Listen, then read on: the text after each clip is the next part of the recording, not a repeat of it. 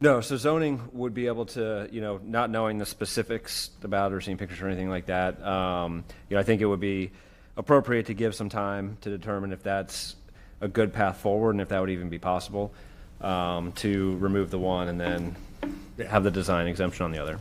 Okay, sorry I had to wait so long for it, but I'll give you some time, go to zoning, see what happens over there. Okay, thank you. I order that for item 127. That's case 127, case number 242731, that any lien certification be deferred for 90 days or until December the 23rd, 2024. So sometime in 90 days, get over and find out when. I'll be there next week. Thank you.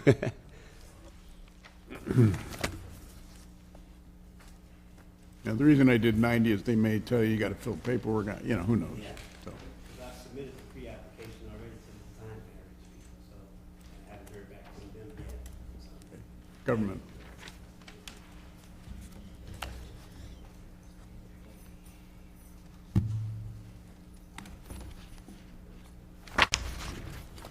Item number C177, property owner Lisa Manzi, investigator Jeff Summers. 177, got it. Jeff. I'm Jeff Summers, code investigator for the city of St. Petersburg, testifying in reference to item number C177, case number 24-745, regarding the property located at 724 40th Avenue South. I was sworn in at the start of this meeting. The property is a single-family structure and is vacant. The case began on January 16th, 2024, and is a codes-initiated case. After the evidentiary hearing, a copy of the Code Enforcement Board's order was sent to the owner by mail on May 28th, 2024. This property was last re-inspected on 9/10/2024. 0 out of 6 of the violations have been corrected since the case began. The remaining violations are pile of junk on property, including but not limited to wood pallets, tree trunks, furniture, tubs, mattresses, debris, pieces of wood, and other miscellaneous items. Observed wood fence in disrepair with broken and missing slats. Small hole in exterior wall on left side of property, siding missing in the front of the structure. Window glass broken in multiple areas and missing some windows. Security board is open, window not painted. Soffit in disrepair, gapping at the rear of the property. The additional relevant facts is this is the first time I've met the owner, and apparently she had been out with a liver transplant and she hadn't even been at the property. And this concludes my presentation. All right, thanks, Jeff. Hi, name and address, please. Lisa Manzi, 724 40th Avenue South, St. Pete, Florida, 33705. Okay, well, Lisa, health problems. Me too. Remember, what's your game plan on the property? You're not living there, right? It's vacant. Yeah, 'cause I can't stay there. I've been taking a whole lot of medication and stuff, so I've been staying with one of my daughters until I could, be able to stay back by myself. What are you going to do what are you going to do with the property? I mean, the junk and the fence and the holes in the wall and the glass. I'm going to have to fix it. How are you going to do that? Slowly but surely. Right now I'm collecting long-term disability. Yeah.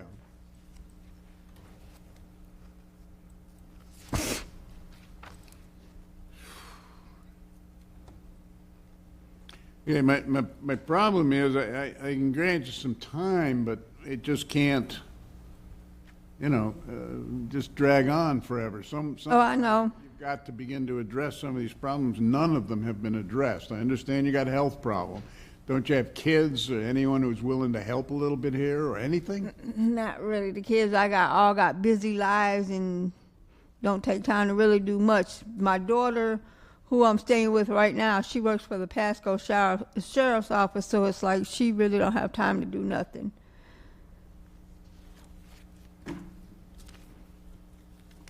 All right, I'm in a little bit of a difficult position. I hate to slap additional liens on the property.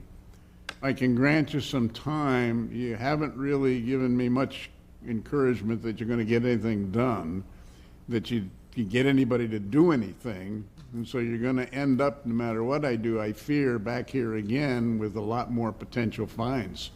So I think what I'm trying to say to you is somehow you need to make some progress bringing this into compliance, if not fully, debris and some of that stuff. Yeah, I'll go and clean the yard up. I gotta cut the grass and stuff too.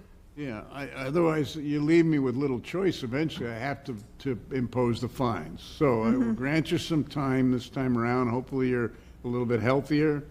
Hopefully, you could talk to your daughter, maybe work out something to help in that regard. I don't know. But I don't want you to leave here thinking, well, all we did was say, okay, fine, we'll just give you more time, because sooner or later, we have to act. Okay? So I order that for item C-177, case number 24745, that lien certification be deferred for 120 days or until January 22nd, 2024. Now, 120 days sounds like a lot of time. And I've allowed that only because if you can get someone to help you do some of these things, it gives you some time. But what will happen in January is if the property's still not in compliance, you'll be told to come back here, and I will be at that point forced to level fines or penalties. Okay. So it gives you a bit of time to get some help and somehow find some solution. Okay? Okay, thank you very much. Yeah, Greatly best I can do. appreciate it. Thank you. I wish you well.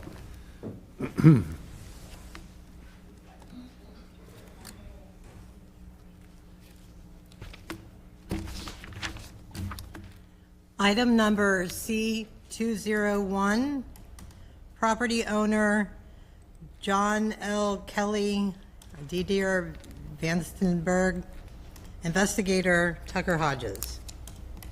How do you pronounce that, Tucker? Don't know. Wait a minute. 201, Yes, C-201.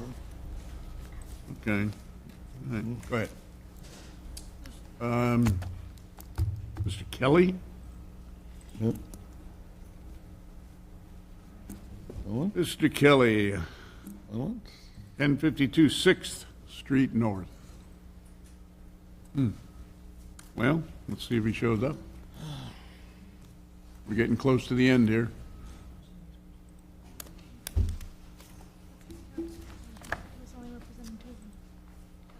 Item number C-173, property owner Lee Brandon Daniels, investigator Jeff Summers. I'm Jeff Summers, code investigator for the city of St. Petersburg, testifying in reference to item C-173, case number 24-2433, regarding the property located at 3928 Grove Street South. I was sworn in at the start of this meeting. The property is a single-family structure and is vacant. The case began on February 9th, 2024, and is a codes-initiated case. After the evidentiary hearing, a copy of the Code Enforcement Board's order was sent to the owner by mail on 7/30/2024. The property was last re-inspected on 9/10/2024.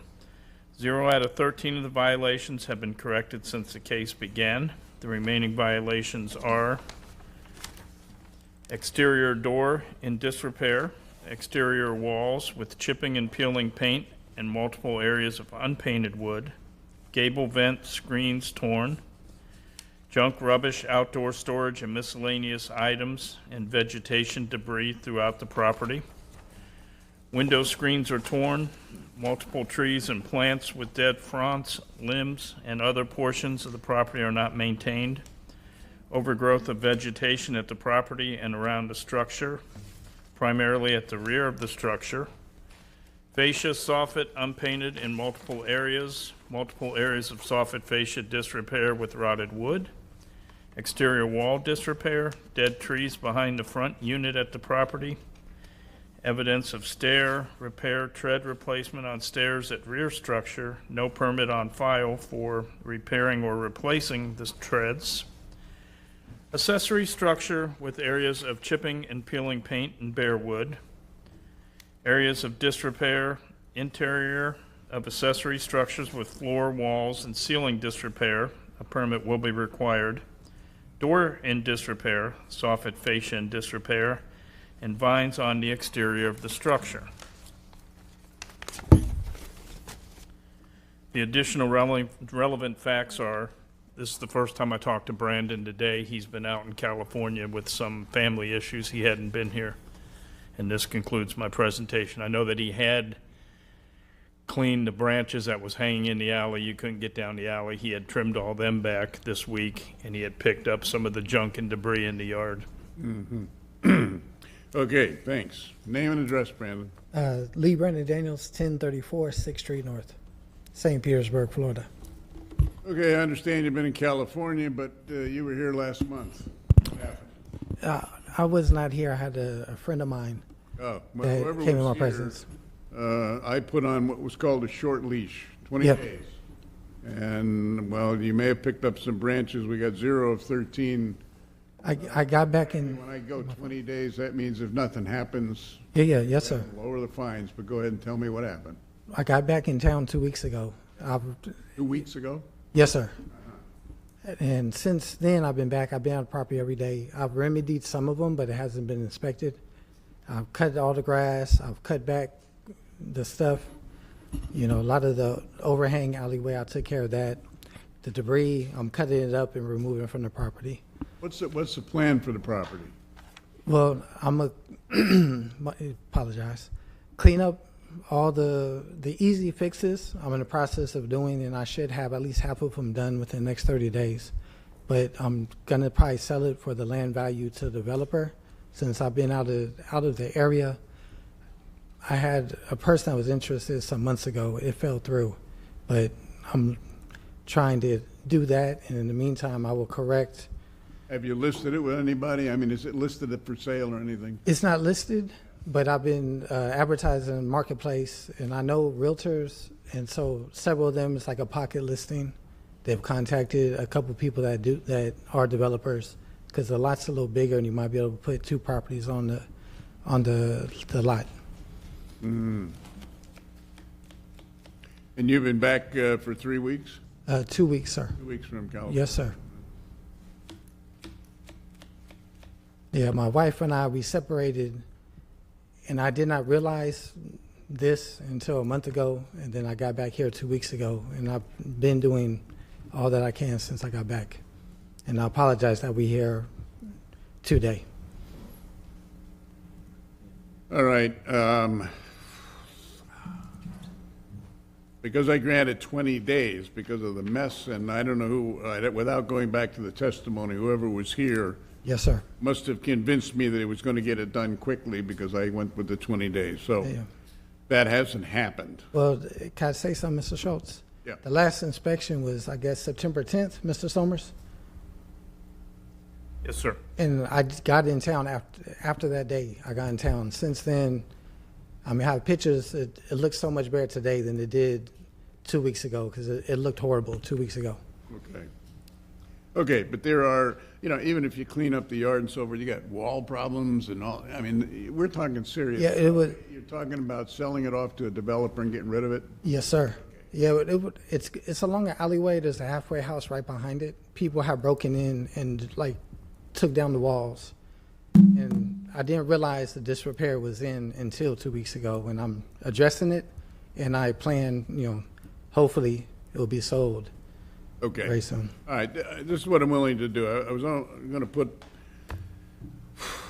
put a fine on it. I will not today. I will grant you 30 days, which means that if the property isn't sold off, or there isn't a contract on it, or isn't cleaned up and brought into compliance, you will be before me on November the 19th. Okay. And at that point, you will have accumulated more than 10,000 in fines for your. Yes, sir, Mr. All Schultz. right, so I order that for item C-173, case 2433, that lien certification be deferred for 30 days or until October the 24th, 2024. Which means I hope I don't see you in November, but you'll be looking at some heavy fines of, Yes, Mr. Schultz. all right, Thank you, sir. yep. Have a yes, good you day. will.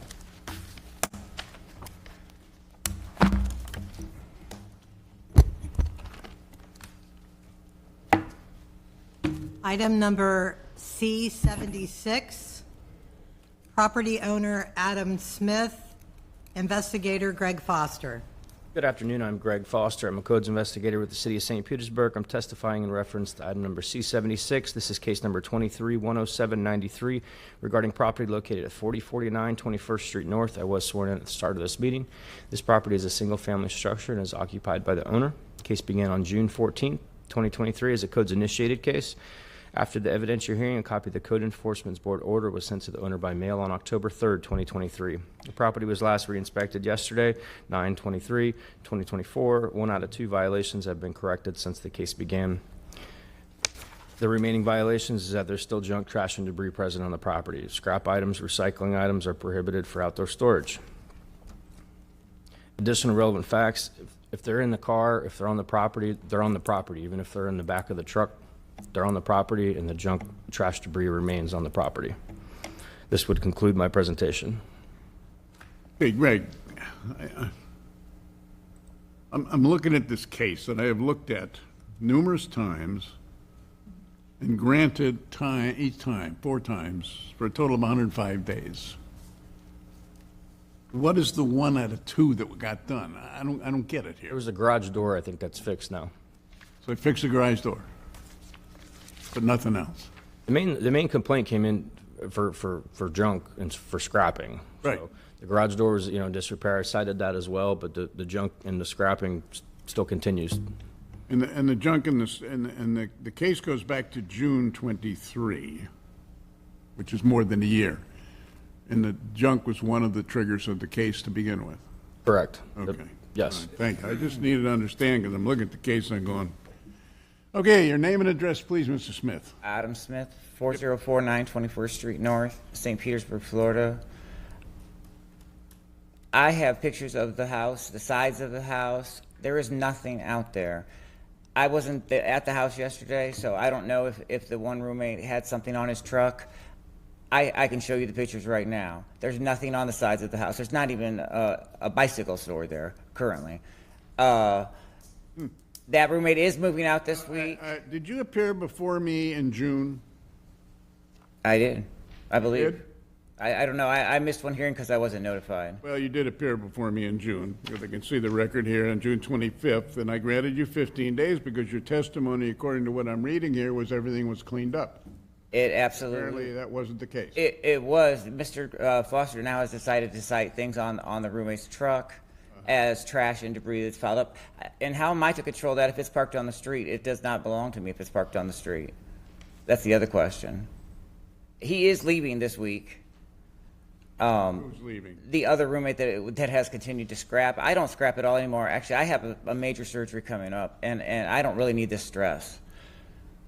So the junk's in the truck mostly, Greg? I drive by there pretty much every day, and Yeah. when I turn the corner there, if I see the trucks full of stuff in the back of it, I don't even need to go into the side yard seat. I can show you the side yards. There's absolutely nothing there. Listen, I take the investigator goes by every day. The truck is not your truck? It's your roommate? It's not my truck. Your roommate's? Yes, and he's leaving this Junk week. collector or what?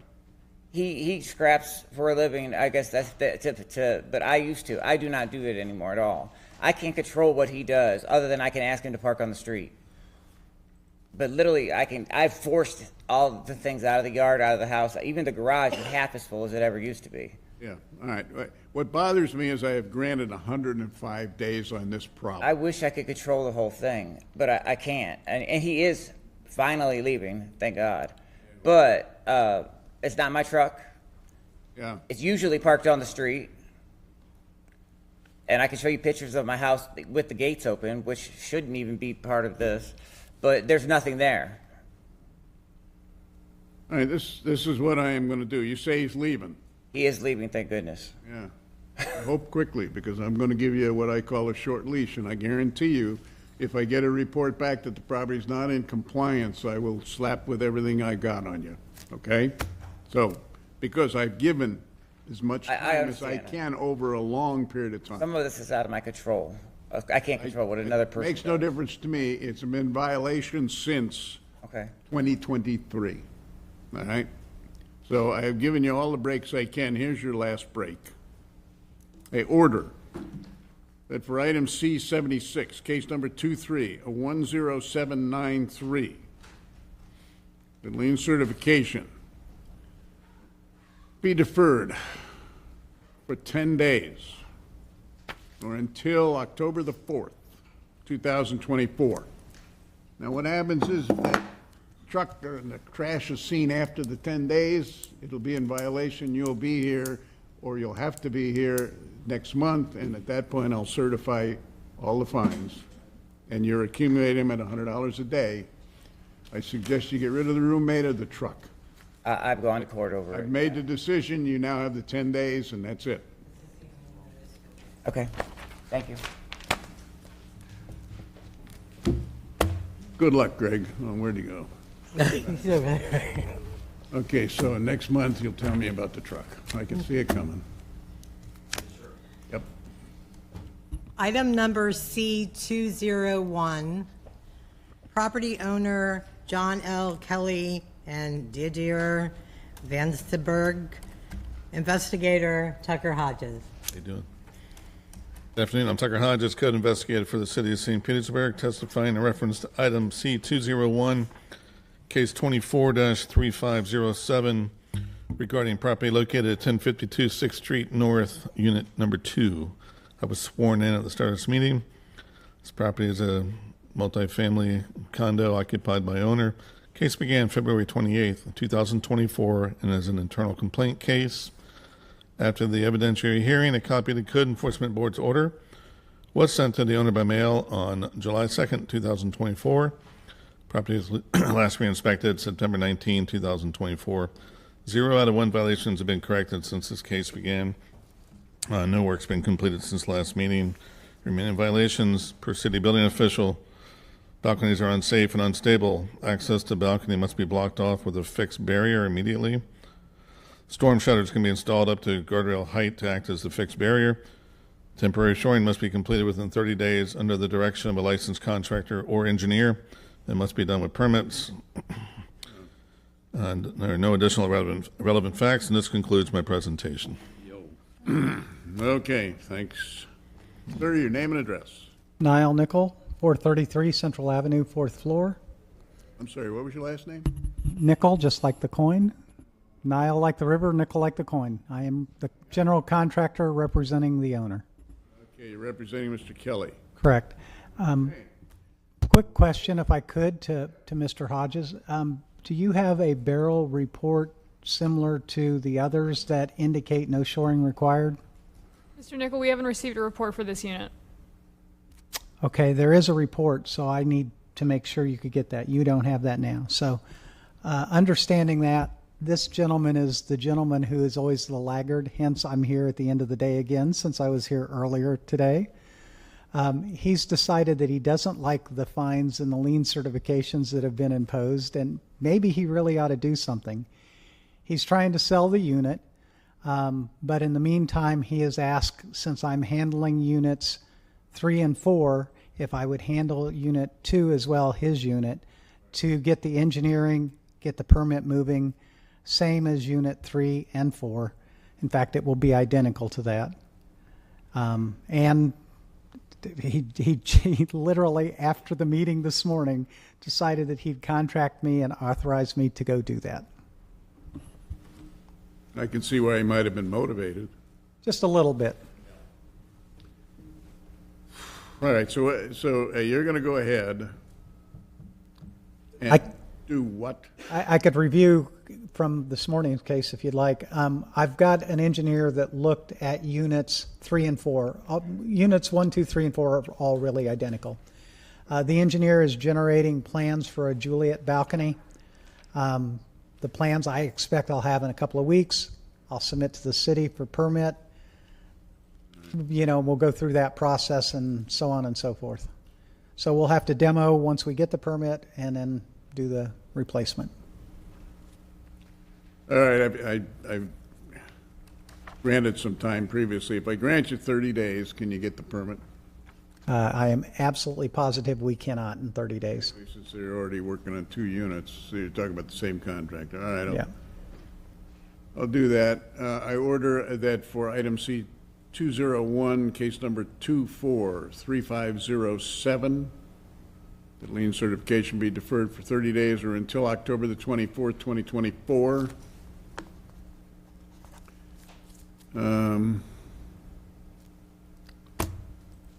Yeah, okay. So in this one, I'll see you in the fall. I've already certified a lot of fines, so he's right. It would be cheaper to get it done, whatever it is. Yep. Okay, Thank you. you bet.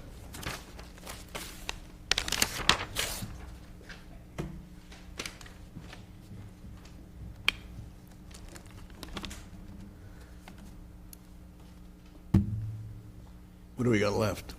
57. You go to C-155. C-155.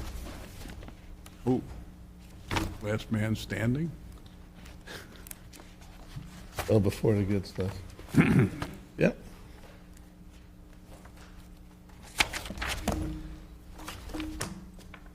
Item number C-155, property owner Promatic, Inc., investigator Tucker Hodges.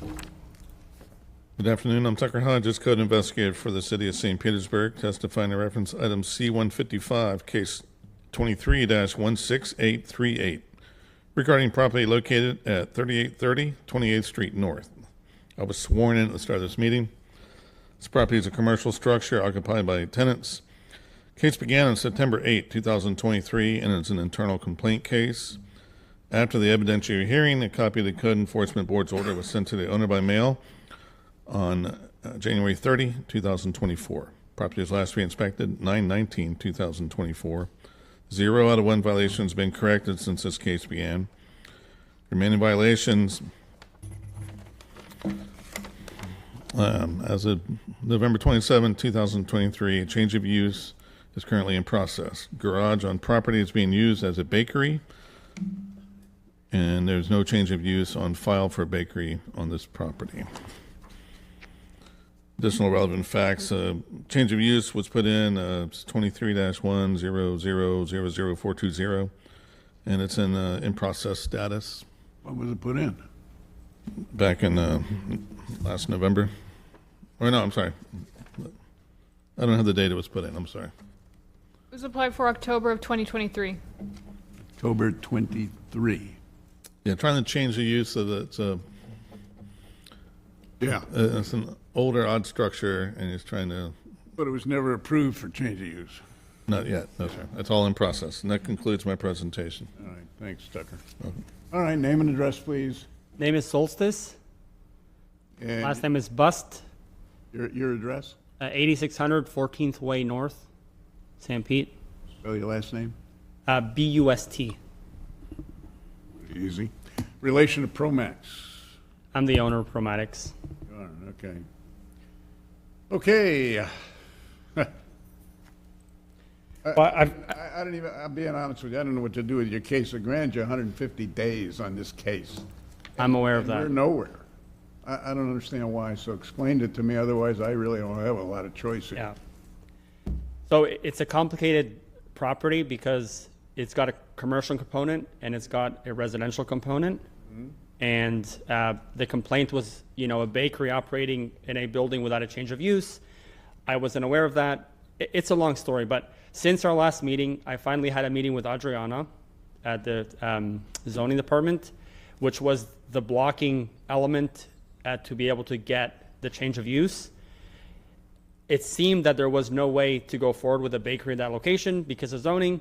Then we had a second meeting with Adriana and Corey, and this was the 13th of September. And there is a way we can make it work, and they have to add a retail location to that property.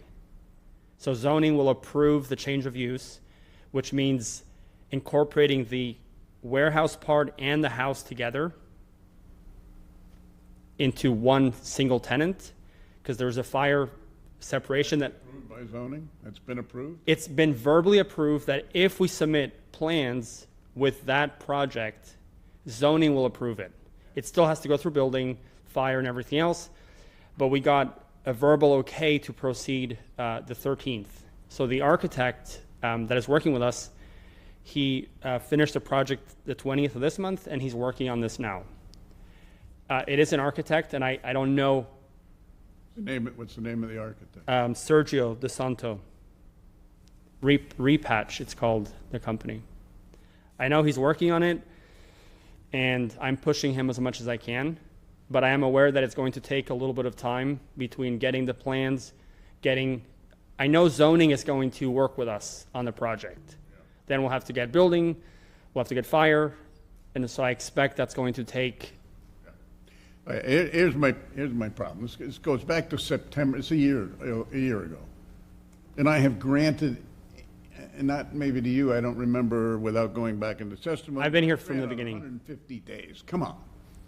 And I have not leveled a fine. I don't know why I haven't, and I can't avoid that now. I may not impose the full fine, but at this point in time, I can't just go ahead and blow it off. And now you're going to get an architect, and you're going to need a lot of time, and it's just getting to the point where you should have probably been fined before.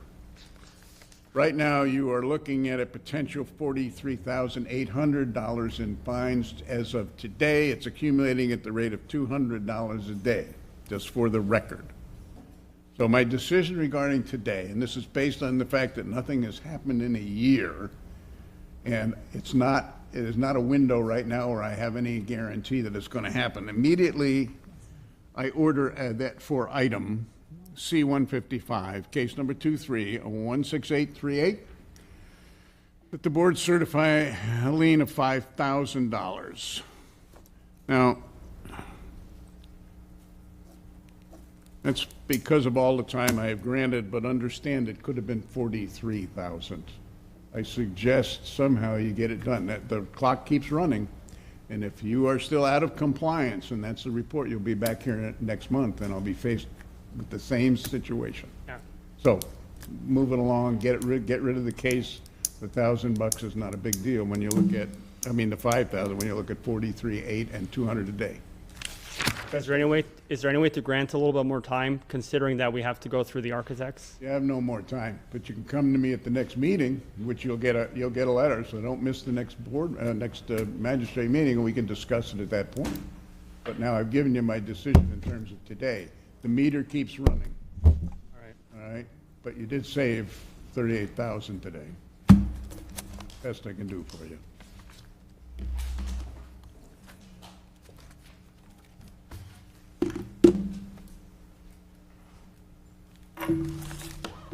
Item number C15, property owner REM Properties 4, Inc., investigator Bonnie Green. I'm Bonnie Green, Codes Investigator for the City of St. Petersburg, testifying. I'm sorry. What number are we starting at? C15? 15. Okay. Are we running all of our EM cases now? Yep. Hello, Tammy. Hi, Mr. Schultz. Hi, everybody. Okay. All right, let's go. Good, okay. Real quick, have you been sworn in? Oh, no, I'm sorry. Do you swear or affirm that the evidence you're about to give is the truth, the whole truth, and nothing but the truth? Yes, ma'am. I'm Bonnie Green, Codes Investigator for the City of St. Petersburg, testifying in reference to item number C15, case number 23-4440, regarding property located at 321 Southeast Boulevard North. I was sworn in at the start of this meeting. This property is a commercial structure, and is occupied by tenants. This case began on March 9th, 2023, and is a tenant complaint case. After the evidentiary hearing, a copy of the Code Enforcement Board order was sent to the owner by mail on July 5th, 2023. This property was last re-inspected on September 23rd, 2024. 10 out of 14 violations have been corrected since this case began. The remaining violations are: building is commercial with one unit upstairs authorized for dwelling. The downstairs unit is an illegal unit and removal is required.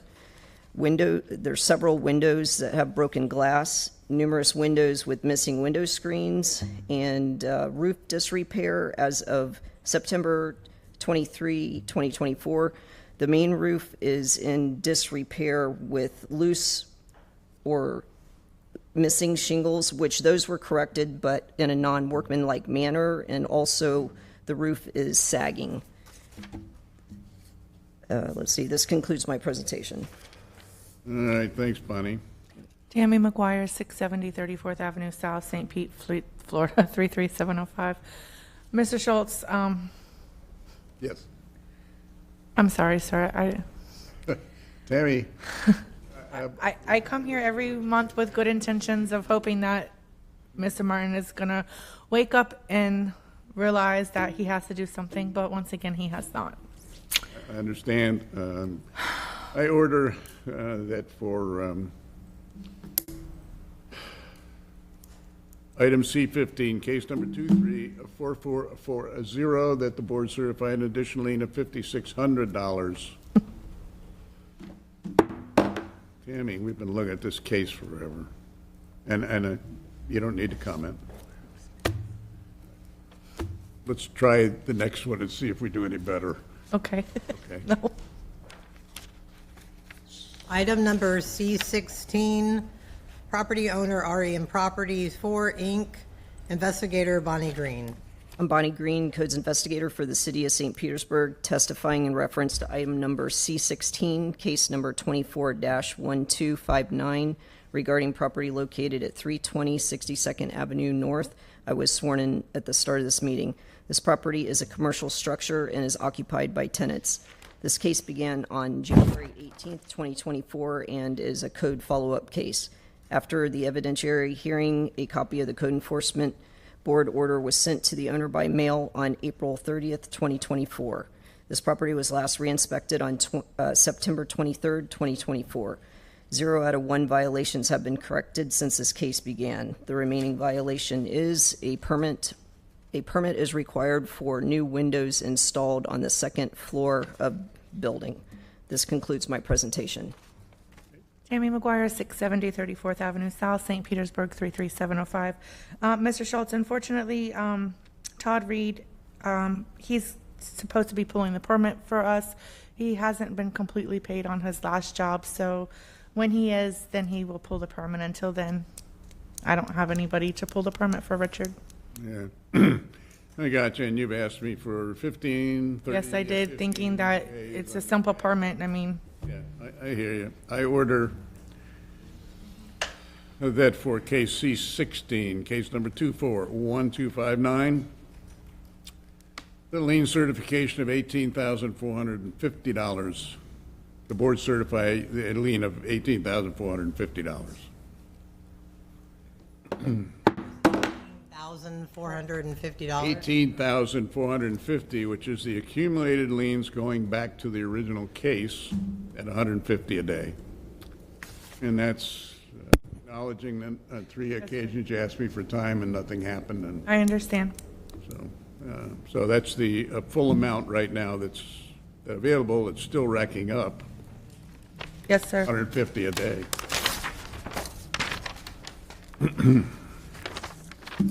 Okay, what do we got next for Tammy? C73? C74, Okay. Did 73 get pulled? that's not a, Oh, okay, maybe I wrote it it's down going to wrong. be 74 and 75. Okay, 74. C74, property owner Richard Martin Management Company, Inc., investigator Greg Foster. Good afternoon. I am Greg Foster. I'm a codes investigator with the City of St. Petersburg. I'm testifying today in reference to item number C74, case number 23-22327. This is regarding property located at 1612 31st Avenue North. I was sworn in at the start of this meeting. This property is a commercial structure and is vacant. Case began on December 8, 2023 as a codes initiated case. After the evidentiary hearing, a copy of the Code Enforcement Board order was sent to the owner by mail on April 2nd, 2024. Property was last re-inspected 18th of September 2024. 0 out of 4 violations have been corrected since the case began. The remaining violations is that there's still some missing paint on the main structure, has some missing chipping, peeling paint. The parking area still has some cracks and voids, exposed electrical wires out front. The interior ceilings are in disrepair. Ceilings are missing, voids present. And also the interior floors are in disrepair as there's voids and cracks still in the flooring. No additional relevant facts. This would conclude my presentation. Okay, 670 34th Avenue South, St. Petersburg, Florida, 33705, and Tammy McGuire. Tammy, how come nothing's happened? We gave, what, 45 days? The tenant is actually has a contract with Mr. Reed to get this done. And the first step that they did was they did pull an electrical permit. That needs to be done first for everyone's safety because there's wires, everything. She did ask me, because the tenant is paying for this out of her own pocket, if she can have, if I can ask for 60 days so that the rest of the permits and everything can get pulled and start commencing the work. Okay, so let me understand this. I thought the property was vacant. It is vacant. The tenant. Who's the tenant? The tenant that's gonna go in there, she's gonna make it she's paying for everything to be redone. It was previously a laundromat. When they came and took the equipment out, a lot of things were torn up because it's like a demolition company that comes to take that stuff out, and they don't really care about the structure of what they're destroying. So because it is it's a lot of things that need to be done. So she's contracted with Mr. Reed. They have a contract so that he can do the work, and he has pulled the electrical permit for this so that everything can be done. And it's 2 cases, so I'm not sure, because it's inside and outside.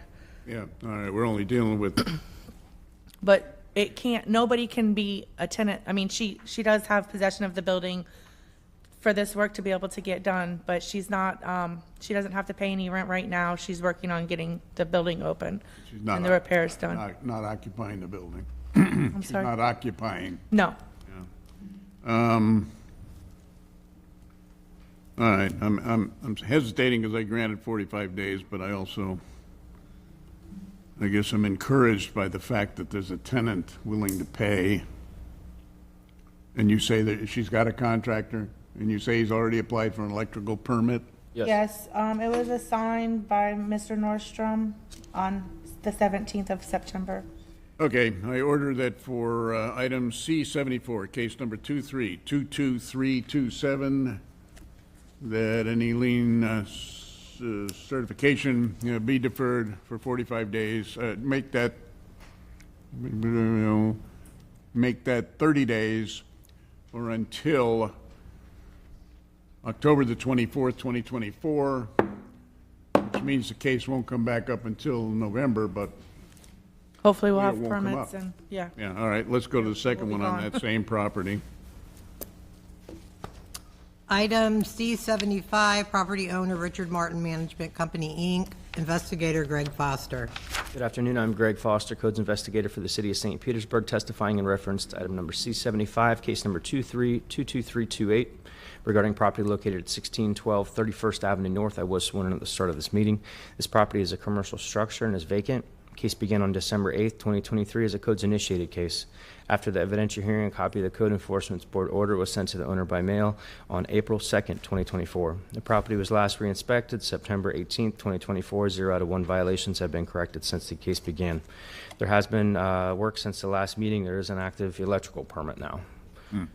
The remaining violations is that a commercial structure has interior drywall work of replacement over 100 square feet, electrical wiring exposed, and interior trades, including building and electrical modifications, need to be addressed. Additional relevant facts is that, yes, there is a electrical permit, but she said, the demo came in, there's no building permit, there's no anything else, so we need active building permits. We need active permits here. If we were to get active permits here, the other exterior violations are fairly small, fairly minor, but if we get active permits here, I think we'd be good to go. But there is no active permits. There's just one for electrical, but it needs to include, building, plumbing, commercial trades that were done on the project. This would conclude my presentation. Excuse me? Talking about stuff that was already done? It's been working since December. Since then, they've been, they're working away at stuff. Okay. No. Amy? Tammy McGuire, 670 34th Avenue South, St. Petersburg, Florida, 33705. Richard Martin's workers have not been working on that building. The previous tenant who had the laundromat, they sold their equipment to an outside company. That outside company comes in, and they're the ones that take that equipment out. And it's like a demolition company when they come in and they take the equipment, because they're just wanting the equipment. They don't care about anything else. So that work does need to be done, and the tenant is going to get it done with Mr. Reed. Chair, if I may. I mean, our job is to preserve the integrity, structural I'm sorry, integrity. Greg. Preserving the integrity of that structure and demo it without any type of permits. That's the main issue here. All right, well, We have no control over what who the tenant hired to remove that equipment. That's our goal, as well as to keep the integrity and structure of the building, sir. okay, but in my understanding, the new tenant now is. Yes, that is correct. All right, let's see how far I go. I'll just put it, tie it together with the other one. I ordered that for item C75, case number 23-22328, the lien certification be deferred for 30 days or until October the 24th, 2024. That just keeps them on the same plane. And I have not certified any liens on either of these cases, Tammy, so you saved your boss $36,400 Thank you. today. Yes, sir. I understand. Okay. Let's see. Another Richard Martin case?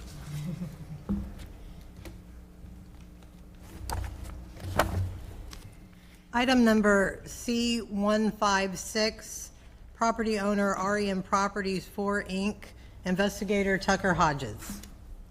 Good afternoon. I'm Tucker Hodges, code investigator for the city of St. Petersburg, testifying in reference to item C156, case 23-22069 regarding property located at 2829 38th Avenue North. I was sworn in at the start of this meeting.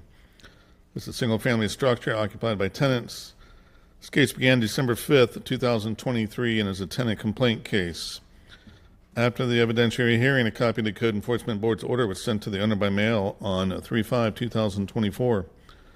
Property was last re-inspected 9/21/2024. 8 out of 17 violations have been corrected since this case began. Remaining violations, multiple electrical receptacles are missing covers and have large holes in wall, causing them to be loose. Smoke detectors are missing. Interior walls in property in disrepair, with holes, chipping, missing paint in various areas. Multiple violations on the exterior of the property. In the interior. Light in the kitchen, missing light globe, hole in the bedroom door, kitchen sink does not drain properly. The floor in the bedroom has water damage. And I have no additional relevant facts, and this concludes presentation. Okay, I can't imagine why the tenant complained. Tammy? Tammy McGuire, 670 34th Avenue South, St. Petersburg, Florida, 33705. Unfortunately, Mr. Schultz, you've given me plenty of time for this property to be fixed. We are having a problem with the tenant. She was sick. She had COVID. She does not let the people in. She's not sick anymore. She does not let them in to do what they need to do for the inside of the apartment. We've sent her notices, and she does have children. So instead of just coming in her house because of the kids, we have not done that. We have started an eviction for her. And we're probably going to have another case for that for the outside, because unfortunately, whoever she has there with her has made the yard like a junkyard, like a Kofor, as you pull it. And it's an ongoing situation. I know you have to do what you have to do, but if you would be willing to possibly give us 30 days or even 15 days. The eviction did start. I filed it last Wednesday. You started an eviction Yes. process? Yeah, all right. All right, just for your information, I've certified 6,000, there's pending 13,009. I will grant you the 30 days. I order that for item C156, case number 23-22069, that lien certification be deferred for 30 days or until October the 24th, 2024. Thank you. Okay.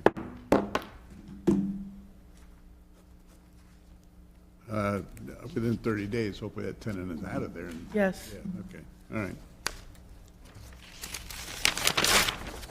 What do we got for Tucker now? 2 more. Oh, that's all? Okay. Item number C204, property owner Richard Martin Management Company, Inc., investigator Tucker Hodges. Good afternoon. I'm Tucker Hodges, Tucker Hodges, code investigator for the city of St. Petersburg, testifying in reference to item C204, Case 22-6611, regarding property located at 1517 4th Street North. I was sworn in at the start of this meeting. This property is a commercial structure and is vacant. Case began on March 22nd, 2022, and it's a citizen complaint case. After the evidentiary hearing, a copy of the Code Enforcement Board's order was sent to the owner by mail on 2/28/2023. Property was last re-inspected 9/21/24. 8 out of 10 violations have been corrected since this case began. Remaining violations, broken window glass and windows, table parts and various items of scrap, an old door, miscellaneous debris on the property. And this concludes my presentation. Okay, thanks, Tucker. Tammy? Tammy McGuire, 670 34th Avenue South, St. Petersburg, Florida, 33705. I usually, for the last 2 times I've come here, haven't had anything to say about this particular property. I know they've done a lot of work there. Yeah, the 8 out of 10 violations. Yes, Archie, the maintenance guy, he did tell me I wasn't at work yesterday. I had some other things I had to do, but on Friday, he did tell me that all the junk and debris were picked up and that window is fixed. So if that is the absolute truth, that would be amazing because we can close out this case that's been going on for too long. Yeah. If we can have even 5 or 10 days just for Mr. Hodges to come and inspect it. This time you need to go inspect. I will take Tammy's testimony that's finally done. With the storm, maybe next week. Be good. I'd certainly go back next week. I forgot about the storm. What storm? I don't know, something's happening. We don't get storms here. I order that for item C204, case number 226611, that lien certification, be deferred for 20 days or until October the 14th, 2024. The storm will have passed by then and beaten up the panhandle. We hope. Well, I feel bad for them, but I don't want to hit here. Okay, Tammy, saved 5,600. Put that on your list. Okay. Okay, 205, who's got that one? C205, property owner Richard Martin Management Company, Inc., investigator Tucker Hodges. And say ahead of time, this is the same property, just on the interior. Oh. Good afternoon. I'm Tucker Hodges, Codes Investigator for the City of St. Petersburg, testifying in reference to item C205, case 23-11394, regarding property located at 1517 4th Street North. I was sworn in at the start of this meeting. This property is a commercial structure and is vacant. Case began June 22nd, 2023, and is a tenant complaint case. After the evidentiary hearing, a copy of the Code Enforcement Board's order was sent to the owner by mail on 10/31/2023. Property was last re-inspected 9/21/24. 1 out of 12 violations have been corrected since this case began. Following work, I have not been able to access the interior to view any of the repairs. Remaining violations. Ceiling has evidence of water intrusion and holes in numerous locations. Stair trim and stair tread broken. Missing stair spindles. Several junction boxes and outlets have exposed electrical wires. Several missing electrical cover plates. Mildew in air vents, mildew in bathtub area, missing cabinet. Floors are in disrepair in the bathroom with missing floor tiles. Wooden floors have rotted wood. Windows not open and or missing locks. Numerous missing window screens, evidence of pests and insects. Numerous areas of wall disrepair. Several interior doors and door casings are in disrepair. Repairs to ceiling, walls, plumbing, and electrical are not done in a workmanlike manner.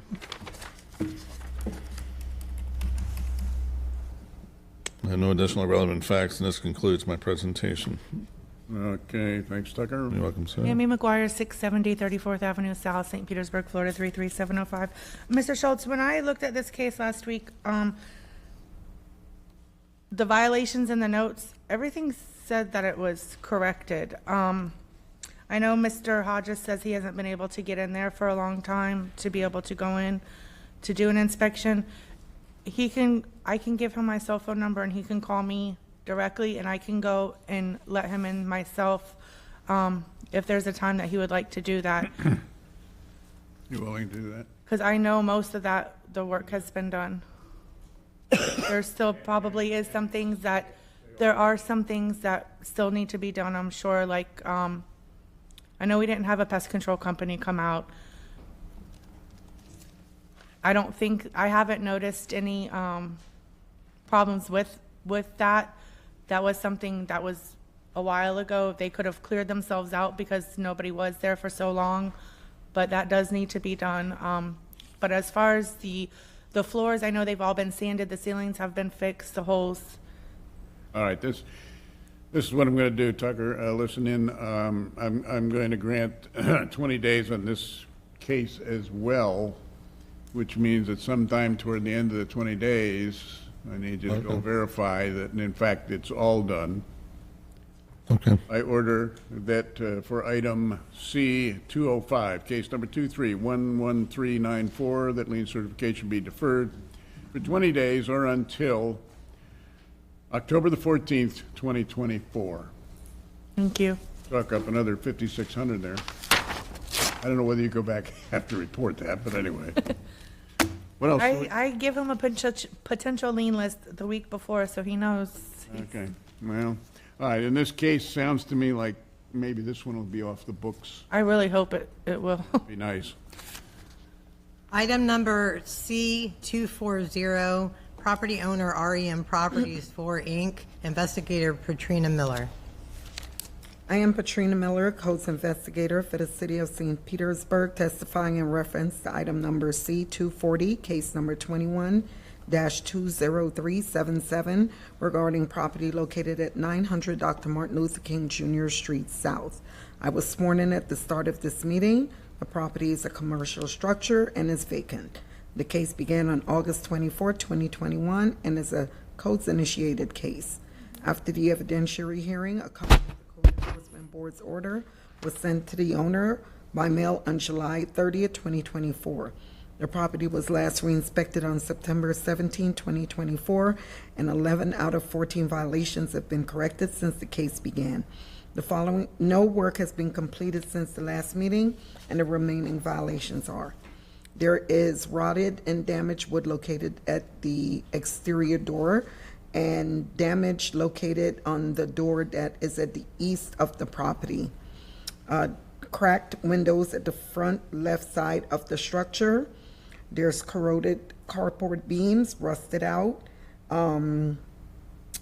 And the beams also has rotted areas throughout.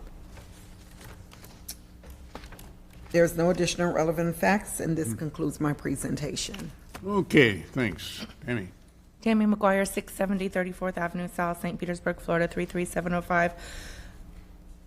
I do believe that the corroded carport beams and the rust, that does need to be taken care of, but I believe that's newer on this case.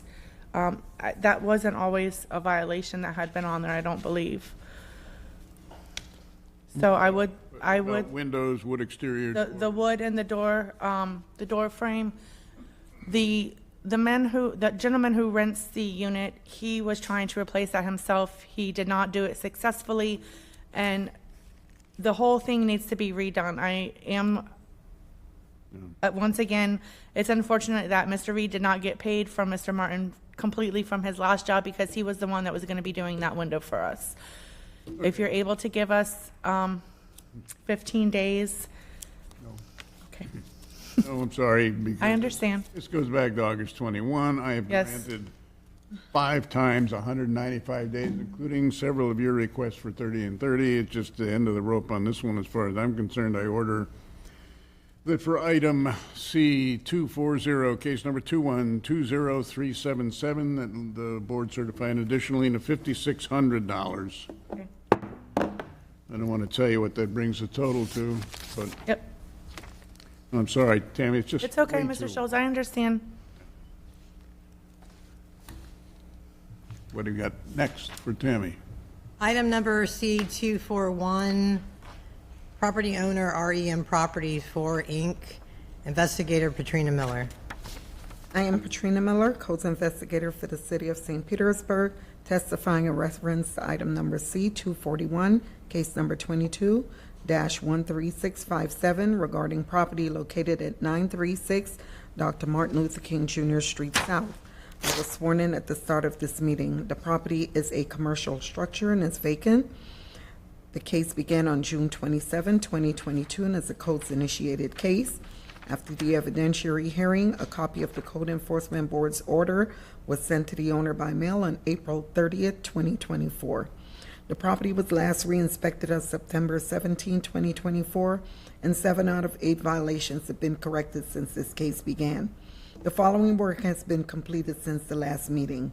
The sign has been repaired, and the remaining violations is the cracked and broken concrete on the surface of the property is in disrepair, and it's located at the south side of the property, and a permit is required to install for the approved parking area that is in disrepair. There's no additional relevant facts, and this concludes my presentation. Tammy? Tammy McGuire, 670 34th Avenue South, St. Petersburg, Florida, 33705. 7 out of 8. Yes. I actually, Sign got repaired. How many? well, that was the bicycle sign, but the other sign, that's been gone for a while. Okay. But I'm glad this bicycle sign didn't take that long. However, the parking area in the back, they did an amazing job back there. Is that the concrete she's talking about? I don't know if there's still, they did tell me that there was concrete back there that needed to be removed, but everything was fixed as far as the parking. I went back there and I looked, and I even had pictures. I don't have them in my phone anymore because it takes up too much space. But I guess I can go meet Miss Miller out there one day myself and find out exactly what needs to be done in the parking lot. So Okay. Well, last month you asked me for 20 days, so you were pretty. I did, because everything was almost done, and I thought that it was going to be completed. Well, I'll grant you a little more time, and you and Patrina go out and double check it, all right? Okay. I'm sure I'll see you next month anyway. Yes, unfortunately, you will.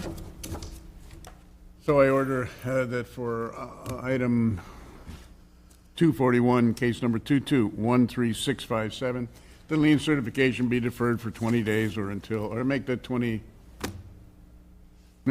days until October the 14th, 2024, which means it'll come up again in October unless it's off the rolls, which I believe it will be. How many days is it? All right. Don't tell me you saved a lot of money. Well, I wish you would just listen. I wish you would come with me to these hearings. I can't imagine.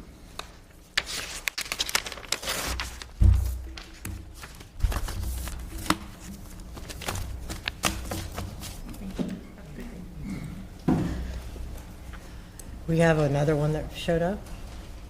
Oh, we do? Ooh, sorry. The unique. I mean, do we have the number? Oh, I guess, do you know the numbers? It just Oh, it came up. Okay. No, which numbers are these?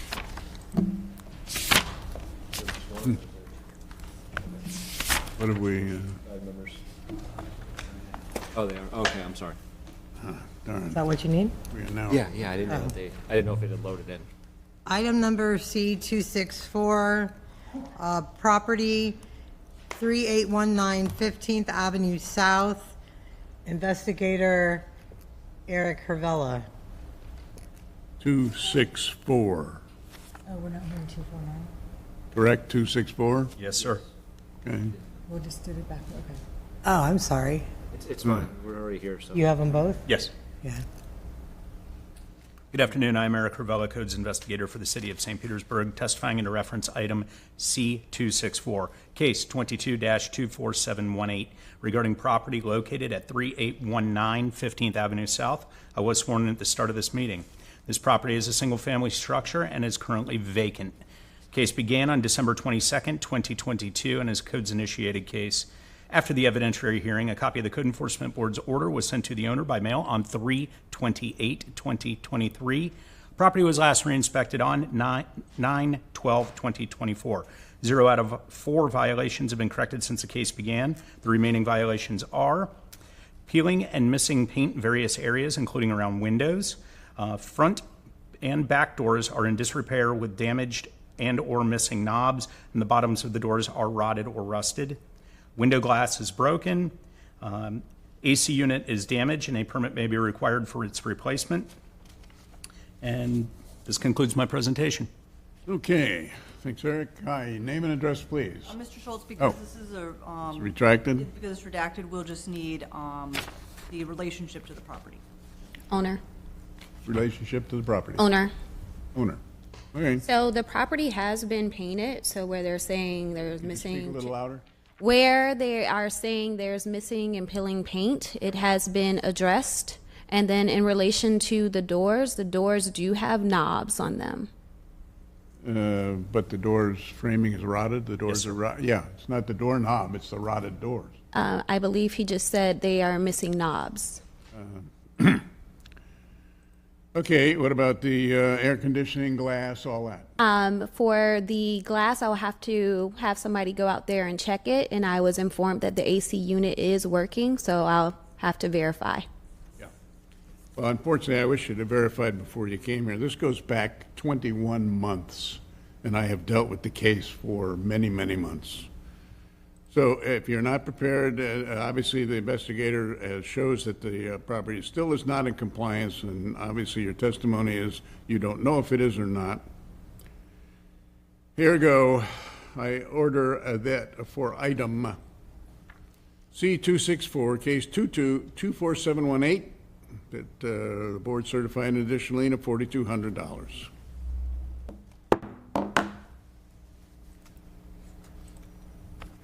And remember, it is still not in compliance, and it's accumulating a potential $150 a day until such time as it is in compliance. Good day. I wish you well. We have another one. Yes. Oh, no. Item number C249, property 2135 44th Street South, investigator Eric Hervella.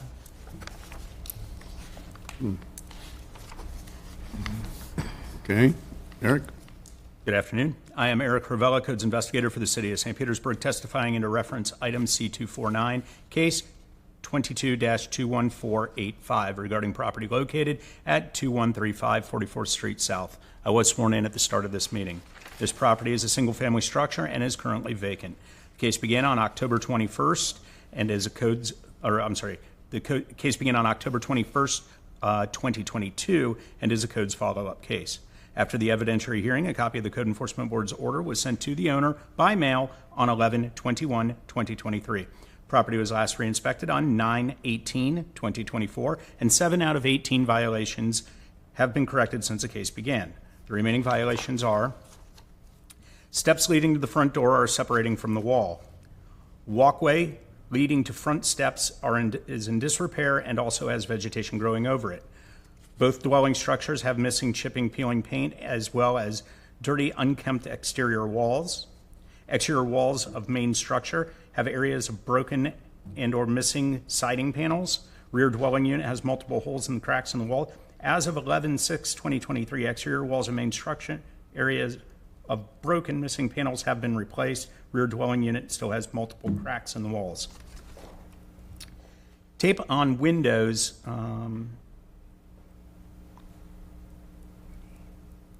Tape on windows on main area rear structure, expanding spray foam used to fill holes and seal window for the AC unit on rear structure, and tarp on roof of rear unit to cover possible roof damage. As of 11/6/2023, AC unit on rear structure is sealed properly and there is no longer expanding foam. Window sills on both structures have areas of damage or rotten wood. A permit may be required to replace or repair the windows. Rear gable vent of main structure is damaged and not properly sized, covered on the gable access. Steps and handrails of stairs leading to the second floor of the rear unit are damaged and or missing. Fascia on the soffit of the rear unit is in disrepair with holes and other damages. And this concludes the presentation. All right, thanks, Eric. When was that investigation completed? Because it's seeming like deja vu with the steps being said that they're coming away from the wall. 9/18/2024. We just get your relationship with the Owner. Owner? Thank you. Okay, I'm sorry, what? Well, I'm sorry, I didn't get what you said. I was asking when was the inspection completed? That was on 9/18/2024. 9/18. 9/18. Thank you. That help you? Yes. Okay. Because I see the steps are connected to the wall. So. After 9/18. Yes. What about all the rest? I'm not quite sure. All right, well, it's roof, all sorts of things that are on the list. Yeah, not certain. All right. I order that for item C-249, case number 22-23485, that the board certify an additional lien of $4,200. And that's because the case goes back to 2022. What was it? 4,200?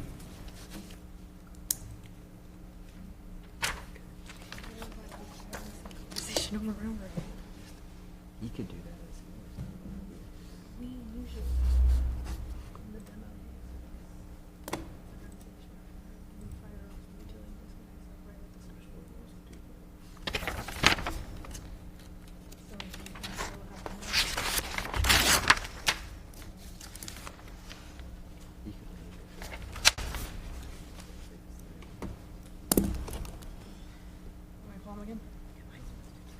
Yeah, I'll tell you in a second. I don't know what you want sometimes. I get out of here? Need my email or anything? No. I'm just gonna put it in the code. Can you get on either drive and go? Okay, only an hour off the pace. It's all Joe's fault because he wasn't here and he delayed the you know. Usually my fault. Right, Yeah. you open up CEV and social measure.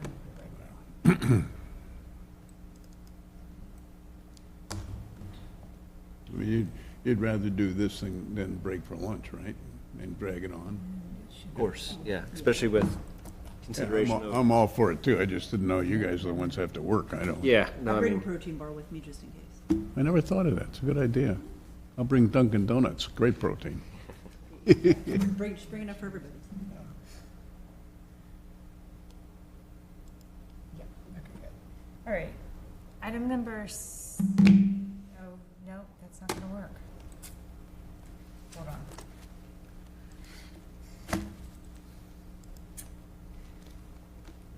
you want to take a break real quick? No, it'll only take me a second. So get out of it.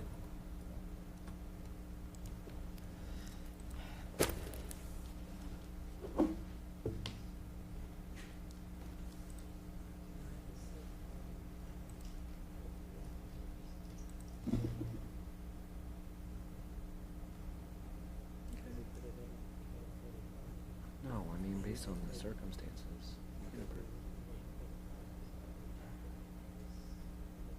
He wants to leave, what, he wants to leave 6, right?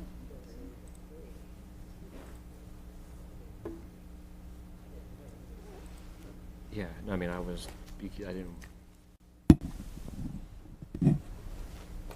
Okay, it's ready.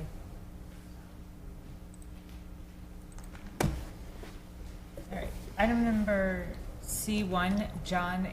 Bowman.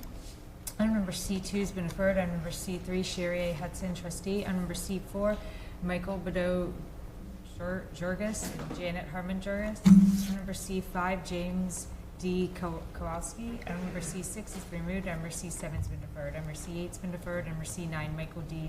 Neville. Item number C11, William Spett. Item number C12, Paul R. Johnson. Number C13's been removed. Number C14, Ian Quimby. Number C17, Ian J. Woods. And number C18, Ian J. Woods. And number C19, Claire M. Worsham Estate.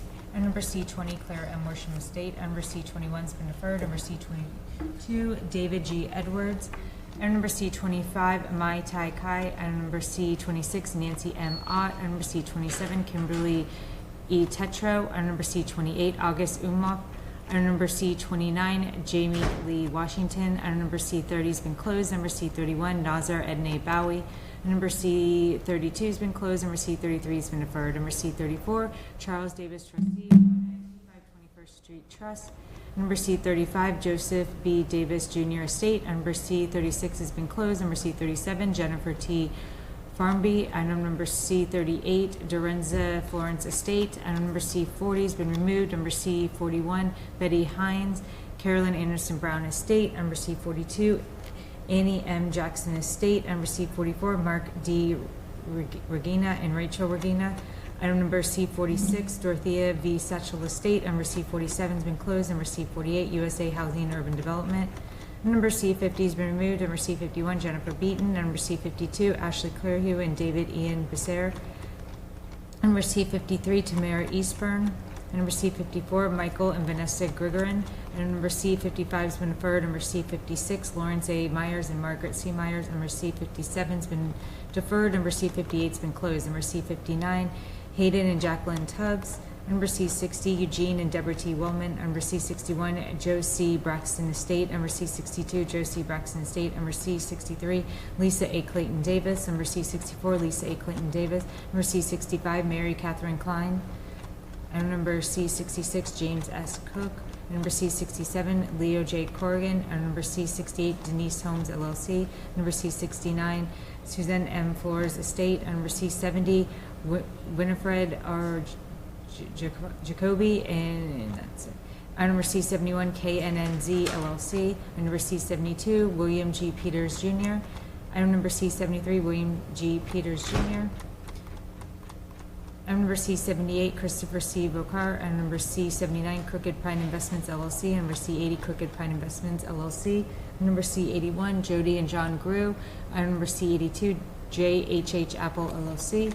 Number C83 has been closed. Number C84, Adele Troca. Number C85, Annie Adams Estate. Number C86, Affordable Real Estate Network. Number C87, Affordable Real Estate Network. Number C88, Daniel Christian Trustee, 7th Trust. Number C89, Dixie Doodle LLC. And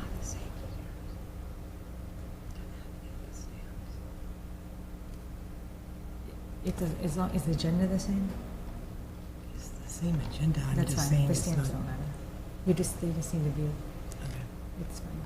Item number C90, Family Dollar Stores of Florida Incorporated. Did you close out? Yeah. Let's just hold on a second. Mine closed down, I'm opening it back up. The same, okay.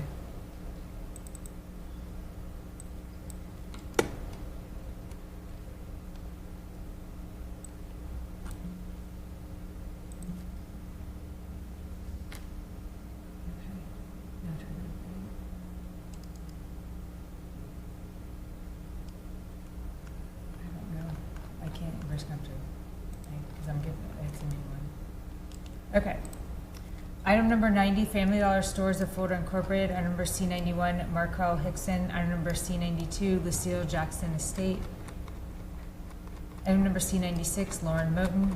Item number C98, Nissan Holdings Group LLC. Item number C100 has been removed. Number C102, Alan K. Dahlstrom.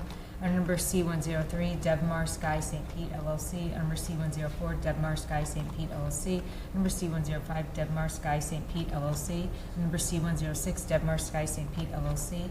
Number C108 has been deferred. Number C109, Flip It To You LLC. Number C110, Jackson Trust 1751, Jim MacArthur Trustee. Number C111, Ziad Lambini Trustee. Rayan Nawi Lambini Trustee. And number C112, Stephen Norris and Dale Ray Hemrick. And number C113 has been deferred. Number C114 has been deferred. Number C115, 444 12th LLC. Number C116, number C117 has been closed. Number C118 has been deferred. Number C119, Community Service Foundation. And number C120. Item number Brett K. Denard Senior. Item number C-121, Brenda Forney. Item number C-122, Rhonda Gary and Cortez M. Foster. Item number C-123, Bernard Henry. Item number C-124, Geraldine and Henry Hester. Item number C-125, Bertha Lethand. Item number C-126 has been closed. Number C-128 has been closed. Number C-129 has been removed. Number C-130 has been removed. Number C-131, SFR XII Tampa Owner 1 LP. Item number C-132, Valera Property Brothers LLC. Item number C-133, Valera Property Brothers LLC. Number C-134, James Warren Estate. Number C-135 has been removed. Number C-136, 2722 14th Avenue South LLC. Number C-137 is AM Properties Corp. Trustee, AZP Northland Trust. Number C-138 has been removed. Number C-139, Michael C. Klaus. Number C-140, Rhonda Renee Gary. And number C-141, Darcy A. Goodson. Number C-142, Donald A. Johnson and Jennifer J. Johnson. Number C-143, Parker Lee Place. Number C-144, Trust Number 5100, John Linhan, Trustee. And number C-145 has been deferred. Number C-148, June A. Johnston. Number C-149, Alton R. O'Berry III. Number C-150, Alton R. O'Berry III. Number C-151, Daniel J. Piero. And number C-152 has been deferred. Number C-153, Villa Creek GP LLC. And number C-154, Frederick E. Miller and Thomas C. Miller. Number C-157, Thomas L. Richards. Number C-158 has been closed. Number C-159 has been deferred. Number C-160 has been deferred. Number C-161 has been closed. Number C-162, Brown Number 3 LLC. Number C-163, James C. Davis Estate. Number C-164 has been closed. Number C-165, Vincent Escorbacus. Number C-166, Jolyn S. Johnson. Number C-167, Nimbus Apollo LLC. Number C-168, Nimbus Apollo LLC. Number C-169, number C-170 has been deferred. Number C-171 has been closed. Number C-172, James M. Wade. Number C-174, Dolores P. Gibbons. Number C-175, Bimbazar Johnny and Swanti Johnny. Number C-176, Bimbazar Johnny and Swanti Johnny. And number C-178, Alta A. Matthews. And number C-179, Antonio Williams. And number C-180 has been closed. Number C-181 has been deferred. Number C-182, BK Inglesby Holdings LLC. Number C-183, BK Inglesby Holdings LLC. And number C-185, Malin Guzman. Number C-186 has been closed. Number C-187 has been deferred. Number C-188, Zachary Ryan Kinsler. And number C-189, Robert J. Kerr Jr. and John F. Kerr. And number C-190, Robert McCann. And number C-191, Robert McCann. And number C-192, Gregory D. Miller. And number C-193, Sally K. Noss. And number C-194, Corey A. Roberts and Diane F. Bryant Estate. And number C-196, Teresa Walbrecker. And number C-198, Bogus Ciega, Florida LLC. Number C-199 has been closed.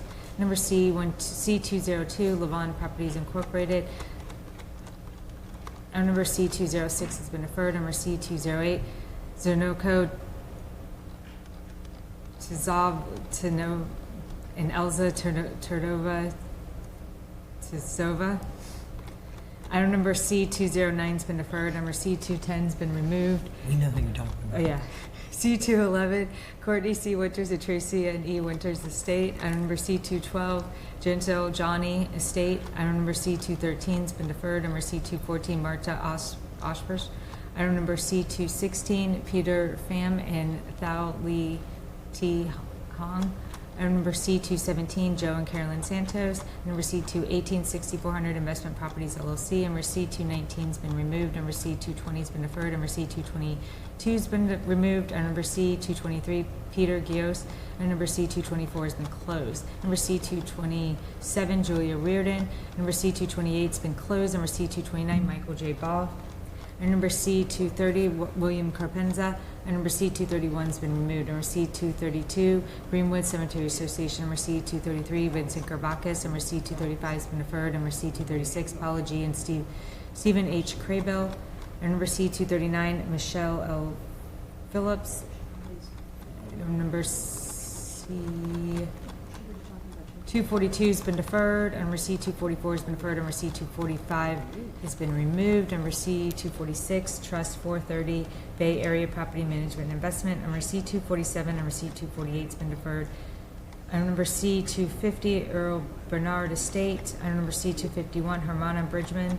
Item number C 252 has been closed. Number C 254, C 255, C 256 have been deferred. Item number C 257 or Enterprises Incorporated. Number C 258 or Enterprises Incorporated. Number C 259 has been closed. Number C 260 has been deferred. Number C 261 has been closed. Number C 265, Naletta L. Blacksman, Trustee, 2526 8th Avenue South Trust. Number C 266, Javar J. Edmond. Number C 268, Foxwell Investors LLC. Number C 270, Kem M. Hamilton. Number C 271, Investworks Solutions LLC. Number C 272, Investworks Solutions LLC. Number C 273, Thelma Kyler Kelly. Item number C 274, Betty J. Lassiter Estate. Item number C 275, Wanda Gale Lee and Rodney Joanne Lee. Item number C 276, Estain T. Lewis. Item number C 278, M.I. Herrera Group LLC. Item number C 289, Morales Handiwork and HVAC Incorporated. Item number C 281, Robert Rogers Jr. Item number C 282, Robert Rogers Jr. Item number C 283, Sheikah Starks and Cassandra Crumty. Item number C 284 has been closed. Number C 285, Mary P. Wagman. And that concludes the read-in.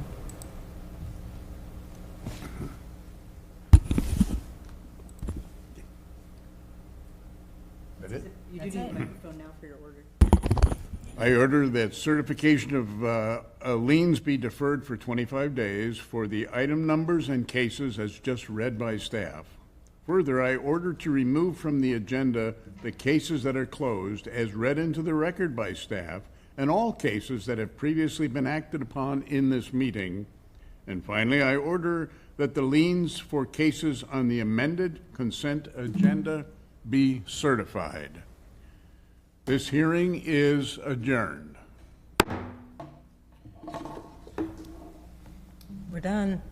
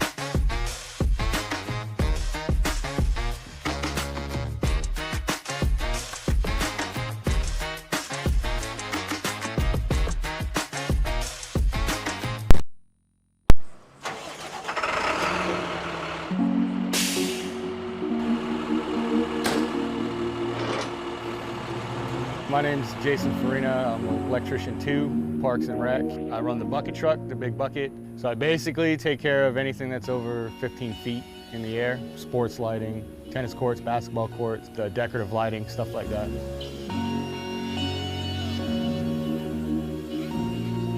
We're at Boyd Hill Nature Center, and we're retrofitting the parking lot lights with LED, so we're getting rid of the old inefficient HID lighting. Safer, better on the environment all the way around, so it's a win-win.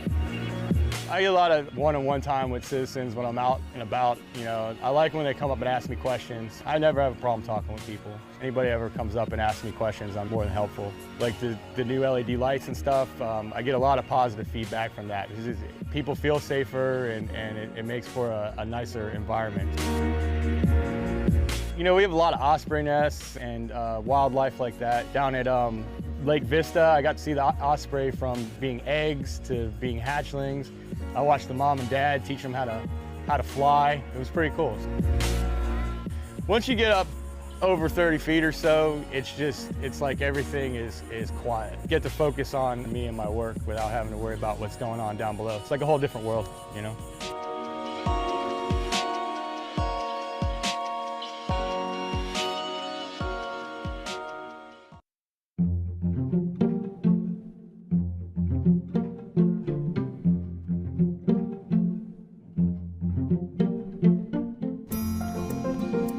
Hey, Bubba.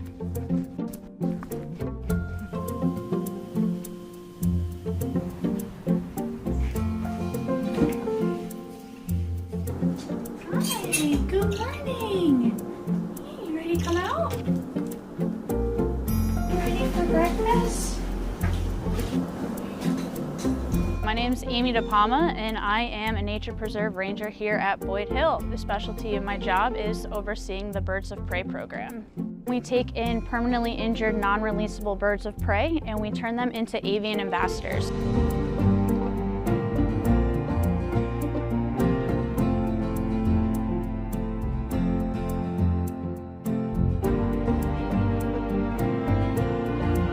We take these birds all throughout the county, from the Saturday morning market to schools to assisted living facilities.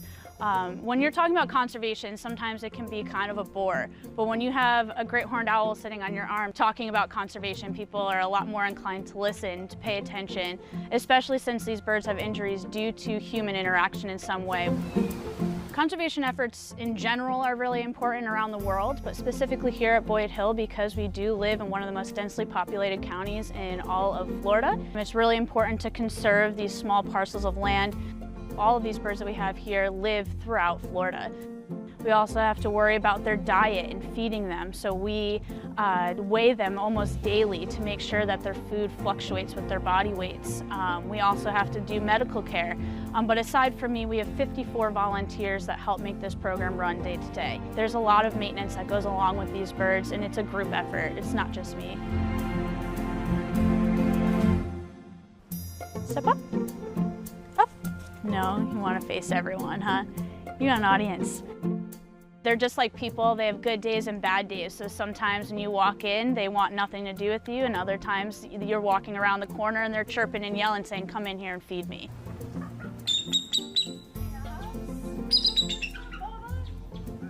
So it's really, really, probably one of my favorite parts of the job is just interacting with these birds. Hey, Dance. Yeah, so this is Dancer. He's a red-tailed hawk. He is 19 years old. I mean, I get to spend my day in a nature preserve. So I am surrounded by nature and surrounded by nature-minded people, which really excites me. So interacting with kids and adults and just spreading my passion is really what I love about this job.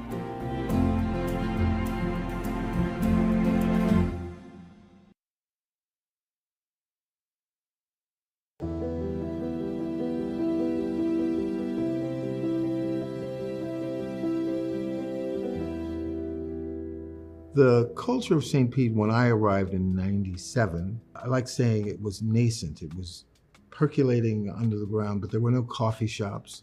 There wasn't the Globe coffee shop that Joylyn Schilke created. There was no place for people to hang to say, I've experienced this, now let me talk about it over a cup of Joe. And, but it was nascent. And I also think there were a lot of creative people in St. Petersburg who were kind of doing their own thing, and we just, some say a catalyst, but I think it's kind of a centrifuge where this goes in, this goes in, this goes in, this goes in, this goes in, and you go, and so I think we primarily just put a mirror up to the community and say, where y'all at? And that's how we came to be. I know we initially talked about it as being a theater, but that was the least of what we were going to do insofar as we knew that we wanted a place for the community to come together without hurt, harm, or danger, and, you know, speak on or about or for all sorts of things. And we had to find out what those things were, so. Well, I can say that when I got here in 2008, because a lot of people don't know, that my first performance in St. Pete was here. This was the place to be. Everybody was talking about the studio. They wanted to work at the studio. They wanted to be at the studio. The community is the reason why it succeeds, and we get to feed the community. So it's a cycle, right? It's synergetic. It's and everybody needs to feel like they have a home.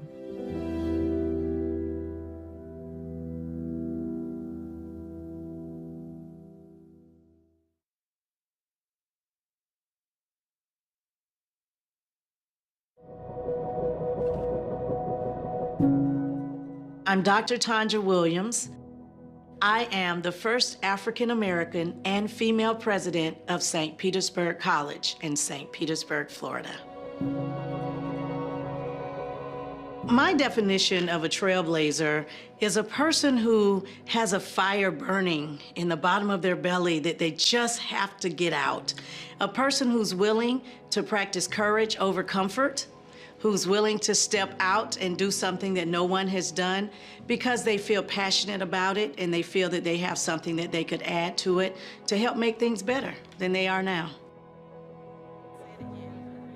Being one of the very few St. Petersburg natives born and raised in St. Pete, getting a job at St. Petersburg College alone was a big deal for us. Growing up, I did not get to see African American college presidents. As a matter of fact, I don't believe I had an African American faculty member when I was going to college. So to be president was not something that I thought was in my reach. It wasn't a part of my vision.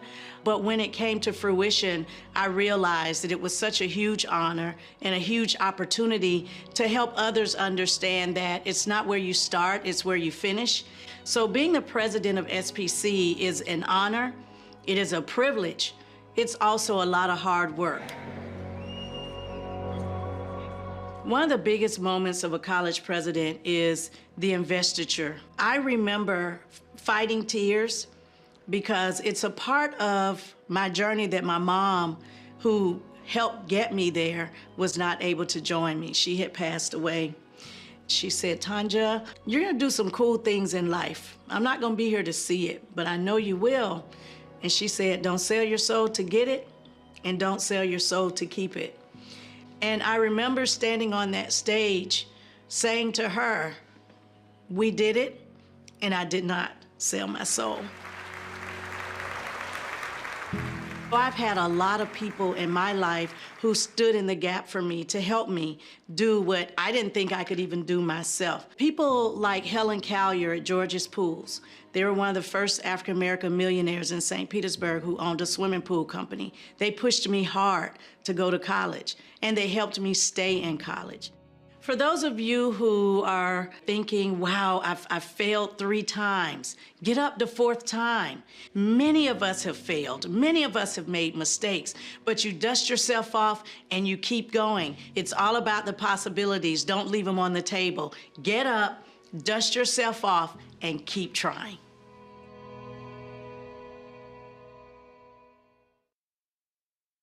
So the one thing that I would like to lift up and make sure that everybody hears is that there's 2 Child's Parks.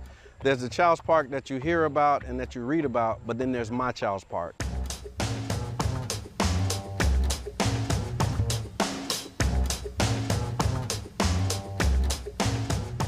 The parameters of Child's Park include 34th Street South to 49th Street, and then 18th Avenue to 5th Avenue South. And that's the Child's Park neighborhood, but the greater Child's Park area actually covers about 3 neighborhoods. It goes to about 1st Avenue to around 30th Avenue South.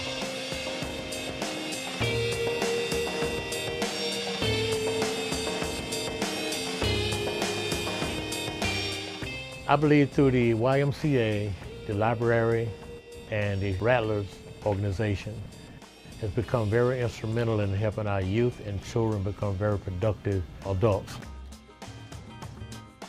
The Rattler program is a GAP program that's designed to engage the community, to build family and community and crime prevention by keeping the kids engaged in youth activities. I think the emphasis for developing youth in Childs Park arises from some statistics that we received, is that Childs Park had the highest concentration of youth in the city of St. Petersburg. What we promote is family and community. So what we're trying to instill in them with the program is that we are one big family.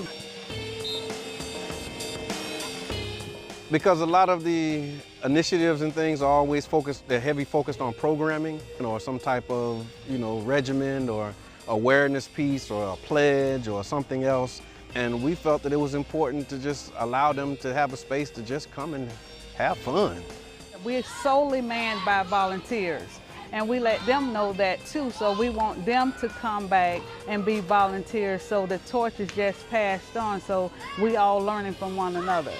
They're not just focused on the athletic aspect of it, but they also focus on youth development. So they have a tutoring program that they do.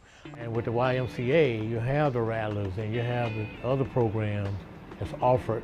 When kids get out of school, they have a place to go. They have the library there. The STREAM Club stands for Science, Technology, Reading, Engineering, Arts, and Math. We meet every Friday afternoon at the Childs Park Library. It's kind of an extra opportunity for them to get some exposure to topics they might not know about or might have heard in school and didn't quite stick. We just give them opportunities to have different kinds of experiences and hands-on experiences at that. The youth have a place to go and children have a place to come daily. Matter of fact, that's a great thing to help kids get off the street, have a place to go, a safe haven you might call it. One of my brothers, when we first organized this, he said, we're helping to create their back in the day. And I think that's important because, all of us have our back in the day, and I remember back in the day when we used to do that. So our responsibility as the adults now is to help create the back in the day experience for them. And what's happening today is Friday Night Done Right, an event that we created to create a safe space for children to come on Friday nights so they can be free to be kids. Sometimes you just want to remember when you went to the pool and they let you in for free, and that was it. And that's why I think it's important to help create those type of memories as well. The Childs Park neighborhood, if anyone would ask about it, I would state that it was often misunderstood. So I'll encourage people to come and see for themselves. More to Childs Park that I've seen more positive in Childs Park than I have seen negative. And my Childs Park encompasses everything that we described today, and I hope that you will gravitate towards that and balance that once you hear the other stories and the other narratives that come out about the neighborhood.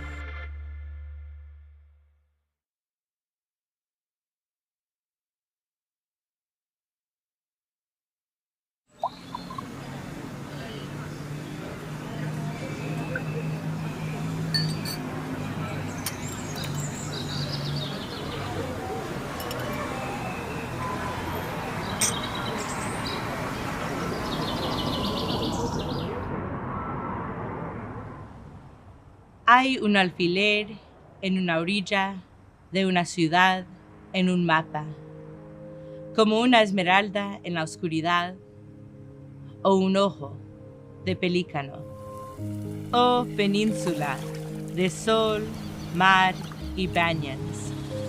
Aquí somos tan diversos como las conchas, la flora y las muchas aves que nos visitan cada invierno.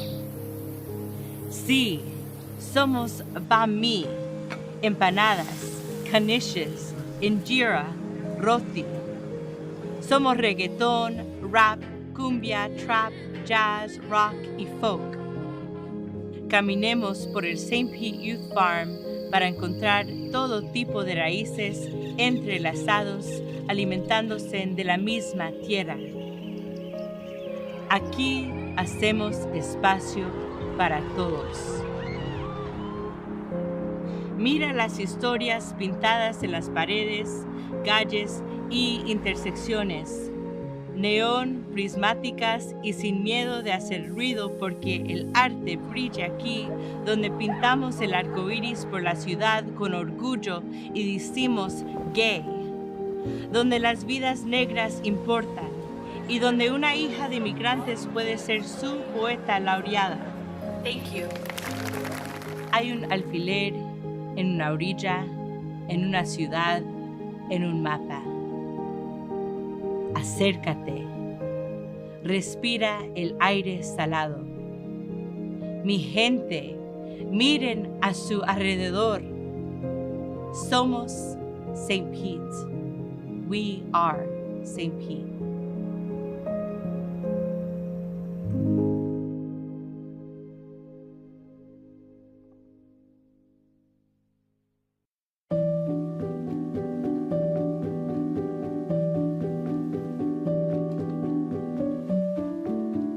Today we're celebrating the grand opening of our Sunken Gardens History Center, which is housed in the restored original 1940s entrance building to Turner's Sunken Gardens, one of Florida's last remaining roadside attractions.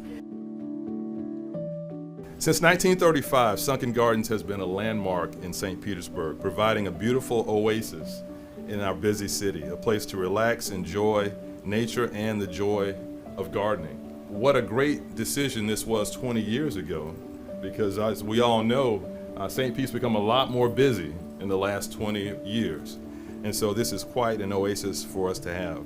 The city purchased Sunken Gardens in 1999, and thanks to an excellent staff, volunteers, and a really dynamic foundation, today the Gardens is a must-see experience for residents and visitors alike. The historical assets of our city must be preserved and maintained, and that's why this History Center is so important. It honors our past and the early pioneers who paved the way for the Sunken Gardens of today. Behind me is our new History Center, which we're so excited to have and present to you. And you'll notice in the window we have our founder, George Turner Sr., just as he was in 1940. The Gardens is really a family story. It's a story about the Turners that started with George Sr. and then continued through 3 generations. Today, all of you are part of Sunken Gardens history. All of you are here for this historic moment as Sunken Gardens continues to make history. This was originally the entrance in 1940. Was about 4 years after they decided to make a go of having an attraction as opposed to selling fruits and vegetables. Over the years, it changed usage. When I was a girl, it was what we call the drink stand. More recently, it's been used as an overnight birdhouse to keep the birds safe. But now it's our new History Center. To see my grandfather in the window, it's icing on the cake. It's like he's there overseeing his garden. St. Petersburg citizens in 1999 voted to tax themselves to save Sunken Gardens. That almost never happens. So my hope is that people understand the importance of historic sites like this, historic gardens, historic places that really give Florida its character. They're the reason that we want to live here. We need to preserve them, and I really hope people fall in love with it all the more and understand the importance of preserving it.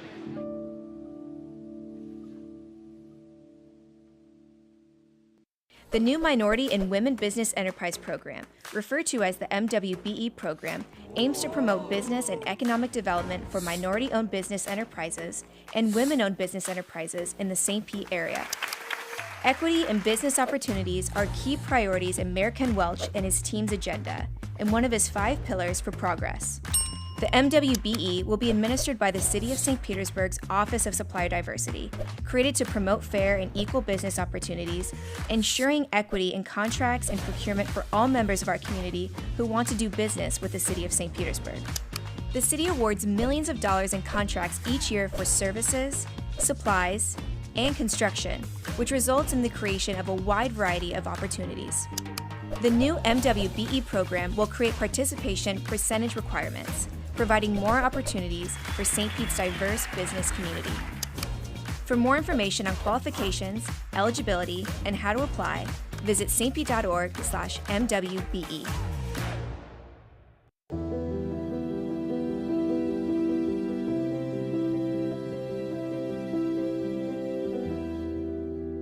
So, Bobby, I have heard the origin story of your relationship with Jamie and how that kept you here, but I don't think I've ever heard why you wanted to start the studio. Well, you know, that's a very good question, but I think it stemmed most from, I mean, somebody told me this years later that Jamie was just trying to find something for me to do because Dave Ellis and myself, we had not fully formed what the studio would be. And Jim was out looking for a building, found this place, and we were calling it a theater, but not necessarily. And I had never run a nonprofit before. I'd worked for dozens of them, but I had never run one.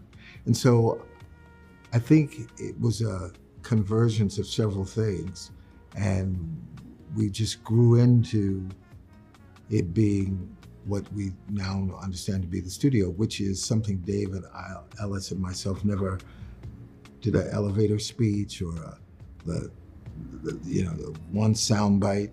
It's many things. Lately, people have been calling it St. Petersburg's living room, which sounds nice.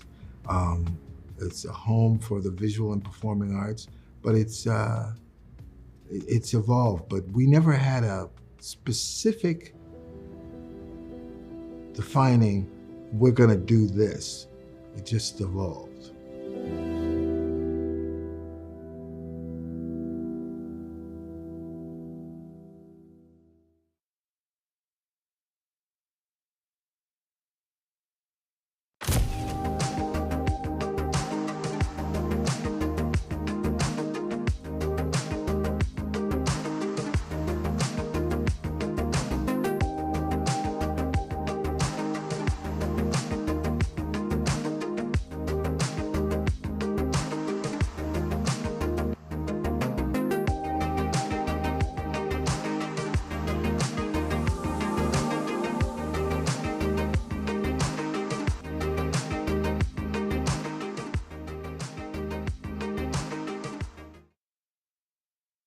Hey St. Pete, and welcome to the definitive guide for how to be the best president you can be. A little tip from your good neighbor guide.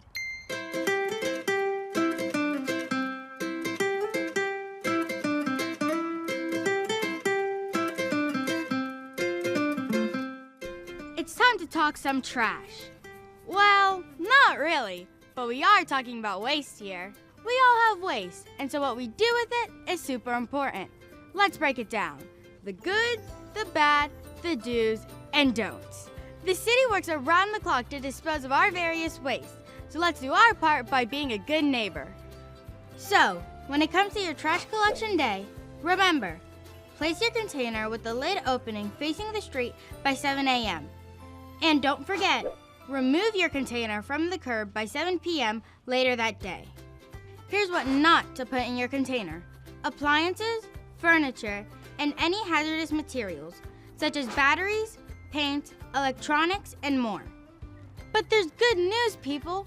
The city will pick up the following items for free. Box springs, footboards, refrigerators, car batteries, fuel tanks, sofas, car tires, headboards, stoves, dishwashers, mattresses, washers, doors, nightstands, water heaters, dryers, ovens, and windows. There's a super helpful link on the bottom of this screen that will give you more details on special pickups. Yard project got you loaded with yard waste? No worries. We've got you covered with 5 brush sites around the city. St. Pete residents can drop off yard waste and other organic byproducts for free. You just have to show proof of city residency like a driver's license or utility bill. Just remember, yard waste must not contain plastics or metal.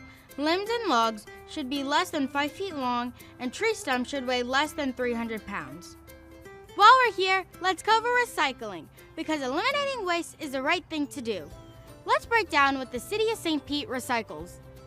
Here's what to recycle: aluminum and steel cans and lids, cardboard, glass containers, milk and juice cartons, all paper materials, plastics labeled number 1 through 7, and plastic cups and bottles. What isn't recyclable? Ceramics, electronics, flimsy plastic like food wrap, anything tainted by food, think pizza box. Light bulbs, batteries, mirrors, plastic bags, or styrofoam. One more time for the people in the back. No plastic bags in the recycling bin. Thank you. There's a printable Good Neighbor Guide and a whole bunch more information on this topic that can be found on the City of St. Petersburg's website. The St. Pete Collects app is also a super convenient way to help you with all your waste matter questions and schedules. Join us in the road to zero. St. Pete's plan to be zero waste by 2050. And remember the 6 R's: refuse, reduce, repair, reuse, recycle, and rot. This stuff is so easy, a kid could do it. We all love our city, so let's do our part by following St. Pete's Good Neighbor Guide.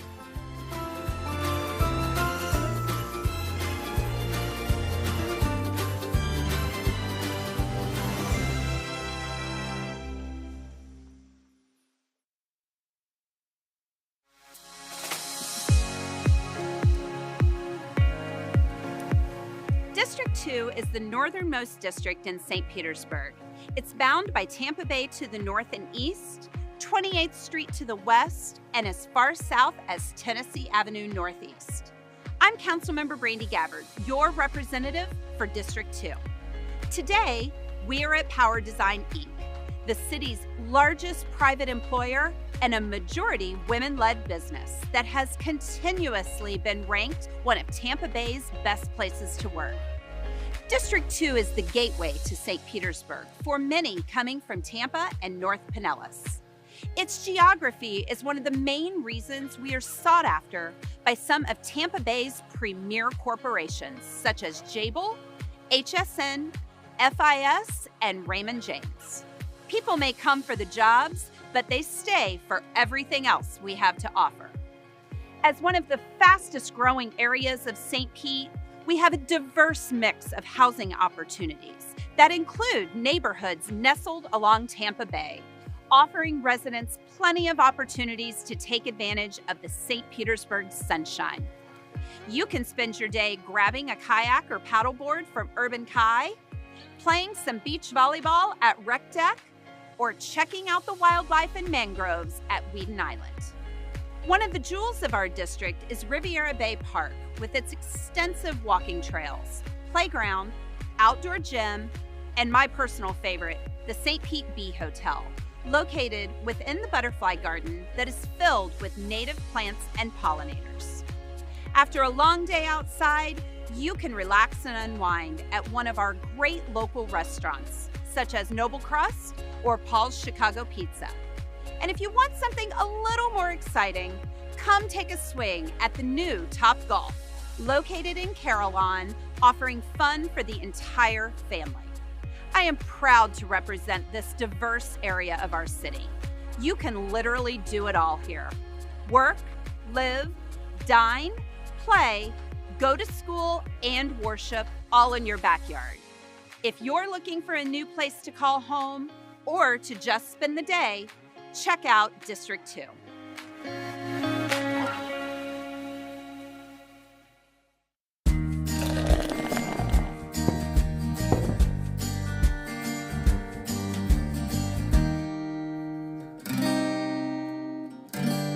Water is an issue in the state of Florida. Do you know where our original water source was? Back in the day, I believe it came from what we call Mirror Lake today. And back then, because it served as the city's reservoir, they imaginatively called it Reservoir Lake. And it supplied the city water for quite some time. And during the Spanish-American War, there would be troop deployments come over from Tampa to get water from the lake so that they could take back to the troops who were waiting to embark to Cuba. They did. I remember seeing a newspaper article from the day the ships were leaving Tampa, and it almost became chaotic because a number of the ships that left Tampa had to come to St. Petersburg, take on water, go back to Tampa. The speedier ships wanted to leave Tampa and hurry and invade Cuba, and it became just some craziness in the middle of Tampa Bay there. It would have been chaotic. Very chaotic.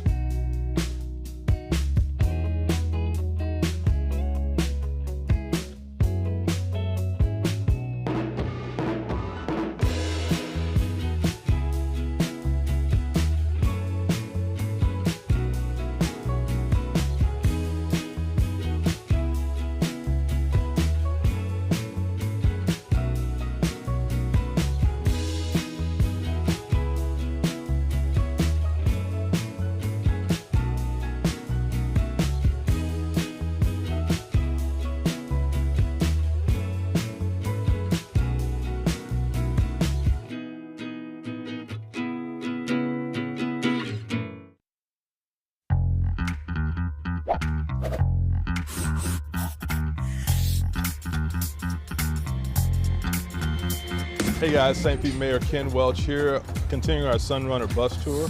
I'm here with fellow Bull USF St. Pete student Joey Vars. Thank you for joining us today. Thank you for having me. Tell us what Sunrunner means for a student at USF. You know, Sunrunner is really a game changer. If you live on the western side of St. Petersburg or by the beaches and you're a student, it really opens up the city to being able to get to town a lot quicker. You can go to class without having to drive. I take my bike from Paso Grill to the station and then I'm downtown in less than an hour and I don't have to worry about driving.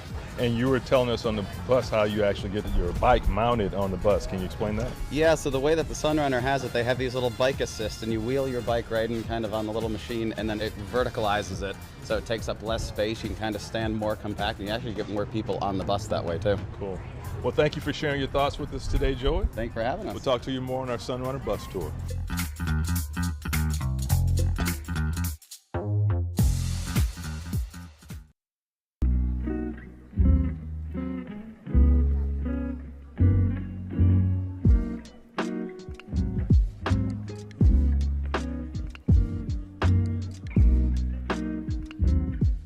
Pablo Mardones. I'm the owner of the Chrome Factory here in St. Pete. I'm Angie Gray. I am the assistant right-hand woman of Pablo. Me and my friend Felipe, we opened this store together. We had this idea that we were kind of tired working like our corporate jobs, you know, although life was very like stable and all that, we wanted just to have something like of our own and kind of like work a little bit more like the life-work balance, you know, in our favor. So we decided to open a restaurant.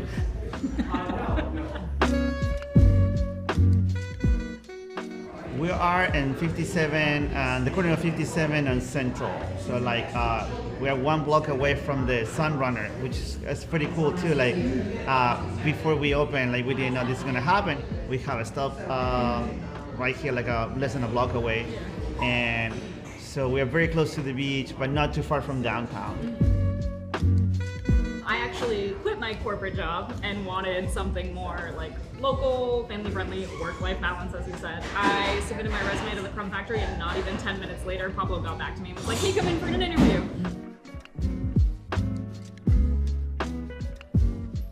We produce everything here in-house, like... And you can watch us do it. People just enjoy coming here and like being part of like this little family local restaurant. I think we have been very well received. It's really like kind of laid back. It's not like your stereotypical coffee shop where like people come to work or people come to like sit on their computers all day. Like we do have some customers that do that, but for the most part, everyone's here like they want to socialize. We get a lot of regulars, and yeah, like everyone loves bread, everyone loves pastries. So yeah, it's great. I've even been out and about in St. Pete, and people have been talking about like the Crumb Factory, and I'm like, I work here. Like, I'm like this is so exciting. That's one of my goals. Like I want to be a place that people associate the Crumb Factory with St. Pete. You know, so it's definitely important for us to be really part of the city.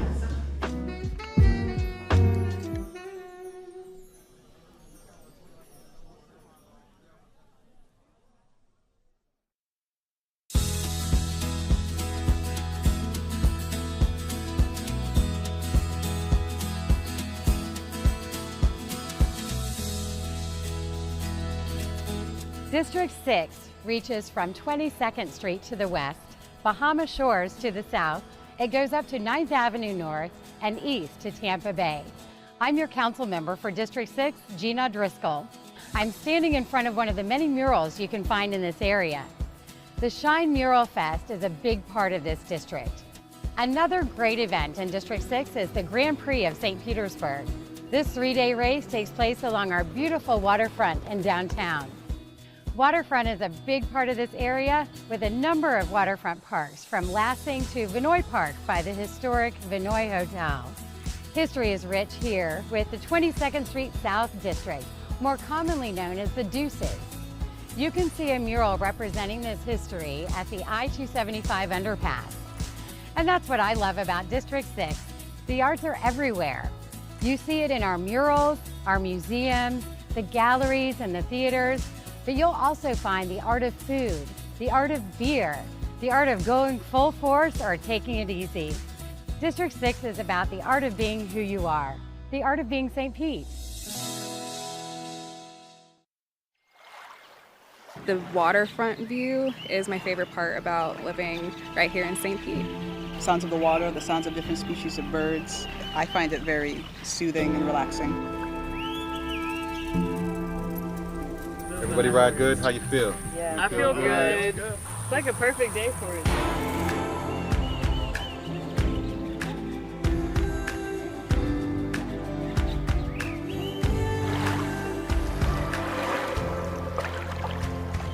See the pelican? Yeah, he's fishing for some fish too. Say yay, fishing!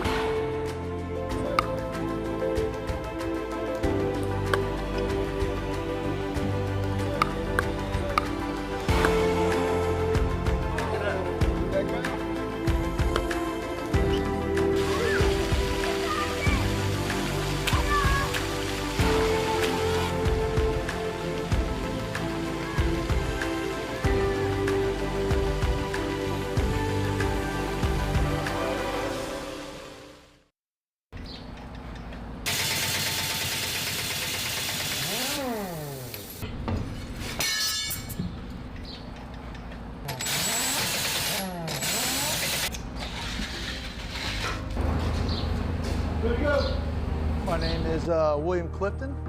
I work at the tire shop for the city of St. Petersburg. I'm a tire and wheel specialist. My general responsibilities are to make sure everything rolls. We just make sure everybody's rolling safe.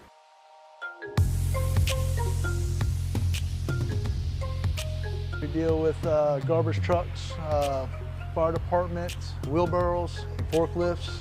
We pretty much deal with anything that has a tire. Some days it's 10, 20, and some days we're just non-stop. I know there's over 100 sanitation trucks. I think there's roughly 300 police vehicles, upwards of 1,000 or better. We have the big loaders. I think that's probably the heaviest, the biggest tire. Smallest, I've worked on probably forklift tires, the rear tires on a forklift, or wheelbarrow tires. I love the work. The work is fun. I mean, I like working with my hands. I feel like the tire shop is an integral part in the city because without us, nothing rolls. No fire truck, no police department, no water department, no tractors, no backhoes. All that comes to us. Well, right before Hurricane Irma came here last year, we were the last group of people out of the compound, and we were the first people in the compound back to work. We got somebody that needs tires right away. You can have all the running vehicles you want, but without tires, they're going nowhere.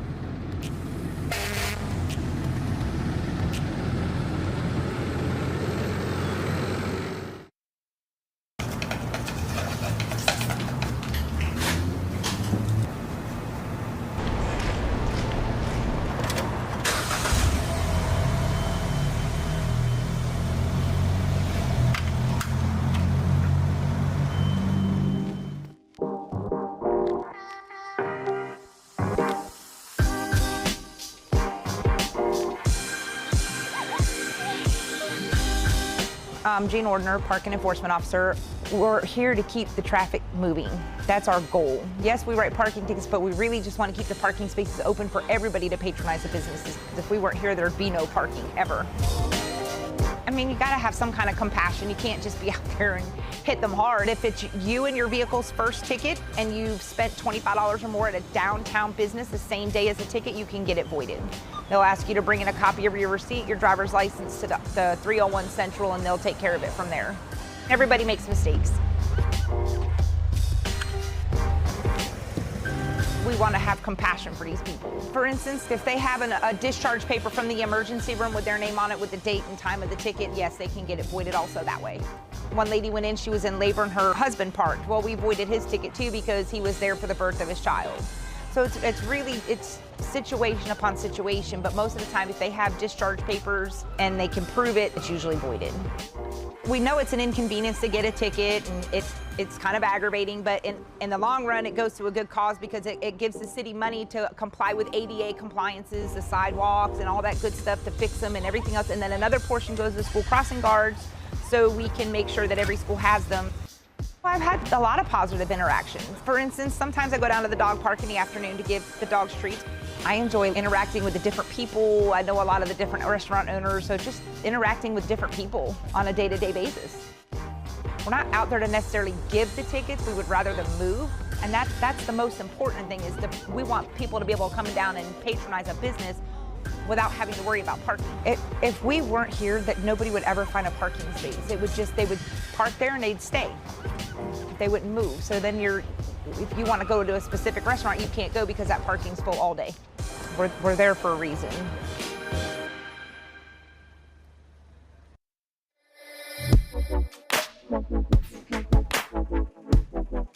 I started this company almost 20 years ago out of my parents' garage. Growing year after year after year, you eventually, can grow out of a garage space really quickly. Scooter Cardoza with Trinity Graphics. I'm the owner here, and we do screen printing, embroidery, and promotional products. One of my long-term goals was to have a brick and mortar space. It took us a little over 12 years, but we got this space. Talk about a, kind of like a life-changing moment. We print lots and lots and lots of t-shirts. And then as far as like on the embroidery side, anything you can think of, we can accomplish with putting a logo or a brand on.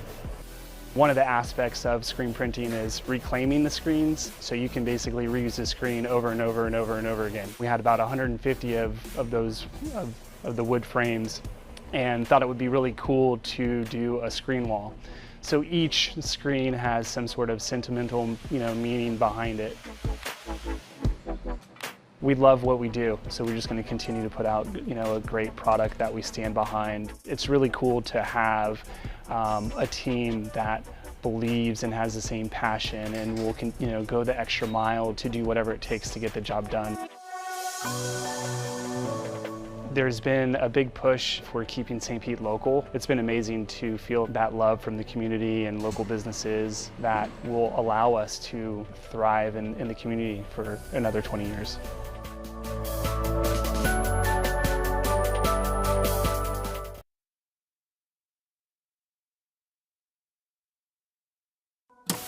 It's a housing development that we can all be proud of. We never want to lose that fundamental focus on inclusion for every part of St. Petersburg.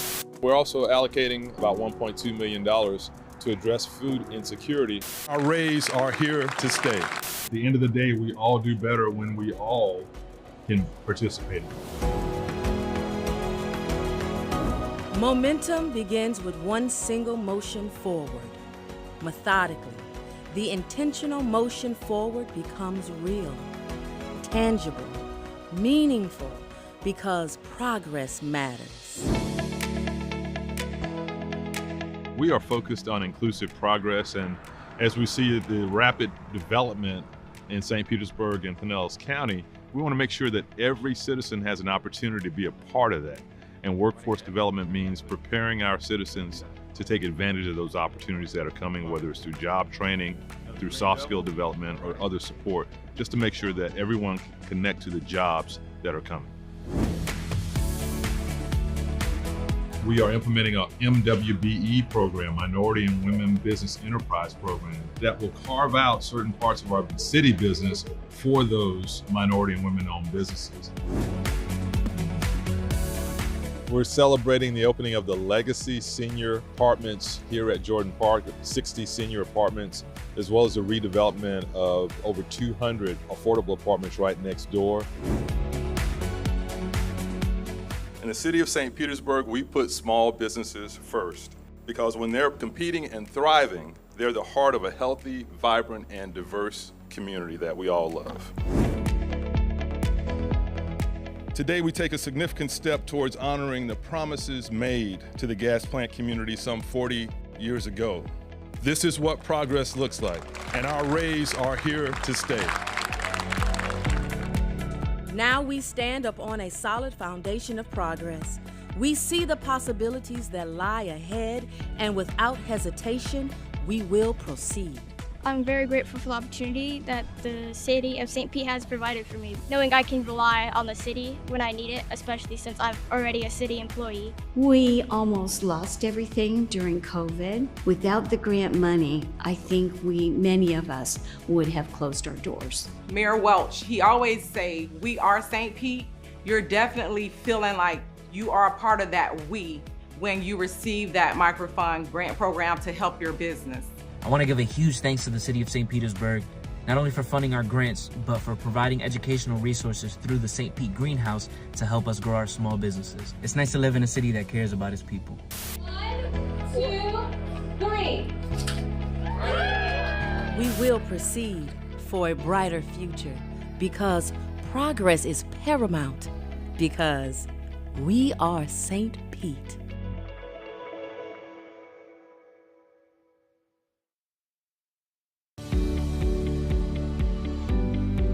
City of Writers is like a poetry takeover of the city, in which we're inviting poets, artists, nonprofit organizations, creative activists in the area to come together and to rally around poetry and to really just think about how poetry lives on the page, off the page, and in our bodies and ourselves. City of Writers is a celebration of the literary arts in the beautiful city of St. Petersburg, Florida. We are the city of the arts, and the literary arts is a part of our history. We have a long history of always poetry, but spark a moment of curiosity in them. I've heard this amazing poetry. I've experienced poets of all types. What can I do? I want to learn how to write. I want to learn what other poetry opportunities there are in the city of St. Pete. Writing, if you can express your emotions through writing, it's just a wonderful thing. And we all have stories. You see, that's the thing. Everybody has a story. And telling your story is a wonderful way for self-awareness, to get to know yourself, and for other people. On the corner of First Avenue North and 6th Street.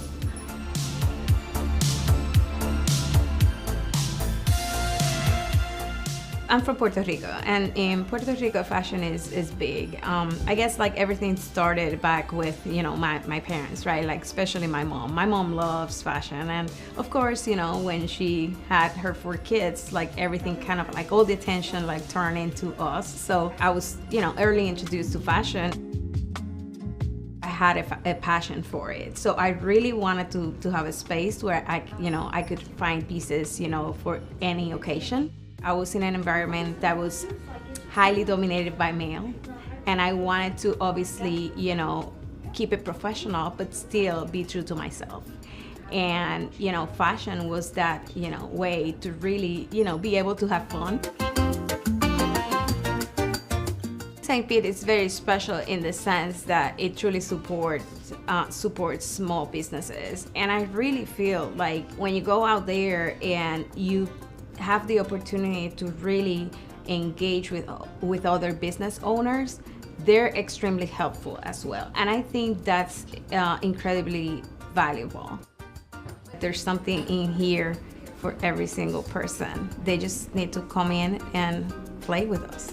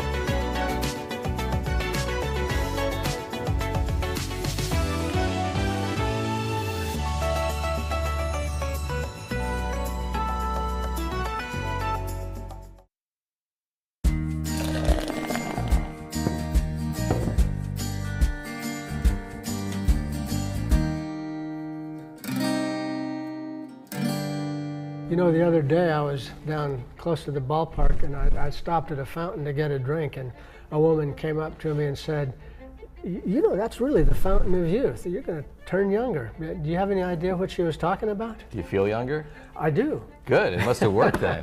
Our first tourist attraction here in St. Petersburg. You know, what allegedly Juan Ponce de Leon came looking for, we have here in St. Pete. A gentleman by the name of Edwin Tomlinson came to St. Petersburg and purchased a tremendous amount of land and owned actually land from 4th Street all the way down to the water, kind of where the Mahaffey Alang is today. He decided one day to do some drilling because he saw a natural well and he hit it, I guess it was an artisan well. And when the water came onto shore, I think the people in St. Petersburg were going to run him out of town because it smelled really bad. It was, I think, the story I read, someone equated to a dozen raw eggs being broken open in an August afternoon in Florida set on the sidewalk. I don't know who was brave enough, but someone drank it. They tasted the water and they actually felt pretty good, and it made them feel good. And before you know it, word got out. St. Pete had this reputation of being the healthiest city in the, in the nation. People were coming and filling their water jugs and drinking the water, and everybody was feeling great. And then someone finally had to test the water, and they did, and had an unbelievable amount of lithium in it. Oh my gosh! So what does lithium do? That would calm you down. Happy right? Water, right? So of course it was, the fountain of youth. Everybody was drinking, and they were happy, and they were great. So finally it got shut down and capped, and regular potable water came through. Why are we drinking beer? We should have. We should have the water from the fountain of youth. It made everybody younger again.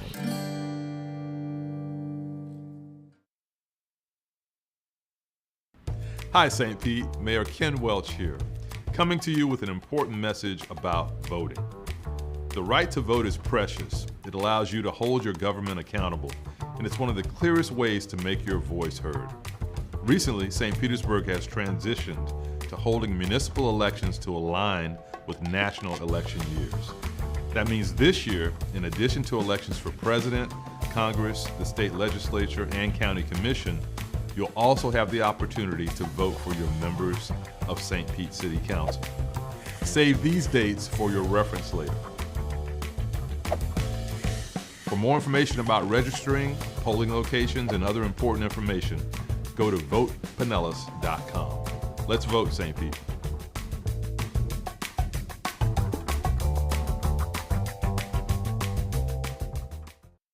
To address St. Pete's growth and rising housing costs, Mayor Welch launched the Housing Opportunities for All plan in April of 2023. It is a multi-year plan that will help residents settle, stay, and feel stable in St. Pete. Housing affordability is a key element in Mayor Ken Welch and his team's agenda, and one of his 5 pillars for progress.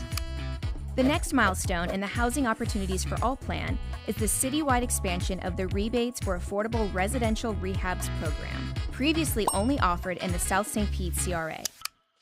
The program provides rebates to eligible homeowners to make improvements to their properties, making it easier to stay in their homes.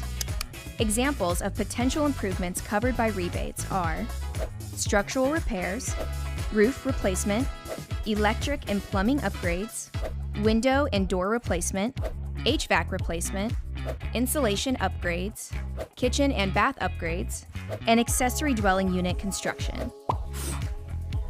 For more information on qualifications and how to apply, visit stpete.org/home rebates.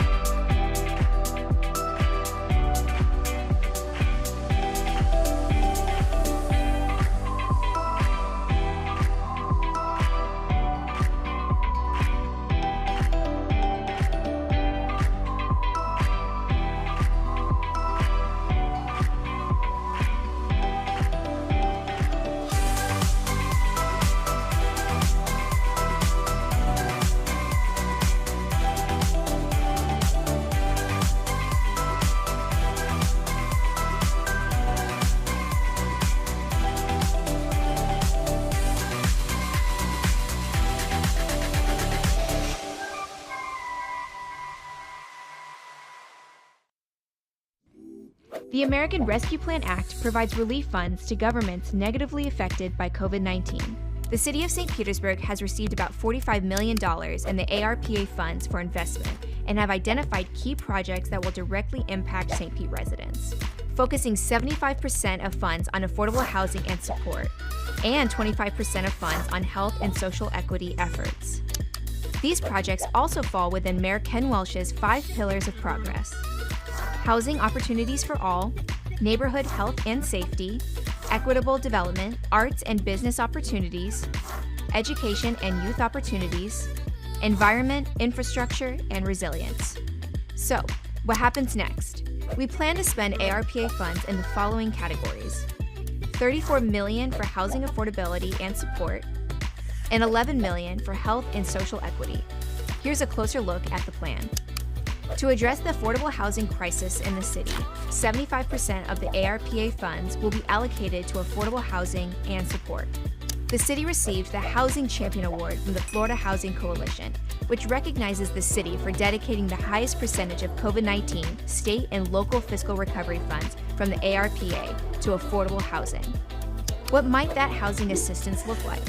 Financial assistance toward things like new housing units, shelters for families in need, and additional supportive services. With the rest of the funds, the plan addresses mental health challenges and food insecurity. 25% of the ARPA funds will be used to develop projects that treat root causes of these conditions and situations. Things like food security programs, mental health counseling, youth development and nonprofit funding, and other neighborhood services. For more information about the city's use of ARPA funds, visit stpete.org/ARPA.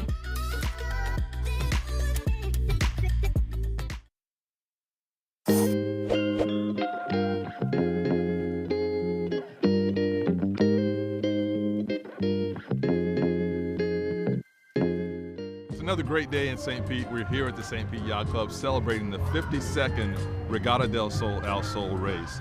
And it's also a celebration of our sister city relationship with Isla Mujeres and the country of Mexico. Isla Mujeres and St. Petersburg are sister city. The main reason is La Regatta del Sol Al Sol. We are connected. We share culture. It's really a great relationship that helps build economic trade and visitation between the two locations, and we want to continue to build on that relationship as we go forward. So it's a great celebration tonight.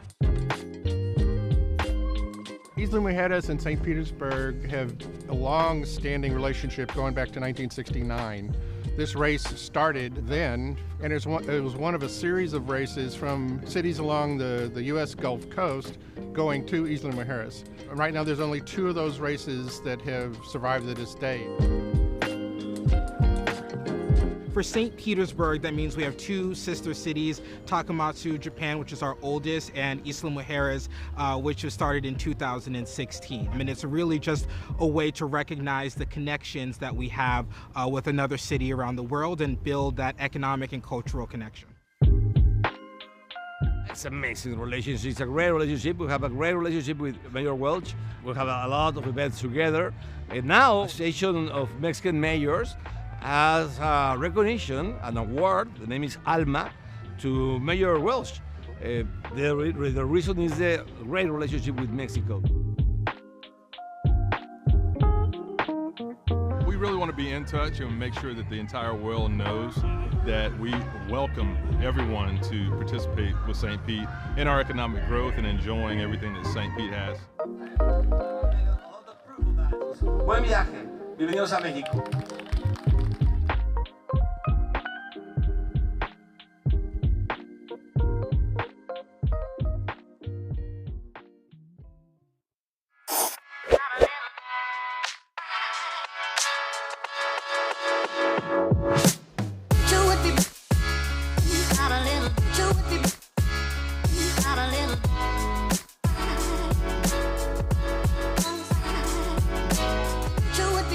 This is Ray Jack's food store in South St. Pete on MLK, and we're here for the inauguration of the Fresh Pace Healthy Neighborhood Store program. As you know, we are in an area where we have a food desert, a food disparity, and we've had a small business owner that had the ability to step up and participate in a program that actually will provide healthy food to the residents within a walking distance of their residence. Well, this is a community neighborhood store. You know, we provide a lot of items here, you know, from fresh meats. We're mostly known for our meats here. Before, we were very limited with what we could display. So now kind of gave them a little bit more variety with the vegetables and recipes, you know, to use. Purchasing those items in the volume that smaller stores would purchase them at is so cost prohibitive. And so this program allows for monthly grants to store owners to make those purchases so they don't have to use their reserves to do that, and in turn can sell that food at a very affordable cost to their customers coming in. It's a real partnership with small neighborhood stores like Ray Jack's Meat Market here in South St. Petersburg, and it's funded primarily through American Rescue Plan funds. We are allocating about $1.2 million in funding to address food insecurity in our city. We're going to have 6 by the end of 2024. This is only phase 1, and I'm so glad that they saw this area of town, this district, to have its kickoff. It's visually appealing, it makes sense from a business perspective, and of course the community gets what they need in terms of healthy food at an affordable cost. It looks great, the produce looks great, there are a variety of healthy choices that would appeal to young folks through seniors. Everyone ought to have access to healthy food choices.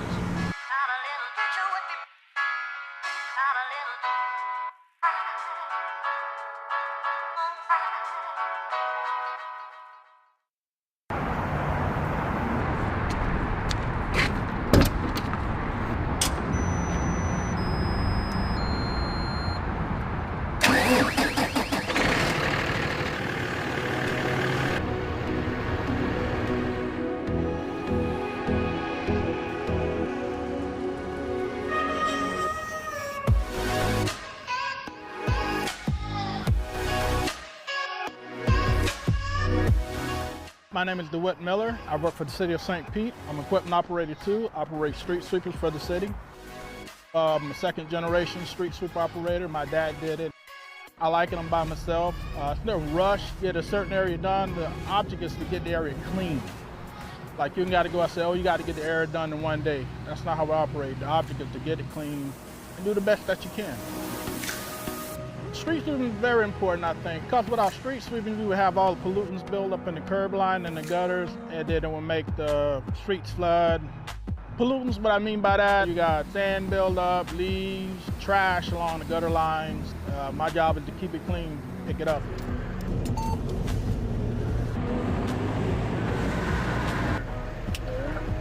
On an average day, you might get anywhere from 5 to 15 cubic yards of material. Mileage-wise, you might get anywhere from 8 to 10 miles a day sweeping.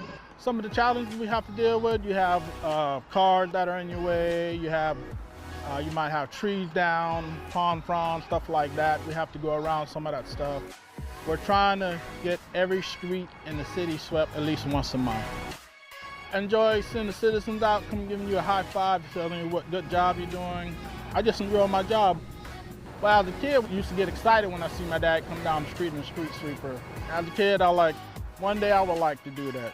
So I guess you could say I fulfilled the dream that I always wanted to follow in the footsteps of my dad and drive a street sweeper.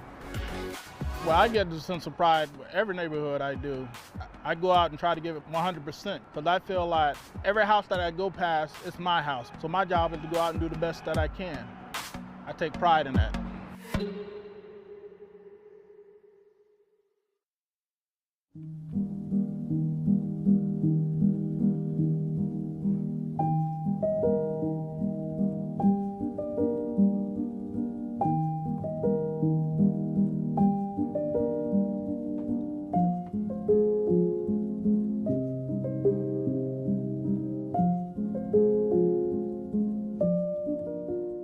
Dear reader, you are loved, more than you know. Keep smiling and shining and being who you are. The world is lucky to have you. Happy Pride to you. Celebrate like you should. Life would be dull without you in it. Keep shining bright. Sunshine face. You are so loved. Do not let anyone ever tell you different. St. Pete loves you. We need you. We appreciate you. Thank you for being you. You are beautiful just as you are, and you make our city more beautiful because you are a part of it. You make the world more colorful. You make the world brighter. Never give up. You are loved for exactly Who you are. I promise. The world needs you in it.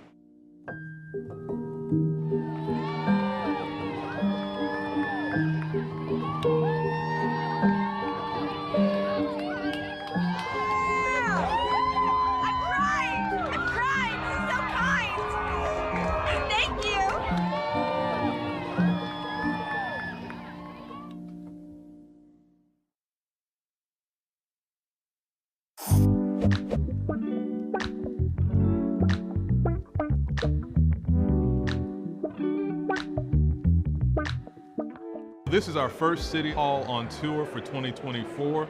We're here at Pinellas Technical College, and it's an opportunity for the community to talk to any of our departments, from sanitation to codes to law enforcement, police, or fire, about our community, about their recommendations, their concerns, and get feedback on the spot. Community folks who are where you're at. The City Hall on Tour is designed to put you in spaces where people live in real time. It's also a focus on education and career paths, and that's why we're here at Pinellas Technical College. They're a great partner with us. You heard about the Mayor's Future Ready Academy, where we have 12 young people who are going through on-the-job training in various city departments like sanitation and public works. For our Future Ready Academy, we really consist of like going through each department through the city and then learning new experiences through each department and what each department consists of.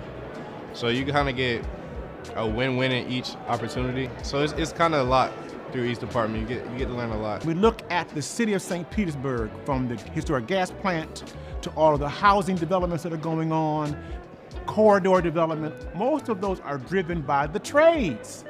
Plumbers, electricians, craftsmen of all kinds. It's also a focus this year on careers and getting folks connected to career paths. We try to have these around the city. We had 4 last year. This year we'll have 3 and another one dedicated to youth. That's how we all move forward together.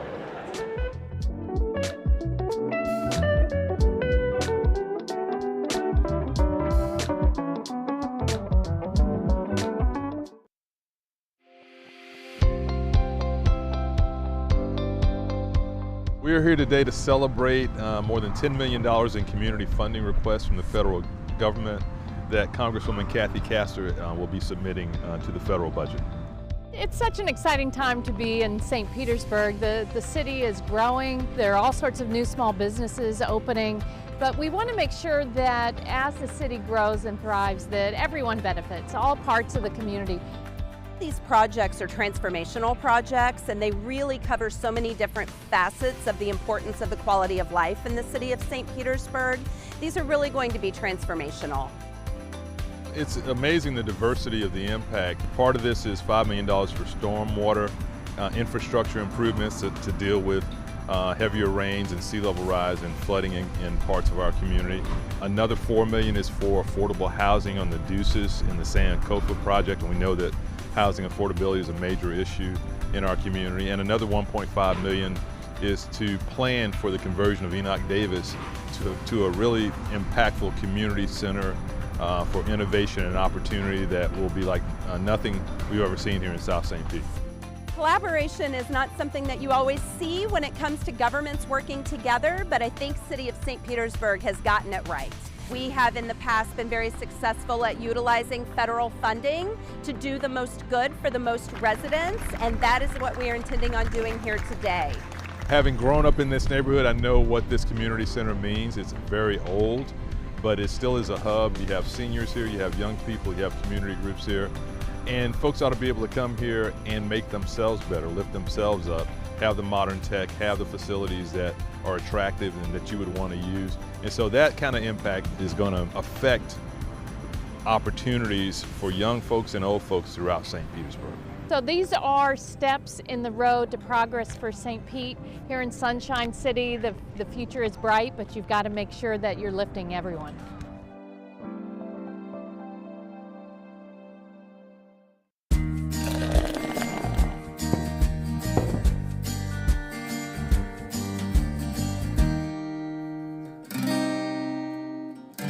So a gentleman by the name of Percy Fansler had an idea of using an airplane, because back then flight was basically just a novelty, right?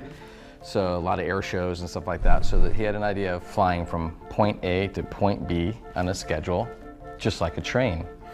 Unheard of, but who the heck would do that? Nobody was gonna fly on a plane when you had a good old train.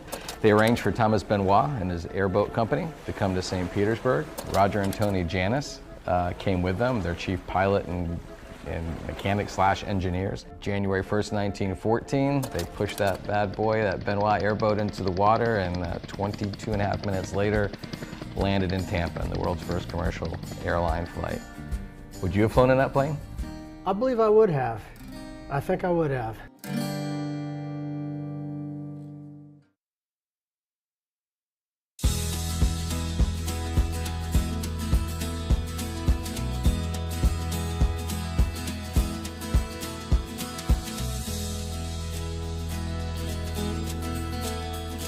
District 8 is located from the interstate to Tyrone Boulevard and runs north to south from Central Avenue to 40th Avenue North. I'm Richie Floyd, your council member for District 8.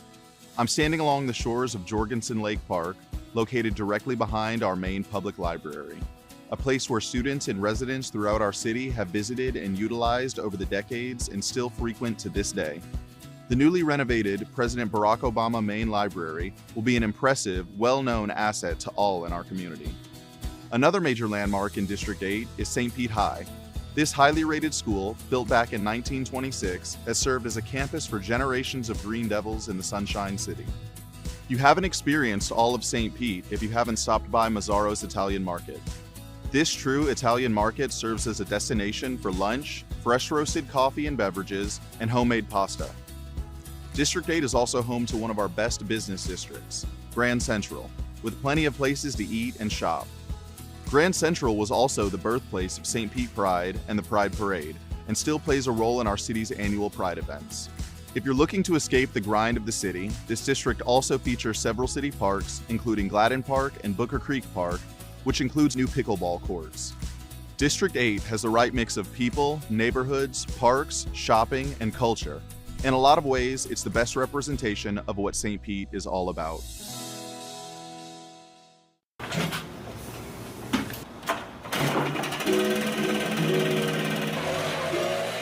My name is Dominic Colangelo.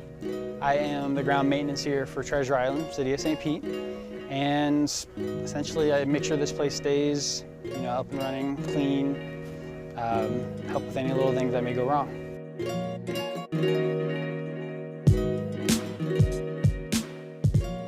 When I come to work, the first thing I do is I blow the sand, leaves off the deck, kind of clean it up over there.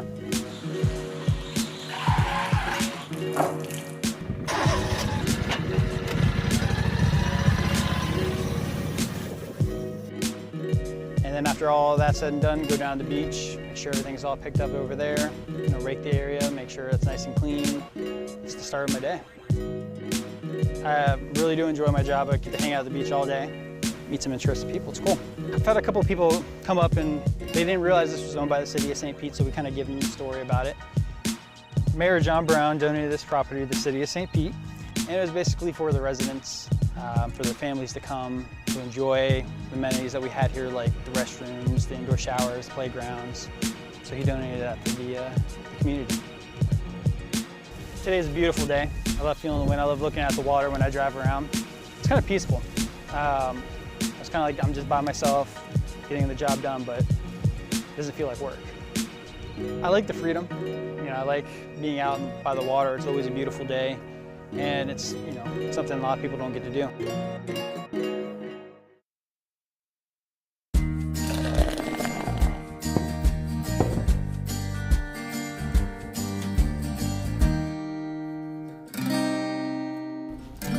So if you live in St. Petersburg, right, most people know that the world's first commercial airline flight was here. True. Right, from St. Petersburg to Tampa. But what a lot of people don't know, could have been disastrous for the whole idea of the whole airline business, the chain came off the sprocket. The engine was basically powering a propeller like a bicycle chain and a bicycle sprocket that turned the propeller. And halfway across the bay, the chain came off. and he had to land the airboat in the middle of Tampa Bay and repair it. Remember when you were a kid and your chain would come off and you have to put it back on, your hands would get all greasy and dirty? Well, him and AC File both had to do that, and they both got their hands all filthy and stuff, but they put it back in the air and they made it. That could have been game-changing for the whole airline industry if the flight didn't work. If they'd had to come rescue these guys out in the middle of Tampa Bay after all this publicity. That's exactly right. My goodness.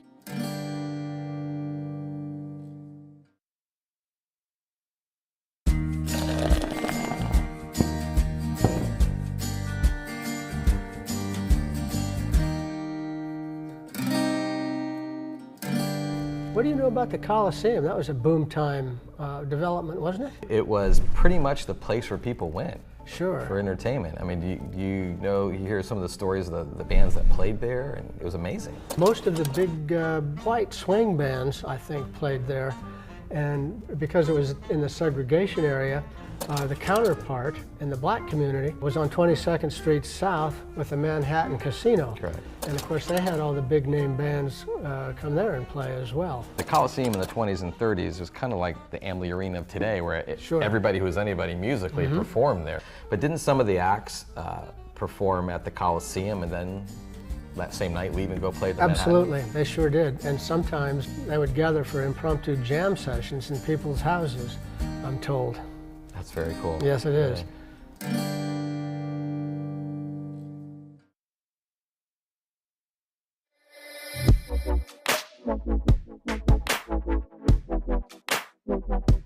Maybe it's a little bit of my kind of hippie roots that makes me believe that music can change the world, and I feel we're doing our part in doing that. I'm Brad Wenkos, founder of TrueFire. We're based here in the Warehouse Arts District of St. Petersburg. TrueFire is a publisher of interactive video software for music education. In the Warehouse Arts District, you still have a lot of warehouses and industry, but you have artisans, you have pottery, you have painters, studios. What do we have? 3 or 4 breweries even. So you've got this really kind of hip scene that's growing up Central Avenue. We're really looking forward to what the Warehouse Arts District is going to look like in 5 years. I think it's going to be one of the country's premier art centers.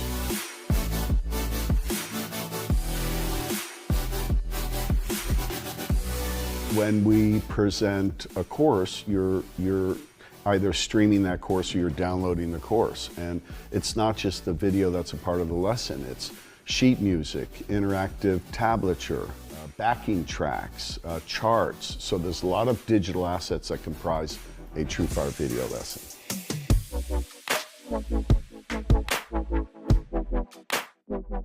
I wish we had more teachers here in St. Petersburg, but typically we'll fly them in from Europe, South America, all over the States, Canada, fly them into St. Petersburg, put them up at one of the nice hotels downtown. When I'm in St. Petersburg, I'm happy. For that reason, I wrote a couple of songs in my acoustic album dedicated to St. Pete. When I was growing up, if you wanted to play guitar, you couldn't even learn that in school. You had to go find another guitar player. There were no books, there were no DVDs. Certainly wasn't any internet, so you'd found another guitar player. Today, you can sit a student in front of a screen. You can show them multiple angles so that they can see the right hand, the left hand, everything that the player, the teacher is doing. So you're watching a video, you have a little map for where to put your fingers, you're listening, and you're able to learn how to play music. We do live broadcasts every time an artist comes to town. Streams around the world. For those 60 minutes, we have people of all creed, color. For that hour, we are one, we are a family. We share a passion. That's a very, very powerful influence.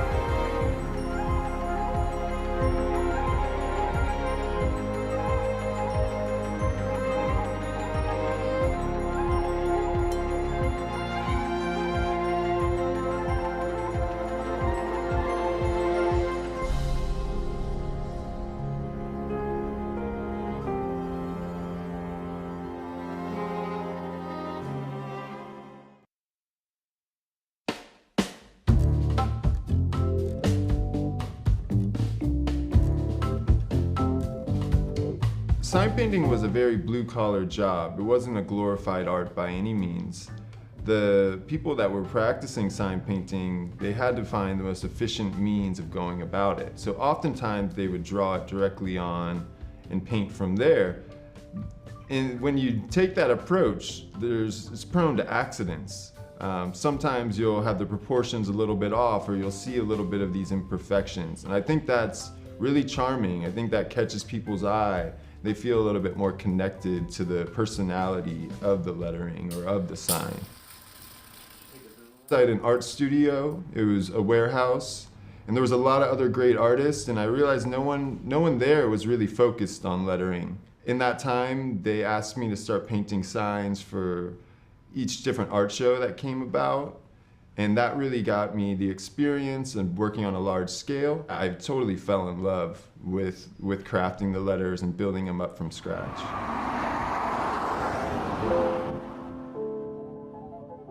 There's reverse glass signs, there's wall signs, A-frames, we have blade signs, hanging signs. There's a wide array. One aspect of the work I do is gold leaf work. It's pretty magical to watch it happen. You're applying these thin sheets of gold to either glass or on the surface, and you paint the background and then remove the excess of the gold, and it kind of reveals the lettering that you painted.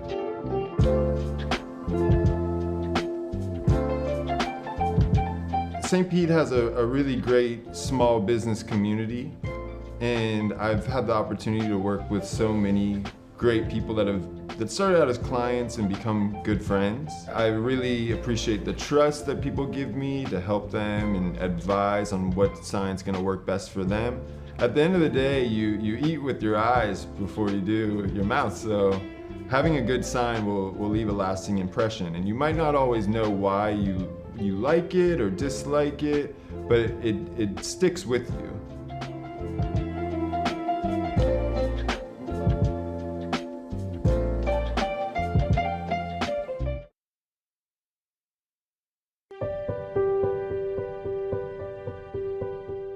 Well, today was a groundbreaking for a really exciting project. It's 10 affordable townhomes right here in the shadow of Tropicana Field on 16th Street that will be affordable to folks making 80% AMI, which is about $19 or $20 an hour.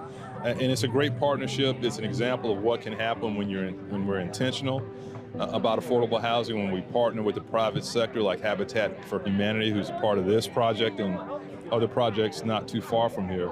And there's more to come, so it's an exciting day for us. You're looking at 10 families who have the opportunity of home ownership and that generational wealth building that creates. Folks would not have had that opportunity but for this partnership and for the great work of our St. Petersburg team, including Rob Gertis and so many other folks on our team. It's an exciting day. Everyone knows the price of housing has escalated quickly, not only in St. Petersburg, but throughout the nation. And one of the things that's important to us is that our progress is inclusive, that folks aren't left behind by the progress that we're seeing.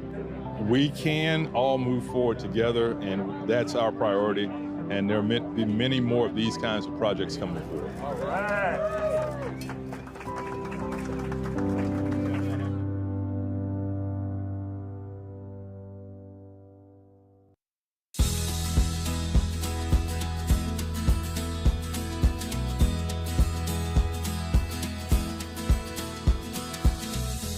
District 4 is centrally located in St. Petersburg, from Coffee Pot and North Shore to the east and I-275 to the west.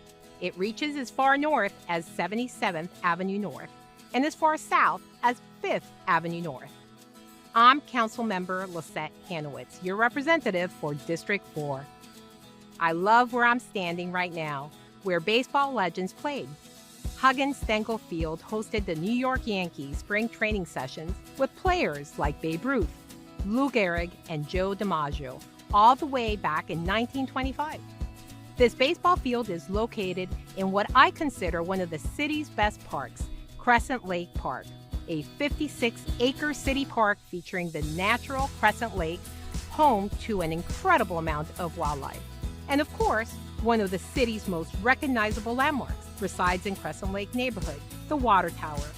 Standing above the treetops at 110 feet tall, the tower features local artist Tom Stovall's mural and plays host to a pandemonium of green monk parrots. One of the best parts of District 4 are the many unique neighborhoods with their diverse architecture and residents that call this district home. Historical Northeast, Greater Woodlawn, Euclid St. Paul, and Crescent Lake and Crescent Heights are just a few of the great neighborhoods that represent the area. Our numerous parks allow our neighborhoods to enjoy casual waterfront strolls, swimming laps in the pool, play a few games, and a moment to reflect while taking in the nature that surrounds our city. Speaking of nature that surrounds you, tucked away in District 4 is a true tropical oasis, right along 4th Street North. Sunken Gardens is considered St. Pete's oldest living museum and has been around for more than 100 years. Meandering paths guide visitors through a living collection of more than 50,000 tropical plants and flowers. And don't forget about the flock of flamingos. There's really no shortage of energy, nature, neighborhoods, and great local businesses to enjoy while you spend a little time in District 4.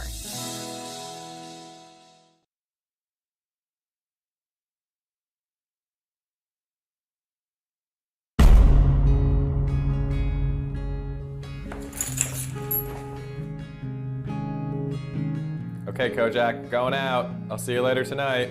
We used to live in a world where dog and dog owner only hung out at home, or on walks. What if there was a city that treated dogs like people?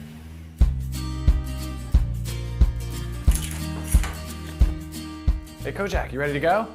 Let's go.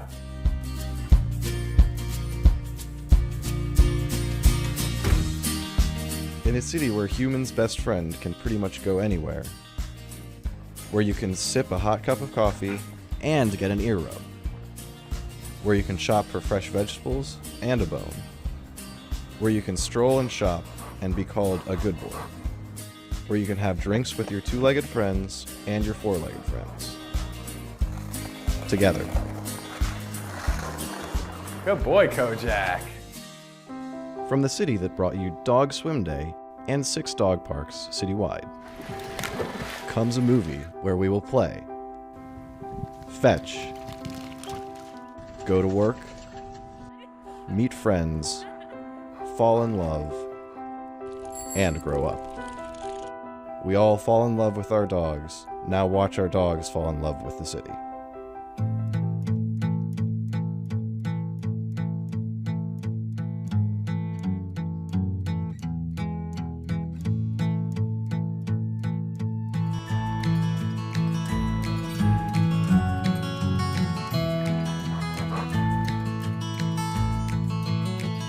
It's a great time to be a dog in St. Pete.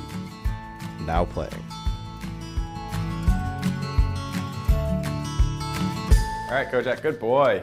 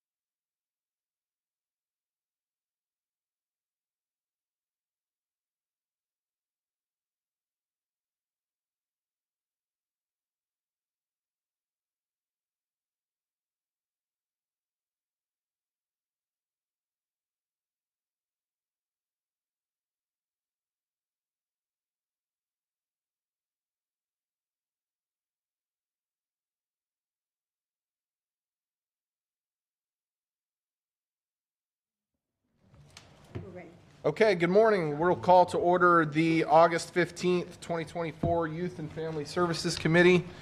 If we could do a roll call, please. Driscoll. Gertis. Here. Montanari. Here. Muhammad. Here. Thank you. And Councilmember Floyd is here as our alternate until Councilmember Driscoll is here. Okay, we have an agenda in front of us. I'll entertain a motion for approval of the agenda. Move approval. All in favor? Aye. Any opposed? Motion carries. We have approval of the October 19th, 2023 minutes. I'll entertain a motion for those minutes. Move approval. All in favor? Aye. Any opposed? Motion carries. Okay, as you might be aware, I am currently not the chair of this committee, but I have been the longest standing member of YFS, so I open the meeting. We do need to select a chair and vice chair for this committee, and we'll open it up for nominations. I will say, just for ease, I'm happy to do it, but otherwise, if you'd like to do it, I'm okay with that too. So I'll open it up for nominations for chair and vice chair. I want to nominate Councilmember Muhammad. Okay. For chair. Any other nominations? I'd nominate Councilmember Gertis, Vice Chair Gertis. Oh, okay. You can just say you don't want to accept. You don't have to accept the nomination. Yeah, you don't have to. I don't want to accept that. Okay, all right. Okay. I appreciate it, though. Thank you. Any other nominations? All right. So we'll nominate I guess I'm nominated. And so all in favor of Vice Chair Gertis being the chair of YFS? In the third person. I guess. That's weird. All in favor? Aye. Any opposed? Motion carries. Nominations for vice chair. I'll nominate Councilmember Floyd. I'm the alternate. Oh. Yeah. I'll nominate Councilmember Montanari. Councilmember Montanari will only be here for one more of the two meetings. I'll nominate Councilmember Driscoll. Sure, yeah. Okay. She can't say yes or no. She gets it. And that was actually a part of my not accepting the nomination because I'm only going to be here. Yeah. Okay. All in favor of Councilmember Driscoll? Aye. Any opposed? Motion carries. Okay. We'll rock and roll right into new business. Yeah. Thank you, everybody. I thought it was just for the rest of the year. It is, but we're going to have at least 2 more meetings. Okay. Yeah. New business for today, a discussion on reinstating social action funding for non-homeless initiatives. And we're joined by Amy Foster, Housing and Neighborhood Services Administrator, and Helen Rhymes, Social Services Planner. But this was a referral from Chair Deborah Fix-Sanders, and so I'll turn it over to Chair. Thank you. Good morning, everybody. Morning. I wanted to have a conversation in regards to social action funding. I guess for many of us that have been around for a long time, social action funding used to be allocated to a lot of different social service organizations throughout the city of St. Petersburg. And over the years, it has all transitioned into homelessness, preventing homelessness, and it is very, very much needed. So this discussion is not about trying to take any of that money away, because we just saw, being a part of a social allocation committee, that the $700,000 that we finally gotten up to still isn't enough for what it is that we need to get done. So I made a request that we have a discussion as to what we're doing now, and I'm going to also make another formal request as to how we can still generate or find dollars for other organizations outside of the homelessness arena. We do have the youth development grants, but only organizations with youth groups can apply for those dollars. So there is no other recourse for city assistance other than, like the mayor's dollars that he allocates to. But, there was a time when organizations, there's so many that are out there trying to struggle, and the competition is strong for dollars. And again, I sat on social allocation.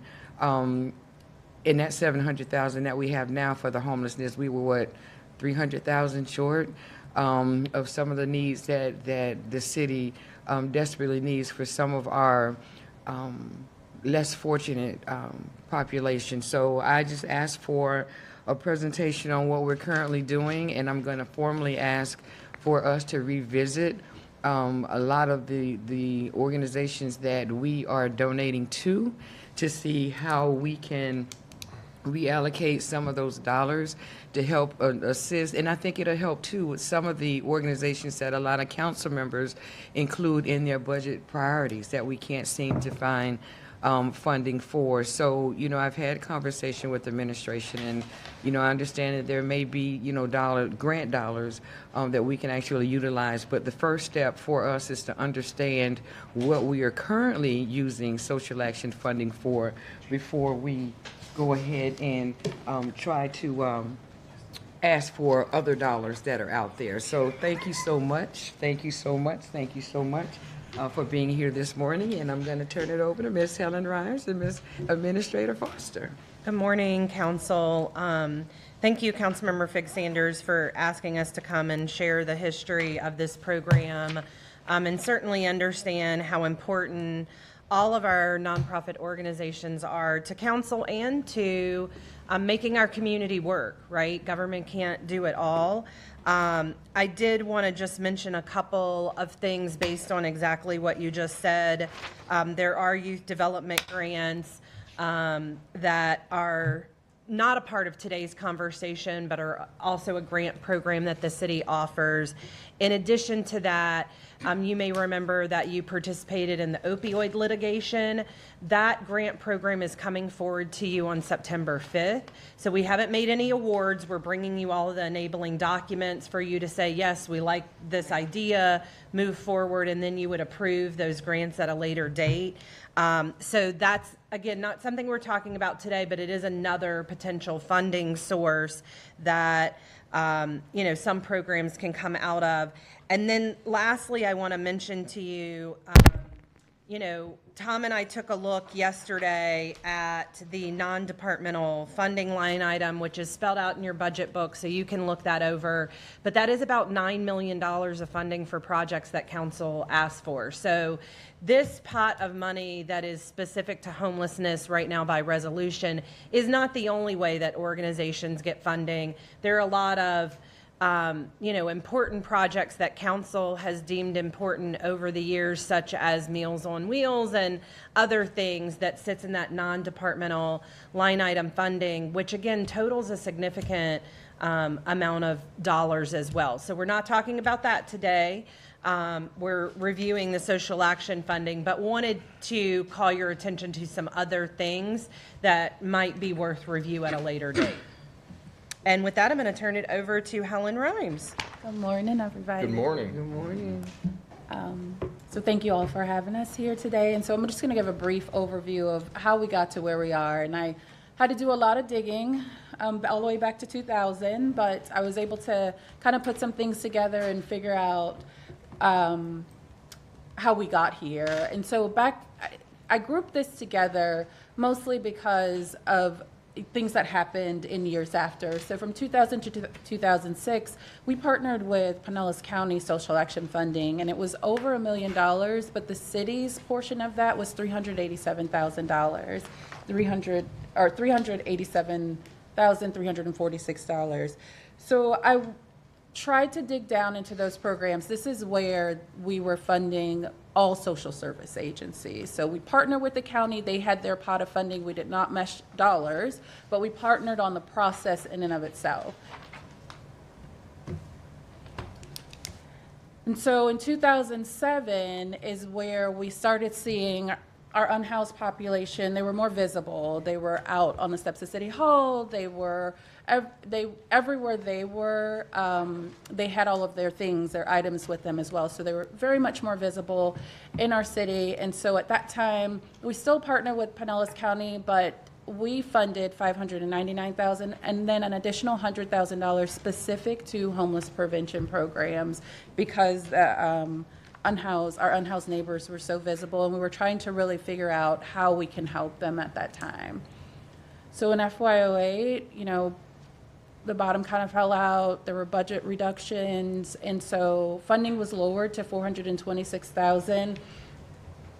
And council made the decision on what those programs were for. We kind of suspended the committee, the Social Services Allocation Committee in and of itself, and these were the funding priorities. And I dug down into some of the programs that we were funding at that time, how we got to the $426,000, and there were some aging adult services, childcare, emergency service. This is actually where they had a mini grant, and at that time you could not apply for the mini grant and social action funding, but the mini grant was only for $5,000. There were 3 agencies that applied for it. New Frontiers, Operation Attack, and St. Petersburg Pregnancy Center. And New Frontiers was one of the ones that was the only one that got the mini grant at that time. And then all other agencies applied for the additional funding.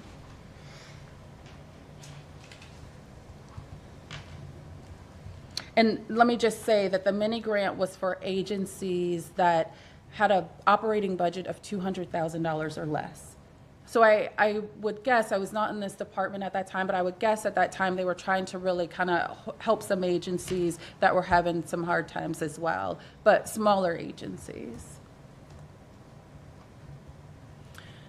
And so in 2009, the Social Services Allocation Committee was reinstated, and we did not partner with Pinellas County, but these are the 4 priorities that we had, and we funded 26 agencies and 33 programs.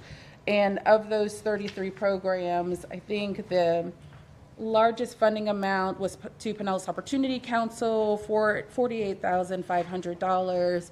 And adult services being emergency financial assistance to households.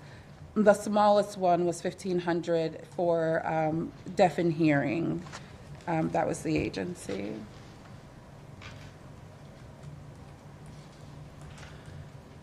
So in 2010 is when the priority for funding kind of shifted.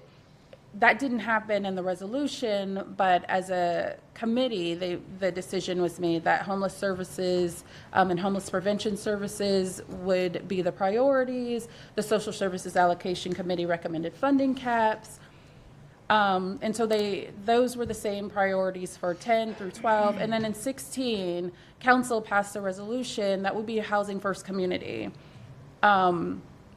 And so still homeless services and homeless prevention services were the priority. In 2019, that resolution was really codified, or the 2016 resolution was codified, and we said that all of this funding would follow the priorities of our COC. And so our continuum of care says that they vote on what our priority populations are in our homeless services area. And so we follow that now based off this 2019 resolution, and made all of the funding competitive, because at different points, funding was not competitive for certain agencies that we felt or that the committee felt were really a foundation. And so in 2020, the priorities for funding were used for programs based off that housing first approach, low barrier approach, really huge emphasis on low barrier at that time. Of course, 2020, COVID happened, so we had to re-strategize, really kind of figure out where our unhoused population was going to go, how we were going to help them, best serve them so that we can keep them safe. And so we really looked for agencies that used a low barrier approach. The funding caps actually changed to $50,000. That happened in 19. And then from 21 to 24, the funding has increased up to $700,000. So it's increased up to $700,000. Over the years, it kind of crept up. Some years we would take a resolution A and B to council. A being the amount that we were allocated that year, and B being sometimes $20,000 more because the committee just couldn't get to that bottom line. And council always approved B, and so then the next year we'd have just that little bit more funding. And then in FY23, the biggest change was that the committee said $25,000 minimum and $100,000 maximum for the grant allocations. And so that really increased the amount of funding that agencies can apply for. And I guess for us, it kind of felt like it really make an impact. You know, $50,000 is a small amount. We asked for a lot of documentation for that amount, and we were hearing from agencies that the $50,000 wasn't enough at that time, and so the committee decided to increase that maximum to $100,000. Another comment I'll add here is, you know, I think another portion of why, factor why this amount was changed to $100,000 is this was during COVID times, right? And also kind of, I like to call the workers' rights times of Great Resignation. And in order, you know, back in the day, a social worker made $25,000, $30,000. And during COVID times, that really changed. And so in order to even fund one staff position, right now it costs about $100,000. So it's not a $100,000 salary, but when you have a $60,000 salary and you add benefits on top of that, you know, so that was a big part of this change, is that we were finding more and more agencies saying, well, I can't even employ a person for $50,000, and not only do I need somebody to do the work, but I'm employing people to do all of the, you know, request of, you know, the funding back end piece of making all of that reimbursement work. And so that was a part of the reason here as well. And so currently, through social action funding, I added the programs that are currently funded this fiscal year. And see, they are all working with our unhoused neighbors in some capacity. This is all part of the priority populations that our continuum of care has approved for us. And these are the positions and or operations, the use of the funds there. So you can see, like, for the top one, that's 10 staff positions at $79,000 is what their request was for. $700,000 is not a lot, as Council Chair Fix-Sanders said, in the grand scheme of what the ask is. Usually it's over $1 million. And so this is our current department funding. Our division funds, as you can see, Safe Harbor. We fund Catholic Charities. We just increased their funding this fiscal year, 2-in-1. We do rapid rehousing. So I won't read them all off, but what I will kind of highlight is Meals on Wheels is outside of our homeless services. It's probably one of our only ones that is outside of homeless services. But prevention funding, we did just do $250,000. We did an RFP. Directions for Living has those funds. They can use it up to 3 years for St. Pete residents who are at 120% AMI. And need some help with their rent and or utilities. And then we have our childhood homelessness, and I kept the scattered site family shelter in there only because it's under our division, but we do not oversee it, but just to see that $2.5 million that we put into scattered site family shelter will go away this year. And so that is 25 up to 28 beds sometimes of shelter that will go away in our community for our St. Pete residents. And so I added, I don't know why that changed that way, but I added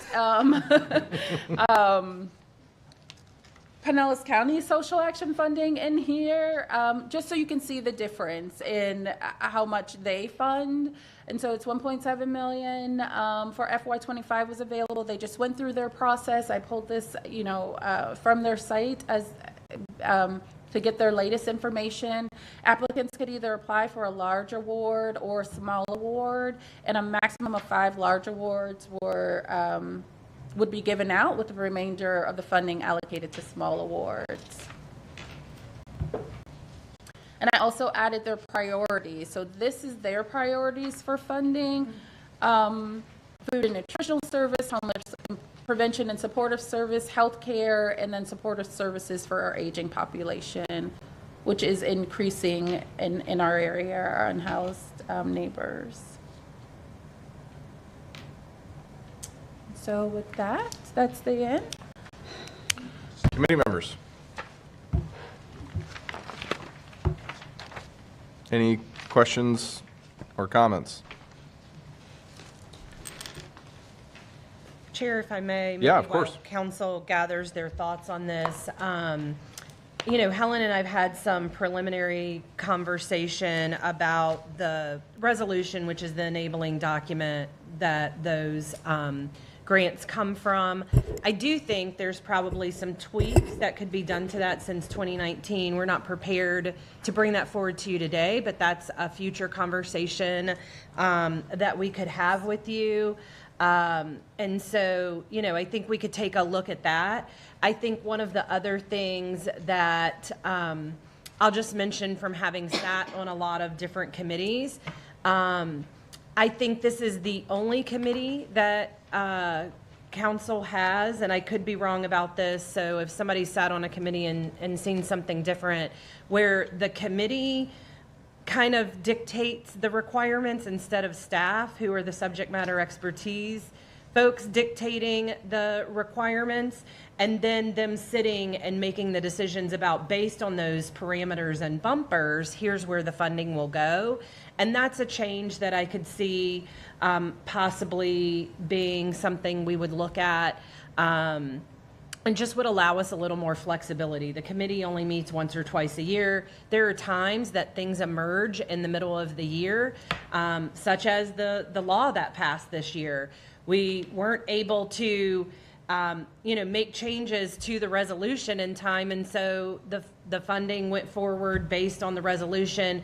The committee weighed in with the things they thought were important, and so I think it would allow us a little more flexibility if staff drove that process versus the committee.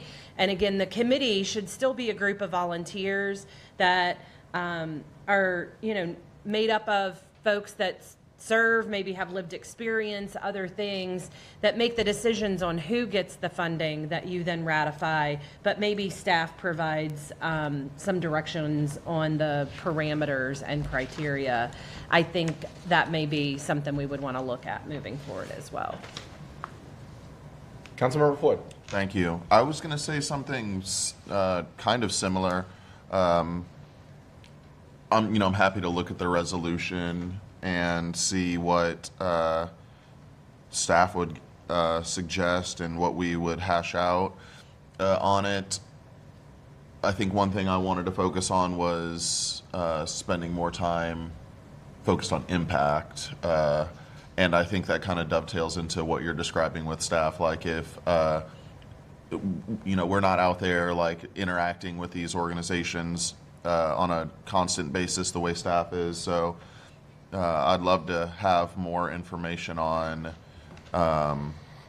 or maybe more analysis as time goes on the impact that we're getting from funding specific organizations, and that way we can be, as focused as possible. Yeah, I think one of the things that has been tweaked over the years that I think is probably in a sweet spot, and I'd ask Helen to share her experience since her team manages the programs, but they try to meet people where they're at. So we don't tell them what their objectives and outcomes should be. They propose them, and then we hold them accountable to what they have proposed. And so that's something that's evolved over the years, and I think has gotten tighter and tighter. And the committee does look at that and say, did they meet the outcomes they proposed in the years past? And so that allows us to, again, make sure that there's impact, but at the same time, not dictate what that impact should be, but allowing the organization to tell us. We are starting to work to tighten that up on the non-departmental funding. So in that area, I do feel like there's some folks that since 2007 and 2008 have gotten the same pot of funding, expect it that way. And Helen and her team are tweaking those annual agreements to say, no, you're not going to tell us what we're going to do. This is money that you are doing something that the city has asked you to do, and here is what we need you to do based on what we're seeing in the field to achieve. So, if it's housing a certain amount of people or, something a little bit different, these we're tweaking to kind of tell them, this is what we see as a problem and you're funded to do this. And so these are the outcomes we want to see from you. Yeah, I've heard a little bit of that from your department recently, and so I'm eager to see how that moves forward. Yeah, okay, so then as far as the social action funding goes, yeah, definitely maybe a little more flexibility. So I've not seen the committee meet and discuss anything other than just the funding, the doling out of funding, and so I don't know what it looks like to have a broader conversation than that. But I don't think it would hurt anything as long as the outcomes were focused on, I would say data-driven solutions. Because I know one thing is that these often quite get emotional instead of logical, and so I just want to caution everybody to focus on that. So I'll leave it there. Councilmember Montanari. Thank you, Chair. And thank you for the presentation. The thing that jumped out at me on page 8 was the childhood homelessness. And when I compare that $260,000, it seemed like a very low number. Can you kind of talk about the need in that category? And I also noticed the county doesn't seem to address childhood homelessness, not in the bullet points that were in the presentation. So, sure. So the $260,000 was the childhood homelessness project was a pilot project from former council member Cornell, and so that's where those dollars came into play. It is, we fund the Homeless Leadership Alliance to then fund a program. They put out an RFP and they fund Directions for Living. And so that's the Family Works program that is in our community. They work with 7 specific schools, the Transformation Zone schools. So Campbell Park, I'm not going to be able to name them all probably, but Campbell Park, Fairmont Park, Lakewood Elementary, John Hopkins, New Heights, and Melrose.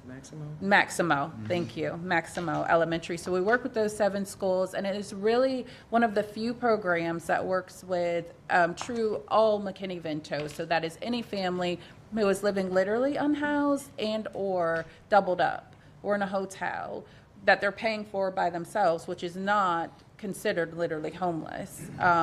And so they work with those families, really wrap them around. Intensive case management services are offered to them. This year, we are thinking a little different about that funding and probably going to go out, do an RFP for that funding, just to make sure that we can bring it in-house. And again, I really big on tightening up these objectives. Tell you, if this is what you're going to do, we're going to hold you to it. And so right now, to have an agency administering it, I can hold that agency to our agreement, not necessarily to the agreement that they have. And so really trying to tighten that up and make sure that we're touching children in the areas that they need to be touched. So those 7 schools are not Transformation Zone schools anymore, right? And so I'm looking for where can we help children the most? Where can we make the most impact? And so what schools have the most unhoused children in them is what I'm looking for this year. To get a little more specific with data, Councilmember, Helen will know the exact number, but I think the last time I checked, there's a family shelter list of people waiting for shelter, and it was around 60. And so most of those are in St. Pete. I'm also going to remind you that your $2.5 million for scattered site family shelter that was funded with ARPA ends this year. So that will remove 28 beds from our system. And so, that list is likely to grow. And to your second point on Pinellas County funding, So they have homeless prevention and supportive services. I am not sure who they funded. It's all in who applies and what they apply for. They do, without knowing their list of who is on their council member, I do know they have some funding for childhood homelessness with Homeless Emergency Project, which is in Clearwater, and they may have someone else as well. So while they don't have a specific pot for that, ours is specific because a council member wanted to create that program, but they do have some funding that's specific to families in their portfolio. Okay. And the age limit is 18, is that? For children? Yeah. Family Works would be 18 and or if they're still in school. Okay. So you could have a 19-year-old still in Pinellas County School. Okay. All right. Thank you. Thank you, Chair. Councilmember Driscoll. Thank you. Or Vice Committee Chair Driscoll. I know. You're welcome. You'll be on time next time. Happy to be voluntold. With the 2.5 million for scattered site, I do worry about that, that funding coming to an end. Do we know what they've been able to do so far, and have you all been working with them on a plan to continue that? Because the last thing in the world we need is to lose 28 beds, and this is specifically for families, and that goes right along with the childhood homelessness. I'm just wondering what can we do? Yeah, I have encouraged the agency responsible for that to have conversations for almost a year. I'm guessing by hearing y'all's surprised by this, that they didn't have those conversations with council members. So I don't know what their plan is, but we have been working with them for the last 6 months to kind of titrate down the number of families coming in so that when the funding runs out, there is no family put out on the street. So we've been tightly monitoring that and working with them on a transition plan. The agency funded right now is St. Vincent de Paul. They did receive a $5 million allocation. Some of you maybe sat on the steps of City Hall from Jeff Bezos many years ago that they have never deployed. And so I don't know if their plan is to deploy that or to do something else, but again, I've encouraged them to have some advocacy around this, and I don't think that's occurred. Thank you. Well, that's unfortunate. There is great potential there. Maybe that's something that we have to take into consideration as we consider who we work with in the future. And, perhaps they'll be more inspired to have communication with Mr. Bezos. Yeah, I'm working on a plan that is not ready to be publicly discussed yet, that I'm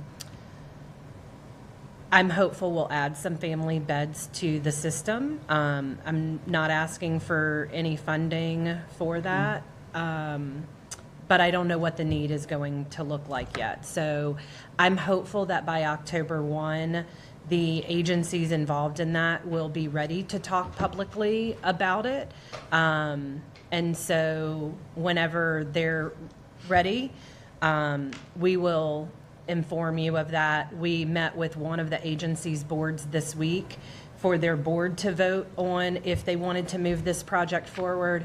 The other agency's board is meeting later this month, and they want to have the ability to talk to their funders and have their boards decide this is something they want to do before the public knows about it.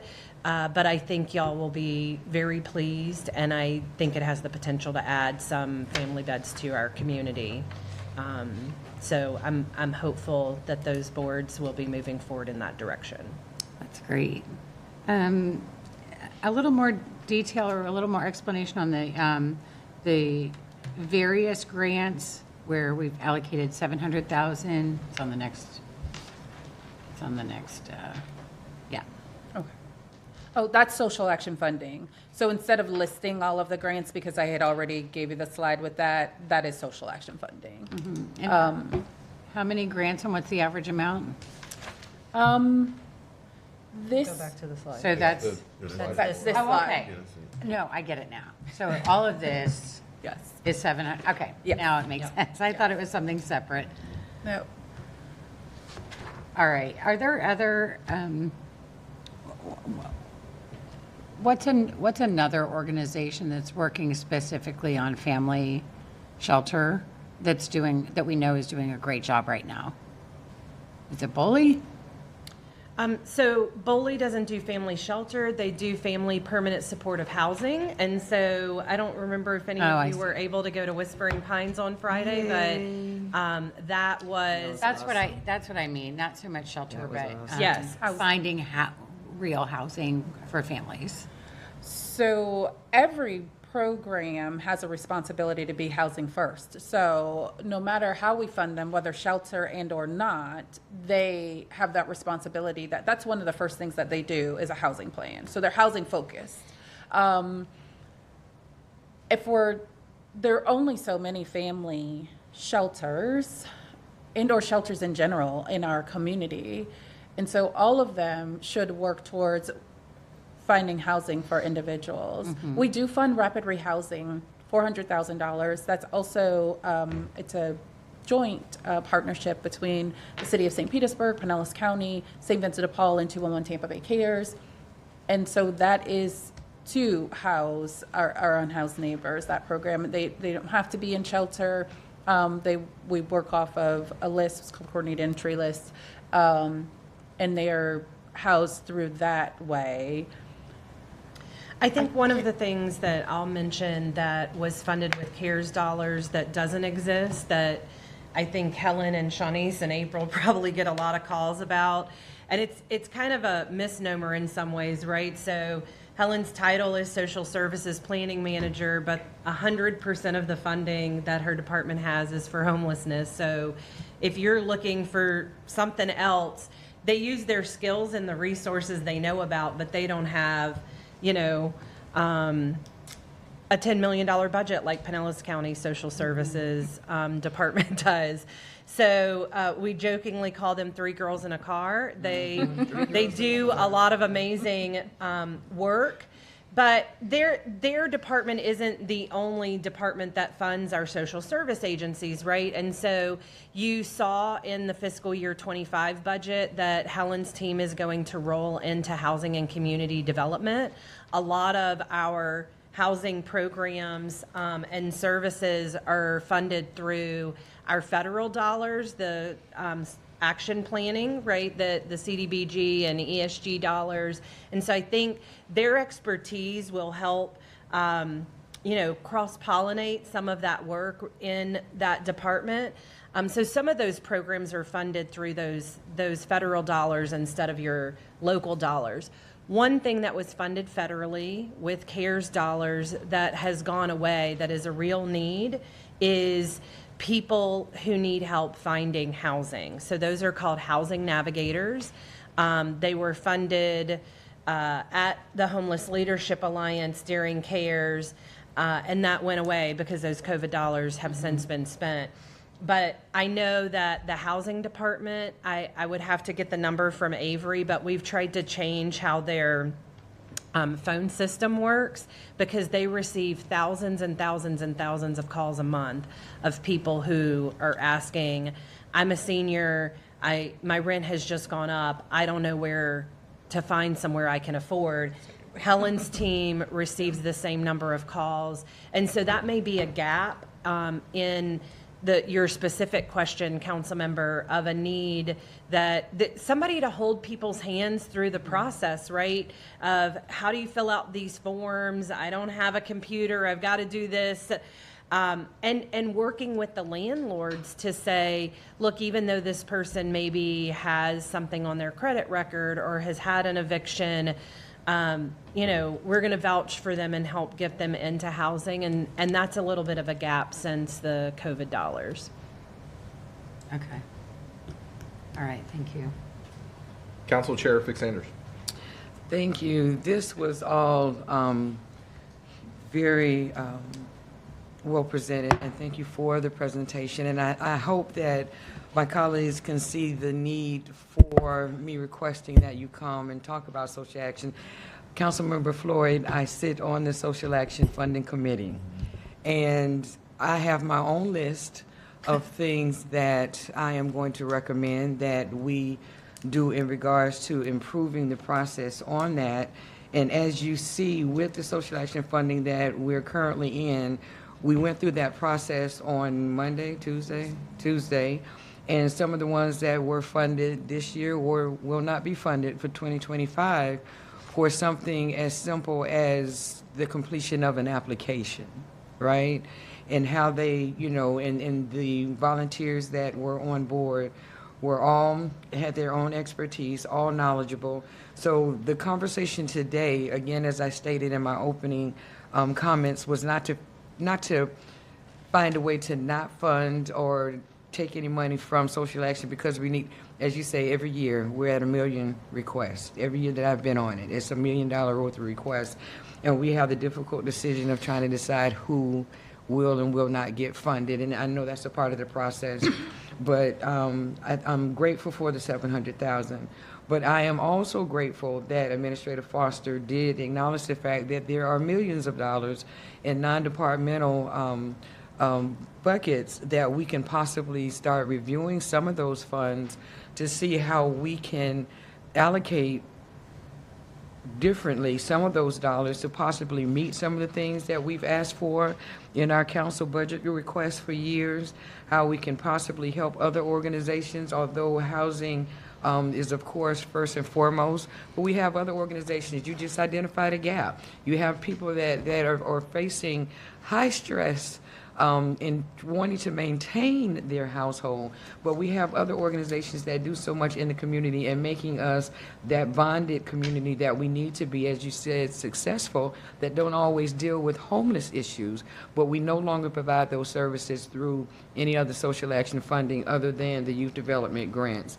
So I wanted us to have this conversation. I am going to formally ask for another opportunity to bring back to this community where we can look at all the grants that council members have asked for, so we can look at all those dollars, see where that $9 million is, to see if we can identify some pockets where we can actually fund some of the requests that we would like to see funded. Other than that, so I will, submit that new business item for that further discussion to come back to this council.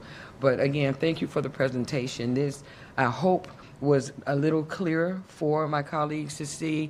I sit on COC, Continuum of Care, and so I hear a lot of the, and I want to use the word traumatic because for me it is. I go home every day. I have somewhere to live. But when we hear in that environment the things that a lot of our residents are actually dealing with, it is disheartening. And I know, Councilmember Floyd, you say sometimes it's emotional. Well, I think that's where a lot of times we lose things, when we just look at dollars and cents and we don't understand the impact of what a simple stroke of a pen can do to a community. So we have to be well-rounded and holistic in making some of these decisions. So, with that being said, I do want us to continue to look at where we can find additional funding for homelessness. Definitely, I agree with Councilmember Montanari on childhood homelessness. And I'm glad that Councilmember Cornell did ask for that particular program, and it is still going to be around, maybe with some tweaks, but I keep that one on my radar because childhood homelessness is something that we definitely cannot lose sight of. But then I also want to continue to look at other social services agencies that lost funding when everything transitioned, because a lot of the things they cannot do with CDBG dollars, DSD, they're just, that fountain of finances was completely cut off to the community. And so I do want us to investigate how we can help some of the other organizations that some of us have taken on our budget priorities to help them find that funding because of those gaps. So thank you, Chair, for that. And those were my remarks, and I appreciate it. Thank you. Councilmember Driscoll. Thank you. I think all of us were really excited about the new program, the new partnership with Ready for Life.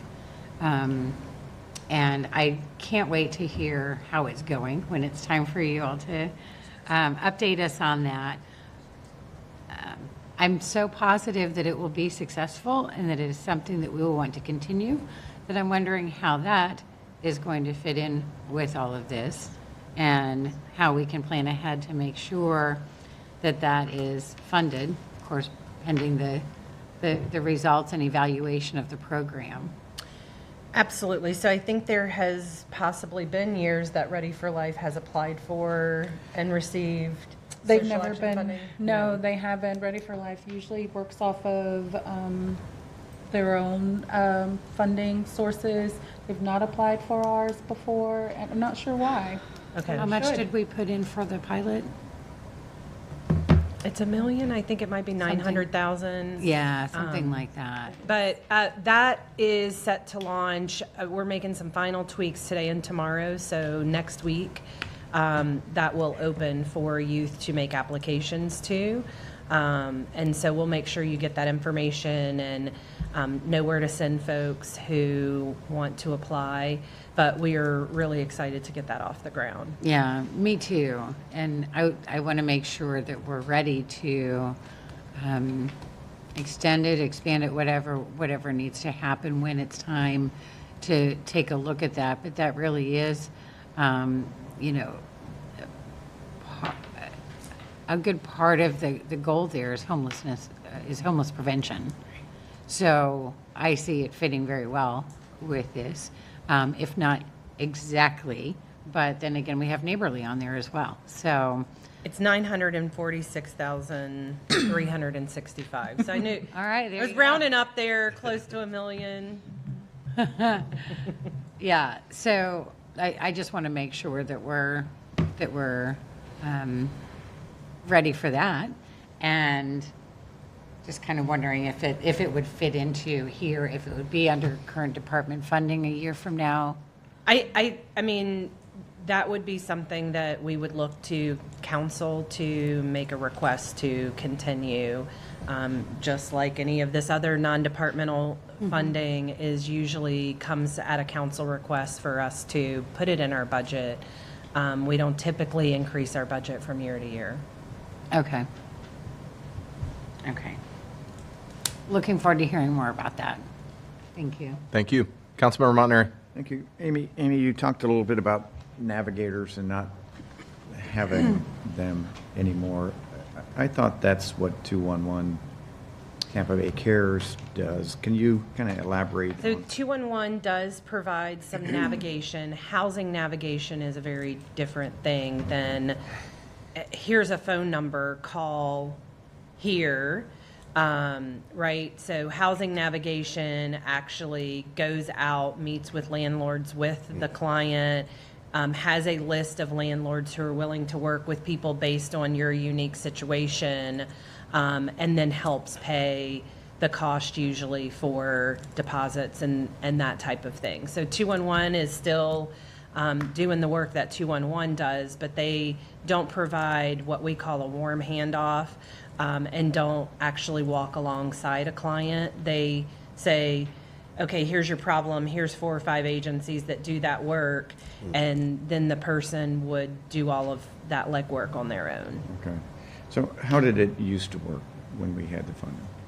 The Housing Navigators, that was funded at the Homeless Leadership Alliance. There are people that instead of social workers have a real estate background with a social work bend, I'd call it. So their expertise is selling landlords to work with the program that are maybe willing to overlook past evictions, past credit issues, things of that nature. And then they work with the client to fill out the appropriate paperwork. They source the affordable apartments for the client and help them make decisions about, you know, is this something that's sustainable, that they can continue in, that kind of thing. Okay. And how many navigators were there, do you recall? Would like to just state Sure. publicly. I think every council member received a phone call from Pinellas Community Foundation and had an opportunity to receive an update about that. My understanding is you didn't take that phone call, council member, but Everybody else has received that update, but I'm happy to give one. The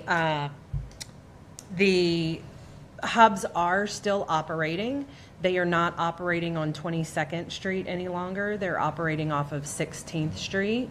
That is because the rental agreement was with the agency that is no longer a part of the hubs, and the landlord would not negotiate with us for us to take over that rental agreement. And so the agencies that are providing leadership to the hubs right now is Gulf Coast Jewish Family Services and PERC, who were both a part of the first iteration. We learned a lot in the first iteration of the project, and now we've kind of moved out of the pilot phase into an implementation phase. In the pilot phase, we were working with one provider agency to provide the counseling services around that. Now we are working with a provider network. And so there are a number of different organizations that are providing trauma-informed counseling. And, you know, at first I really struggled with that shift in our model, and ultimately I think it's going to work out better for the clients. Counseling is a very specific thing, right? So some people want to talk to a pastor or somebody who has a religious-centered approach. Some people have LGBT needs that need to be approached with somebody affirming in that type of care. Some people have very significant trauma who need a therapy modality called EMDR, right? And so having a network that can meet everyone's individual needs, that people can say, you know, I'm having a problem with anxiety. I want somebody who's African American. I prefer women. And then we can match them to a provider willing to take our reimbursement rate. So that is the direction. There are about 8 agencies who attended a information session last week to sign on to provide those clinical services. There was another one on Tuesday. I'll know tomorrow. We get a weekly update how many signed up from the Tuesday session. But we'll be really excited to provide an update. I was going to get with you to schedule a one-on-one as well. And PCF is happy to take a phone call and provide more information as well. Mm-hmm. Okay. I don't recall receiving that phone call, but I can check on that. Okay. We are actually voting before this committee meeting on the new contract, right? On the new contract for? Or for the other agencies that would be involved in this? No, you provided 100% of the ARPA funds to Pinellas Community Foundation for 3 years, and they contract with the agencies, so you don't have any action before you. You may have action on an agency that has another project that isn't related to the hubs, but I'm not familiar with that. And is it Pinellas Community Foundation that is actually spending the money and is keeping track of what's being spent? They do, and then they ask us for reimbursement for that money, and so we are a second set of eyes that follow through on that as well. Okay. I think it would be good for City Council to have copies of that so that we can see how the money is being spent, like line by line. Okay. And, you know, since it was a lot that was put into that, then, you know, shortly after it gets started, there's this change, and it's a lot of money for a long time. And if there's not something that we're voting on along the way, we need to be able to see what's happening with that, and just give City Council an opportunity to just maintain that accountability. That's all I have. Thank you. Chair Fix-Sanders. Thank you. Quick question, Chair. I want to do a new business item to get that comprehensive information that you requested in regards to the funding sources. You don't need a new business item for that. I don't have need that and can but just I need send it out. I need a referral back to this committee, or can we just leave it on the referral list? How do you? Because I see we only have one other date for this year's schedule. You're talking about leaving this discussion item on the referral list? With the requested updates that we've had in regards to the funding. Isn't that an email? Well, no, he just said he didn't have to send an email. No, I just meant it didn't need to be tomorrow.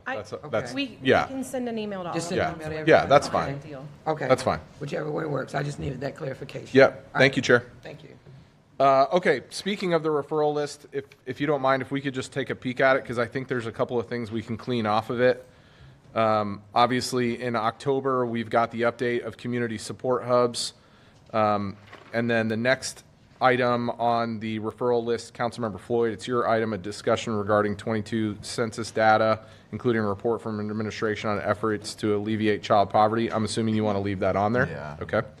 The next two are really the ones that I highlighted, a review and evaluation of the remaining Science Center property for affordable housing. I think. You can remove that. Okay, thank you, Chair. And then, Councilmember Mohammed, your item is the next one, a discussion renaming the baseball field, which I think has been since figured out. Yes. Okay, so we can remove that as well. So we can remove item 4 and 5 from the referral list, and obviously, because it was just brought, we're going to keep both the Boldy Summer Youth Program and have an update on that as well. Everybody good with that? Yes, sir.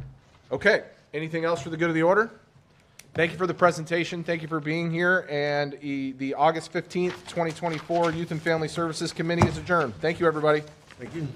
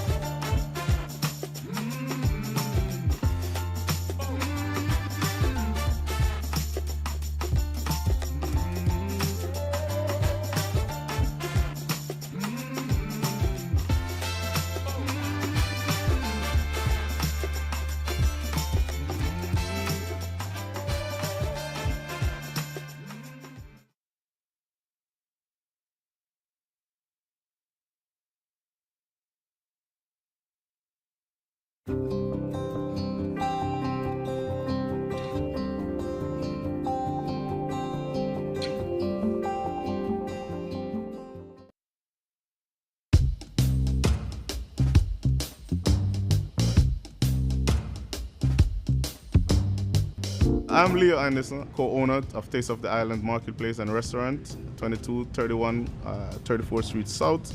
I'm a family man and also a minister. I've been here in St. Pete now 5 years, and I've been loving it. Life here is great. It's a great place to live, great place to rear my family. This year makes 30 years that my family is actually been running the restaurant business in St. Pete.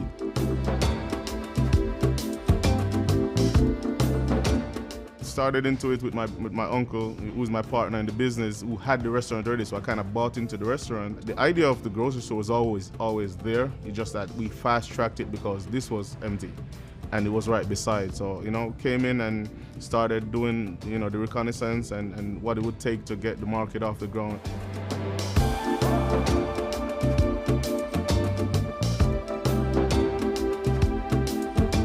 We have a very friendly atmosphere. We have a very, very welcoming family atmosphere. That's number one. We pride ourselves in treating people good, whether you're paying us or not. We want you to feel at home. From spices to ground provisions to just snacks. We bring in chips from Jamaica. We bring in a lot of drinks from Jamaica. We bring in spices from Grenada. We bring in fresh soursop, which is a highly sought after item from Grenada and from Dominica. We really try to take the stuff that we're used to on the island and bringing it into St. Pete and let people who have tasted it or would like to try it, they can come on over and indulge.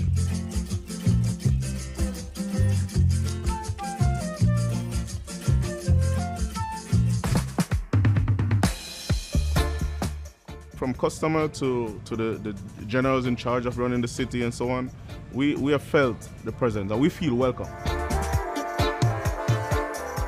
As I say, it's a love affair. We are here to stay, really, in St. Pete. 30 years already and we're just getting started because as you can see, what the family is trying to do is pass it from one generation to the next. And hopefully, God tarry, I'll be able to pass it to the next generation.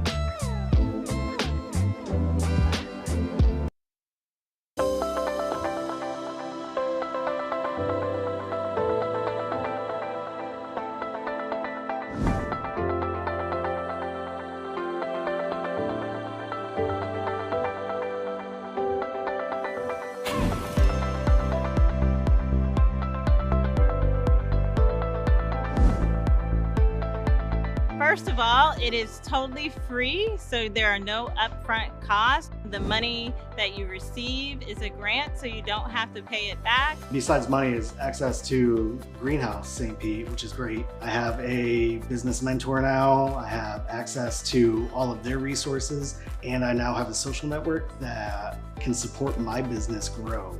Partnering with the city actually is a big help. They provide the educational piece, mentorship. It will grow their business. It will add stability to the business. They will learn things about advertising, about networking. Living in the state of Florida, I previously had single panel windows. So I purchased hurricane impact windows, which is around the perimeter of my business. For the co-op, we use the grant to help us with our marketing and solidify our brand and just get us out there so that more people could be aware of the co-op. I invested in tech. I wanted to make sure I had another machine available for another designer to come on board, but a lot of my investing went into software. We did some outside advertising and upgrading. We also did some inside upgrading. You can fix a need that's at your business now. Something that maybe you were saving for, you can do now with the help of the grant money. One, it's free.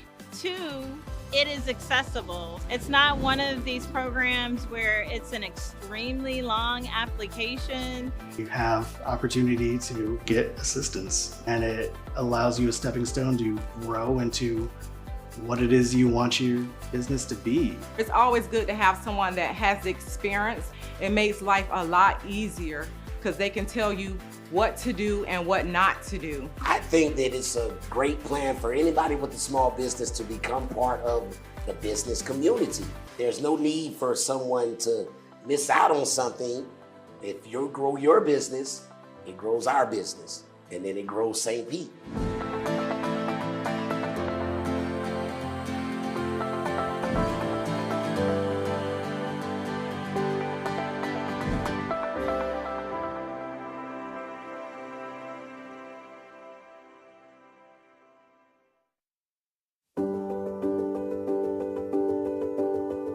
Today is another great partnership to bring affordable housing to our community. This will be the Ed White development under the St. Pete Housing Authority. We'll also have a medical component with Everell Health, and the county as well as the city are partners in this development, and it will provide housing for 71 seniors in our community. It's going to be for our elders, those that has been a foundation for our city and who need us to now lend that hand and to take care of them, which is what I am just so grateful that our commitment to our senior communities have been for the focus of this project. The community at large will benefit from this project.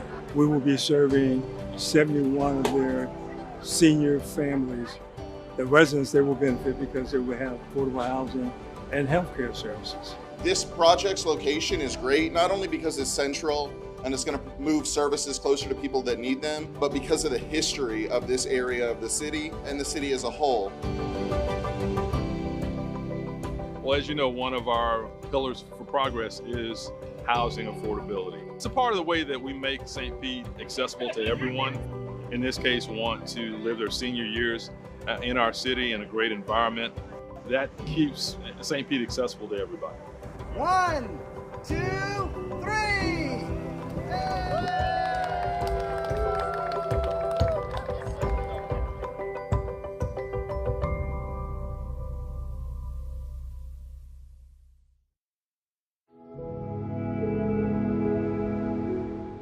think a trailblazer is a person who looks at the needs of now without high regard for the status quo or the way we've always done things, but focuses their work on how you make our community better today and for generations to come.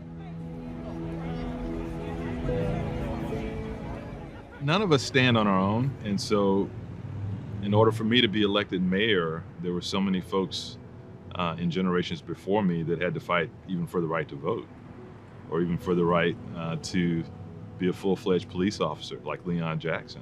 I just looked at myself as the next in a line of folks who are working to move our community forward.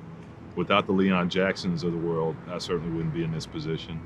And without guys like Bob Stewart, former city council member and county commissioner, who's one of my mentors, who served with both me and my father, you know, without those folks also pushing, we wouldn't be where we are today. You know, I attended the last segregated class at Melrose as a kindergarten student, that I'm able to go back to that and talk to those students as the 54th mayor of our city. That's a lot for one lifetime. As I go around the classroom, I do this for Great American Teach-In, and ask the kids, what do you want to be when you grow up? And the last time I went, there were 3 kids that said, you know, I want to be mayor, and one young lady who said she wanted to be president. That's what it's all about. It's just making sure kids understand you really can achieve. Progress doesn't happen without someone who challenges the status quo, the powers that be, and speaks up for folks who are largely silenced. There is such a thing as a silent majority, folks who are too busy putting food on the table, taking care of their kids or their parents, to be involved in the political arena. And so the folks that do that represent a lot of folks who can't be engaged. Find someone, reach out to someone that you admire who's made it, and reach out to them. Email, Facebook. I guarantee a lot of folks will actually respond to that. I certainly will if someone's interested in elective office. Reach out, make that first step. Never be bound by the status quo or someone else's opinion of what you can or cannot do.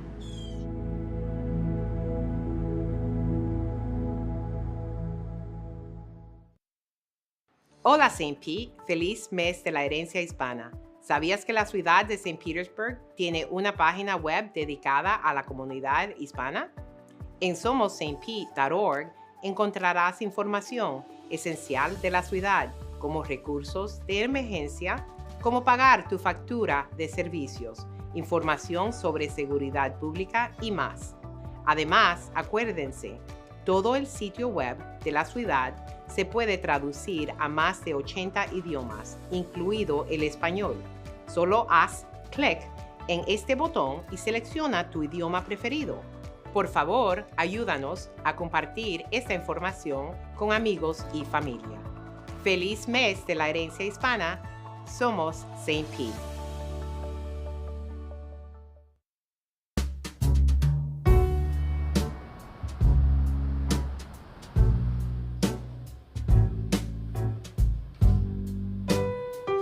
Food has always been a passion of mine. My passion from food comes from my grandfather. It was really just born out of the fact that I believe that he wanted to show us the world, and he did that through everyone's different cuisines. So like we would have really elaborate holiday parties, and we would have like Thanksgivings would be all designated toward like a different country, and he wanted to introduce us to that country, and it was through their food. So one of the things, we had a Japanese spread. I was not vegan at that point, but just the art of the cuisine, I was able to like eat with my eyes, and it just made me fall in love with sushi. When I went vegan, I realized I couldn't have sushi anymore. So it kind of started with a cookbook, and I did a pop-up, and then we were sold out, and then I kind of just went from there. I just did pop-ups, markets, and festivals, and I started delivering sushi to people's houses, and it kind of just caught on.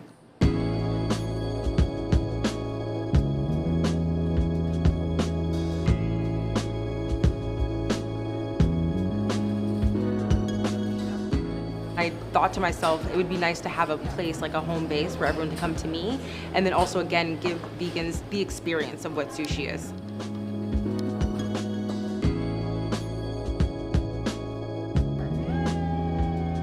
Being in St. Pete, feel like everything is happening on Central. I feel like Central is where a lot of businesses want to be. On a normal day, we would go through 4 pots of rice, and that was like a great day. And now coming to the new space, like we're going through like 8, 9, 10 pots of rice in one night, which is like, for us, is crazy.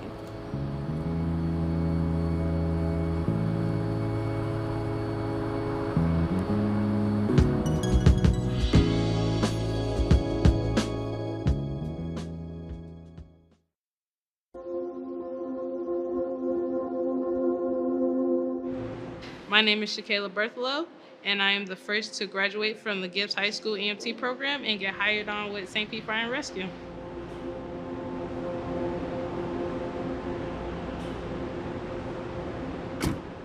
A trailblazer is someone who is a discoverer, a creator, who takes risks. They aren't afraid to put themselves out there, and they're constantly trying to better themselves, not only for personal growth, though, for those around them. They're leading and they're bringing people with them.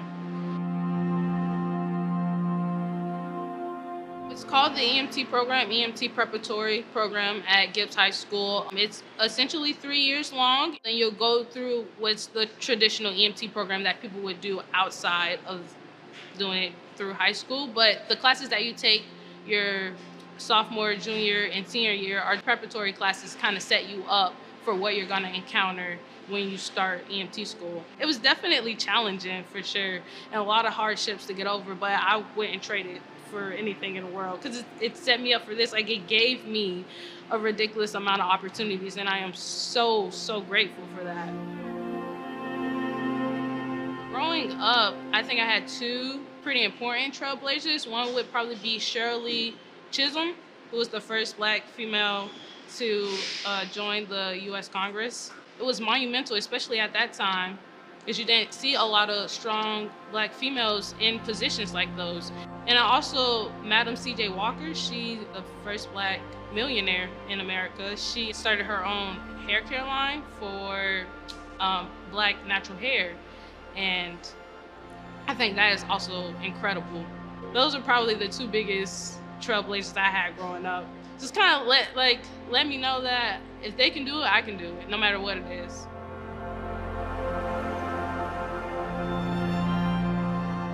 I am a representation of you can do it. You set your mind to it and you can do it. Absolutely, do not hesitate, do it, because you can. So I say for people who are kind of struggling with that, or like struggling with the confidence of not being able to do something, I say just do it. Just do it, because you're only hurting yourself by not doing it. So just put yourself out there. You never know what's gonna happen.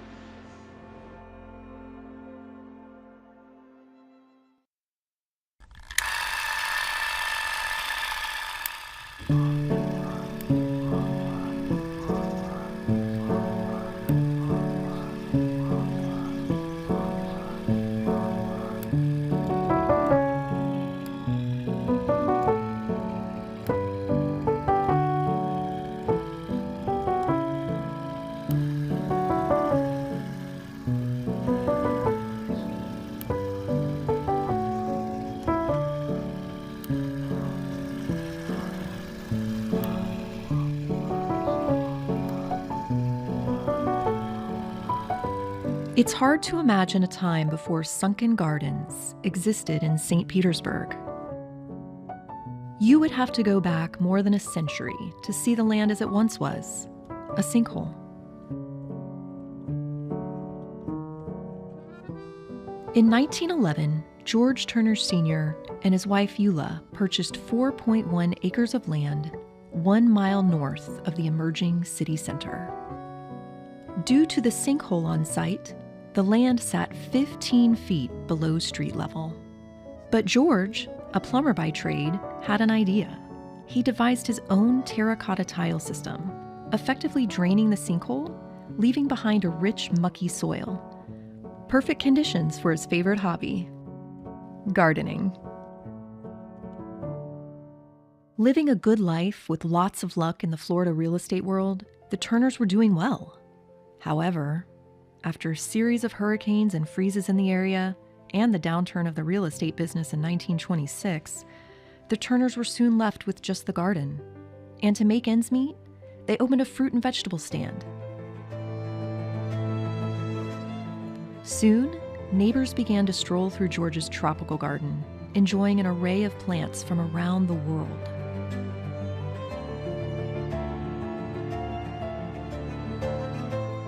In 1934, Mr. Turner began charging 15 cents to enter his subtropical paradise of royal palms, banana trees, coffee plants, and more.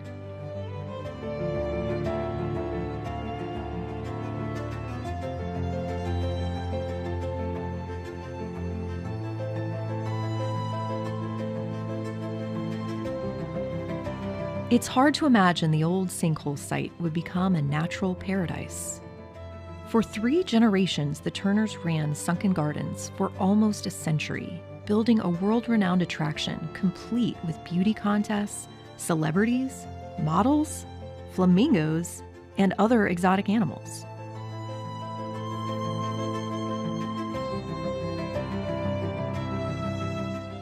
A lot can happen in 100 years. Freezes, economic downturns, and a breed of new amusement parks opening close by. So, in 1989, the Turner grandsons put Sunken Gardens up for sale. And 10 years later, the residents of St. Petersburg voted for a one-time tax increase so the city itself could purchase the gardens.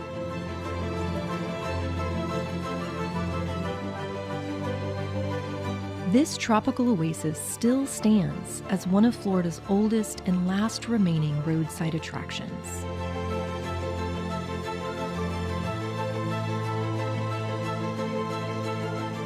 Thanks to generations of the Turner family's dedication, a community grassroots effort, and a bit of luck.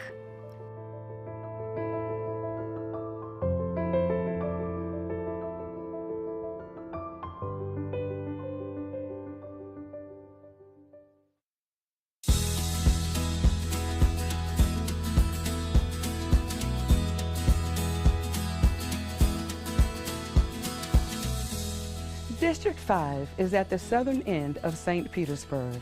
It's bordered by Tampa Bay to the south, Bogosiega Bay to the west, 4th Street South to the east, and as far north as 18th Avenue South.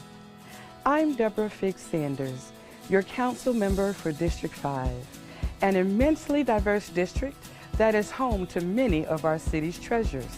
To get in touch with nature, you can visit Maximo Park, or Boyd Hill Nature Preserve to enjoy waterfront access, nature trails, all with family-friendly activities. Then there's Lake Vista's popular walking trail, playgrounds, and a dog park that encourages you to participate in a city initiative known as Healthy St. Pete. Also, education and academic excellence is important for our city. And in District 5, you will find 3 of Pinellas County Schools' finest in Bay Point Elementary, Bay Point Middle, and Lakewood High School.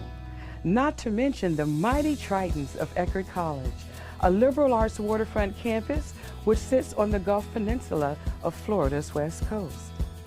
District 5 is a diverse makeup of cultures, communities, and socioeconomics that can be seen throughout our neighborhoods. Lake McGorry Shores offers a sense of community, or the pink streets in the Pinellas Point neighborhood that are a unique feature not seen anywhere else in the city. Our growing economy, friendly residents, and beautiful coastline showcases our best about living in St. Petersburg. Hey St. Pete, and welcome to the definitive guide for how to be the best resident you can be. A little tip from our good neighbor guide. Let's talk about something stinky. Sewers. Not just sewers as a whole, but specifically what we put down our drains. The city works hard to keep things smooth. Here's how you can help. Remember, every drain in every building citywide all goes through our sewer system. So, when it comes to the bathroom, the only thing that goes down our drain is, well, number 1 and number 2, toilet paper is A-OK too, but not flushable wipes. They might flush down your drain, but they do not break down in the sewer system. And depending on where the clog exists, the expenses might be on you to fix.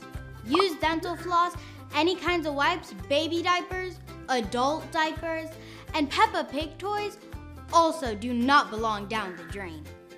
Also, don't forget, the sink in the kitchen can be the worst offender for a city sewer system.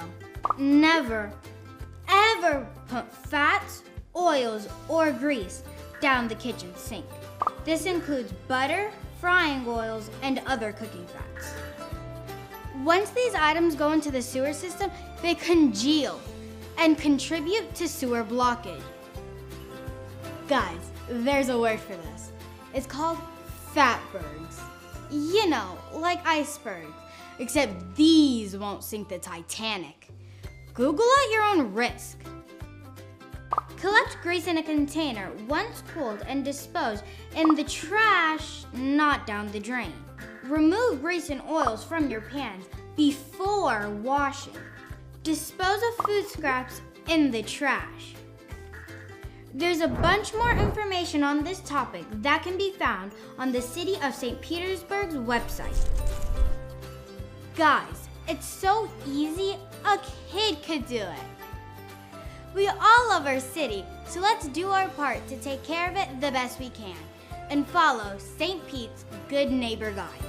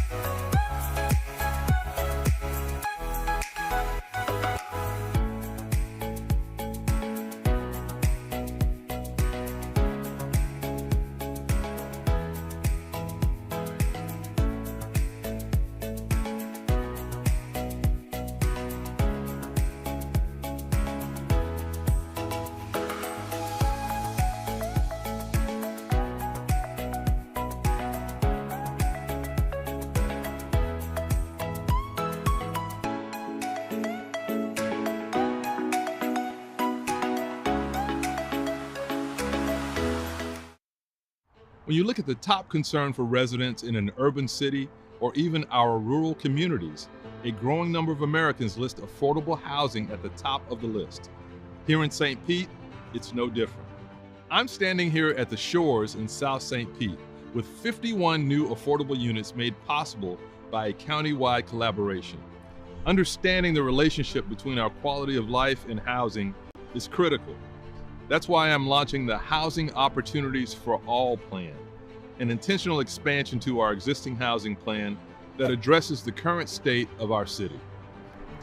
The plan aims to produce new affordable housing units, preserve existing affordable housing, and protect tenants. Housing Opportunities for All is more than a priority in our administration. It's a foundational part of our mission, a pillar for progress. Designated more than 40 million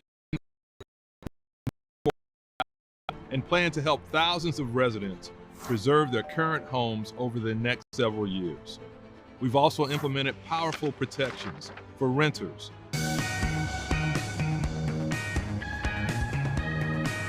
It's a wonderful neighborhood to grow up in. I wish I was a kid growing up in this neighborhood.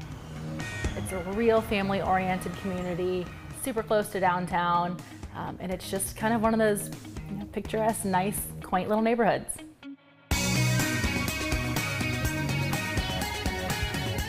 I think what was really cool about the neighborhood is it's different compared to a lot of the other neighborhoods where part of it is on the circle. So as soon as we drove in on the neighborhood looking for a house, I just knew that this neighborhood had kind of some extra character to it. Woodlawn has got a circular style to it, design to it, and you can see from some of these old pictures that there really is a circle or an oval to Woodlawn neighborhood. My favorite part of the day is driving home. You turn onto our street from MLK and there's beautiful oak trees, blooming crepe myrtles, and then there's a park. We have a park just at the end of our street. So here in Woodlawn, we have 3 public parks within our community. We use those parks a lot for our garage sale in the fall. There's cookouts that go on in those neighborhood parks, and they become very handy. And that's where we have all of the holiday events, all of our neighborhood events, potlucks, things like that. But then on the weekends, you could just kind of go out there and hang out. So I worked out in the park, take my dog to the park. There's a basketball hoop for the neighborhood kids to hang out. Got it! As the fall and into the winter and into the holiday season, every one of those little pocket parks gets used for certain events. Christmas caroling going on during Christmas. There's an Easter egg hunt through the neighborhood. Halloween is huge in this neighborhood. And then Halloween, you forget about it. It is crazy around here. Woodlawn likes to party. So, like everything, trees come and go, and a lot of the trees in this neighborhood are laurel oaks, and they've got a time period of about 70 years in their lifespan. And we realized early on that the trees in this neighborhood were going to go away. What we did several years ago as part of a grant is got additional oak trees planted in several of those quadrant parks, just to give a little shade so it's not as hot during the summer. And I would guarantee that 50 years from now, 100 years from now, the folks that are living here in these houses will be looking at those trees, wondering who planted them, and gosh darn it, they got to be getting old. Maybe we need to think about putting some new ones in. There's so many generations of families here, old houses, new houses, young families, families that have been here for 20 years. But amidst all that, it's just a really cool community feel. When we saw this house, as scary as it was, we knew it was the house just based on coming into the neighborhood and feeling so welcomed. And the other interesting thing is about the folks that live in Woodlawn, the majority of them are very passionate about living here. It's just a very outgoing and nice community.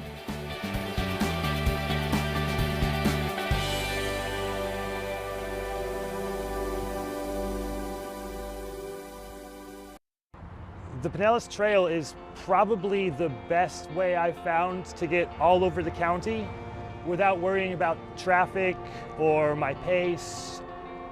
It's just a way to get around and have fun.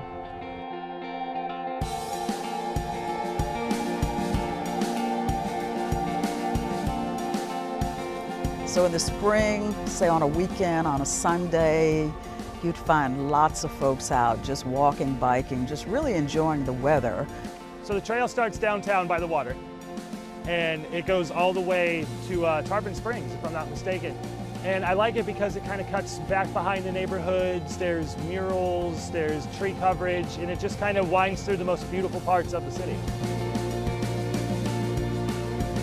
It's an awesome engineering feat, and it dissects the middle of an urban city, and at the same time, you feel like you're off to yourself. You're a little bit secluded, ample places for you to run, ride, and even collect your thoughts. It's pretty quiet and peaceful. Quiet in the sense that there's typically during the day a lot of users on the trail, so you're never by yourself, but everybody's kind of in their own world, so it's not a lot of noise. We were looking for a place that would be a hub for a healthy and active community, and one of the big things we wanted here was to have a place where people could run and walk right near our location. Pinellas Trail, which is right behind our facility, turned out to be the perfect location. We do lots of events here at the store. We do probably about 100 free community group runs from here where we're using the trail. Have a great walk, have a great run, guys. The running community in St. Pete is so supportive and so encouraging of all of the runners, no matter your pace. Everybody's just encouraging you along the way. And so when I went to my first group run, I invited my mom to come and do an evening walk with me, and that became part of our weekly routine, particularly in the spring. We do 2 runs a week, Monday and Thursdays, where we're running on the trail. So that's 100 times every year right there that we're out running on the trail with a group of people. I retired from Pinellas County in urban planning, and so I was involved in the initial planning for the Pinellas Trail. We saw it as a means of providing a facility that could be used not just for recreation, but health-related benefits as we deal with obesity and other issues. So our planning was from the perspective of an alternative to on-road facilities. So a lot of times here in the store, we encourage people, just go out there and see what happens. Don't have any set expectation for how far you're gonna go, how fast you're gonna go. Just get on the trail and have fun. The scenery is probably why I started using the trail as much as I did. The murals, number one, are my absolute favorite thing, and they're constantly changing. Not far from here, it's called Stonehenge Park. They have some beautiful murals painted on the bridges. Stonehenge Park is like one of those really cool wonders of art, and it's just right here. Nobody knows about it. So you'll have a cool blend between really fun art, awesome plants life. There's all sorts of berries and things growing I didn't know about back there. You learn a little bit more every time you go. Good morning. I love to specialize. When I was working still, we did surveys along the trail, and on any given weekday, we found about 1/3 of the users were using it as a commute alternative. If you've never tried the Pinellas Trail, I urge you to do so. You can walk it, you can run it, you can rent a bike at just about every few miles. You'll find a bike shop that's got bikes for rent. And we've had people come in and verbalize like their thanks, but also like you just see them out there and they just look radiant. They look awesome and healthy, happy, and you can tell that they're glad they're doing what they're doing. We're just appreciative that we had a part in their success. Trail's given me the opportunity to really get out there and feel safe. There's bike lanes in some places, but to have a fully dedicated place, that helps a lot. It's more than just a long stretch of pavement, it's a community. The trail is a wonder that brings everybody together.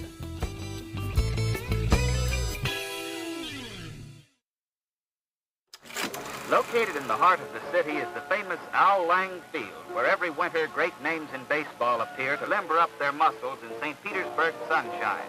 This modern stadium was recently dedicated to Al Lang, St. Petersburg's ambassador to the baseball world. For generations, St. Petersburg has been more than a home to the game of baseball. It's been a sanctuary, a symbol of our collective spirit. The crack of the wooden bat is just as much a symbol of St. Pete as sunshine and brown pelicans. Whether you're a big league baseball player or just a fan who likes to watch the big boys in action, you'll find that a cordial welcome awaits you when you come to St. Petersburg. Spring training, Al Lang Stadium, Hall of Fame players, Negro League pioneers, and hometown heroes. All part of what makes St. Pete whole. Elements that eventually lead to our own hometown team. That Major League Baseball has voted 28-0 to award expansion franchises to Tampa, St. Petersburg, and Phoenix, Arizona. And now we stand at a fork in the road, the dawn of a new era of baseball in St. Petersburg, and a lot riding on its success. They're more than baseball, they are community. Without the Rays in the community, where would we be? Tampa Bay Rays should stay in St. Pete. They're a huge part of the Canadian culture. Go Rays! It's a family gathering. It's a ministry where you gather together and love on people. Girls like us love the Rays. It's part of our community. It's something that can do. It's fun. The Rays are St. Pete. This project extends beyond a new world-class baseball stadium, beyond the housing opportunities for all, beyond significant cultural benefits, and beyond a district destination for residents and visitors. Baseball is who we are. Let's embark on this journey collectively, ensuring that as our skyline evolves, the spirit of St. Petersburg remains eternally vibrant.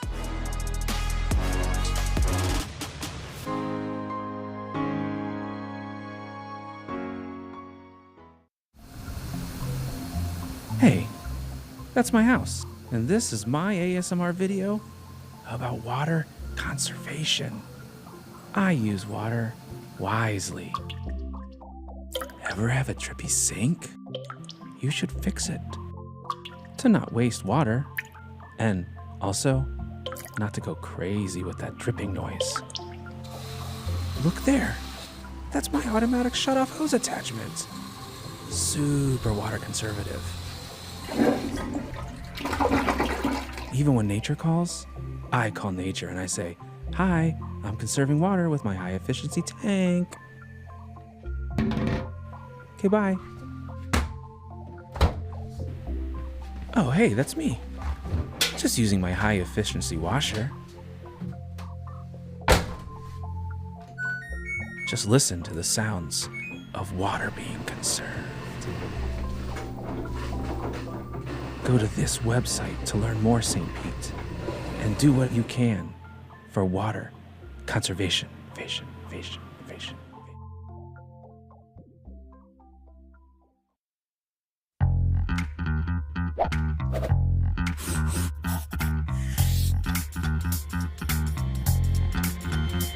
Hey guys, Ken Wells here again on our Sunrunner tour. Today I'm with Catherine Woods, who was the artist that did so much of the work that you'll see at the stops. Thank you for joining us, Catherine. Oh, my pleasure. Tell us a little bit about what the art means. Absolutely. Since St. Pete is such a mural city, if you took all the glasses out of all the shelters and put them together, it kind of looks like a mural, a continuous mural.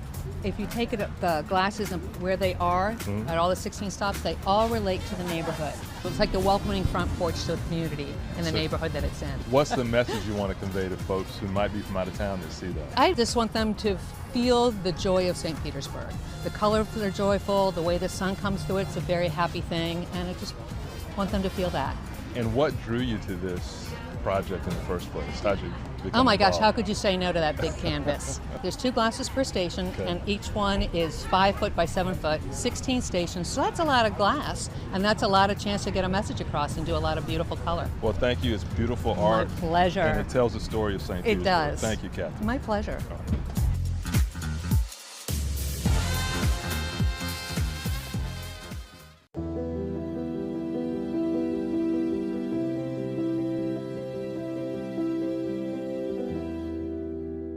Everybody wants to know what the future holds for 620. And I'd have to say, first and foremost, my job and my duty is to make sure that we continue to reflect the entire community.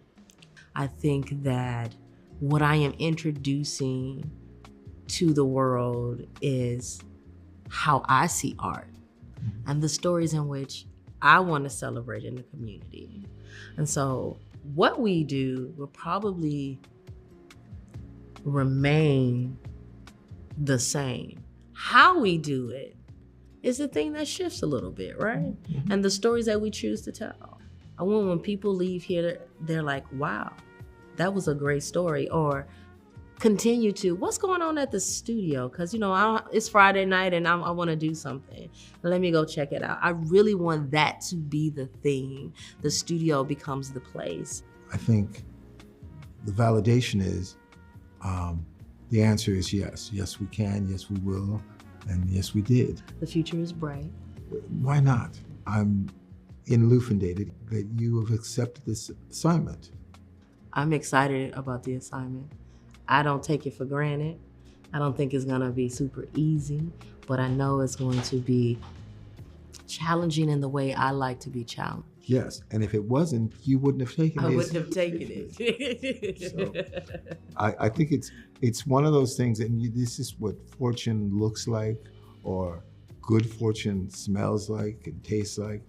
You're coming in, and you meet right at that point where it's like, this makes complete sense.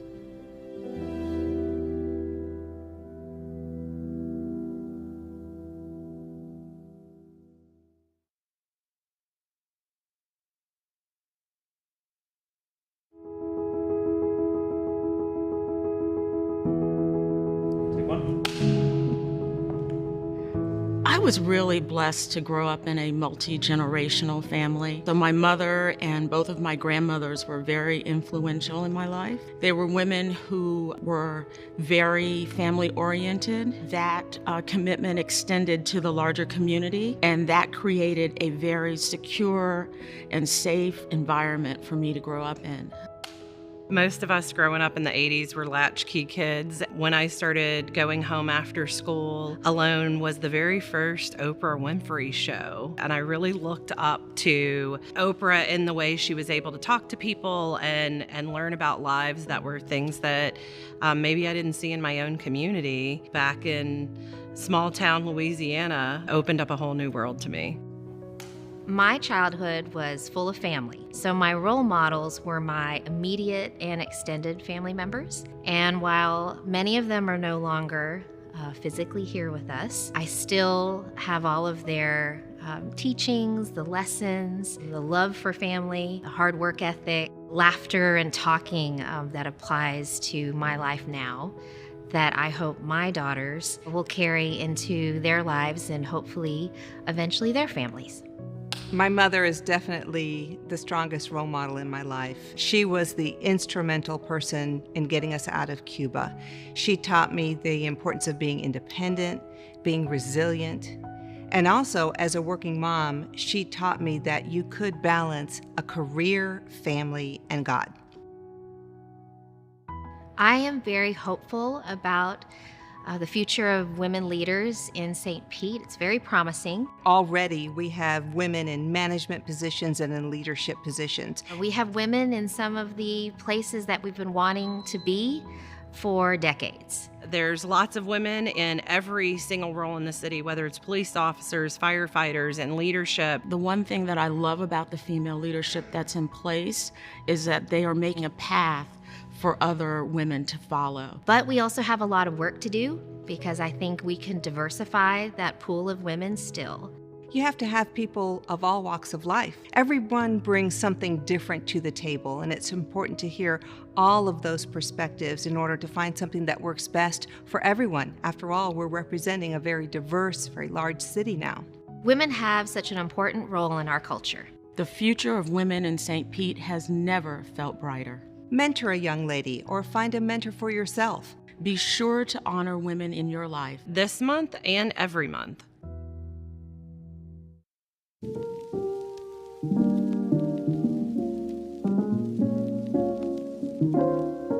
I came to printmaking actually as a writer. I was getting my creative writing degree from Florida State. I took a class that was called Book Structures because I was really interested in the idea of self-publishing and just discovered a whole world of this kind of like tactile, experimental, hands-on medium that I wasn't really aware existed before.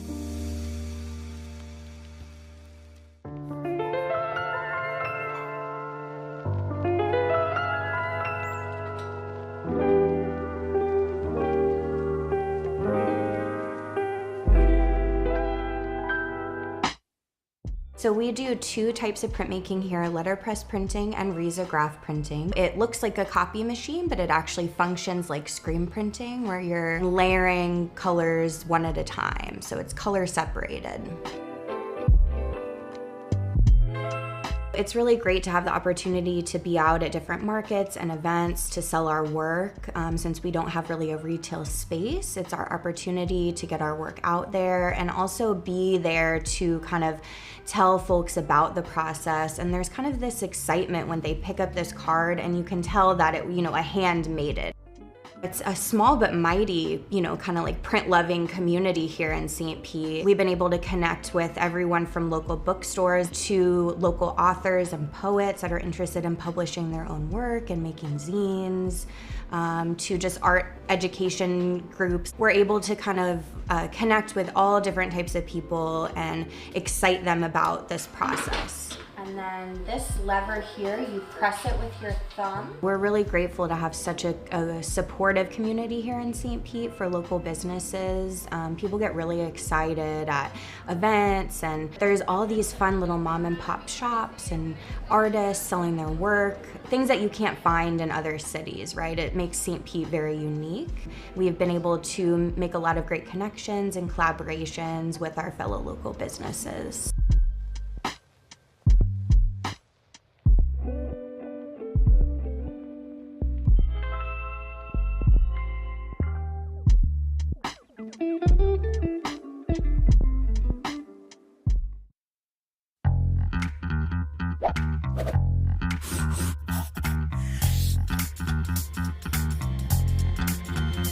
Hey guys, Ken Welch, Mayor of St. Petersburg. Now I'm with Dex Fabian, the publisher of I Love the Burgh.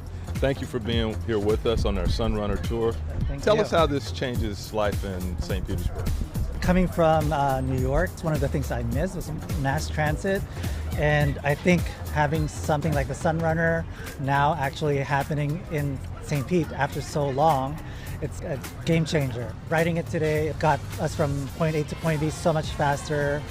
Don't have to worry about parking. It just makes life so much easier for locals and even tourists. And I think it helps us to change the culture. We really don't have a transit culture here. Yeah, so I think this is a good starting point for more developments in our mass transit system. Thank you for being with us, Dex. We'll talk to you next time on our Sunrunner tour.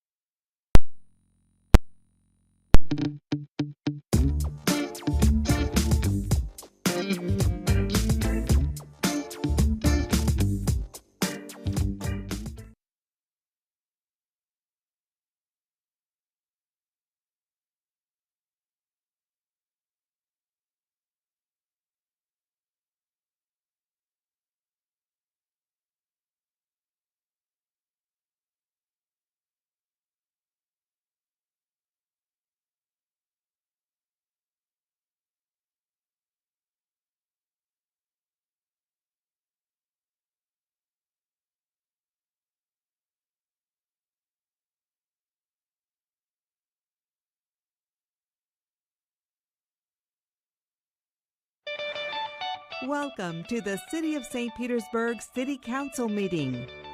Your elected officials are Mayor Ken Welch, District 1 and Council Vice Chair Copley Gertis, District 2, Brandy Gabbard, District 3, Ed Montanari, District 4, Lisette Hanowitz, District 5 and Council Chair Deborah Fig Sanders, District 6, Gina Driscoll, District 7, John Muhammad.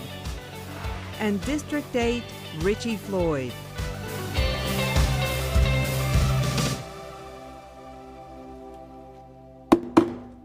Good morning, everyone.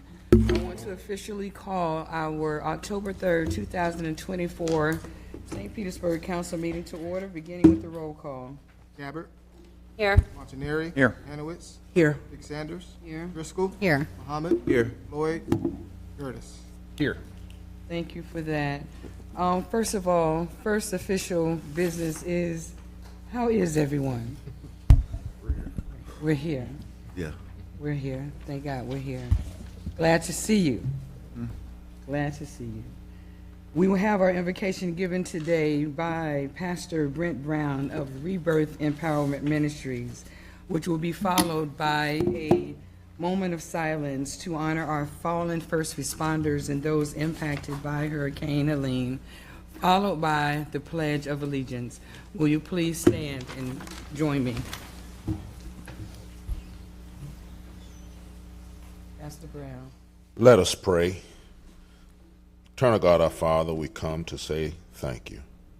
We say thank you because we know it was you and not ourselves who have brought us this far. We come praying for those affected this morning by the storm, and we pray that you will continue blessing those families, God, and provide them with the necessities to recover from this devastating storm. We pray for the fallen of this nation and around the globe, our service members and our police officers and firefighters. We pray, God, that you will continue to bless us and forgive us of our shortcomings, and please continue to bless us. Now, Master, we pray that everything today will be done decent and in order, and that these proceedings, God, will go without any foul language or animosity. God, just bless those families that are represented here on this day. Bless everything that is done in your name. We give you praise. We give you glory. In Jesus the Christ's name, let every heart say amen. Amen. Thank you, Pastor. Please join me for a moment of silence as we honor our fallen first responders. Firefighter William K. Walker, last alarm, October 10th, 1948. Police Officer James W. Thornton, end of watch, October 16th, 1937. Police Officer William G. Newberry, end of watch, October 17th, 1937. Police Officer Eugene W. Minor, end of watch, October 25th, 1929. And those in all who've been impacted by Hurricane Helene.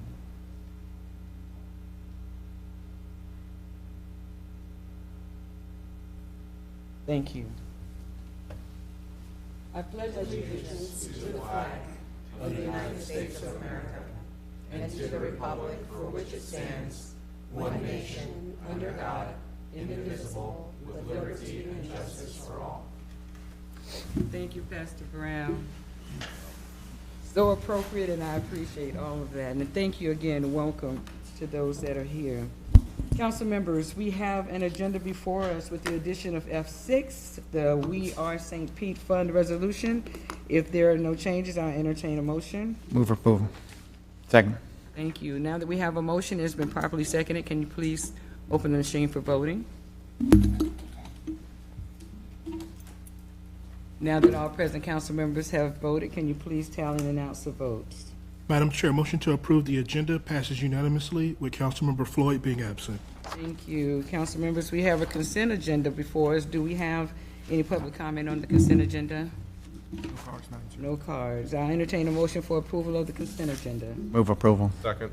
Now that we have a motion been properly seconded, can you please open the machine for voting? Council members, please cast your votes.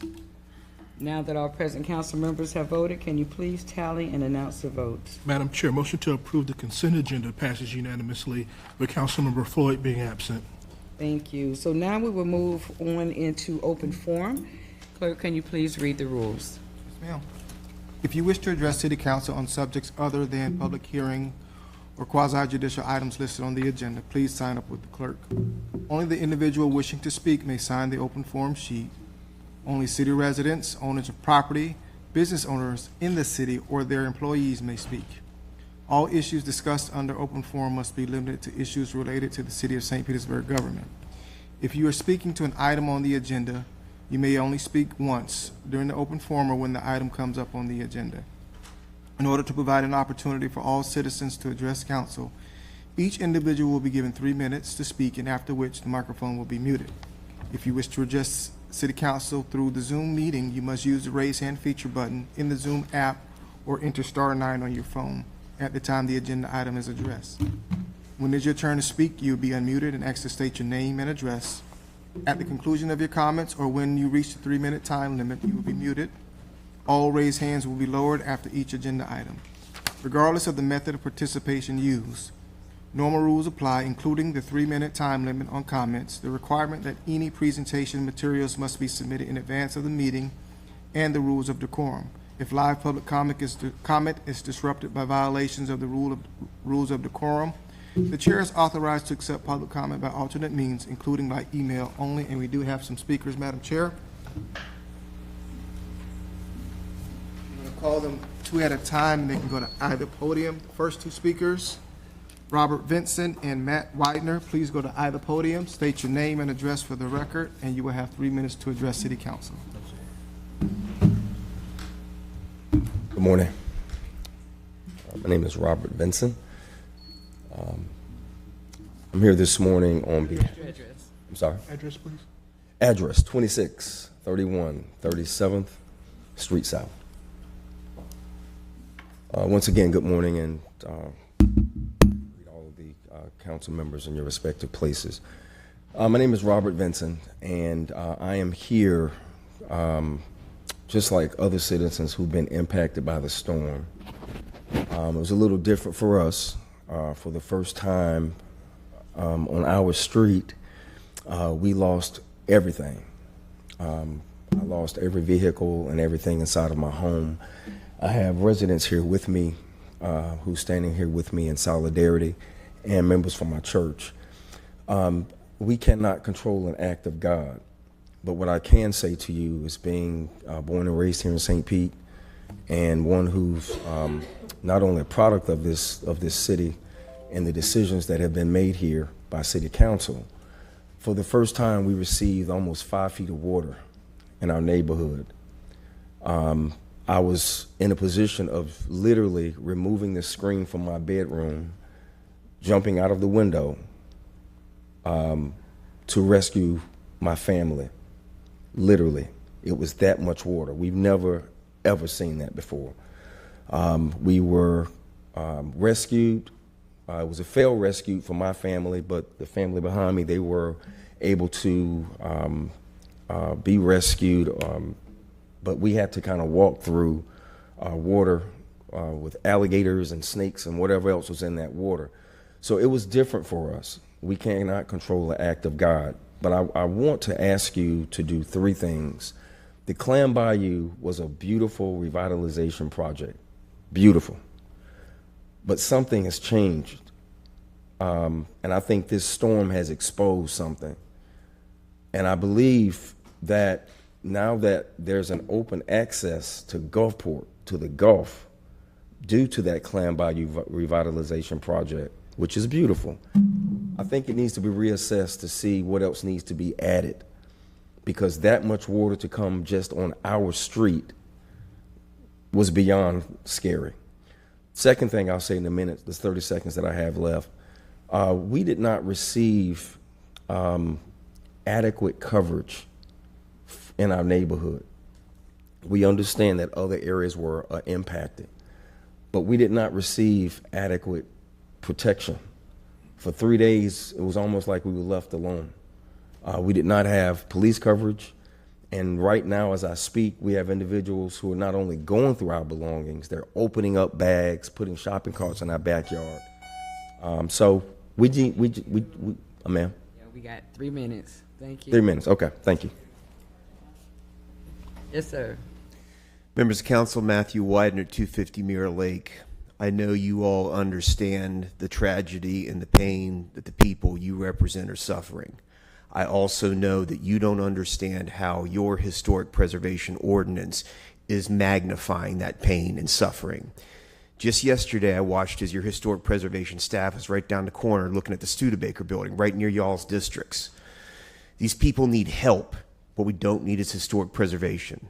I hope you watched that email that I sent that talked about that Westminster project in your district. I hope you watch it carefully, where staff is arguing with the developer about putting plaster on there that was generated over 100 years. And CPPC staff says you can't just rip it off. We got to get contractors from up in north and something. We don't have it. I know that you don't understand how much this historic preservation fanaticism has cost the members of this community already and is costing right now, because we have housing units that could have been online that are not contributing to affordable housing because of the hundreds of millions of dollars worth of costs that historic preservation and the CPPC and the DRC process charges.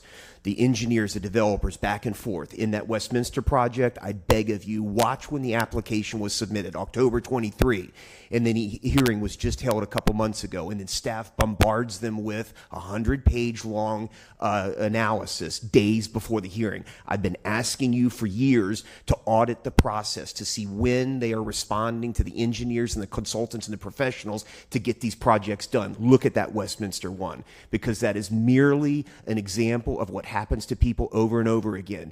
Did you know, as an example, that historic preservation staff have jumped in front of the line of the building officials and inspectors, and you can't get building inspectors to check out windows until historic preservation staff comes in and checks them out?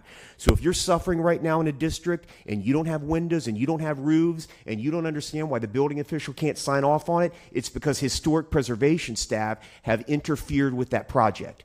You got 3 full-time employees that are doing nothing but doing that are doing historic preservation. That's not where the priority is right now. The priority has to be to allow density and allow building and development that supports what is the most urgent need that this community faces, and that is housing. And when you get the dense, rich housing downtown, that money gets kicked off so that we can put affordable housing in opportunity zones. But you folks haven't taken ownership of the DRC and the CPCC project, and you haven't audited what's going on in there, so you don't understand why housing units are so expensive, why things aren't moving along, why we got 10 stories instead of 17 that we need. I beg of you. I've been doing this for years. Do it. Please audit it and understand it. Thank you all for your service. Thank you so much. Next 2 speakers, Madam Chair. We have one in Zoom and one more in the chair. I'm going to call the final one in the chamber. Joe Farrell, please go to either podium, state your name and address for the record, and you will have 3 minutes to address City Council. Good morning, Joe Farrell, 4590 Almerton Road. Good morning. Like Mr. Vincent, I'm here to speak about the storm and the aftermath of it, and something that we've noticed over the last... St. Petersburg resident, business owner, property owner? Business. In St. Petersburg? Mm-hmm. Address of the business. Address of the business? We have business in this county. Yeah. County or city? City, county, lots of them. The address. The address. Because you have your... I'll sit down. Never mind. Next speaker in Zoom. Jay Tolberg, once you're into the meeting space, please state your name and address for the record. You'll have 3 minutes to address City Council.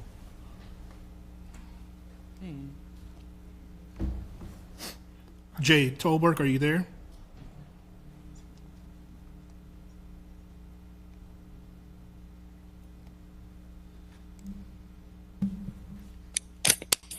Jay Tolberg, can you hear me?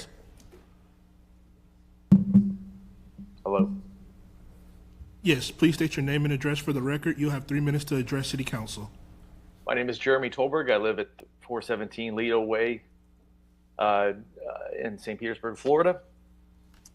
I just want to say I'm keeping my promise. All those on council who are here who voted for the stadium, I've lost count of how many houses I've gone through unloading people's lives into cardboard boxes, demolishing furniture, beds, evacuating children. All of you on this council who voted a couple months ago to hand almost $2 billion to a developer and a rich billionaire. Ed, I'm living in your district. I can't keep track of how many homes I've seen that are destroyed. It's an embarrassment. Everyone who voted up on that council without a single demand for getting money back to the people of this state and city who are living in absolute poverty now, who don't even have places to stay. We're hosting families on our floor, feeding our neighbors and helping everyone who's too old or sick or just overwhelmed, don't know a thing to do as they're rebuilding their lives. Everyone on that council, we told you this. We asked you guys to think of the future, think of the disasters that the future could hold. Every single one of you who voted for the stadium gave zero interest in protecting the rights and duties and safeguarding our citizens. And here we are looking sad and holding prayers and acting contrite. Not a single one of you took the warnings. You guys should be out there apologizing door to door. Does anybody know how Stu Sternberg's mansions are doing today? Is anybody worried about him? Because he's going to be taking the money, every single penny that this city could be using for the next 30 years. People are going to be dealing with this disaster for decades. Families, entire generations who don't know where they're going to stay tomorrow. You guys did an embarrassing disservice to the city for the next 30 years by greenlighting a corporate welfare for a billionaire who does not need it. Does anybody care about going to baseball games while they're living out of a cardboard box? It's an embarrassment. Absolutely. You guys all derelicted every single shred of duty you hold to this city and the people living in it. I want to thank Councilman Torres, and Councilwoman Hanowitz, and Councilman Montanari for standing up to this. I mean, you all should be embarrassed to sit up there and hold prayers and act like you're concerned now suddenly. It's an embarrassment. Thank you. I hope this city deserves better than you all. No more speakers. That's it. Okay, I was trying to get clarification from legal on that address. Sure, Madam Chair. For open forum, there just has to be a connection to St. Petersburg itself. It can be a residence in St. Pete, business, organization address, even if the organization is also in other areas. I think that's what the inquiry was from the clerk, just trying to identify that St. Pete address. For other agenda items, unlike open forum, that's not required. But your rules for open forum are more specific regarding city residency. Left. I think he's left. I'm sorry. I think he's left. Okay. All right. We will move on now to our reports. Item F5, our Hurricane Helene After Action Report. And joining us is our Fire Emergency Management Manager, Ms. Amber Bolin, who I wish for everyone to please give Ms. Amber Bolin a round of applause. When I tell you, I have to. Come up, Amber. When I think about all that we went through as elected officials, and she's also going to be joined by our mayor, but Amber, you all might not know, and she suffered a great loss herself, but she was there every moment. She has children, and you did not miss a beat, and you are to be thanked for that. Mayor, we know you were there too, but I'm going to tell you that, Miss Amber, every time we have a storm or anything like that, you have stepped up. And so, Mayor, I'm going to commend you for having such an awesome staff, and we want to welcome you all for this report, and we want to thank you for what you did for our city during Hurricane Helene. Thank you, Amber. Thank you, Madam Chair. I am on the same page with you. Before I turn it over to Amber, I just wanted to first, and she's really the tip of the spear as we go into these battles, but I wanted to recognize teams under every administration, under Administrator Gertis, Police Chief Holloway, Fire Chief Watts, our Chief of Staff, and legal as well. They all did extraordinary work in preparing us for the storm, during the storm, and now as we are in recovery. And so, Madam Chair, I know Council joins me in thanking all of our team members for their extraordinary work during the storm. And as you said, many of them were working knowing that they were suffering losses at the same time they were trying to protect our community. Just wanted to also note that it was a week before the storm that Council had your resiliency, CAL. And Councilmember Gabbard, as we said then, our work has to adapt to the rapid pace that we're seeing with storm sea level rise, and the impact of intense weather. And Hurricane Helene, unfortunately, was evidence of that. And so I know that we have the resources and the innovation to handle this challenge going forward, and we look forward to that work as we go forward. Our community is resilient, and I want to thank all the members of the community, the organizations out there, for pitching in and helping us move through this event. So thank you for your partnership, and now I'll turn it over to Amber. Amber. All right, good morning. Thank you, Chair, for kind words. To reiterate what Mayor said, though, it's such a team effort, and I am blown away and blessed and fortunate by the support, not only from the city team, but just the hard work everybody puts in. I really believe there's no better team than this city team that truly cares about the community that we serve, and will do anything to make sure that we protect and help our city be resilient and get back to that normal and be even better for it. So with that, I will jump in. It's always a pleasure to be here to present to you. Unfortunately, it's for another disaster that we're dealing with. So today, we're still very much active in the response and in the recovery. It's impossible, I think, to cover everything that we're done and everything we're working on. So my goal is to provide that 1,000-foot overview on behalf of the team, and then open it up for your questions to allow for more discussion or to get more specifics on any one point that you have. So again, just my disclaimer, it's very broad. I wish I could cover it all. But there's so much going on, and this team has done so much work that I want to give them an opportunity to answer your questions and talk about some of those things. All right, so today I'm just going to go through each phase of the storm. We'll go through ahead of the storm, kind of the response operations during, and how we're doing with recovery and what we're some of those actions we're currently taking. So before any storm, there are certain citywide department preparedness protocols that are activated, and we try to, some are standard and some are tailored more towards the disaster that we're looking at. So we were always looking at 5 to 8 feet of storm surge, which is a lot of storm surge. It's more than the city had ever seen. So we ramped up a little bit more, looking for that flood, to address that flood scenario.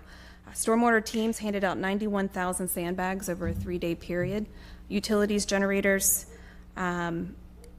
and vehicles were prepped by the public works teams. Portable stormwater pumps were deployed to those vulnerable areas, as well as high water vehicles staged in those storm surge vulnerable areas.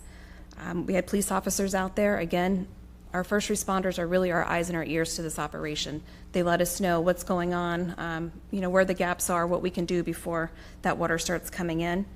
We deployed the variable message boards. This time, not only to warn of high water, but to warn of how much high water, to keep people out of those streets for when, that water came in. Pinellas County ordered a mandatory evacuation for all Level A that was issued on September 25th, which was Wednesday. Because of that mandatory evacuation, we conducted our special needs evacuations with the fire department. So our folks went and they called over 400 people to see if they, to let them know they were in an evacuation area and if they needed a ride to go to the special needs shelter. Fire ended up transporting 35 people and 2 pets to the special needs shelter. And then in addition, Pinellas County opened up all the general population shelters, pet-friendly shelters, and the special needs shelters in the county. We worked hard on public messaging. We set a battle rhythm with those daily, if not twice daily, press conferences. Updating social media, Everbridge alerts. So if you got on your phone where it said Alert Pinellas, the county was pushing out messaging, the city was pushing out messaging. And then once we went into the warning, so tropical storm warning, storm surge warning, when those get issued, we get the wireless emergency alerts that get pushed out through the National Weather Service. So everybody's phones should have been beeping. We were trying to make sure everyone was informed and they knew what those risks were that we were looking at. EOC activation timeline, the Emergency Operations Center. We began our partial activation on September 24th ahead of the storm, when we really started getting those briefings from the National Weather Service to talk about, what were we looking at. And from day one, storm surge was always that primary impact. We moved to a full EOC activation on September 26th. This was 24-hour operations over at Police Department headquarters in the EOC. We had about 30 to 35 folks there at any given time, monitoring what was going on and creating that strategy to implement out into the field level. And then we have been in a partial EOC activation since September 29th, so that's still very active. We still meet every day going over, what the status of the city is, what's going on, what gaps do we need to fill, deploying resources as quick as we can. So again, all very much an active situation. In addition to the Emergency Operations Center, we have additional department EOC sub-centers that activate. Of those that are activated, just a quick list: fire, police, water resources, sanitation, stormwater pavement traffic ops, DOTS, Parks and Rec, engineering, fleet, housing, city development. I may have missed a couple, but I want you to know that it's not just the city EOC, it's every department in the city that has these critical functions are working, and they're still working. Some are still open and active to help solve problems and create solutions. Storm impacts. Hurricane Helene passed about 100 miles west of St. Pete, and I feel like I say that a lot for these storms lately, 100 miles west of St. Pete. And it shows that no two storms are the same. This one passed 100 miles west of St. Pete, just like Idalia did last year. And we saw vastly different impacts from it. So we had about 7.1 feet of storm surge NAVD and 6.31 feet MHHW. So I want to say a quick word on the datums here, because even on social media, sometimes people were posting 14 feet of storm surge because it used a different datum.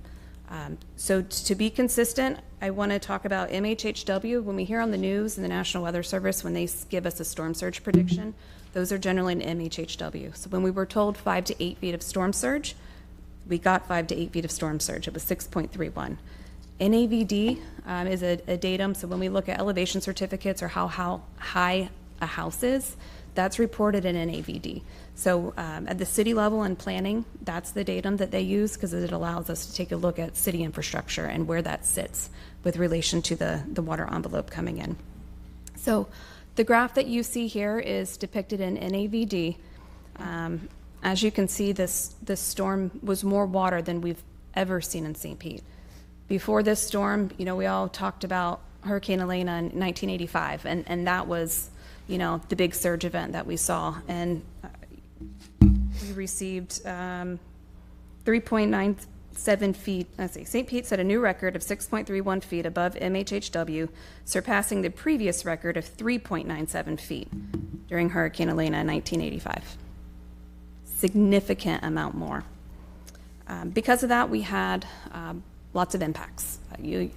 Some of them are listed here. Widespread power outages. I'm happy to say that those have, I checked the outage map this morning, and those are significantly better, just small pockets here and there. I would say under 1,500 homes without power right now. And I forgot to introduce our partners from Duke Energy are here as well if you have any questions. Traffic light outages were widespread. I'm also happy to report, as of this morning, we were down to only 2 intersections left to get back online, so that's a big win. In response to the storm, the Northeast Water Reclamation Facility was de-energized and personnel evacuated to protect from the storm surge. That occurred Thursday night during the surge event. Damage to public infrastructure. We sent our damage assessment teams to look at all the city facilities, roads, all of our infrastructure. That current estimate is $17 million. Very fluid. There's still more things to check. So that number is by no means finalized. It's just that's our initial damage assessment, and as we work through, that number will change. And then I think most importantly is the significant damage to private property. We've already heard the stories this morning, and that's widespread. Throughout our city, it's not any one neighborhood. With this surge, we saw it in every area of the city, just about.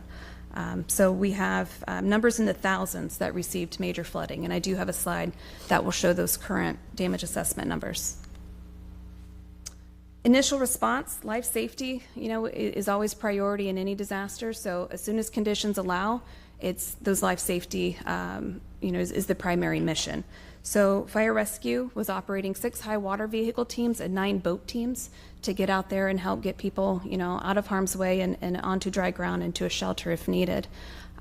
We also requested mutual aid, so we had search and rescue teams and other fire department teams that came in from out of the area just to help us run our normal 911 calls so that our folks could go out and do what they do, and help rescue people and, in the more vulnerable areas that they were familiar with.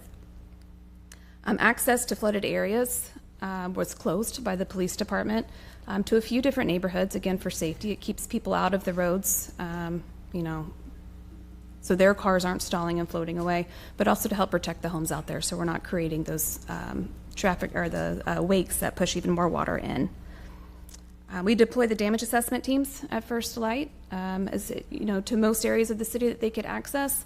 It took an extra day or so to get to some of the more impacted neighborhoods to get the damage assessment done. That has wrapped up for the most part, and I'll share those numbers with you in just a moment. We had portable generators delivered to sewer lift stations lacking power, and the Northeast Water Reclamation Facility was brought back online Friday evening. So it was just under 24 hours from de-energizing to having it back online for residents. Recovery operations. I wish I could list everything and all the work that's been done. This is, I think, for me, a moment of pride. When you look at recovery, it's really hard because it's hard to plan for recovery because you don't know what's going to happen, and it's hard to prepare for any scenario. But I would say this team is, second to none on, identifying issues and using as much resources as we can get to get pushed out to the community that needs it. Some of those are comfort stations, so areas that are set up. Azalea, Enoch Davis, and Roberts Rec set up as comfort stations, as well as the remote permit sites, to help people want a place of normalcy. They can come, they can cool down if they don't have power, they can charge their phones, they can get information. We have some recovery resources, cleanup resources for people, and it gets them back on their feet a little faster with those remote permitting sites. Community feeding, we've partnered with multiple partners around the Bay Area to try to get as much resources, especially feeding resources, out into the community. We've sent food trucks out, to deliver meals to people, and it's been a great program with great feedback, and we're really happy that we could, again, kind of create that little bit of normalcy for people, with the food trucks and getting those meals. Mobile restrooms and laundry facilities deployed. Part of this storm with, people's homes being inundated with water and them having to pull everything out is sometimes you lose those vital facilities. So we've deployed those bathroom trailers and laundry facilities so people can help get back on their feet or just have those basic needs that they have somewhere to go. Disaster housing support, we're still working on this. We're working with the county, we're working with the state, we're working with the federal government to get as many resources as we can down here to the local level to help with that housing. We were declared for a FEMA individual, or for a presidential declaration, so we now have FEMA individual assistance, and we're encouraging residents to apply for that assistance, and we should be launching a disaster recovery center here in the next few days with FEMA. So we're working to get that online, and that'll be that one-stop shop to apply for FEMA or SBA or get insurance information or just long-term recovery information. Debris pickup, planning is happening. We're anticipating it to begin next week. Debris Pickup 101 was a great video that the city put together and put on social media to help guide people through that process. It's by no means a simple process. So we tried to make it as straightforward as possible in that video on what people can expect and how to plan ahead.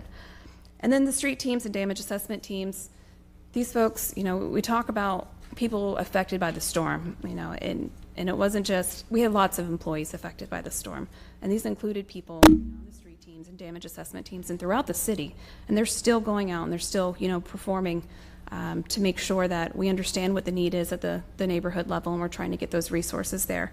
And they've been out there since day one to, canvass the city and find out what we can do to better serve them. This is our damage assessment page. So when we have our damage assessors go out, they're collecting that data on their tablet, and then it's sent up into County GIS to compile these maps for us. So as you can see, there's nearly 11,000 homes that have been assessed for damage. So they received some type of damage. Of those, 146 are a total loss, destroyed properties. 5,190 are majorly damaged. That's over 18 inches of water. 3,725 are minor damage. So that's flooding up to 18 inches. And then another 1,793 are affected. And this is just for the city of St. Petersburg.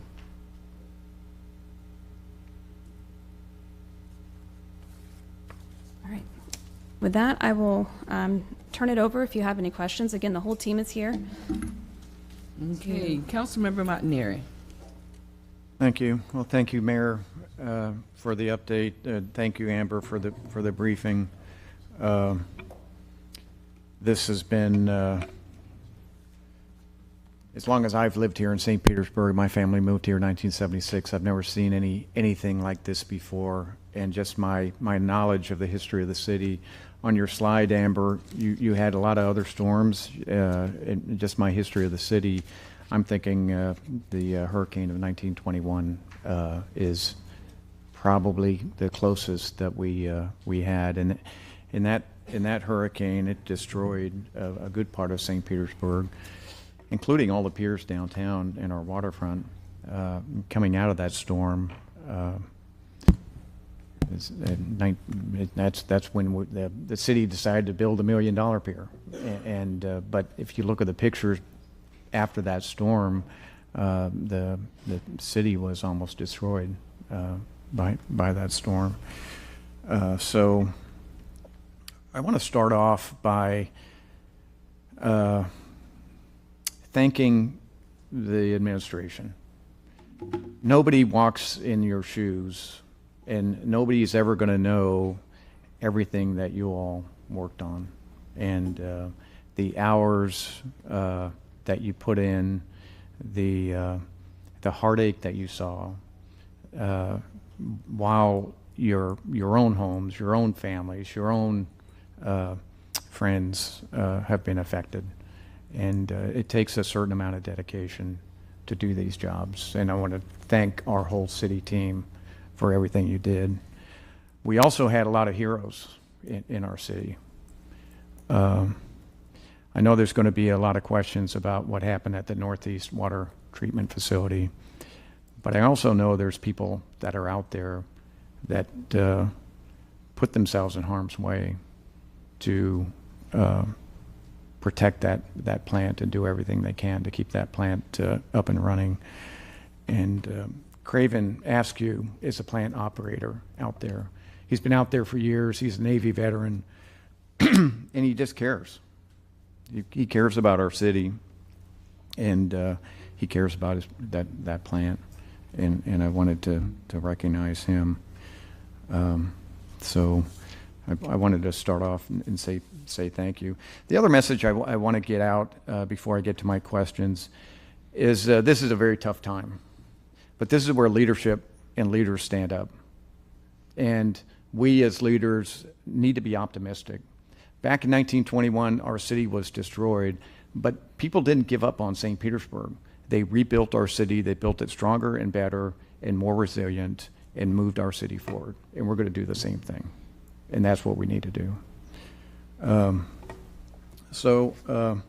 Can I just start off and ask some for just a little review of the Northeast Water Treatment Facility? Do we have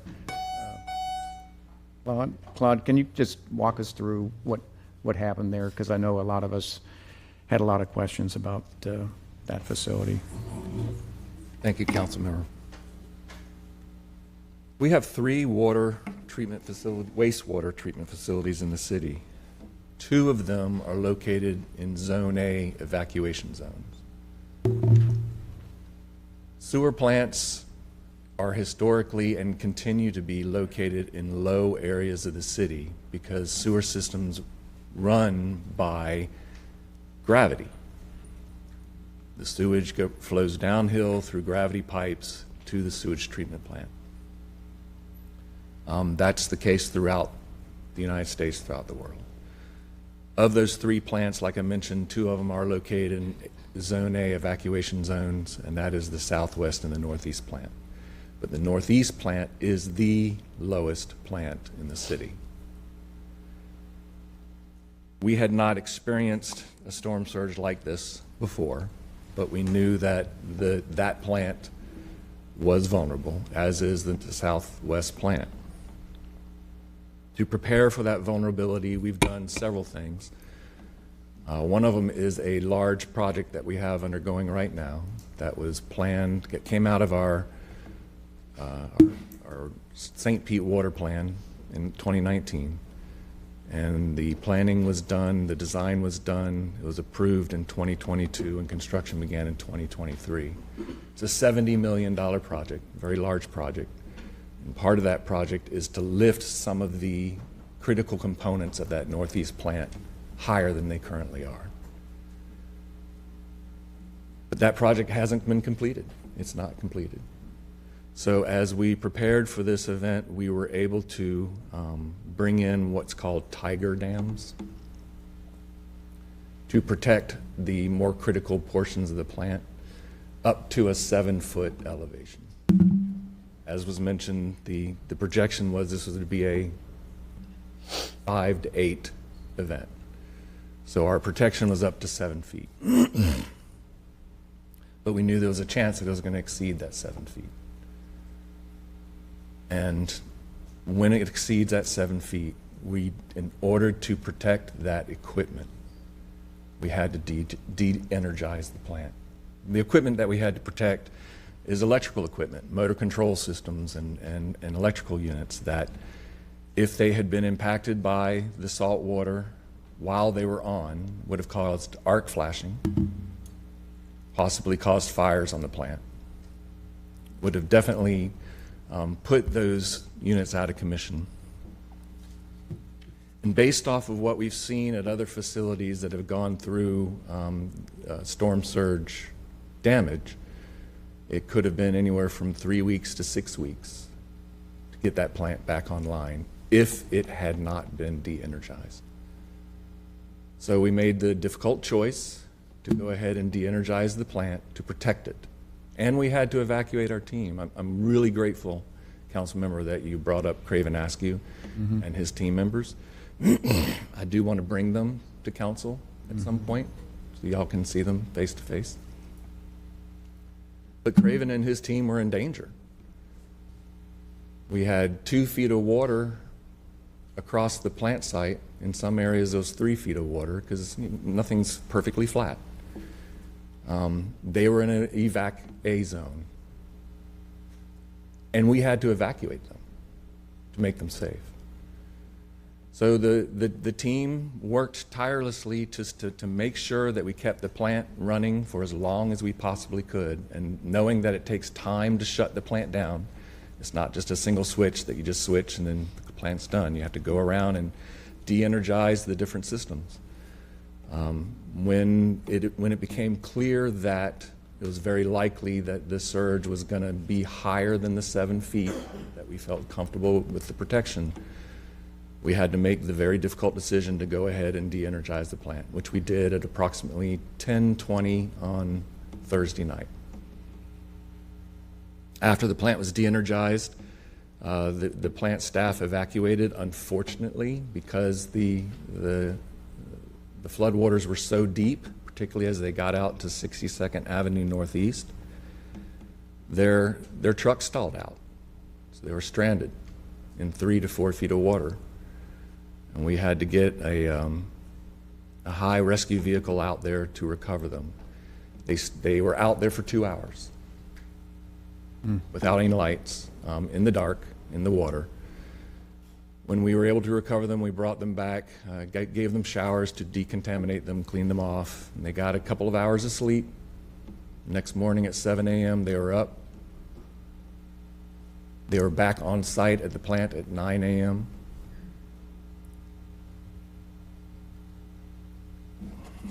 I have my timeline here, forgive me. So 10 hours, it was 10 hours after they evacuated, 9 a.m., they were able to return to the site and to begin the re-energization. By 1 p.m., they had the plant pump stations brought back online and water began moving through the plant. So 14 hours after de-energizing the plant, we had water moving back through the plant. However, we did not call for a resumption of sewer service at the time because we had to test to make sure that the plant was going to work. We had it back up online, we had water moving through the plant, but we still had to do the investigations and the inspections to make sure it was going to stay online and not go back offline. So we spent the rest of that day making sure that we felt comfortable that it could stay online. And so at 3:30 in the afternoon, 17 hours after evacuation, we were able to announce that service was going to resume at midnight that night. Now, frankly and honestly, since the water was moving through the plant, if people were using their facilities during that period, it would have been moving through the system. Mm-hmm. But we did want to, just give ourselves, buy ourselves that comfort, that delay. We firmly believe, and based off of studies of other facilities that have not de-energized before a storm like this, we firmly believe that not only would it have been weeks before we would have gotten the plant back online, but the damages would have been probably 10 times more than what we think we're going to be experiencing on this. So while it was a very difficult decision, something that none of us in our careers have ever had to do, none of us in our careers have ever had to do this, although we knew it was a possibility, we felt it was the right decision to make. We will continue to work towards resiliency of that plant, making sure that it's strong. We are looking at the plans not only for that plant, but the Southwest plant to see what more we could do other than what is currently underway. And there's a lot of lessons learned under this first-time event in all of our careers. Mm-hmm. Okay. Thank you. I know my colleagues are going to have some questions on this also. I do have one other question. The new facilities that we're building, the new MCCs, what's the elevation going to be of those facilities? Those will be at an elevation of 11 feet in AVD. Okay. So since the site itself, the ground there is roughly 5 feet, 4 to 5 feet, Mm-hmm. then if you're standing next to it, it looks like it's probably about 6 to 7 feet taller than the ground elevation. But when you're looking at it in terms of mean sea level, it's 11 feet above mean sea level. Okay. All right. Thank you, Claude. My next question is about debris removal, and I'm getting a lot of inquiries from people about the solid waste facility and why individuals can't move some of their debris themselves to the solid waste facility. Can somebody kind of explain what the county is thinking? Because I'm getting a lot of information that in other counties in the Tampa Bay area that they're allowing this to happen. So Mike, can you just kind of talk about debris removal in general, and then maybe talk specifically about why Pinellas County is different than the other counties in the area? Sure. I'm Mike Jeffries, Community Enrichment Administrator, and I'm not comfortable speaking for the county. I can tell you what I have learned. I can tell you that we have shared our frustration with the county as well. I can tell you that what we are hearing is that there is a concern for capacity, both at the landfill and at the processing plant proper. I can tell you also that debris cleanup is completely and thoroughly regulated by FEMA. And every step of what would appear to be a very simple process has a lot of regulations and a lot of guidance that must be followed. I can tell you that when we look at the city of St. Petersburg's past storm experiences, we have been extremely successful for our taxpayers as far as getting full reimbursement for the debris process that we've taken on. And that's something that we're very serious about. And I know I've talked to almost all of you about why are we doing X, Y, and Z, and we wish we could do it a different way. I am assuming that some of the challenges that the county has faced is FEMA regulation and what debris FEMA really wants to know at a very detailed, granular level what is being picked up, where it came from, what it is, and where it's ultimately going to reach its final destination. So again, those questions are better asked of the county. But that is the information that I've gained on some phone calls and emails. I know that at all levels of our administration, we've reached out to the county and we've made the same requests that the citizens are making as well. So that truly is a question that's better answered by the county. I will take an opportunity. You did want me to talk a little bit about debris, and I'm happy to do that. I will tell you that Amber said that we are planning to start rolling on Monday, on the 7th. I'm happy to report that as of 7 o'clock this morning, we have trucks in some of our most damaged neighborhoods. Again, that process is very cumbersome and has a lot of FEMA regulations that are involved. We have been responding to issues immediately after the storm. As most of you are aware, we are responsible for the first push. So we had staff that was out pushing, clearing streets for first responders and working with our fantastic partners, Duke. We actually, this storm, we were able to have a Duke truck that ran with our forestry division. So we were able to do first push faster than we've ever done any other storm as far as first push. We were able to have our forestry trucks there. We were able to have Duke de-energize, work on the wiring that might be entangled, and it allowed us to move forward. So I really do see that as a huge success, and I'd like to thank our Duke partners for their help with that. As far as debris, and I don't want to get into the weeds, but you know, we are we're looking at a very serious, a very large task at removing all this debris, a task in which this city has not participated in anything of this size. I will tell you that the first homes that we pick up, they're going to think we did a fantastic job. The homes that we pick up last are going to think that we did a terrible job. Somebody has to be first and somebody has to be last. What I'm here to commit to each and every one of you, we are making sure that we're clearing this city as a whole. We are not working on certain areas first. Our goal right now, today, is to hit the areas that were flooded the worst and start to get some positive impact there. As we start to get our entire fleet certified, FEMA certified and on the road, we will have trucks working in each and every one of your districts until we're able to clear those districts and then again continue to work and kind of spread out. So we're looking at this as a holistic approach, and we're making sure that we're covering the entire city. I will tell you that we've had some challenges as far as our DMS, and that is our debris management site. We typically have used the Maximo property that is owned by FDOT. We were surprised. We've used that location the last couple of storms. We were surprised that FDOT decided to mobilize and use that property. So we are working on several other plans as far as the DMS. Our goal is to have several debris management sites throughout the city so that, again, anytime that I can limit the number of miles or the travel time that's involved in debris pickup, the more responsive and the faster that we can be out in the community. I know that there are some things, and it's the same things that we hear over and over again. I think I should just address them now.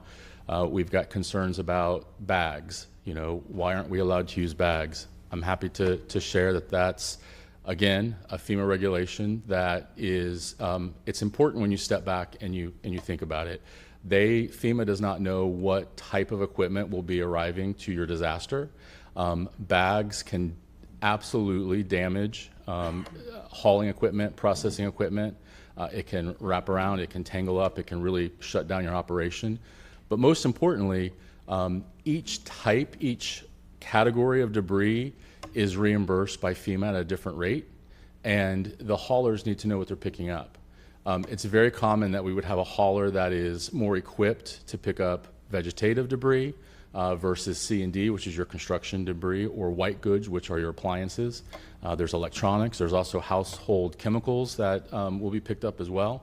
The haulers need to know what they're picking up. If it's in a bag, they don't know what they're picking up. So again, that is going to be a consistent message in every city, every county, every storm that we face. That is a FEMA guideline. The other item that we hear a lot about is, why do I need to sort my trash? And let me just pause and say, as Mayor indicated, many of us have been personally impacted.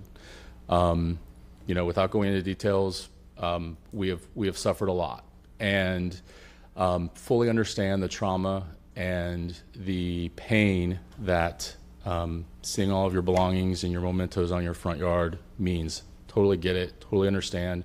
Wish that we could clear it all, as quickly as possible, but it's a big task. We do need to have that debris sorted. Obviously, we will do our best to navigate and to pick up the debris as best we can in the fastest scenario possible. We understand what everybody's going through. Okay. Thank you, Mike. My last question, then I'll give it the floor. Sure, go ahead, Mayor. So just on the county landfill issue, just wanted to add a little bit to that. Several of our team members have been in contact with the county on this. I was on a call yesterday with Chief of Staff and the Administrator, Barry Burton. It is a FEMA issue that they're trying to deal with to try to maximize that FEMA reimbursement. And I can tell you also, as chairman of the Council of Mayors for the counties, other cities are contacting the county as well. They have that same exact issue. So we're working with the county on that. They understand it's an issue, and they're trying to resolve it. Okay, all right. Thank you. Thank you.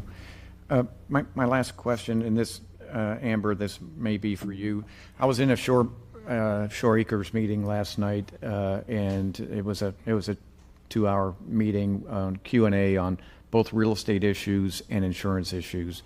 A lot of when we have almost 11,000 homes that have been flooded in the city of St. Petersburg, a lot of people have questions on dealing with, especially with flood insurance claims. This disaster recovery center that you addressed on slide 6. Can you give us a little more detail? When's it going to open? Where is it going to be? How long is it going to be open? Because there are a lot of questions about this topic. The site we're looking at will be the Enoch Davis Center. We're ready to go. We have to wait on the process to work. So FEMA's coming in the next day or so to do a walkthrough of the facility to identify the different areas they're going to use. Once we get approval from FEMA to use that facility, then fairly quickly they'll be able to get up and running. I don't have a timeline on it. It could be as quickly as this weekend, but I don't want to hold us to that because, again, we're kind of at the mercy of when FEMA is able to come in and activate it. We're ready to go as soon as they are. But that will be the one-stop shop for assistance, especially federal assistance. So FEMA will be there. Different non-government organizations will be there to help provide wraparound support as needed. SBA will be there, with their services because they can fill gaps, from between the insurance and what FEMA assistance can provide. So it's going to be a great resource center. In addition, the county, I spoke to them yesterday, and they're looking to also mobilize some mobile DRCs that will be able, again, they'll hit the road, so they'll be able to come in and hit some of our harder hit neighborhoods and provide on-site DRC services. So I'm working on that now. We'll hopefully be able to announce that operation soon as well. Okay. One of the things, and this will be the last thing I have, that came up last night was people that have been affected by flooding that have a NFIP program. They have 60 days from the date that the hurricane came through here to put in a sworn statement of loss in an inventory of their property. Apparently FEMA does extend that, and so I'd like to have our lobbying team, and I'm sure, statewide, everybody's working on this, but that needs to be communicated also. 60 days is a short amount of time. Trying to get an adjuster to your home and then going through and inventorying everything. You don't want to miss out on a deadline and then lose any sort of insurance that you have. So I'll leave it right there. Thank you, Madam Chair. Excuse me, Chair. At your discretion, I think we'd really like to do a short report from Duke Energy, and then Tom Green has a very short report on some expenditures, emergency expenditures over $100,000. Council members might have questions on both of those, so at your discretion, if we could do that briefly and just give that full information to council for further questions. So actually, I'm conversing with legal now. I have, and thank you so much for that. I have 3 council members that are willing to speak.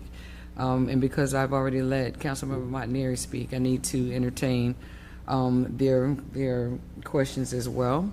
So I'm going to ask if Councilmember Hanowitz, Councilmember Gabbard, and Councilmember Driscoll see any issues with moving the agenda versus you having your comments now, because just for full disclosure, there will also be I'm going to, if it gets too long, I'm going to move further discussion to our October 10th. Council member, if we need be, as I said, as chair, I will have that discretion of moving it to October 10th if I choose to do so. But if we have, Councilmember Hanowitz, do you have any issues of letting them make their reports now and coming back to this? Actually, I don't think I have any questions regarding what Administrator Gertis mentioned, my comments, and unless they want to hear from Councilmember Driscoll and Councilmember Gabbard want to hear from them, frankly, my issues, we don't need additional information. I don't. Okay. So your request is to have them speak, and since they're not requested to speak, have a report? Yeah. We will keep it moving. Yeah. I'm sorry, Chair, I was talking to Mr. Green. Just so you know, at some point, maybe after the questions, if Mr. Green could just provide the information. I think we have a legal requirement to provide the expenditures over Sounds good. $100,000 to this. Thank you. Councilmember Hanowitz. Thank you, and thank you, Chair. I want to echo Councilmember Montanari's comments, thanking administration, all our city employees, all our residents for coming together to start rebuilding our city and our lives, frankly. As Floridians, every year from June 1st through November 30th, we face hurricane season. I'm in my 50s. There are people that have done it for many more seasons than I have, but it only takes one hurricane to change a community. I saw it happen when I was in my 20s in Miami in Hurricane Andrew, and it changed not only the landscape of that city and how people viewed hurricanes and took them seriously, because there was life before Andrew where, oh, hurricane's coming, it's okay, and then there was life after that. And everybody understood what it meant to evacuate. And the damage, not only during the storm, but post-storm, which is not days and you have electricity. It's weeks and months, and it goes on, and the debris, it's unreal to get the debris out of a city and get the city to some sense of semblance, to get back to some normalcy. And so we're going to have that. And we're not the only ones, by the way, as we see horrible images from North Carolina and see those communities, how they've been affected like we have. But you do learn that we all come together and we try to find a way forward. And it also makes you stronger and better prepared for the next storm. Because I will tell you, we will learn from this and we will get better in responding to it. Look, we are even lucky we have electricity and all those homes that are flooded. Imagine without electricity and being able to air out and dry out all those homes, where we would be. If there was wind and it would have knocked out power through the city and we would have had more of a direct hit, you probably would not have electricity, because I saw that happen. And so we are actually, in many ways, fortunate to have some of the things that some other communities don't even still have, including electricity in areas that were flooded. So I do want to look in the future and how do we better prepare and learn from this. I have just a few comments and questions. I do want to mention the Northeast Water Reclamation Facility. I know, Claude, if you can come, I know you're working on some solutions, and I would like to bring something to PSI to discuss what we're looking for, not only for the Northeast, but all the other plants, so we know where we are, because I think one of the biggest issues for everyone is having information so they can prepare, okay? And I don't want to put our employees in danger. I don't want to hear that they were there last. I want to make sure that we know if that's going to happen, what can we do to mitigate as much as possible that situation? If we have to get the word out there to people that this is what's going to come, then we do what we got to do, because there are acts of God, and we are not going to be able to always keep the plant open. So we'll have that discussion, because I would like to have that sooner rather than later. And I do want to give appropriate notice to residents. I will tell you, a lot of people were affected. They were in areas that were evacuated. In my district, a lot of neighborhoods were not in evacuation zone and were going to be affected, and were affected by that shutdown. So that means people that may have special needs in the community. And I'm talking about, from Five Points, Magnolia Heights, all the way to Meadow Lawn, all those neighborhoods that people thought, okay, it's fine. There's only flooding. But if they would have found out about it, they may have made different decisions about leaving because of that, and how it may affect their lives. So I hope we can do that soon. Okay. And then the other thing I just want to talk about in terms of our first responders, I can't thank enough our first responders, our police, our firefighters, our paramedics that go out there and treat people. I will tell you, I want, and I'm telling City Council now, we're going to have a budget meeting, but I want to have that discussion. Look, our first responders are our eyes and ears, and they're the first stop of knowing what's happening in the ground. I know that. And I went to the station to check on them, to take them food. If you have the opportunity, go thank your first responders, do that. However you can, just thank them. I went over there, I sat down with them just because I wanted to hear what it was like for them. And we need equipment, and we need some specialized vehicles to respond to the storm for our first responders. And I want to make sure that we do that, because we do live in an area. This was one storm, by the way, there was a lot of flooding. It's not even November 30th yet. And it's every year. And there are flooding situations that happen in our city without a hurricane, that in these low-lying neighborhoods, that they have to take out these boats. So we have to talk about the amphibious search and rescue boats that they need and all these other things. They had to use personal waders. This is our first responders saving people. I know there's somebody in the hospital because they were in the water and got some infection, and one of our first responders. People, by the way, the water is not to play in. You see pictures and people, this is not playtime to go in that water. There's lots of stuff in there, and you don't want to end up in the hospital with some infection that they can't find a way to treat somehow. So do not do that. That's the one public service message that I want to say. So with that being said, I want to have that discussion later on. I just wanted City Council to know, because I know there is some money that maybe we can move and kind of address some of those needs, because again, we're not done with hurricane season. Be safe, everyone, and we will get through this. Thank you so much for all the employees and all the work you do. It's truly appreciated. Thank you. Thank you, Vice Chair. Councilmember Gabbard, do you want an update from Duke and Mr. Green first, or do you want to go? No, not necessary. Thank you. Councilmember Gabbard, go ahead. Thank you. Okay, so I was saying to Rob and some others that I think this is the last place we all want to be today, because we all want to be out still helping our residents. There is so much what feels today and over the last week like unsurmountable grief and misery across our city. But we know that every day away from the tragedy is a day that's a little bit better than the one before. And so, we all come here together. We're glad to be able to come together because we're here to do what we need to do today to represent our residents and to talk about what we need to do to not only further respond, but to also make sure that this evening that we pass a budget that will help us be able to continue to bring those services to our residents. So hard to be here today, but very, very glad and grateful that all of us are safe and able to be here.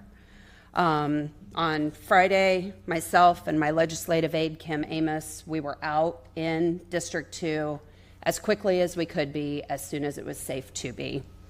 And I will just say, from moment one, when those streets cleared and response started, we started communicating with our city team, and you guys are the most incredible people to be able to lead our city through this, to be able to respond. I cannot say enough thanks personally, but also on behalf of the residents that I serve. They can feel how much you all love them, how much you all want them to be whole, and the work that you're doing. And so from me, from Kim, and from the residents we serve, I just want to thank every single one of you.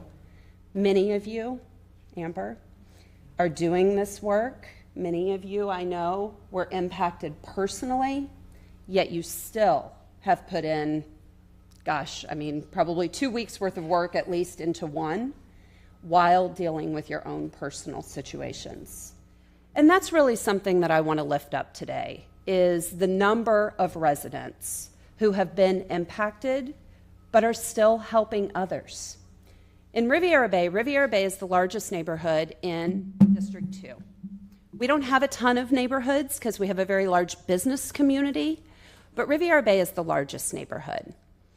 Almost every neighborhood, because that surge did go as far into the district as 16th Street. We are 95% coastal high hazard area, so almost every single neighborhood had some level of impact, my own included.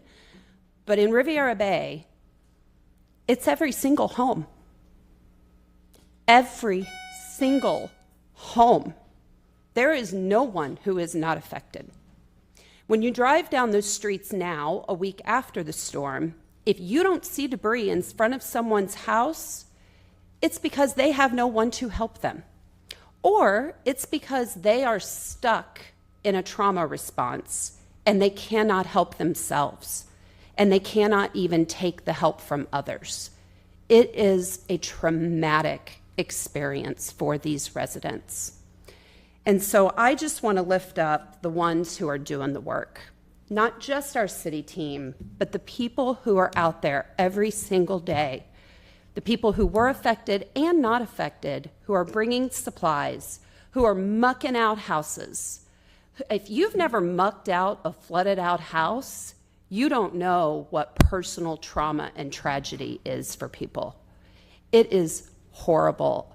Me and my son, my 13-year-old son, was helping a lady clean out a house on Saturday. And she picked up a stack of items off of the ground, and it was her 30-some-year-old child's footprints. Gone, destroyed. They disintegrated in her hands.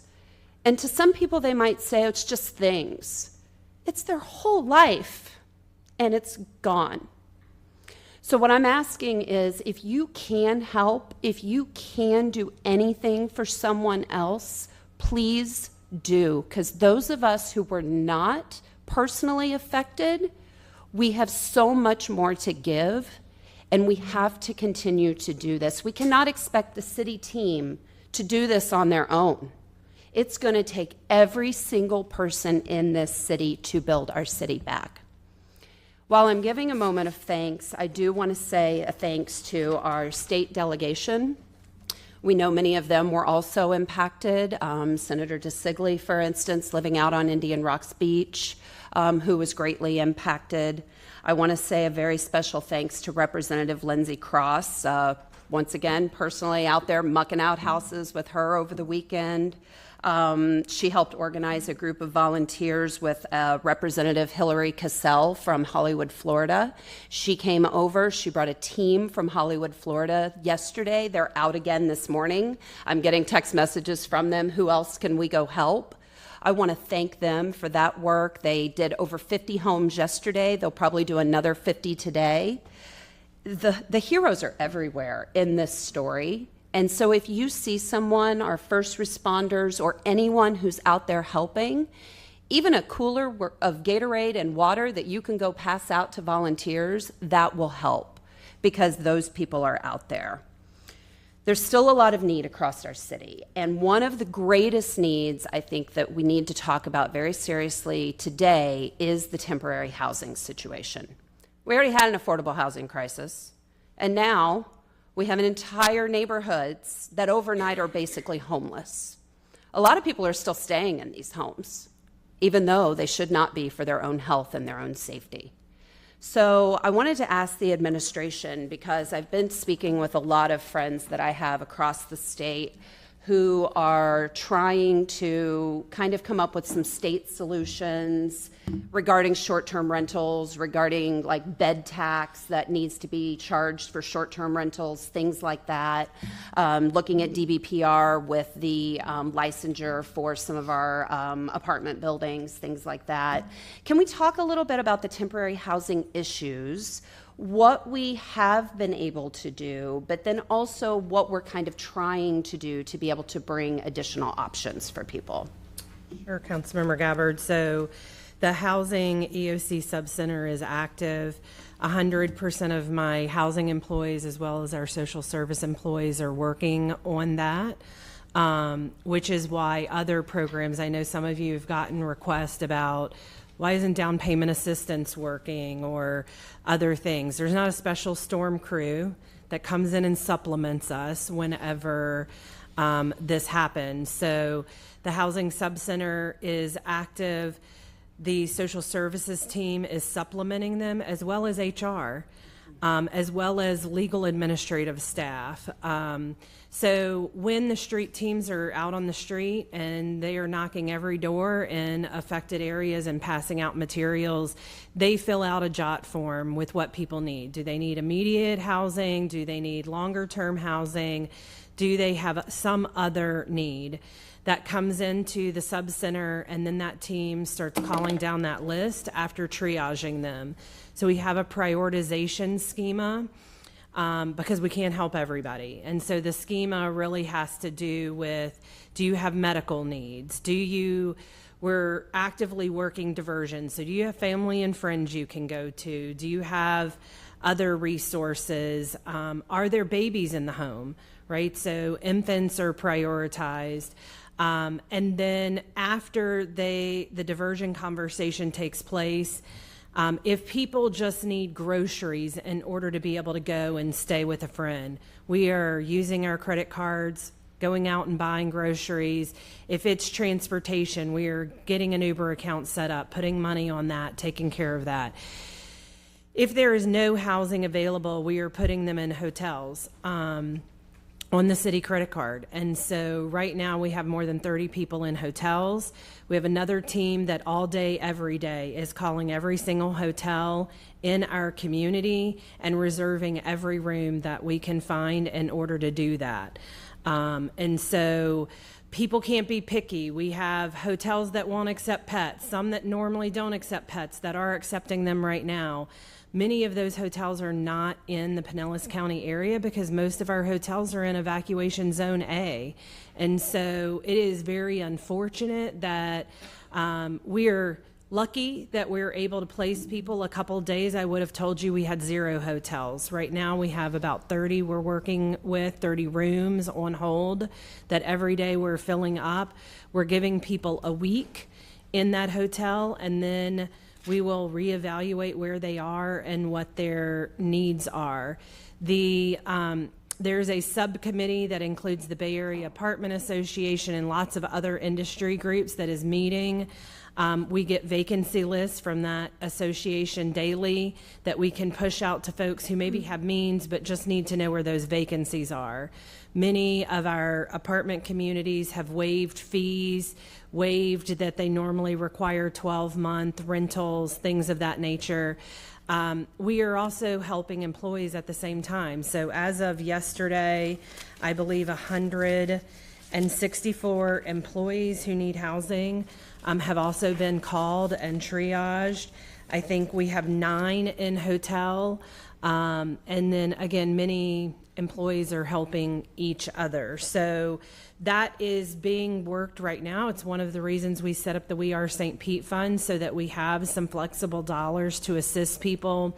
We've talked to other communities and have been told the biggest need is midterm and long term, right? And so we can't spend all of our resources right now, because we're going to have to help people once they get denied from FEMA, once they get denied from their insurance, once they have no other solutions. We do plan on using those staff in the DRC and having that housing sub-center there.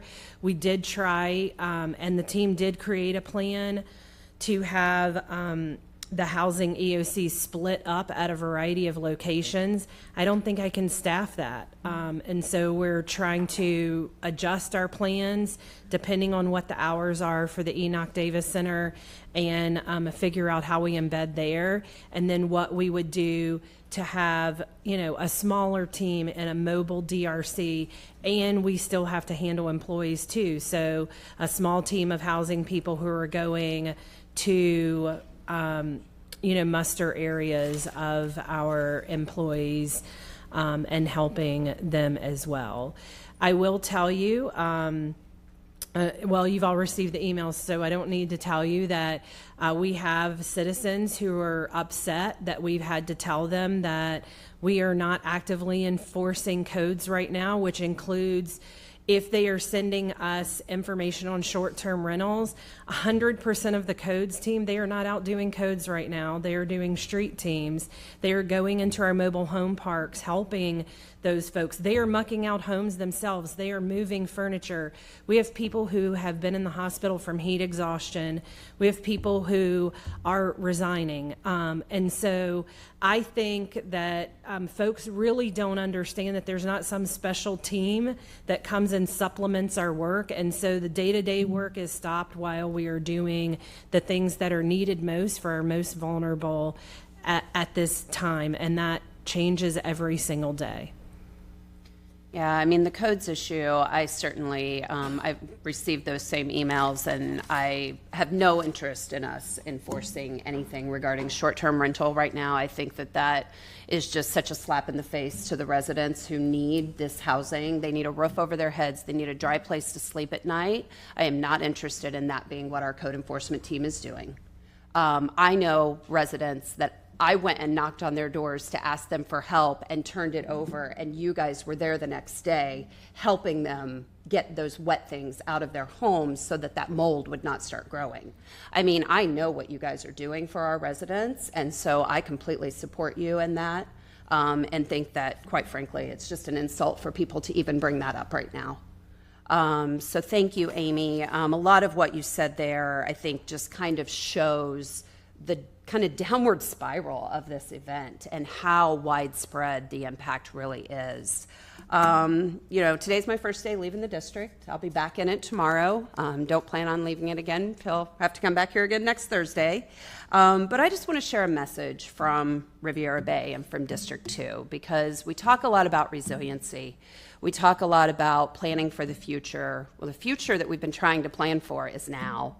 And these residents, while they may feel hopeless and overwhelmed today, I can tell you that they are strong, that they are resilient, and that they will build back. They will recreate their neighborhood, but it's going to be so much better for the future of our city and what we're facing. We talked in our Resiliency Cow about the impact of what a storm like this could do, and then a week later, here we are. So I just want everyone to know that my district, we will continue to be strong. We will continue to be here for many, many generations to come. And this is just the beginning of what it looks like to rebuild. So thank you, Madam Chair. Thank you so much. And I do, before I called Councilmember Driscoll, you wanted to hear from Duke, correct? Duke and Tom? Yeah, if we could have those quickly, please. So if we can have Duke and Tom, whichever order you guys want to make your presentation, but I do want to say we're going to have this conversation, but what I discussed, I don't know if it was with you, Rob, is if council members still have additional questions, if we can't, because there's some information that you all still need to gather and assess and put together for us that you cannot do for us today, I am entertaining having a further conversation on this October 10th, because I think this was too important not for us to continue that conversation and to get the information that you still have yet to provide for us beyond this point. So let me calm people down, go ahead and clarify that, which is where that statement came from. So we're going to have the conversation today, but I do know in having conversations that you all still don't have all the information that you would like to present today, and we will have additional talks on that. So welcome, Mr. Green. How are you? I'm well. Thank you, Madam Chair, and thank you, Council. I can be super brief on this, but in our procurement code and in the event of a declared a local disaster, if we exercise certain authorities under those provisions, we are required to report those. And we've had, quite candidly, we've had conversations about this, so it can be very brief. But with respect to the Northeast Water Reclamation Facility, the mayor did authorize us to enter into a not-to-exceed agreement with Wharton Smith, a contractor, to ensure that when we re-energized that plant, we had done all the proper procedures and everything was good. So that is the first item that that the mayor authorized. And I believe that during the weekend, we reported to you via email that decision had been made, but this is the official announcement of that. And then with respect to the Crowder Golf contract for debris removal, we did have to make an amendment to that underlying agreement. Because of the nature of this disaster, we're going to have a lot more C&D construction and development materials that we're going to have to haul and move.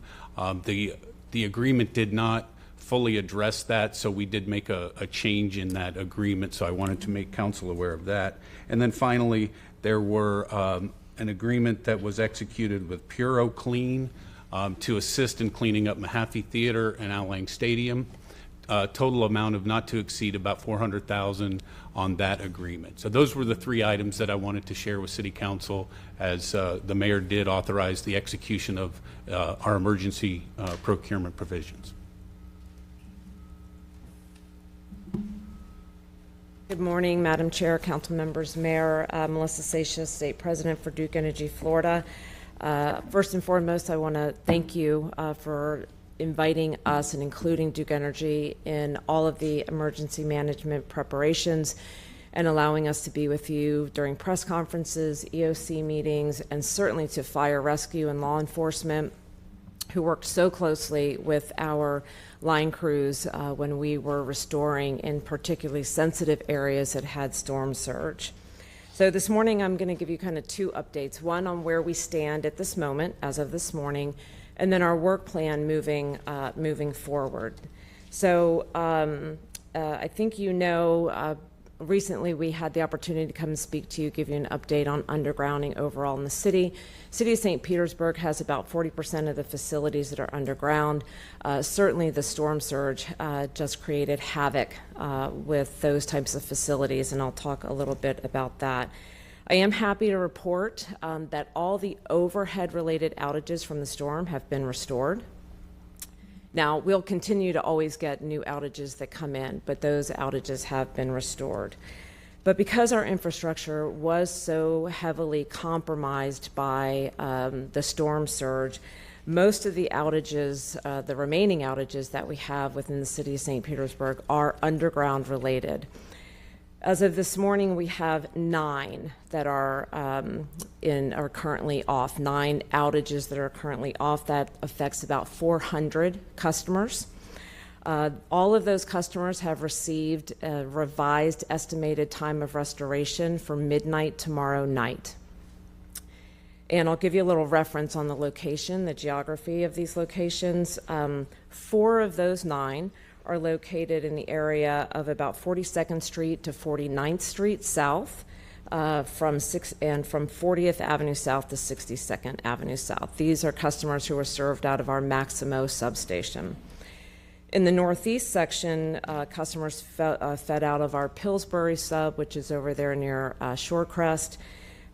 We have areas like Pinewood Mobile Home Park that are impacted, customers on Michigan Avenue Northeast, and also some in the Cayo Costa area. The remaining one is actually an underground service that feeds a toll plaza at the Skyway Bridge. So to address these issues moving forward, so we're going to restore these customers, estimated time of restoration tomorrow night. They've all received customized text messages explaining the extended outage and the cause.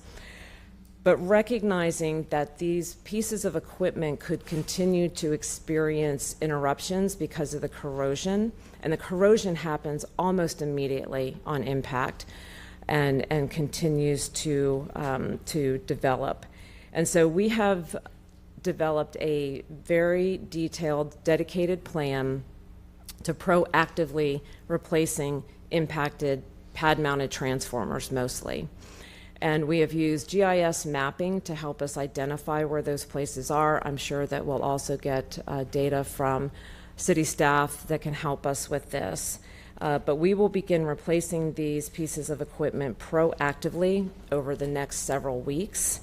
And as I said, some of the condition, these transformers could be operating now, but customers may end up seeing flickering lights or ultimately an outage because the corrosion has just gotten to the point that it's caused the piece of equipment to fail. So this team we brought in a dedicated set of resources that will work on this. And that team is already actively, will put those that action into place. So to give you kind of some perspective on that, just for the city of St. Pete, that could be up to 500 transformers, 500 pad-mounted transformers located within the city of St. Petersburg.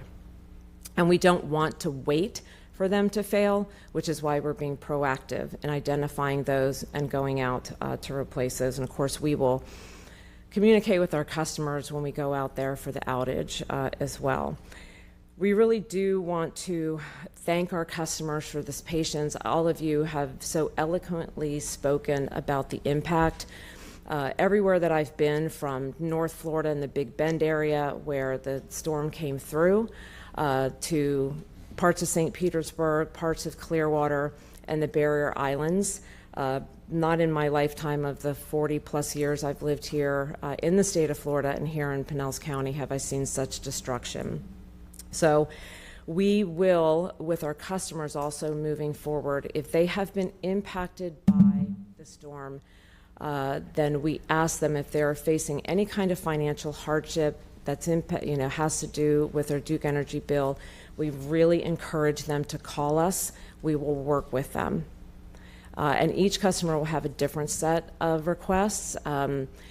Some customers are deciding that they just need to have their service disconnected, close the account. They intend to move.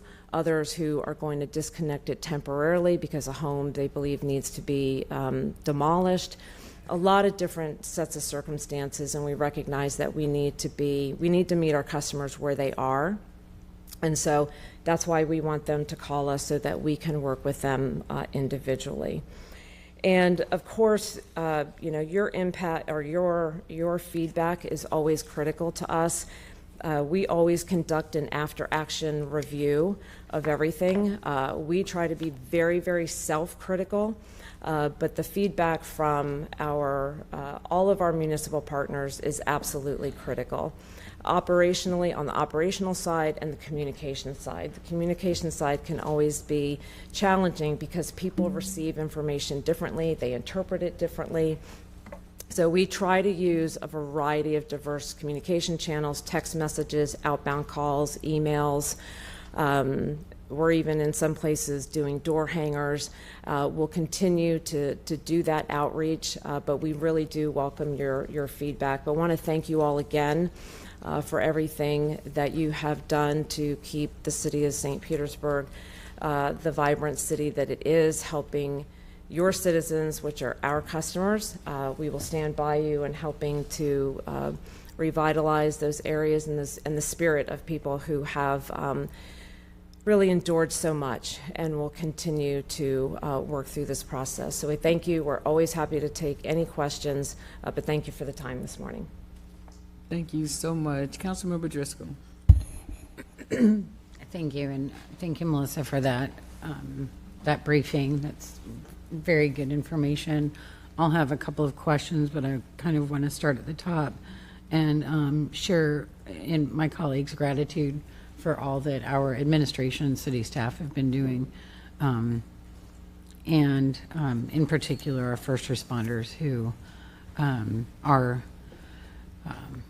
out there helping others while they're dealing with their own losses. A lot of people are out helping others while dealing with their own. It's hard. I have not been affected by a storm before. I've been very fortunate in the past. This time I was affected, and trying to manage your own stuff while trying to be there for others, getting the communication in and then out, and checking on friends and neighbors, and there are times when it just gets hard to keep it together, and you just have to keep trying to convince yourself that you were built for this. So many of our residents are doing the same thing, and they're doing it without all of the resources that we have. Most of the time I can get information through a text, through a phone call, so quickly. But others can't, and there are many who are dealing with this alone. Or, it can be a single mom with young children just trying to figure all of this out. And I know that, that we're not the first community for this to happen to, but for many people, it's their first time having to deal with it. And so one of the things I want to ask about, we've got a lot of resources out there, and on Monday I was working on a special newsletter to send out with resources for people. And the one thing that I was not able to get any response on to add to my newsletter was an easy way for people to get some mental health assistance and just someone to talk to. And I'm like, oh my gosh, is 988 really the only option that we have right now? Councilmember Driscoll, we have a Thank you. resources that have been added to the website. It takes a few minutes for everything to get activated, but let me give you a few things. 988 is one of the resources. Florida Department of Children and Families has also stood up resources. That information is on our Helene Assistance webpage. The Disaster Distress Hotline is also open 24/7. That number is 1-800-985-5990. I'm going to say it again, 1-800-985-5990. Additionally, the county's Care About Me program, which can help people get appointments with a mental health professional immediately, is open. That website is careaboutme.org. They also have a phone number, and there are a number of other mental health resources that have been added to the website. So I think most of those got stood up yesterday. We got that out on the web, and then we will work to get that information out to people. We'll create some kind of rat card that we add to our street team stuff and get out to neighborhoods as well. If folks that were in our South St. Pete zip codes, around the hub is also a resource and has been taking calls and doing street teams and assisting people. But I knew that the mental health piece was important to you, and so we were able to get those up yesterday. That's great. Thank you. And I would make a strong suggestion that planning for this be pushed further to the top of the list so that we've got an action plan that can be triggered right away will there be assistance available at the 3 disaster recovery centers? Do we have, folks, our partners with Gulf Coast, or anyone? So Amber, I'm gonna ask you about this specifically because you guys have Dr. Benson. At a time like this, I wish everyone had a Dr. Benson. Sometimes I'm like, I wish I could call Dr. Benson. She's amazing. We need that outreach, and I honestly don't think phone numbers are enough, which is why we have Dr. Benson, right? Because it's been shown. At least it's something, but it's not a person saying, "How are you?" and really wanting to know the answer. We've got to have that out there. Councilmember Gabbard was just talking about the woman who was holding her mementos of her child, and it was just falling apart, like she probably was on the inside. We've done, as a city, Big C city, we've done a lot to push mental health forward in the conversation, and I think we have been making some great strides in eliminating the stigma, or at least trying to. But it's still there. But at a time like this, I feel like we really need to prioritize it. I do worry about that just as much as I worry about, more than I worry about debris, power, all of that stuff. So I'll get back to a question, because I said a lot. And that's about, what are we going to have in the Disaster Recovery Center? So first, when we talk about eyes and ears and that first touch point, with the street teams and Amy's teams, they kind of are that first, how are you, right? And so that helps inform us on what services we can provide to meet that need, whether it's a physical need or a mental health need.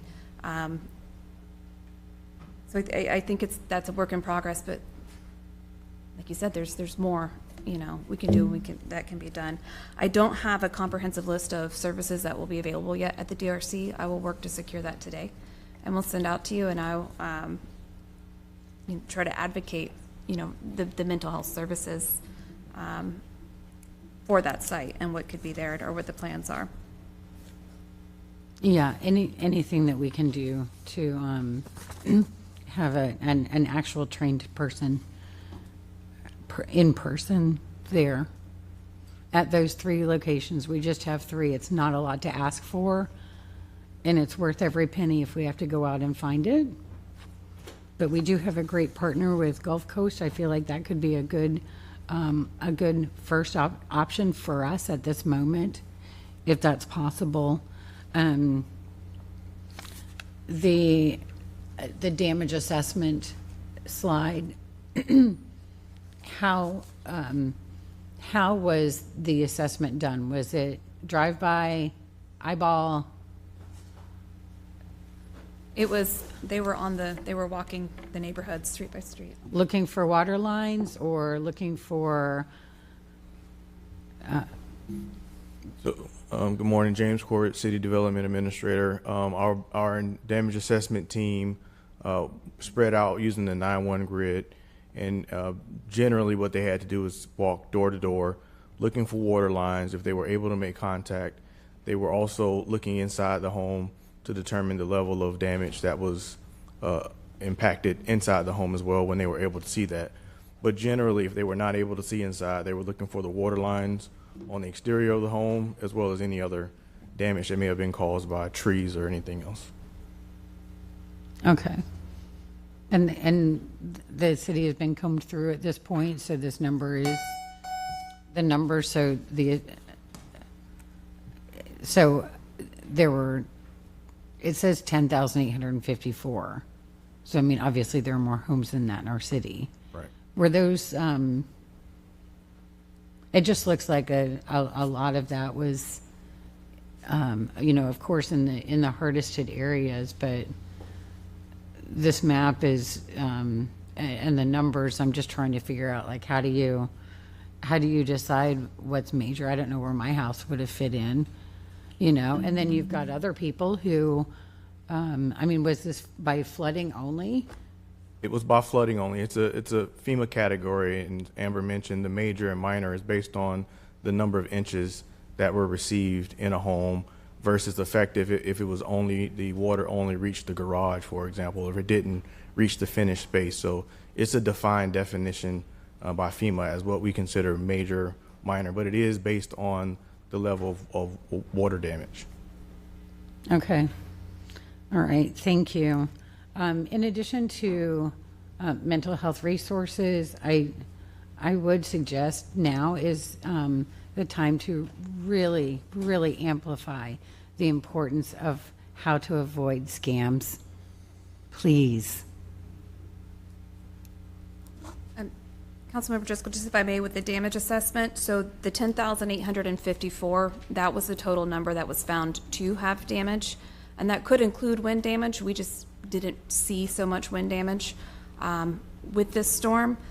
The ones that are destroyed could have been houses that caught fire and burned. So more houses were assessed than that 10,854, but those are the numbers that were found to be at a minimum affected. Okay. Storm. Yeah. And Councilmember, thank you for the question about scams. The state has sent resources here. Erica Langens, our CFO, has been coordinating with them and others to ensure that folks are dealing with licensed and reputable contractors.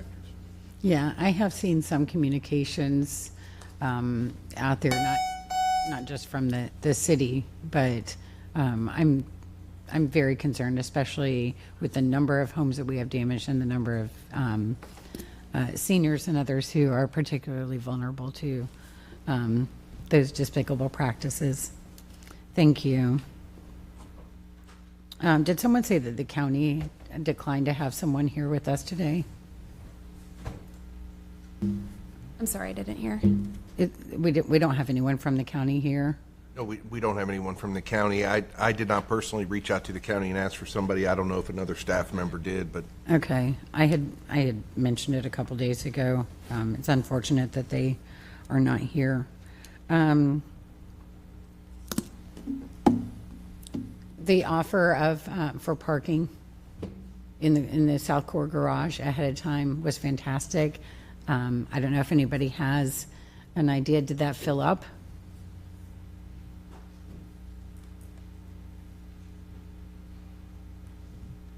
I don't have that information, whether it filled up or not. I know that's something that's utilized quite often when we make it available for storms.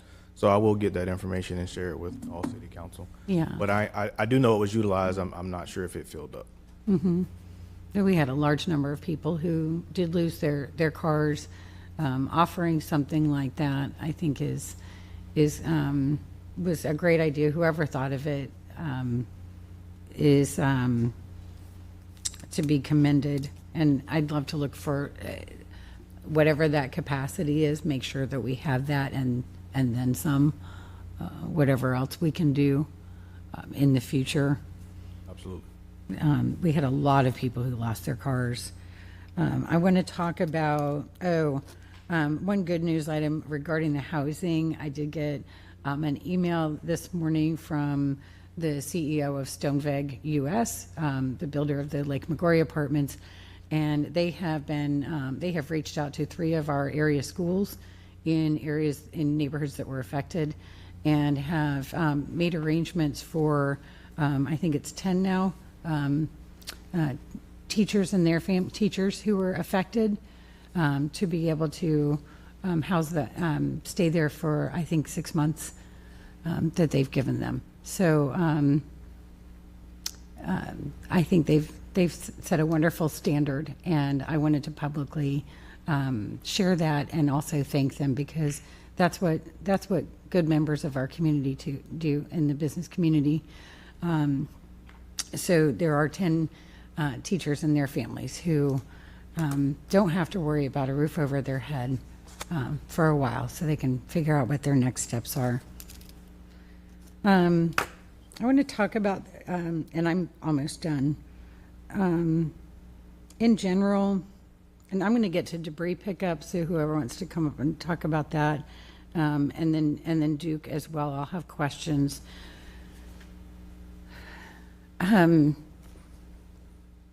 Mother Nature doesn't pick winners and losers, not really. You know, it's an equal opportunity offender, right? But we have to make sure that in our communications and in what we talk about, where we're helping and who we're helping, we need to make sure that all of our city is seen, heard, and attended to. We have I think it's Mr. Vinson, who spoke earlier during open forum today, who lives in the Clam Bayou area. And his words sounded very similar to the words of many of the people of my district in the Coquina Key, in the Coquina Key area, south of there, Harbordale. What about us? What about us? It was hard for me because, before the storm even got here, I said to PD, tell me when Coquina Key gets cut off. Tell me when it opens back up. Well, we have other council members who have neighborhoods accessible only by bridge. I have this one. Why is it so hard to get that information? Why? When we've got thousands of people who live on that island, I mean, it doesn't take much, but I see the announcements and I have to keep looking and looking for when are the streets in the southern part of my district going to be recognized and seen and as told, yes, these are passable now. No, if you're on the island after the storm, you just have to get in your car, if it still works, if you still have one, and go and find out on your own. Because we don't have the communication at the level that it needs to be still, unless you live in certain neighborhoods. We need to be seen, everyone. And I don't want someone who lives in the Clam Bayou area to feel like they don't matter, that they saved themselves, and that we're going to get to them eventually after the hardest hit areas with the debris pickup. It was said the hardest hit areas will be first. So please, could someone turn to this gentleman and tell him that he will be last? I don't want to say that. I'm really tired of this. And it's not that I don't know what's happening, and it's not that my heart doesn't break for everyone who is dealing with this. Yes, we have entire neighborhoods that are repetitively dealing with this stuff. But we also have we have someone in every neighborhood who is affected by this, and I want them all to be seen. It has been really a struggle to get the information I need and the resources I need for people who are not in certain areas of our city. I don't want anyone to feel like they are last. Because you know what? I have people who had no flood damage, no water intrusion at all.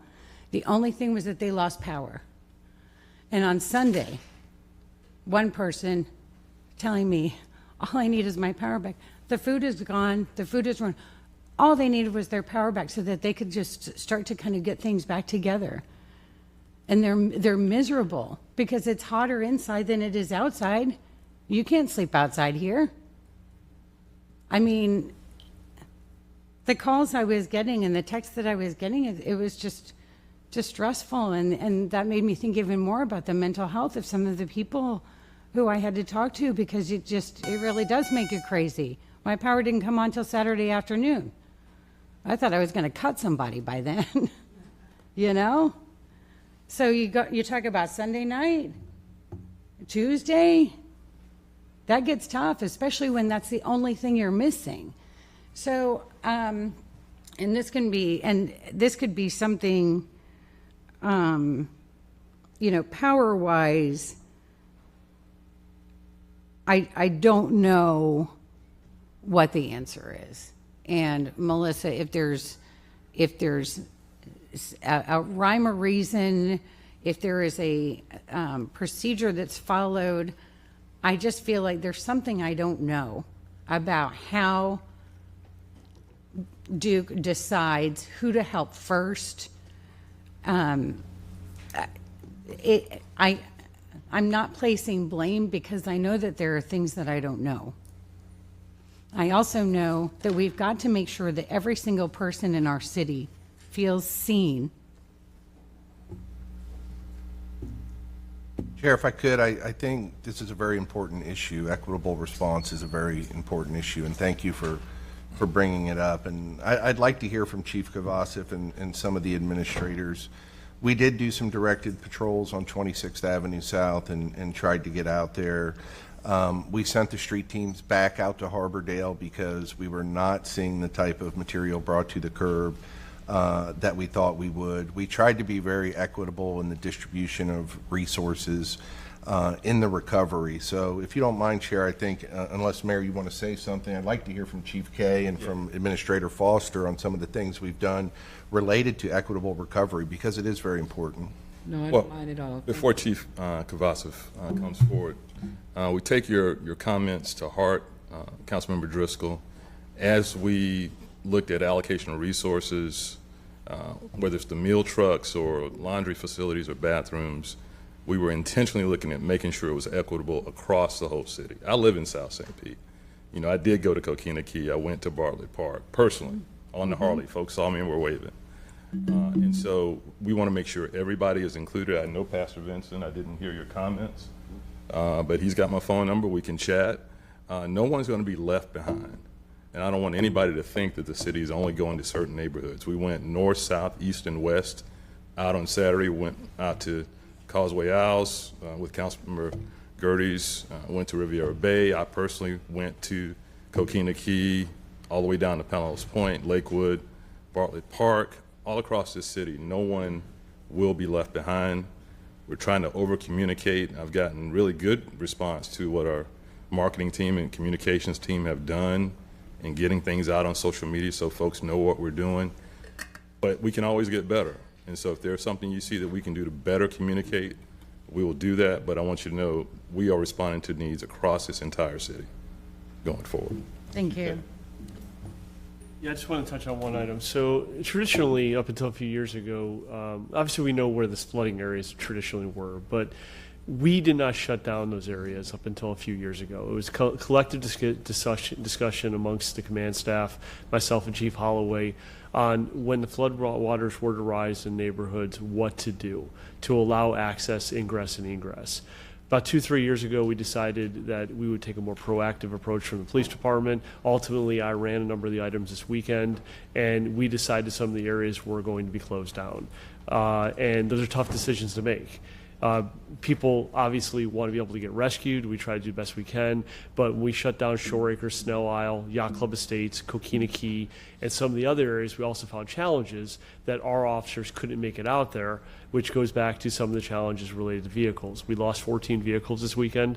Some of them were related to being at officers' residences, but multiple related to some of the recovery efforts that we did as well.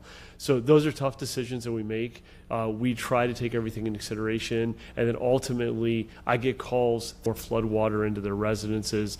That is one of the key things. For flood water into their residences, that is one of the key things. I could tell you, pushing out information, people wanted to walk back in, which is a horrible thing to do, by the way. We didn't stop anybody, but we limited vehicle traffic going back into those hard-hit areas because it just becomes another person we have to go out and save. One thing that Chief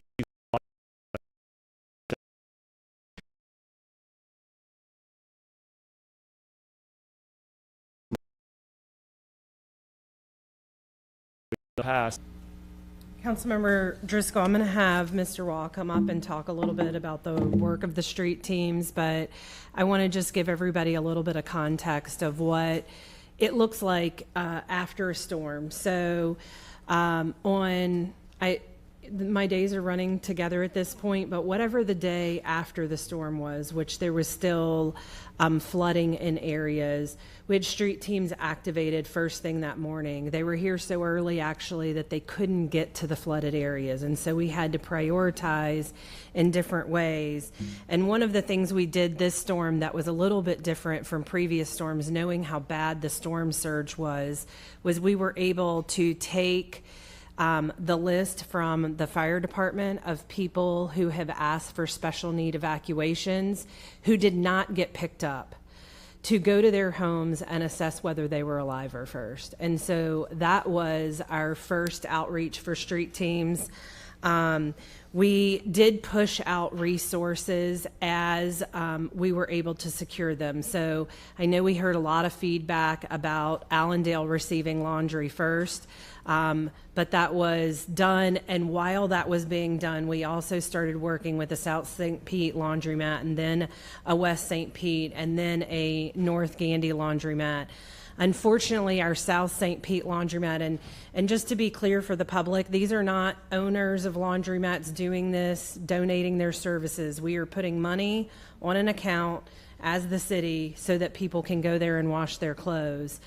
Unfortunately, the South St. Pete laundromat had to close yesterday because of challenges that the customers were causing. And so we are actively looking for another South St. Pete laundromat right now. We are also having to change some of the hours at the Allendale laundromat because of things that are happening in the overnight hours. And so, this is active operations happening in real time. We could have waited until things were perfect and rolled everything out at once, but we felt like it was important to roll out resources as we secured them to help folks. I want to give a real big thank you to Shelley Luz and David Thompson. They don't have a DOP that they are required to operate, and when many of us as administrators are operating 5 disaster operation plans at a time, they raised their hands and said, how could we help? So we've never had somebody specific to coordinate feeding. They are coordinating feeding across our city and have thought about doing that in equitable ways. Bathrooms have been deployed in Bartlett Park and Coquina Key, Shore Acres Rec Center, Riviera Bay Park, and Sunset Park, based on feedback that we've heard. And then I just want to make clear, as Joe tells you a little bit about what street teams are doing, street teams is not a one and done thing. And so we have just recently completed our first push of street teams. In that first push, people received information on, after the flood, what to do with your debris. We know people they don't have power, they're not watching TV, they're struggling to locate things on social media. They also receive things about the mobile permitting site and about scams, to your point earlier. The next push will include all of the resource type things. How do you get unemployment assistance? How do you get SBA loans? What's the FEMA information? We are also going to directed areas as people lift them up. So folks continue to raise Harbordale as an issue. We've hit Harbordale 3 times and knocked every door to make sure we know what is going on there and can activate the N team if needed. We've had the tenants union let us know about a particular apartment complex. We've gone out there. So as needs are lifted up, we make additional rounds. I anticipate that there could be 5 rounds of pushing out information. But I just wanted to let folks know this is not a one and done. After we've knocked the door, you don't see us again. As issues and new resources deploy, we're going back out to get that information out to folks. Yesterday and today, some of the work the street teams are doing is letting folks know, as we knew the debris contractor would be coming online, to say, hey, this is what we're seeing, help us get this organized. And so that messaging is going to change based on the issues we're seeing on the ground. So with that, I'm going to turn it over to Joe Waugh, who is with Codes Compliance and Assistance. Thank you. Good morning, council members. I just wanted to give some more information about our efforts with the street teams. So as Ms. Foster mentioned, we deployed first thing on Friday morning, and we had 40 employees, so we had them in 20 teams. And that comprised staff from our codes compliance department, not just my investigators, but my administrative staff, our housing staff, and our social services staff. So it was really, truly a team effort.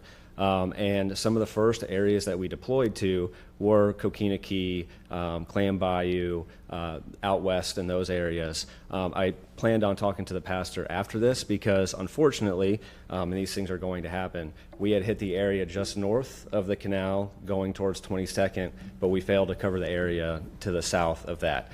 I think that was brought to our attention on either Saturday or Sunday. And as soon as we realized that, we had 2 additional teams deployed to that area that day to make sure they were getting those resources. So one thing that I think was unique in this situation was the impact to our renters. There were multiple apartment complexes where the first floor flooded out, and we are now getting numerous emails because they are all receiving notices that they have to vacate within 7 days.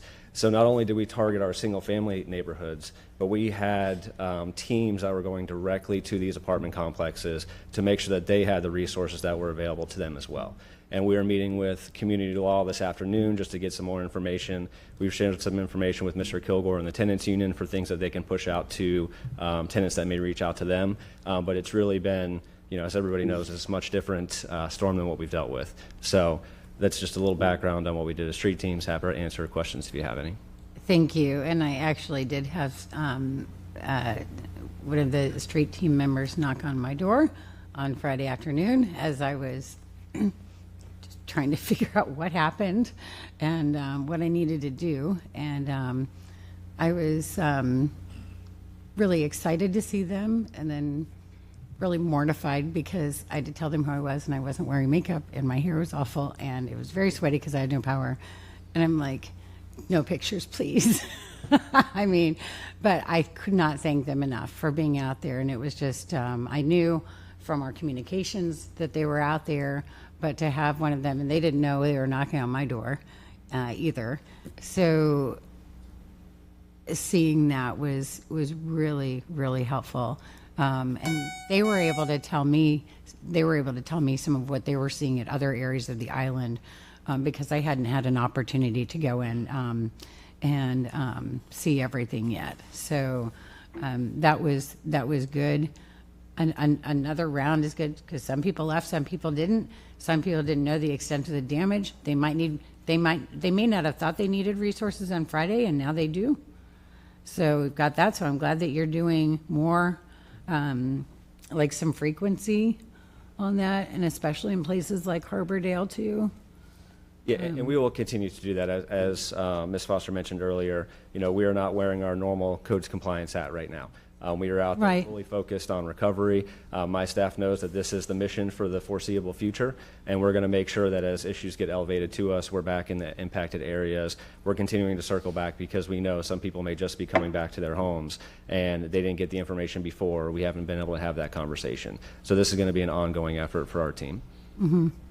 All right. Well, thank you for all that you're doing, and please extend my gratitude to your team. The last thing I'll say is just simply with the Northeast plant, we're all learning lessons through this storm. We learn a lesson with every storm, and this one is no exception. And I'm pretty sure we can all agree that when they say storm surge will be 5 to 8 feet, your max is 7. If it's 5 to 8 feet, you probably have to plan for 10. We got to get this fixed. We got to get a solution going here on that. So that's all I'm going to say. Lesson learned, right? And then if Duke would like to give any input, I'll be finished with that. Well, Councilwoman Driscoll, you bring up an excellent question. What's the process that utilities use to restore service? This is probably fairly standard across all electric industries, but I'll talk to you about what we do here at Duke Energy Florida. And that is, first and foremost, we work with all of our municipalities, both at the county and city levels, to understand their critical facilities. And we revise that every single year, and we take that with us to our operational centers and also to our EOCs, our employees that we embed in the EOCs. The critical customer list typically includes facilities that are hospitals, nursing homes, lift stations. Those are the facilities that we attempt to get on first. Those are the critical customer lists that we start with. But we can do things, and we do things concurrently. So while we're getting those critical customers on, we're also doing damage assessment. And then we're also, the process works by, we try to repair or replace equipment that allows us to get the most customers on first. So for example, that could be a primary major feeder line that serves about 2,000 people. If we can make those repairs, that gets a large number of customers on, but it also, the way that the system is configured, allows us to fix everything that's upstream. Because if we go to a neighborhood that maybe has one transformer off with 12 customers, there's like, if the main line isn't working, the power is not going to flow to that customer on that transformer. So there's that sequence from kind of larger infrastructure to smaller. And I'd also add that often things that we have to repair aren't necessarily in front of the customer's home. The fuse that we may have to fix or transformer may be 3 blocks away.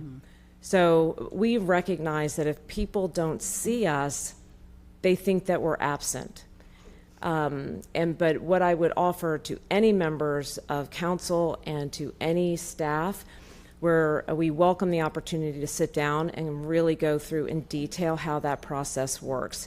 But it is a very well thought out process for restoration that allows us to get the most customers on first and allows us to repair the system in a way that when we are in neighborhoods with smaller pockets of outages, everything else upstream is fixed so that when we change out that transformer, those customers get back on.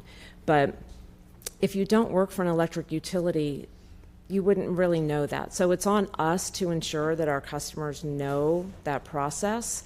But again, we welcome the opportunity to sit down and talk in more detail with anyone from the city. So thank you. Do you have a list of special needs customers? We have what we call our medical needs customers. Those customers proactively reach out to us, and they have to have physicians' kind of certification on their needs for electricity.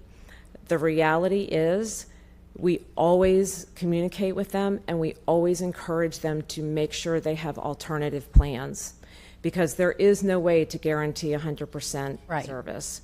So we do have a separate notification for those customers pre-storm to ensure that they've got, as I said, those alternative plans in place to ensure that their health is not compromised.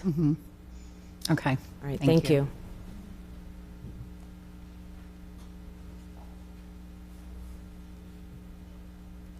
Councilmember Muhammad. Thank you, Madam Chair. All right. A lot of what I had has been said, questions have been answered, but I just want to add my voice to the chorus of my colleagues who are thanking the city team, city staff, emergency response, first responders, as well as the countless number of community organizations and volunteers and, you know, unsung heroes, or, you know, people who've stepped in and pitched in to really provide support, not only, you know, in the recovery phase, but in the response and also in some of the preparation work to prepare our residents for the storm. So can't say thank you enough. I'm going to try and be quick with some of these questions. So around the preparation and the evacuation, I know there was the evacuation of Zone A, And when we talk about the evacuations, I heard it come up with Chief K. Two things. Can you maybe just walk us through the evacuation, like the communication strategy for evacuations?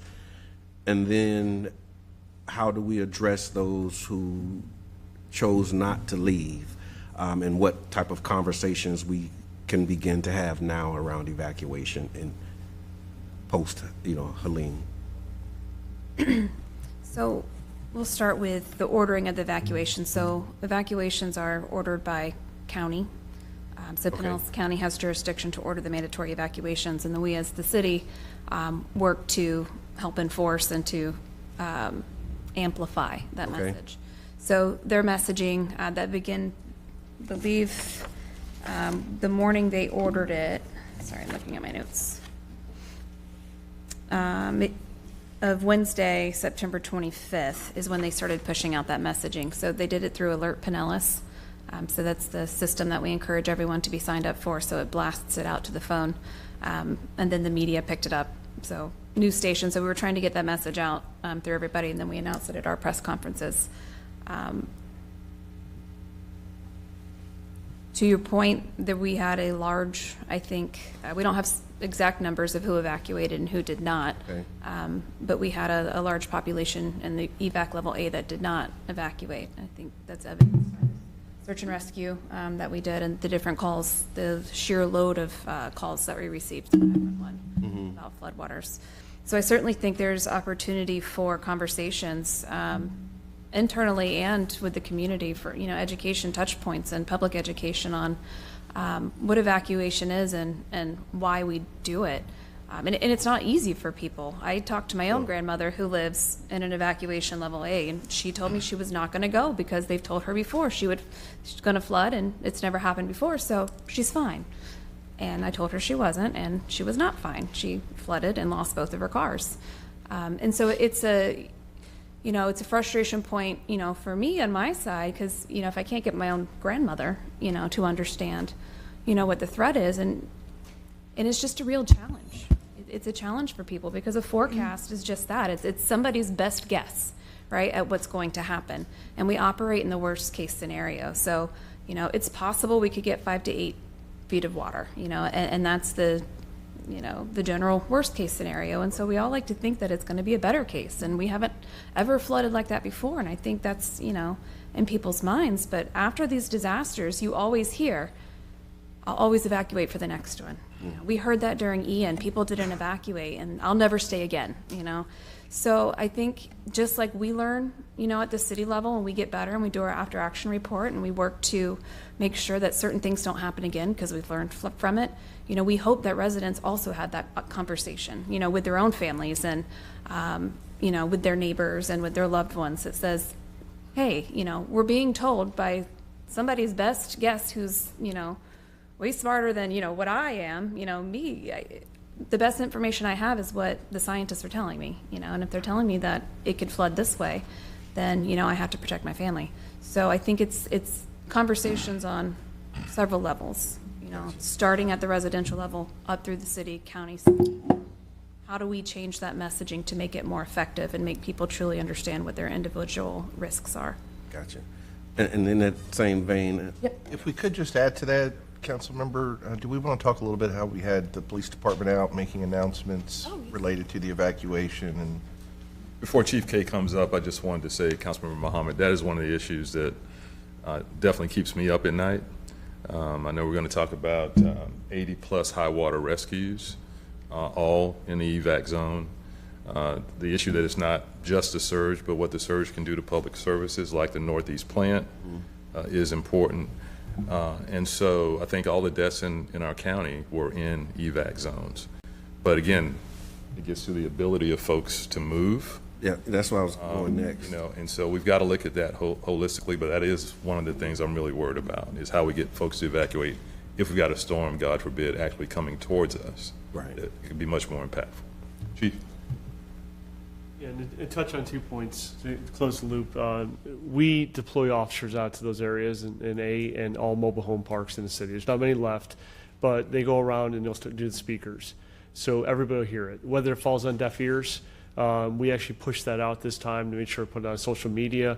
We hit a number of the different neighborhoods. We probably didn't hit all of them because it's difficult to hit every little nook, but it's just one more way to try to make sure that they see the presence out there. They're over the loudspeakers trying to say this is evacuation level A. I did receive a number of calls, and can we make people leave? We can't. We've talked a lot about property destruction. Our city was very lucky. Unfortunately, we had one death.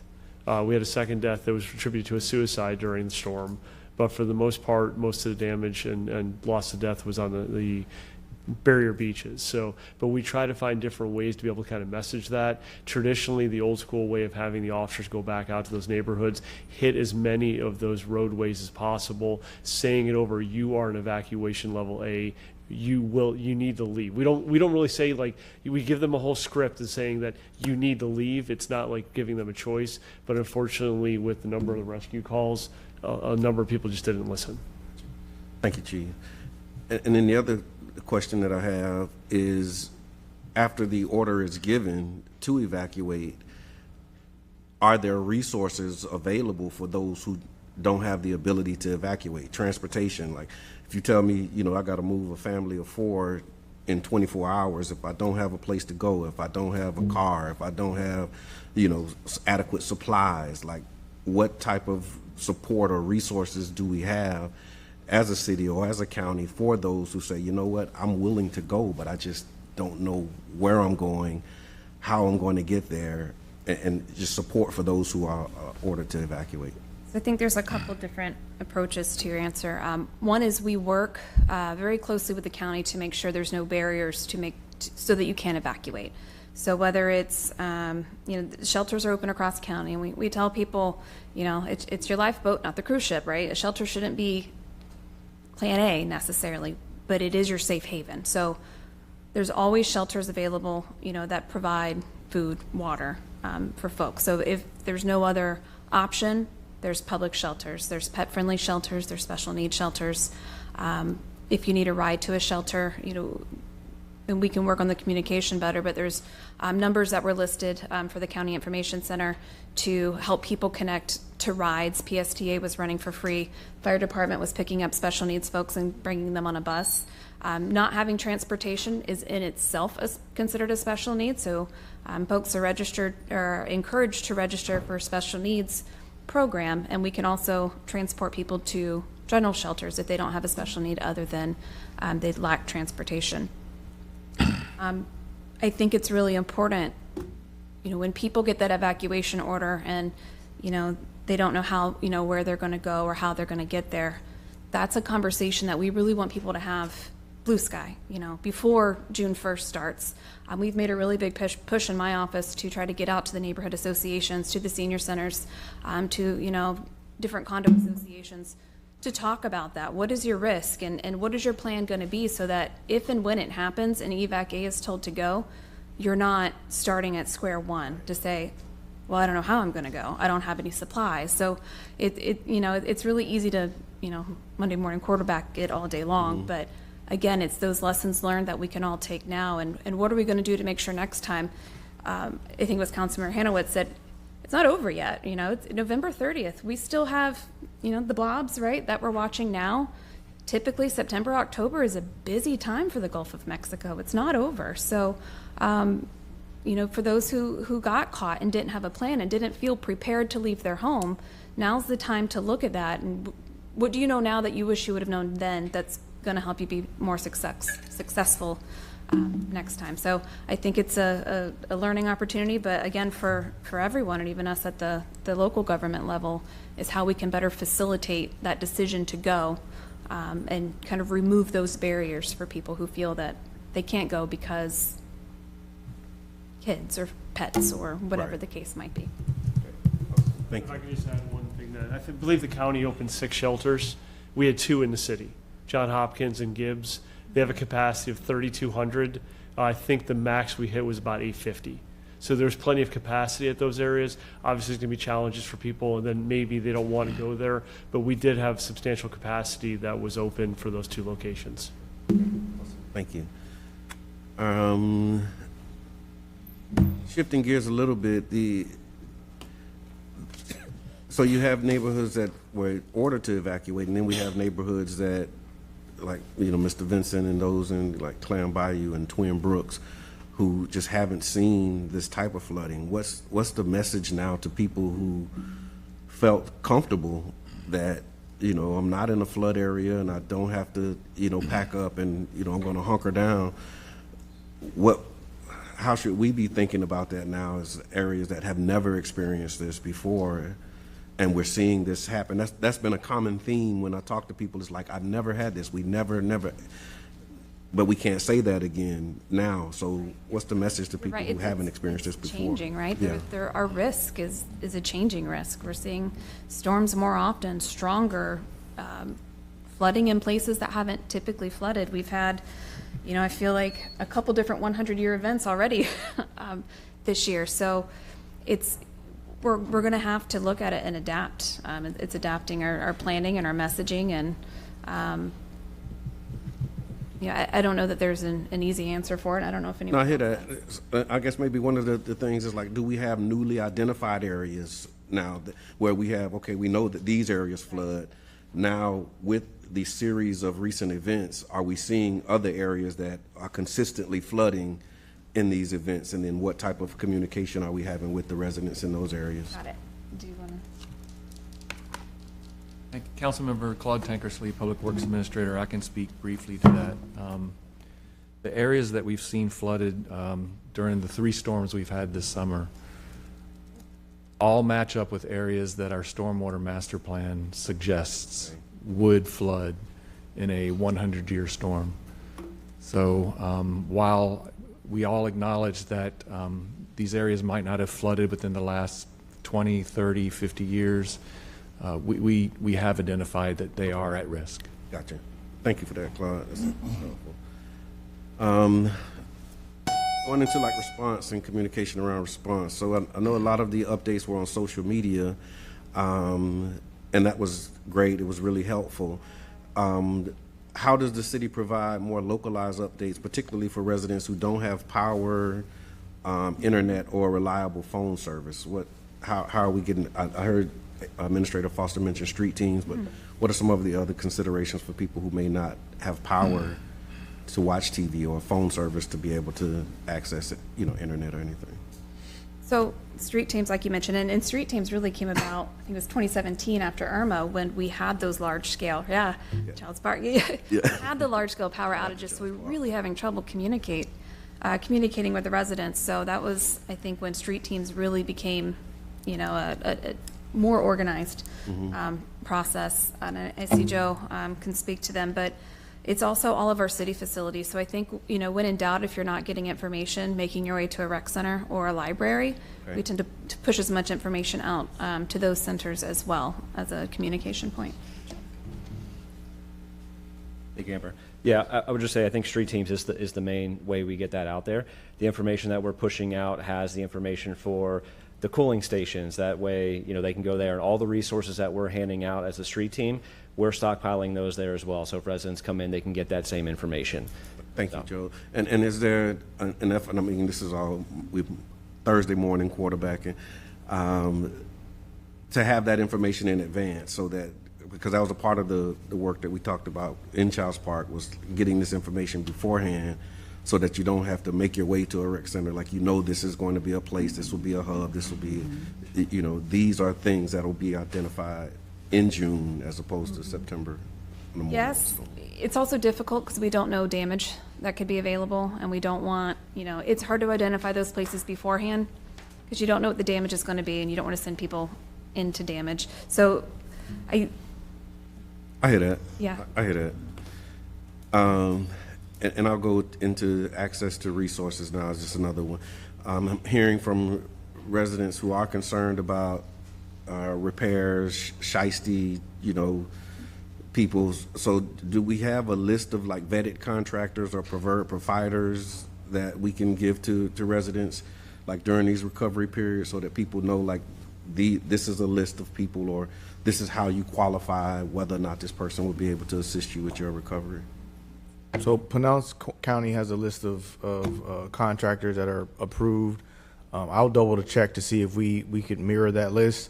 We're going to be making an announcement coming shortly about permitting, that we're going to waive fees related to properties that need to be demolished or rehab due to hurricane damage.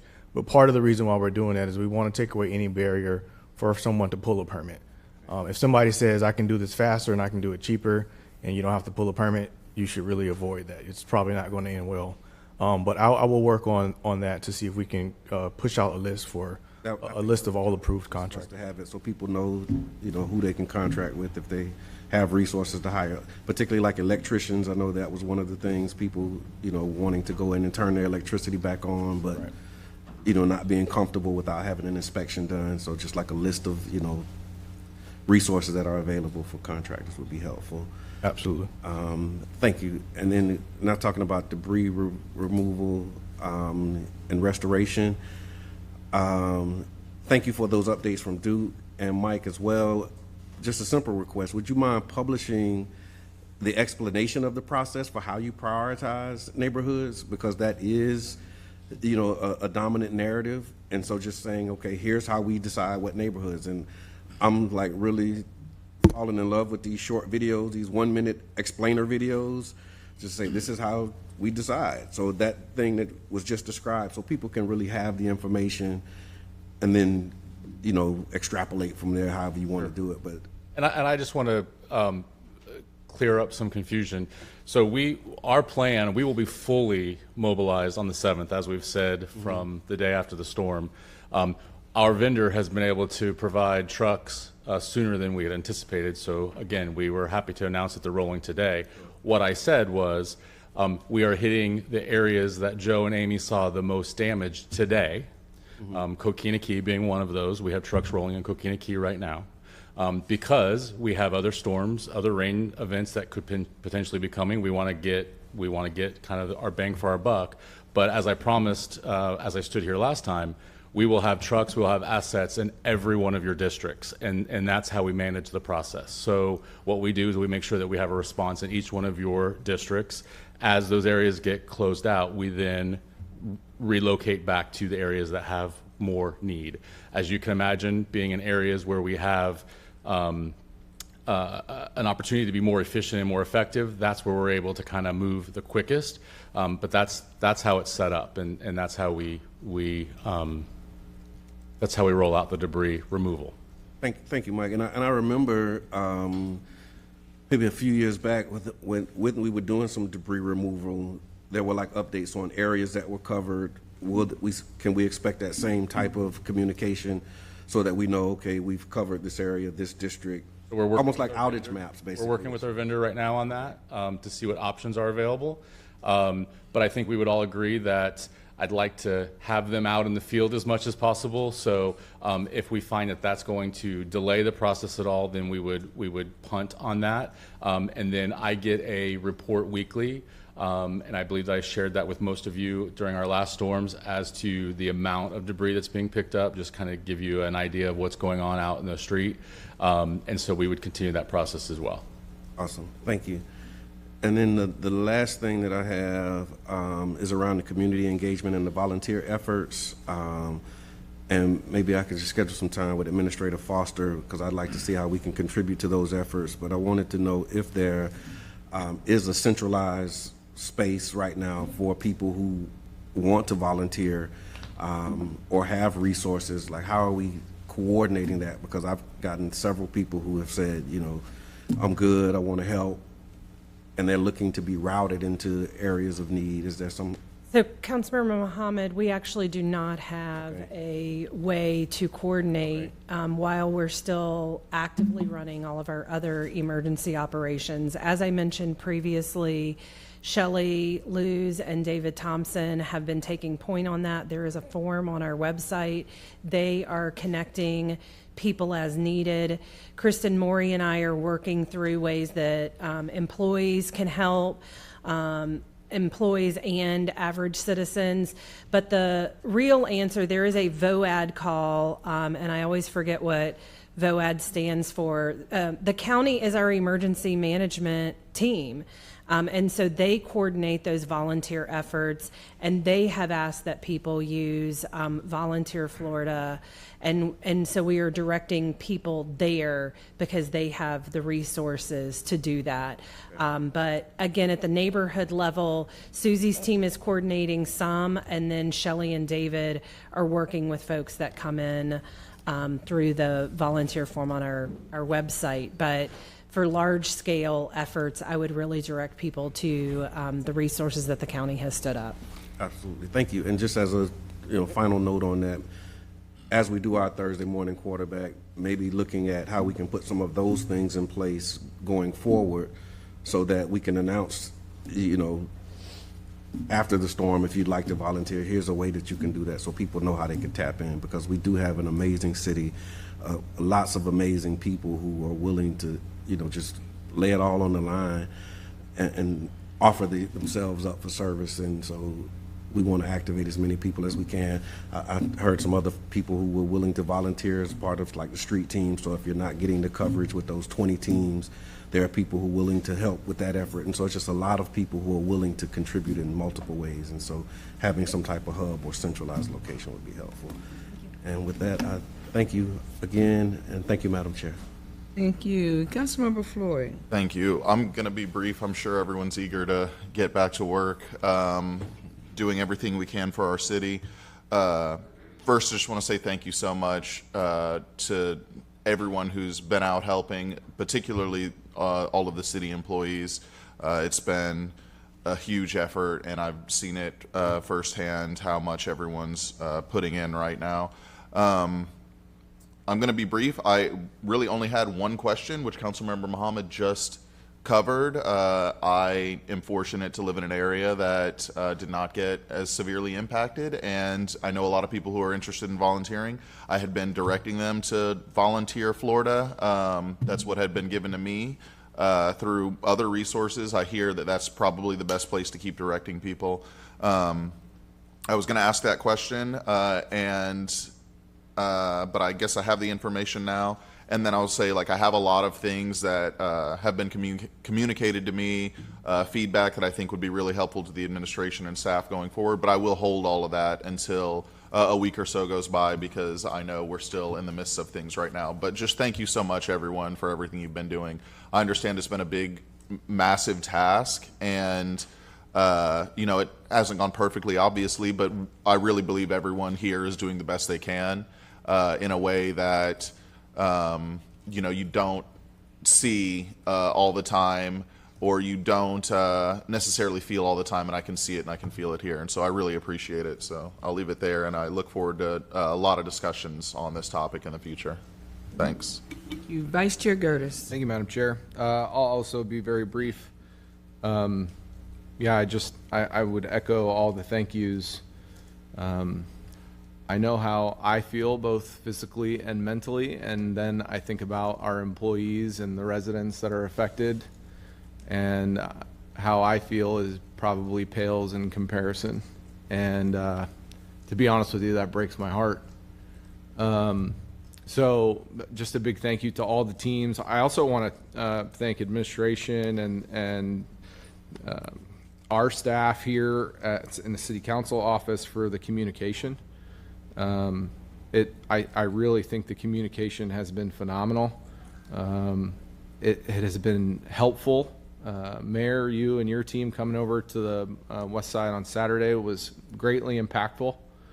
And so I'm just very thankful for, and I know, we all are going through it in our own ways, but just very, very, very thankful for all the work that our team has done and continues to do. And I know that that's going to last for a while.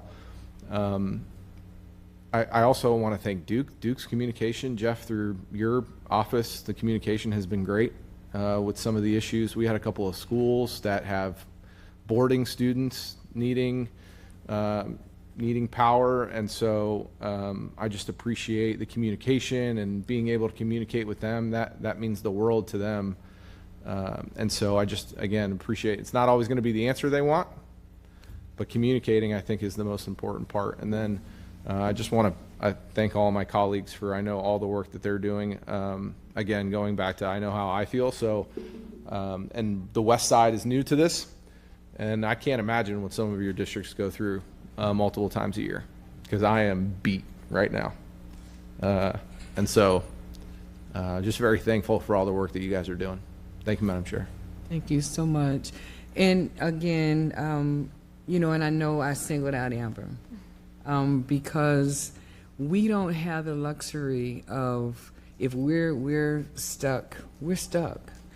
But Amber and her staff don't have that option of being stuck.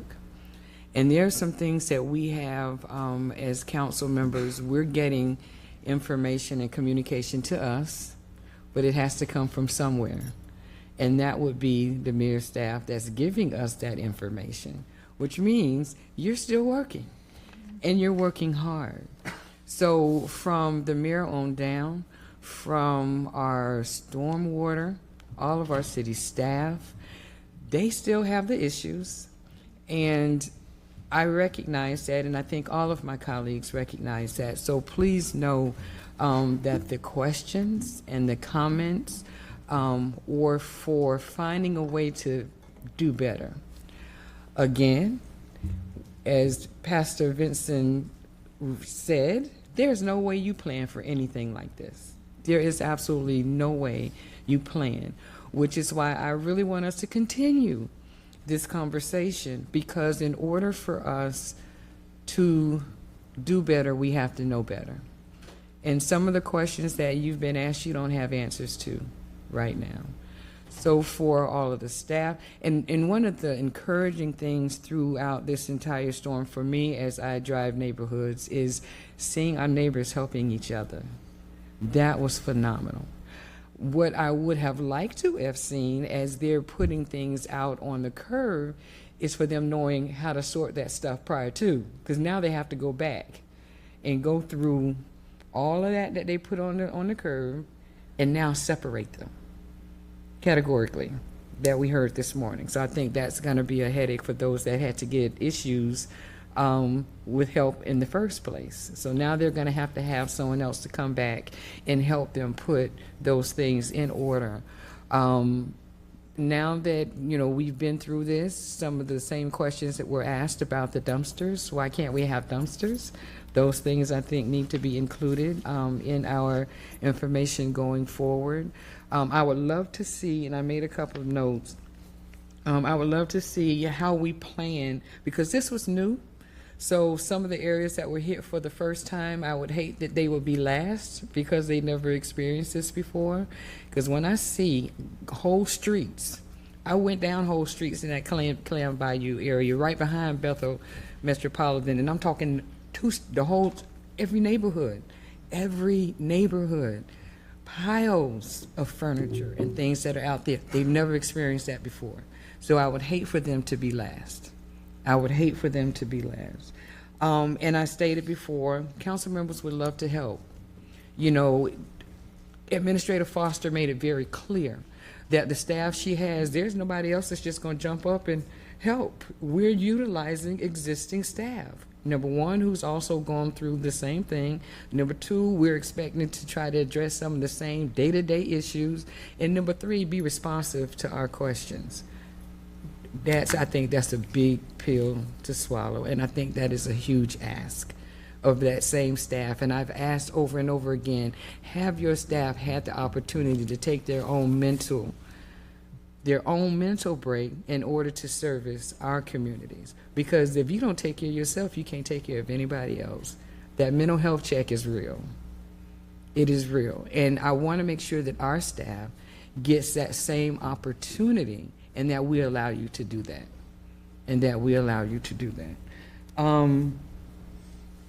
What I would also like for administration to ponder, once you've gotten the opportunity to take a break, assess where we are, is to find out what resources you will need to deploy in case something like this happens, because that did strike home with me when Administrator Foster said these are the same people doing the same thing that we budgeted for you know, every year, and now all of a sudden we've had this once in a lifetime, or I'm going to claim it, once in a lifetime occurrence. How could we better prepare for staffing? Because we had to contract out for this and contract out for that. How could we better prepare for staffing to bring in for such an occurrence as this? Because we're asking people to go door to door. These are the same people that come to work Monday through Friday to not only now go door to door to all of our homes. It's a big ask, and I realize that. You know, and as council members, we realize that because we realize what our struggles were, personally, professionally, and trying to make sure that we serve our constituents. So, first request, that mental break. Assess your mental health, administration. I need you to do that. Council members, y'all do the same thing. You have to assess your mental health. And we will continue to have these conversations because it's too large and too important and too vital not to. So with that, I'm going to, unless I see no further requests to speak, any other questions? This conversation has gone quite a bit, and we do have some other, but I want to make sure everyone has the opportunity to speak on this. Yeah, because this has been going for, I have an hour and 45 minutes. So again, thank you, administration, for being prepared to answer those questions. Thank you for your thoroughness in this, and you were trying to handle day to day and prepare for today's meeting. So I want to appreciate you for that, and thank you, council members, for also taking the concerns of your constituents and bringing them here today to make sure that we address these questions early on. And I look forward to follow up with more details so that we can better, as I said, as a city, prepare ourselves for something that I'm praying is a once-in-a-lifetime occurrence. I'm praying. Okay, seeing there are no further requests to speak, thank you so much. So we're going to now go ahead and move on to F6. We are St. Pete Fund Resolution that will be presented by Tom Green and Administrator Foster. Good morning again, Chair and City Council. I think as much of City Council spoke this morning, Chair, you mentioned neighbors helping neighbors, and other members talked about how we're going to be resilient and we're going to recover. I know we're feeling down right now, but we are. I think all of us in this room are very bullish on our city going forward. And to that point, you have a resolution on your desk or on the dais this morning that would authorize a supplemental appropriation in the amount of $200,000 to create the We Are St. Pete Fund to be administered by our partner at the Pinellas Community Foundation.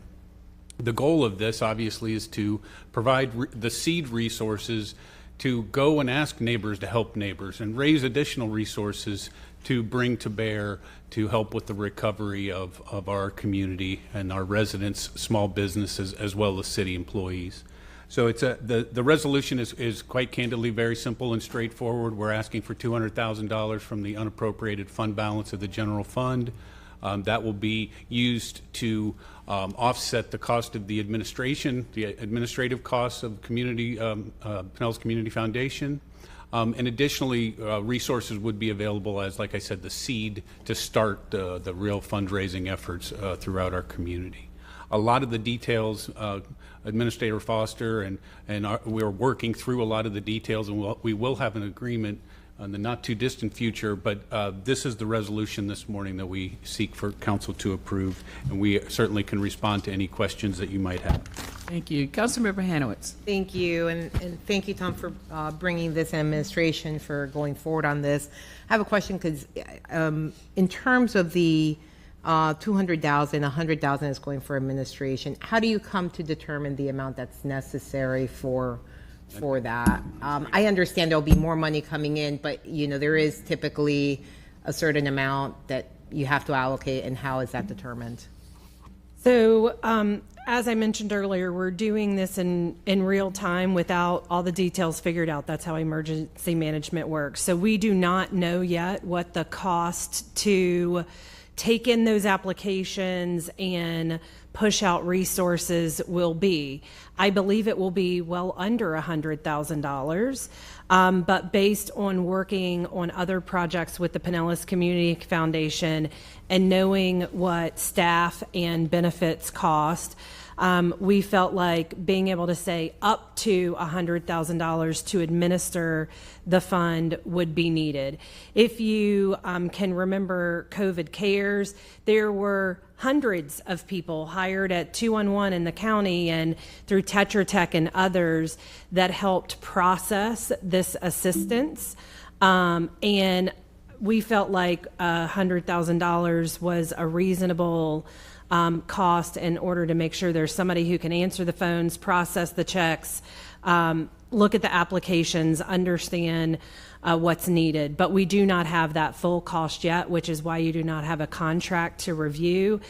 We are very thankful to the Pinellas Community Foundation for saying, yes, we'll stand this up and start accepting funds, and we'll figure out the details with you later.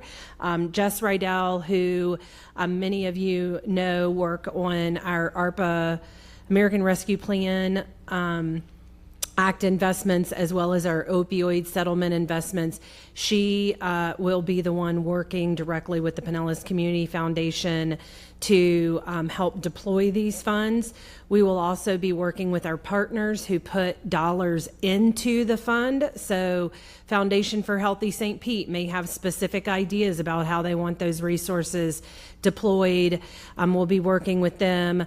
And others, the Rays and Gary Hess and Trevor Burgess. So we're excited to be able to stand something up in less than 24 hours from the time we started having the conversation, but all of those details are yet to be worked out. We have a meeting this afternoon with the Pinellas Community Foundation to start to have some of those conversations. And thank you, Amy. I appreciate that. You know, whenever there are funds like that, just like when we donate to a nonprofit, people are always looking where the money's going and whether or not it's being taken over in administrative costs versus out there in non-administrative costs. So it's kind of a transparency thing for people to understand where that money's going. And then hopefully we do have a report, obviously, later on in terms of what our actual costs and why. And I think just that's very important when you start a fund like this. So thank you for your information.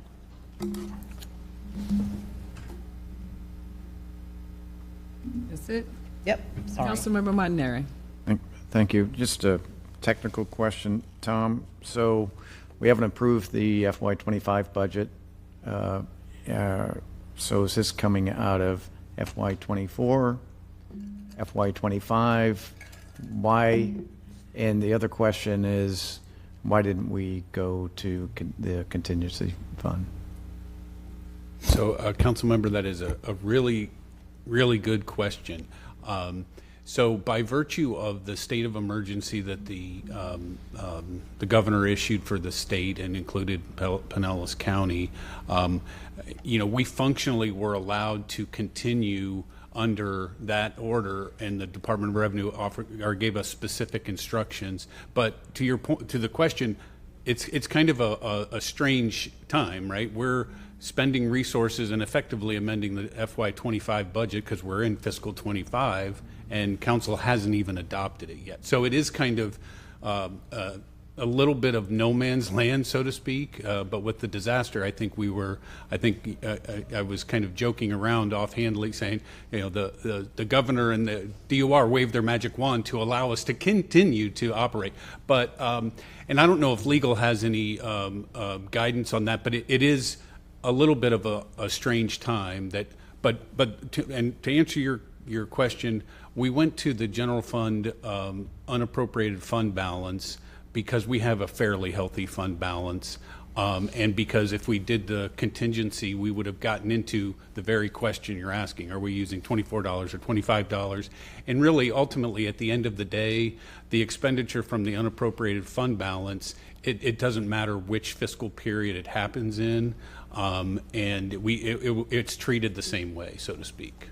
Okay, good. I just want to emphasize I'm supportive. Just had that technical question. Legal, do you want to try to tackle that? Yeah, I think, council member, and I agree with Tom a lot, that this is when the budget is in flux like this and you haven't approved it, my interpretation, though, I think the way that the resolution is structured is that this will really kick in. You'll approve the resolution today. You approve, well, assuming that you approve the budget ordinances today, I view this as part of that budget. And then after that, obviously, no funds are being actually dispersed until the agreement is in place. And by that point, you'll certainly be under the new budget. Okay. All right. Thank you. Thank you, Madam Chair. Second. Thank you. Having a motion and an approval of F6, can you please open the machine for voting? Council members, please cast your votes. Seeing that all present council members have voted, can you please tally and announce the vote? Madam Chair, motion to approve agenda item F6 passes unanimously with council members Driscoll and Floyd being absent. Okay, thank you. And we are going to go ahead and move into our public hearing that was supposed to begin at 9:30 a.m. And just for my easy understanding, when colleagues, when you finish, please at least say thank you, Madam Chair, so I'll know, because I'm trying to guess whether or not you're done or not. And it's not a request of arrogance, but just helping me procedurally to know that you're done. Assistant Chief Attorney, City Attorney Janine Williams is going to present E1, E2, and E3. Can we vote on all three at the same time since they're being presented, or no? We're going to vote on them separately. Separately, They can okay. be read all at the same time. Mr. Okay. Clerk. And if you don't have any questions, I don't have a presentation for you today. I don't need a presentation. I'm good. Okay, well, motion? I'm going to read the titles for all three. Please do. Sorry about that. Ordinance number 597H, an ordinance repealing Division 8 of Article 5, Section 2-268 through 2-270 of the City Code relating to major construction project requirements for employing disadvantaged workers and providing an effective date. Ordinance number 598H, an ordinance repealing Division 7 of Article 5, Sections 2-261 through 2-264 of the City Code relating to major construction project requirements for employing apprentices and providing an effective date. Ordinance number 599-8, an ordinance repealing Section 2-277 of Article 5, Division 9 of the City Code relating to responsible wage for certain construction contracts, amending Section 2-275 of Article 5, Division 9 of the City Code to remove provisions relating to responsible wage for certain construction contracts and providing an effective date. And we do not have any cards for either of these. Move approval E1. Second. Okay, now that we have a motion and a second on E1, can you please, clerk, open the machine for voting? Council members, cast your votes. Now that all present council members have voted, can you please tally and announce the votes for E1? Madam Chair, motion to approve agenda item E1 passes unanimously with council members Driscoll and Floyd being absent. Move approval of E2. Second. Now that we have a motion and a second for E2, can you please open the machine for voting? Council members, please cast your votes. Now that all present council members have voted, can you please tally and announce the votes? Madam Chair, motion to approve agenda item E2 passes unanimously with council members Floyd and Driscoll being absent. Thank you. Move approval E3. Second. Now that we have a motion and a second for E3, can you please open the machine for voting? Council members, please cast your votes. Now that all present council members have voted, can you please tally and announce the votes? Madam Chair, motion to approve agenda item E3 passes unanimously with council members Driscoll and Floyd being absent. Thank you. Now we'll move on to an ordinance approving the vacation of two partial right-of-ways on the north side of 3rd Avenue South for the property located at 3200 1st Avenue South. And joining us is our planner too, Ms. Cheryl Brigalio. How are you? I'm going to read the title. I'm well. Good Yes, morning. It's going to read the title. Oh, thank you. Ordinance number 1167V, an ordinance approving the vacation of two partial right-of-ways on the north side of 3rd Avenue South for the property generally located at 3200 1st Avenue South, setting forth conditions for the vacation to become effective and providing for an effective date, and we do not have any cards. I have a presentation, should you want to. E4. I'm going to ask, do we need a presentation? I'd like to see the presentation. Okay, presentation. The ordinance is for a vacation of right-of-way of two partial street right-of-way on the north side of 3rd Ave South, located at 3200 First Ave South in the Corridor Commercial Suburban Zoning District. The rights-of-way to be vacated do not affect sidewalk or paved roadway and are 960 square feet each. The rights-of-way are remnants from vacated 32nd and 33rd Streets South, which previously extended northward into the property. In the 1960s, when those streets were still intact, 3 16-foot wide drainage easements were dedicated along the full length of the southern side of the block. You can see them in the dashed line on the image. The easements contain potable water and stormwater utilities. The easements did not include the then existing rights-of-way.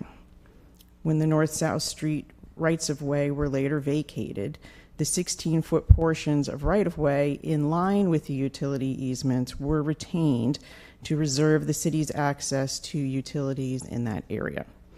This was likely a simpler solution at the time than requiring the dedication of new easements in the vacated areas. The vacations are proposed to facilitate an approved site plan, including improvement of the YMCA and construction of a 5-story building with 330 dwelling units, multiple 1- and 3-story buildings with 32,000 square feet of commercial space and 50 dwelling units, and a 6-story, 600-space parking garage. The eastern segment of right-of-way conflicts with the location of a proposed building and transformers. The western segment conflicts with the location of a required 10-foot green yard between proposed parking spaces and the property line. In the eastern portion of the site, potable water and stormwater utilities are to be relocated, and the 16-foot easements in this area are proposed to be vacated administratively. This is just an enlarged view of the site plan and the areas to be vacated. This is a photo toward the eastern area to be vacated, and a view toward the western area to be vacated. So there were no objections from city departments. Engineering has no objection provided that utilities in the areas to be vacated are relocated or an easement is retained over those utilities if they are to remain. Water Resources has a similar qualification. The fire marshal has requested a 3-foot clear easement behind the fire hydrant located in front of the western right-of-way segment. And Duke Energy has objected because they have facilities in the right-of-way, and the applicant needs to obtain a no objection letter from Duke Energy as a condition of approval. There were no comments from the public. So the vacation request was heard by the DRC, and they recommended unanimously that the vacation ordinance be adopted. The related site plan application was approved by DRC, and there were no comments from the public at, after, or during the hearing. So city staff continues to recommend approval of the vacation with these conditions of approval. Again, dedication of an easement by the applicant for the utilities that are to remain in the area, and an easement around the fire hydrant, a letter of no objection from Duke, and the other are standard timing conditions. And that's the end of my presentation. Thank you. Thank you. Seeing no further requests to speak for E4. Did we have a motion and a second? Yes, we did. Okay, can you read the, open the machine for voting, please. Council members, please cast your votes. Seeing that all present council members have voted, can you please tally and announce your votes? Madam Chair, motion to approve agenda item E4 passes unanimously with council members Driscoll and Floyd being absent. Thank you. We're going to go ahead Thank and you. move into our reports before we take a 30-minute break. And I do think that this is Councilmember Montanari's item that he brought for USF St. Petersburg update. And joining us is Chancellor Christian Hardegree. But I'm going to turn the mic over to Councilmember Councilmember Montanari to introduce the presentation, please. Well, thank you, Madam Chair. Well, when I put this new business item in, it was well before this storm, and just based on what we have going on in the city. I know Chancellor Hardigree is going to give us an update on the university. You know, being that we are the 5th largest city in the state, and USF is just such an important, USF St. Petersburg is such an important part to our city. I always want to have a update of what's going on with USF, current status, and where the university is going. So I'll turn it over to Chancellor Hardigree. Thank you very much. I very much appreciate the opportunity to be here this afternoon, and especially given what happened with the hurricane. And I will say very much personally and professionally, I've been here, this is my 3rd year, this is our 5th hurricane. I think that my husband may be related to Amber's grandmother because he did not evacuate. I was out of state as we grew closer, and returned. I was with our ride out crew on the campus throughout, and even Thursday evening received a call from my middle son who said something to the effect of questioning his dad's competency for handling the emergency and fearing for his life. So, and Vice Chair, we're over in your district, over in the jungle. And so I know that this has been just horrific for our community. It's actually been very horrific for our campus. 85% of the campus was underwater at some point. We have 3 buildings that had significant intrusion. Piano Man, which of course was donated to the campus and has a long history here.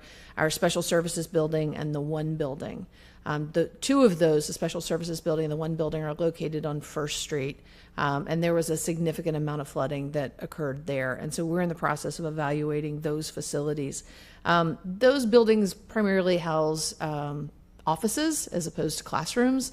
And so we've been able to relocate those. One of those units is our Family Study Center, which looks at brain health in children 0 to 5 and helps support families, particularly in vulnerable and marginalized populations, in terms of co-parenting and parenting for child development. And so we have currently moved those into the former USF credit union space that's adjacent to the bookstore. In the meantime, the credit union had moved to our student center to just better serve our students in terms of locale and connection with them. I do, similar to many of the accolades that I've heard you give for our city staff and all of the incredible teams that have pulled together, I want to give a shout out to the valiant efforts for our campus. Our University Police Department did an amazing job under Chief Hendry. Kevin Sheehy, who I recently recruited from Pittsburgh to come down here and be my Vice Chancellor for Administration and Finance, did an amazing job with a lot of golly gee shucks. We don't deal with this in Pittsburgh. We also had a new emergency manager, Kevin Sullivan. I've been joking that I'm only going to hire Kevins because the Kevins did an incredible job.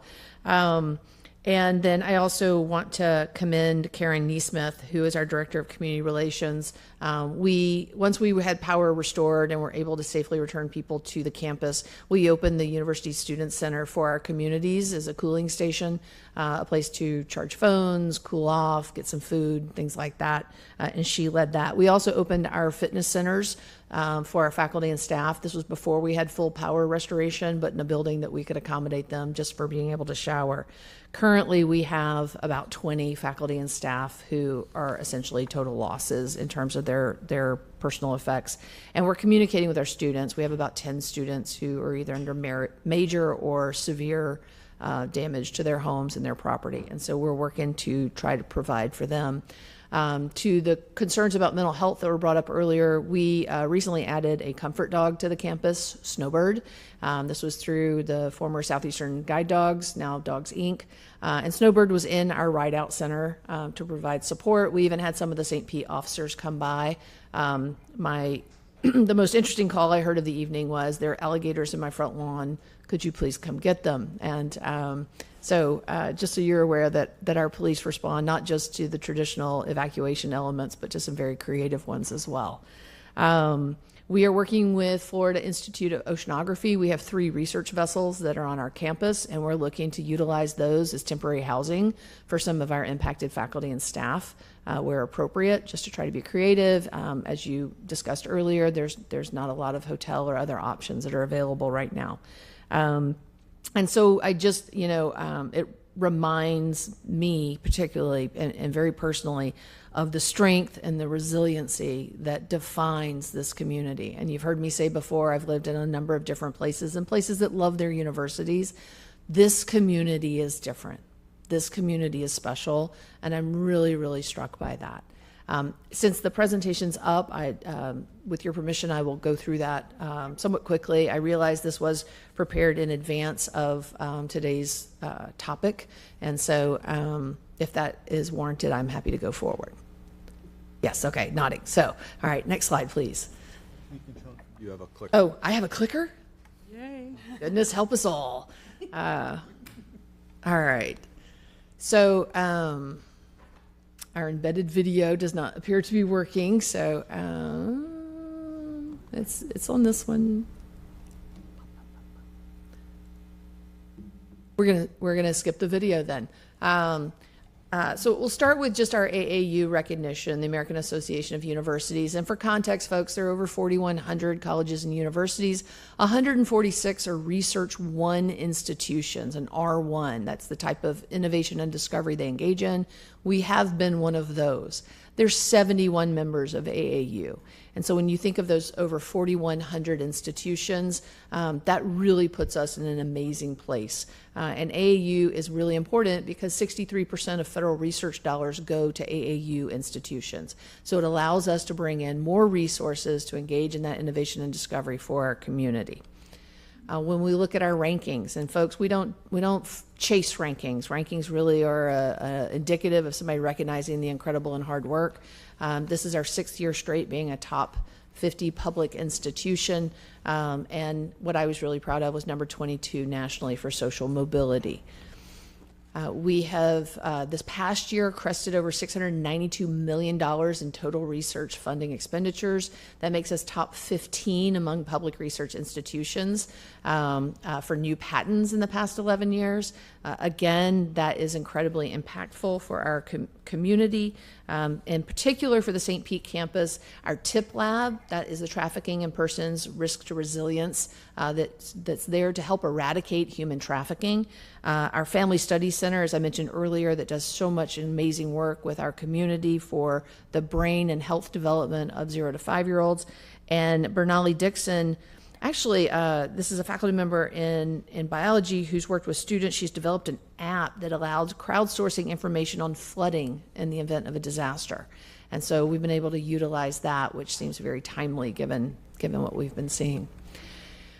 Everybody always asks about our enrollment, and this was one of our largest years. We were up 12% over last year.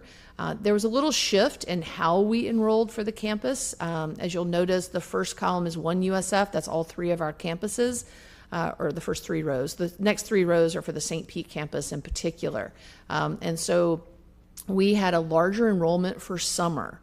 And this really was an opportunity to bring in students who may not have been in the same GPA or SAT, but are still members of our community who wanted to be able to get into USF. That doesn't count in some of those metrics that relates to our funding. And so we now know that this is a really great way to bring students in. If you look at the column on the right in 2023, you'll see there were 394 students in fall, whereas we only had 179 this fall. So that may seem a little wonky, but when you look at the summer, we had almost 3 times the number of students in our summer, which was really phenomenal. We had a 177% increase in our Black students, a 64% increase in our Hispanic students, and a 40% increase in our Asian students for the campus. And so we're really proud of the work that's being done. All of our admissions is done through our Tampa campus, and so we work hand in hand. We expect a similar influx for next year, that our summer will be a larger number of students than our fall offerings. When we think of our Office of Veteran Success, when I first came to USF St. Pete, we had about 400 students that had been identified as veteran or military connected. Right now, it's about 1,100. And so when you think about the number of students that we house at our campus, that's almost 1 in 4 students who is veteran or military connected. And this year we were incredibly fortunate through the legislature, the university as a whole, One USF, got $10 million to support that. $6 million is going to go to renovating new space for our Office of Veteran Success. Ironically, one of those buildings that got flooded was the building we had earmarked for that. And so now if we're going to have if the building is totaled, which we're still waiting to find out, then we're going to have to be determining how we can utilize these funds and how we can seek additional funds in order to build something that meets current code so we can avoid the flooding in the future. The historic gas plant. I don't know how many of you have ever seen the movie Draft Day. Kevin Costner. It's about the GM of the Cleveland Browns. I'm going to set it up in case you haven't seen it. It's the day of the draft. It starts off with him writing something on a Post-it and sticking it in his pocket. There's a lot of drama going on. It's a movie worth your weekend once things settle down. But at the end, when he pulls the Post-it out, it says, "No matter what," and has a name. I won't ruin it for you if you haven't seen it. But I do think about what is the no matter what. The historic gas plant for USF St. Pete is a no matter what. No matter what, we need to be a part. We need to have a presence in the historic gas plant. No matter what, it has to meet the commitment to our population, to our history. It has to have a connection. No matter what, it has to help fuel workforce development. And for me as a campus, I need more housing. We had 240 students on our wait list this year. We've had over 100 in the past 2 years. We had initiated a housing feasibility study.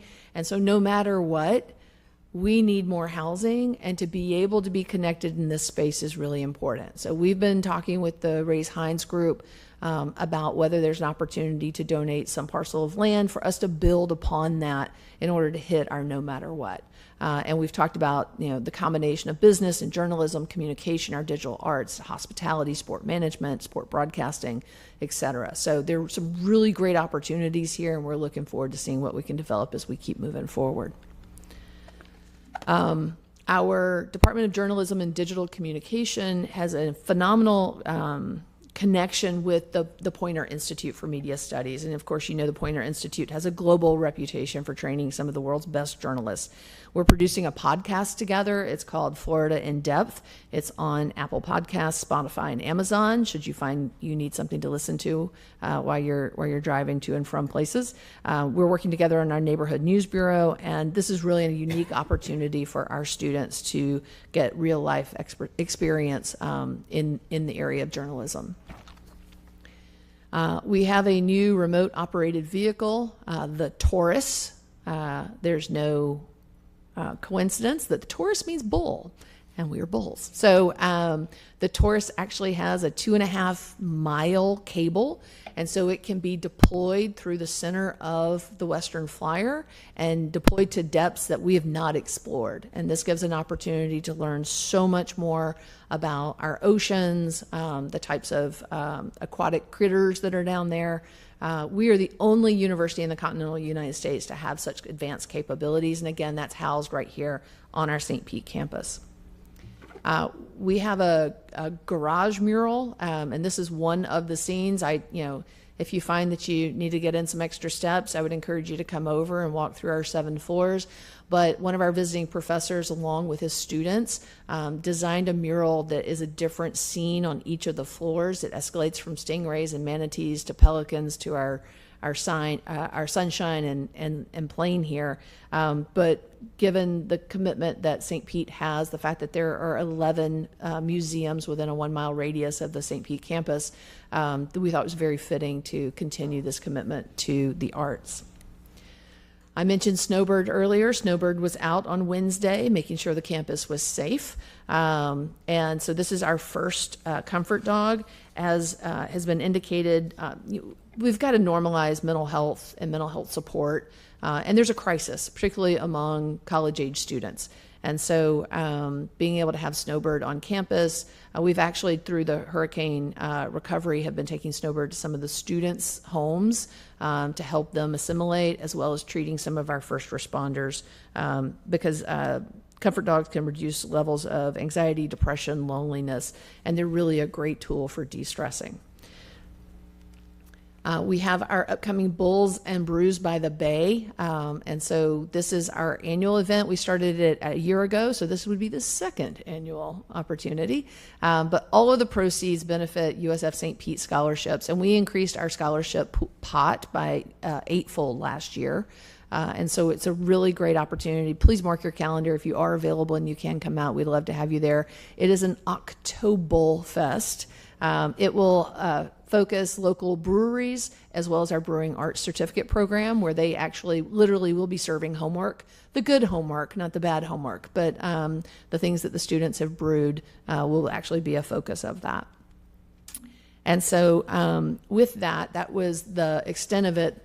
I didn't know if there might be any questions about any of the other initiatives or things that are going on campus, so I submit. Well, I do have Councilmember Montanari wanting to speak. Councilmember Montanari. Thank you, Chair, and thank you, Chancellor Hardigree, for the update of what's going on at USF St. Pete. And I do have just a few questions. So a few years ago, a priority for the city and the business community was the Center of Excellence for environmental and oceanographic services. And the three things that they were supposed to concentrate on was sea level rise, flooding, and flooding related to high tide. And it just seems like you're here at the right time. And I want to know where that project is, because the legislature a few years ago appropriated, I believe, $25 million for that project. It's an $80 million project. And where did the Board of Governors weigh in on their priority for the next legislative session for this? Yeah, thank you for that. The EOS, this is an incredibly important project. It could not be more highlighted by what's just transpired, right? I know that President Law recognizes the need and the community's strong desire to continue forward. The project has taken a little time to get off the ground, but it's not for a lack of commitment, right? It's not that we aren't committed to it. It's that there was rising costs in construction when we first envisioned that project. It was actually 2020. And so there's some gaps in expected funding. One of the things that we were struggling with was the flooding that we do incur on the peninsula. When you're building an $80 million building, it's easy to start at 18 feet off the ground. When you only have $25 million for the building, that changes the parameter of that. And so we've been in a process of reevaluating that. And unfortunately, or fortunately, the impact not just of this hurricane, but that strange little storm that was just like an afternoon, gully washer that turned into 2.5 hours of trying to go 3 miles, right? And so we're in the process. The provost, who is the spearhead of that project, along with Tom Frazier from the College of Marine Science, are pulling together a team to redefine what we're looking at and redefine perhaps where we put it, given the financial challenges. We also have to identify additional funds to be able to build out the support for that. At the time that we had originally been appropriated funds in 2022 by the legislature. Unfortunately, that was not supported through the final bill signing. But at that time, we had $14 million in deferred maintenance that needed to be done to the building. Because the university felt strongly that we were going to have that $80 million signed, the deferred maintenance was taken off the docket. And so we didn't get the deferred maintenance or the $80 million. And so trying to really define what are we going to do has been a challenge. But Provost Mohapatra has been working with Dean Frazier in terms of defining that. Okay. All right. That, to me, we can't let our foot off the gas on that project. I mean, it's important, and just this discussion that you've witnessed today, and that our city and our state is going through, that needs to be a priority, and I want to keep it a priority. And I may have legal draw up a resolution to get city council to weigh in on making that a priority. That maybe we can run it through the Lair Committee also. But I just want to emphasize that project, because to me that puts not just USF St. Petersburg on the map, but it puts the city of St. Petersburg on the map. And we need more projects like that. The other thing I wanted to talk about just briefly is after consolidation, there were supposed to be more doctoral programs at USF St. Petersburg. Can you tell us what has happened since consolidation? Have there been any new doctoral programs at USF St. Petersburg? No, sir, there have not been any new doctoral programs. We did have an interim provost for a year, Eric Eisenberg, and then Prasant Mohapatra was appointed in March of 23. So I know that he is going through an academic planning process, but at this juncture, we have not added any additional programs outside of an undergraduate program in hospitality. Isn't that written into legislation that was passed with consolidation? There were consolidation notebooks that were put together. My understanding is there were two legislative pieces, one of which expired and one of which is still current. The one that's current establishes our campus board and our name, and that we should have a regional chancellor and whatnot. But I've not seen any legislation that indicated that specifically. I believe it was in the consolidation notebooks. And so, yeah. Okay. Well, that's another thing that was promised under consolidation, and we just haven't seen anything. Again, we need to be advocates for USF St. Petersburg. You're our only university in the city. Can you tell me, and this will be my last question. I understand that the faculty on the campus does not report to you. They report to staff at USF in Tampa. Yes, sir. They report to the provost. Why is that? And did they used to report to you? I used to have a role in evaluating faculty and staff through promotion and tenure. That's been a subject for discussion because it creates a level of review that the faculty at St. Pete do not go through in Tampa. So if you're in a history department, for example, you got a big history department in Tampa and we have a smaller history department here. That history department here would, through promotion and tenure, would go through a review level with me that the history department in Tampa did not. And so there was a question as to whether that was equitable. So all academics flow through the provost. I'm certainly here to help support his vision for our campus, but all of those, the reporting structures, the reviews, all of that do go through Provost Mohapatra. We do have a vice provost, Thomas Smith, who also has a dual role as the campus dean for arts and sciences, who is sort of the primary liaison for those purposes. Okay, all right. Well, thank you.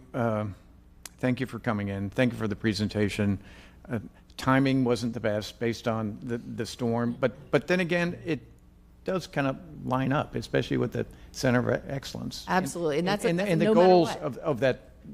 of that Center of Excellence. So, again, like I said before, I don't want to take our foot off the gas when it comes to that. That's a priority for the campus and for the city of St. Petersburg. So, thank you for the update. Thank you, sir. Thank you so much. Thank you, Councilmember Montanari. So what I was most interested in is knowing that you were coming from USF St. Pete.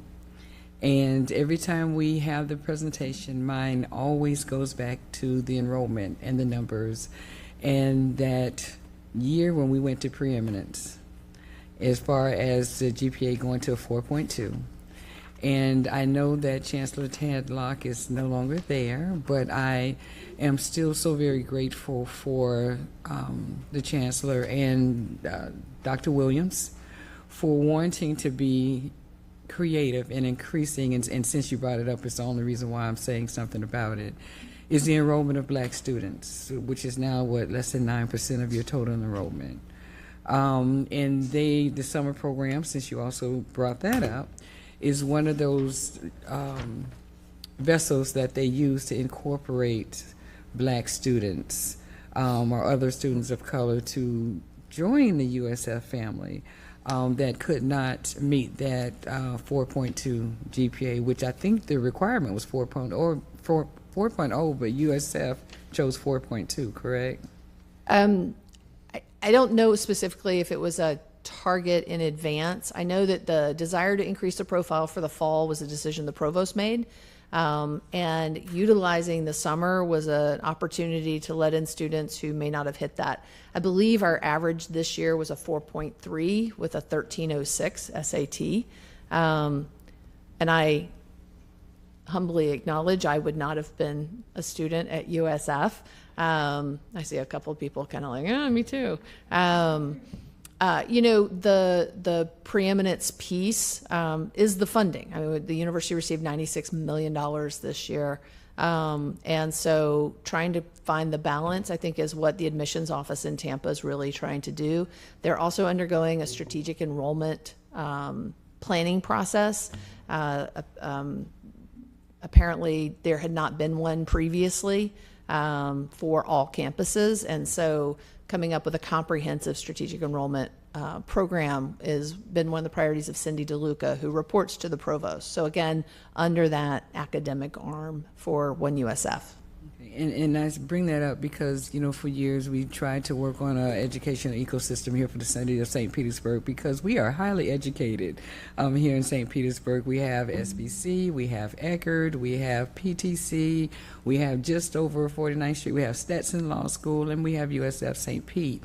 And so we were really trying to address the needs of our residents here and trying to not only educate them here, but to keep those high-cost degrees here to benefit us here in the city of St. Petersburg. And one of the things that, you know, came out of that 4.2 at the time was that if I had a 4.2 or a 4.3 and I'm from St. Petersburg, there's no way I'm staying home.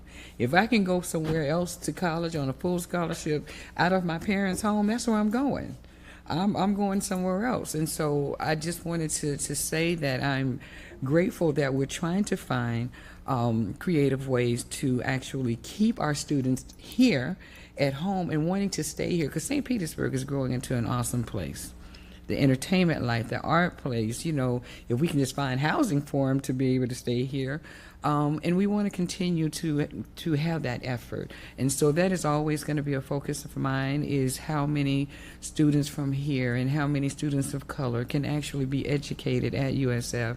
So with the programs that, you know, Dr. Williams and Chancellor Tadlock started, I'm glad to see that they're continuing to kind of provide an additional opening to our students, that equitable piece of gaining a USF St. Pete education. So thank you for the presentation, and I see no further requests to speak.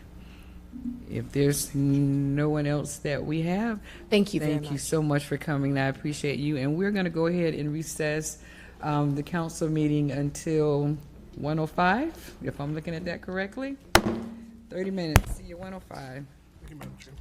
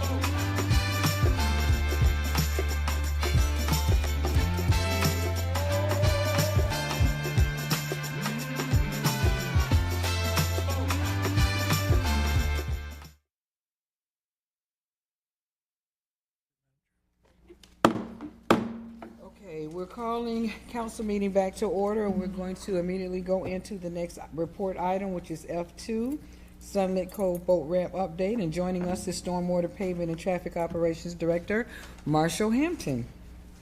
Madam Chair, if I may. Yes, Councilmember Gabbard. Thank you, Madam Chair. You brought this one? This was my item. It's okay. This was another that, like Councilmember Montanari said, this was put in prior to Hurricane Helene. Wanted to leave it on the agenda for today because this was an issue that occurred in Riviera Bay, not storm related, but wastewater or stormwater related and Bay specific related. And we wanted to make sure that we were bringing a after action report regarding what happened that day, letting the residents know, what protocols were taken, what exactly did happen, and just make sure that we were being very transparent about the issue. So that is the reason for bringing the report today, Madam Chair. That's good. Thank you. Marshall Hampton, the Stormwater Pavement and Traffic Operations Director. Just want to go over what did transpire and what led to the interaction that happened.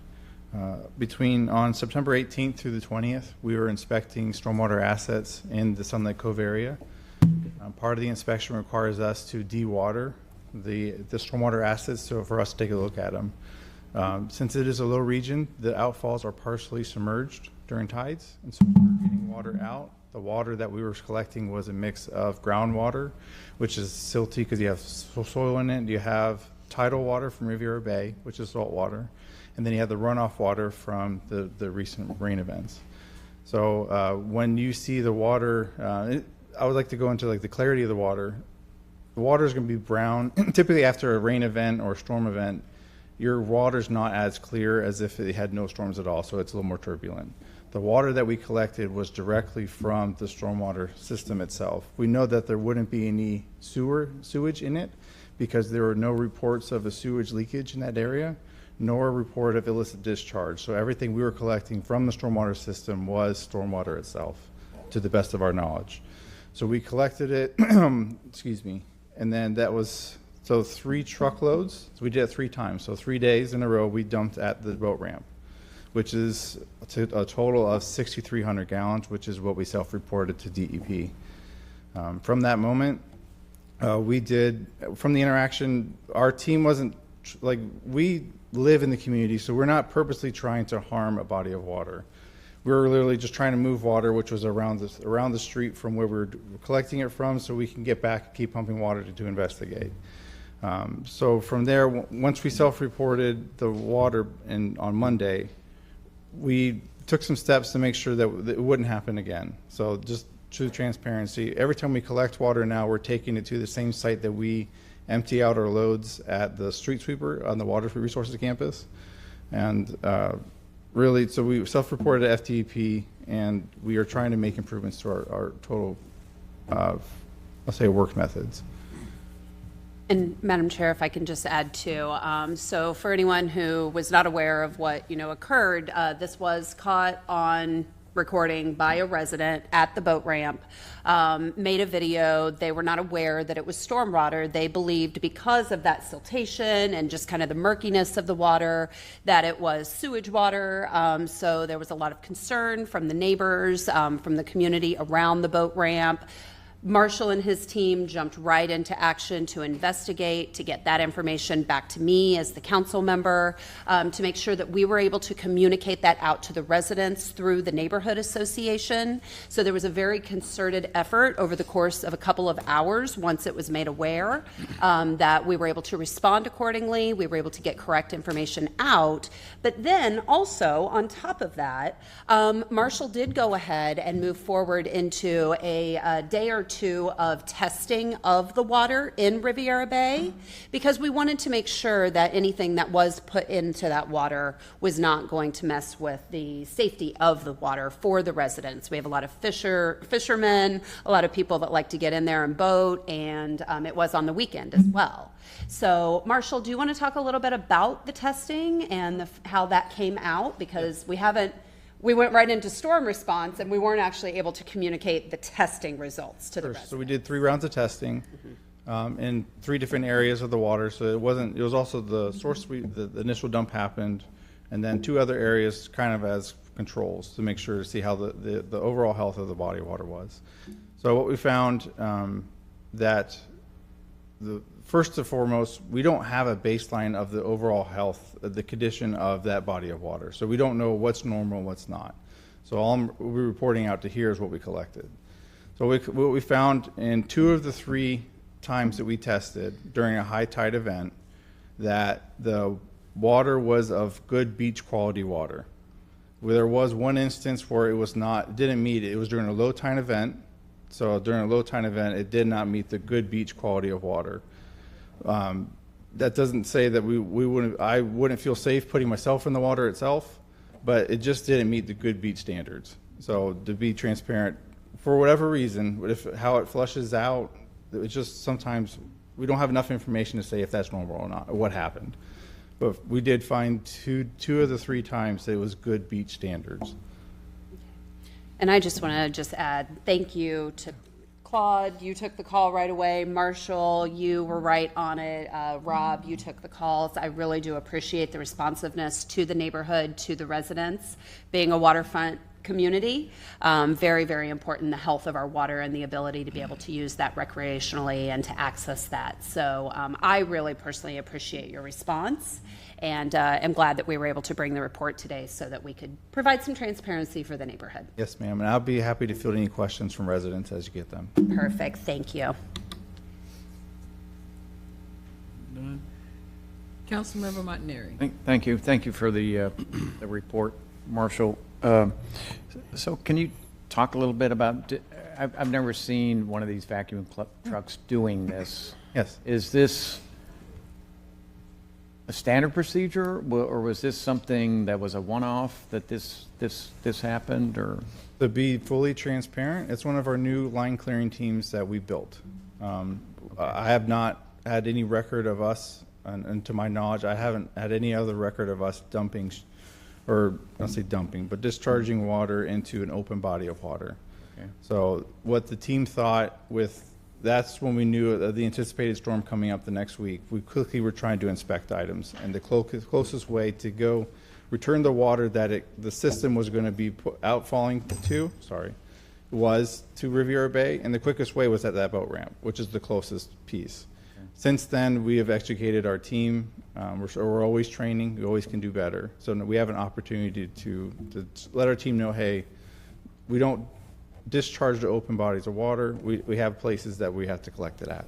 Okay, and then the other question I had was, you said you self-reported it to DEP. Yes, sir. Is that a state requirement, or is that just like a voluntary?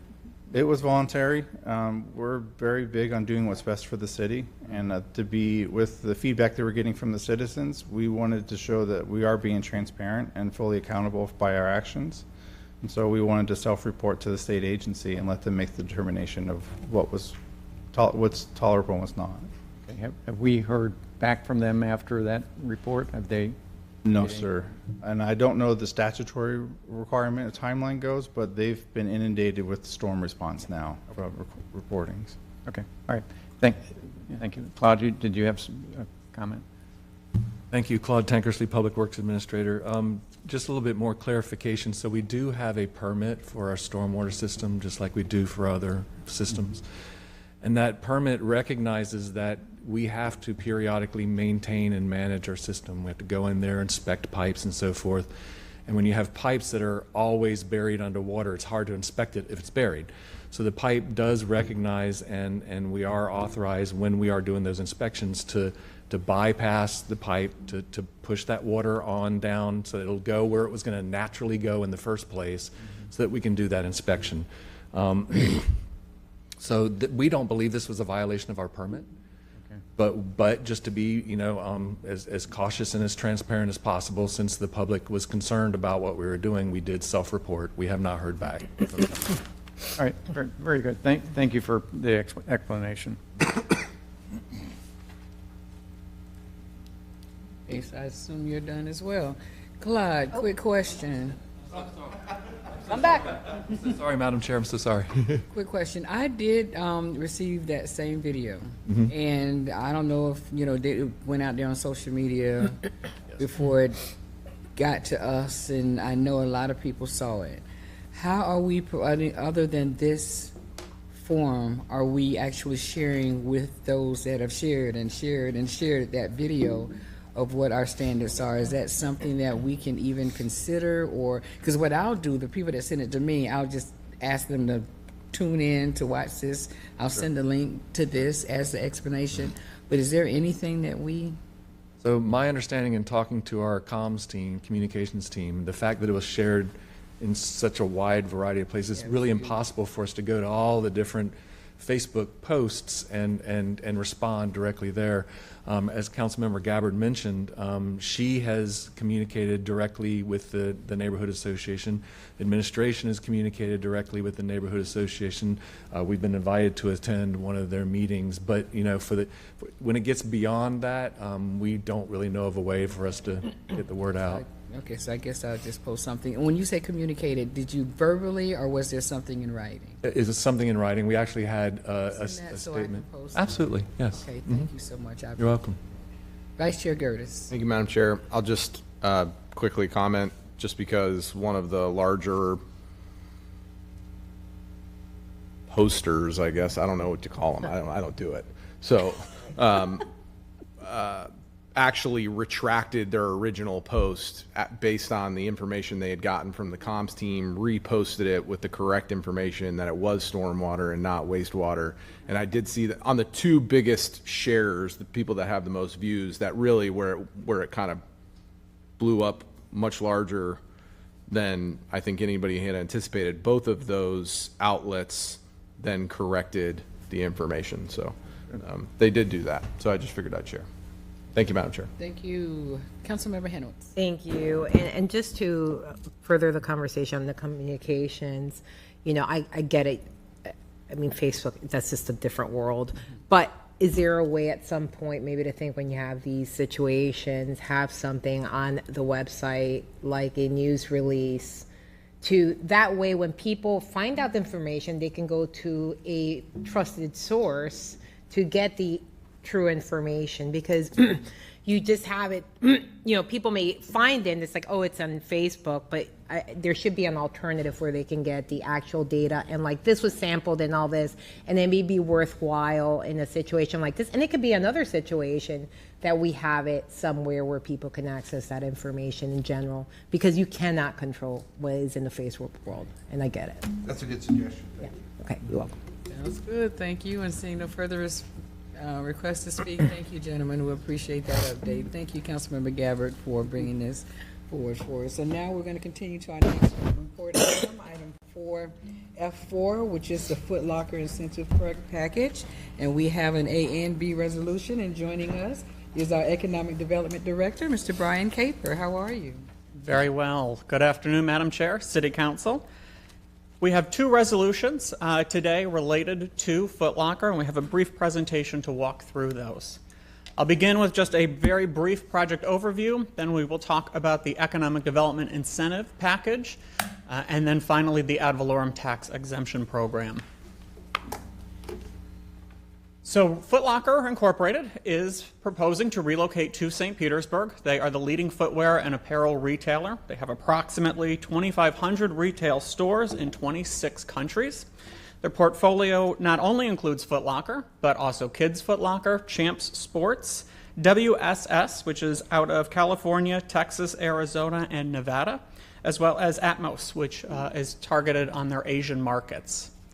This would be the new global headquarters in St. Petersburg, and they are currently looking at two different locations within the city that are both up in the Gateway District 2 area. We are proposing an economic development incentive package totaling $475,000.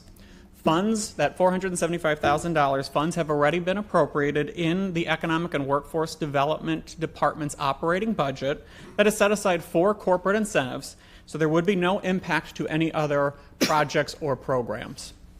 They are also asking for the ad valorem tax exemption program, and they've submitted a pre-application. We'll go through both of those in just a moment. And finally, I want to acknowledge our project partners on this, the St. Petersburg Economic Development Corporation, Pinellas County, the state of Florida, of course, Administrator Corbett, as well as our Economic Development Manager, Andrea Falvey. So moving on to the economic development incentives, the $475,000 consists of two different items. One is what we're calling the base incentive, and the second is the hiring incentive. The base incentive is valid for $235,000 if all of these conditions are met. First, they must create at least 150 net new jobs with benefits within the City of St. Petersburg city limits. The average annual wage of these net new jobs must be at least $120,000 annually. They must lease or purchase 100,000 square feet of office space in the city, and I will tell you they are looking to lease at this point in time. Make a capital investment associated with the relocation of at least $20 million. Finally, work with the city's Office of Supplier Diversity to establish percentage goals to utilize small, minority, and women-owned businesses subject to good faith efforts. We did reach out to the company to get a little more clarity on the 150 net new jobs and the types of industries that would reflect. The company provided us with the following statement. We are growing our presence within St. Pete, which will include a wide range of entry-level analyst to senior leadership VP roles. These positions span across multiple functioning areas, including buying, planning, allocation, e-commerce, finance, HR, and others. The annual salaries for these positions includes a broad range from starting at $50,000 to over $300,000 a year. Once these conditions have been met, then Foot Locker would be able to submit the documentation to the city in order to receive the base incentive of $235,000. We ran a quick economic impact on this job creation and these wage levels, and the source of this was using the RIMS 2 economic multipliers from the U.S. Bureau of Economic Analysis. And in looking at the job creation, obviously the direct employment would be 150 jobs, but it would also create 80 indirect jobs for a total economic impact of 230 jobs being created by this relocation. Looking at the earnings, taking the 150 new jobs at $120,000 annually, that is a direct earnings impact of $18 million a year in our local economy, and an indirect impact of $5,040,000 for a total economic impact of $23,040,000 in earnings. And finally, looking at the capital expenditures, the direct and indirect economic impact of $20 million of a capital investment, which is assuming about a 40-60 split between construction and renovations, improvements to the facility, and 60% of that capital investment going to purchase equipment, intangible personal property, comes to about $14 million. The second part of this incentive is a hiring incentive up to $240,000, and it's broken across three different tiers. So the company would be eligible to receive $10,000 per hire for a job that pays 200% of Pinellas County average annual wage, which right now represents $122,000, $122,866. $7,500 per hire if that new job pays 150% of Pinellas County average annual wage, and $5,000 per hire if that new job pays 115% of Pinellas County average annual wage. The numbers you see there represent the Pinellas County average annual wage this year, but they would be required to match that percentage in the year that job is created. So we expect that number would go up over time in order to be eligible. To receive that hiring incentive, not only do they have to be paid at that wage level, they must hire that employee from the boundaries of the South St. Petersburg CRA at the time that they're hired. They must be employed by Foot Locker at the global headquarters for a minimum of 6 months in order to receive that incentive. And once they have an employee that is eligible to receive the hiring incentive, they would submit documentation to the city that demonstrates that these conditions have been met in order to receive the incentive. The hiring incentive is good for up to 10 years once Foot Locker opens their global headquarters or the $240,000 is exhausted. Moving on to the second resolution, which is related to the ad valorem tax exemption program. On November 8th, 2022, City Council's authority to grant ad valorem tax exemptions to new and expanding businesses expected to create full-time jobs in the city was reauthorized, and this was via a public referendum. City Council's approval of this resolution allows Foot Locker to make improvements and add tangible personal property while preserving their ability to apply for this exemption in the future. The way that this program works, ultimately, Just for illustrative purposes, let's say they move into a building that is assessed at $10 million. They make improvements to that property, and now, based on those improvements, it's reassessed at $15 million. City Council has the ability to exempt them from the increment on those ad valorem taxes based on those improvements made. So it would be up to City Council to approve an exemption of that $5 million increment that was created. The maximum annual abatement allowed is $100,000 annually for a period of 10 years, or a maximum total abatement of $1 million. As previously mentioned, Foot Locker is currently considering 2 buildings located within the city limits. They intend to lease for approximately 11 to 13 years and make a capital investment of $20 million, which would include renovations into the building as well as tangible personal property purchases. This resolution ultimately signifies support for them to return at a later date with a formal application for the ad valorem tax exemption program, which would need to be approved by City Council via an ordinance. There's nothing in this resolution that states City Council is obligated to approve that ordinance once it returns. Really just preserves the incentive, acknowledging the fact that they do intend to take advantage of it, and they will be coming back to City Council once those improvements have been made and we actually know the amount of that exemption that's being sought. Once Foot Locker completes the improvements and they desire the exemption to take effect, they will submit a formal application to the city for the exemption from these ad valorem taxes on the assessed value of the tax roll and the improvements associated with the project. And then that request will return to City Council to be voted on as an ordinance once those improvements are completed. That, I appreciate your time, and I'm happy to answer any questions that you may have. Thank you. Do we have any cards on this? One card. One card, Madam Chair. William Kilgore, please go to either podium, state your name and address for the record. You have 3 minutes to address City Council. Hi, everybody. Thank you, Chair. William Kilgore, as 2550 28th Avenue North, and I'm an organizer with the St. Pete Tenants Union. I just wanted to stick around. This is an important thing to me, to us, to our organization. When we're talking about corporate welfare, here's another example of that. We folks don't like seeing a Fortune 500 company get money, and we're talking about this amount, $475,000 that they're, eligible for. It's $500,000. This has no effect on their decision to move here. They're going to move here and do what they're doing anyway. All of those things listed are things that are going to do these jobs, high-paying jobs, Class A office space. This giving them this money has no effect on their decision. They're going to do it or they're not going to do it. This is just like just handing a lump of money to a $1 billion+ corporation. The problem is when you have stuff like that happening, the city does a lot of good things, but when people see that kind of thing, especially when folks are coming in asking for it, this is like kind of on par with a lot of the money folks are asking for education programs and youth education, other things, right to counsel. We could use money for right to counsel. I understand that it's already budgeted in the economic development department, whatever. I know how that works. It doesn't matter. It's what it symbolizes, and while people are struggling and dealing with these issues and seeking more resources, pumping money into a huge, massive corporation is totally egregious. And this should be voted down. It should be rejected.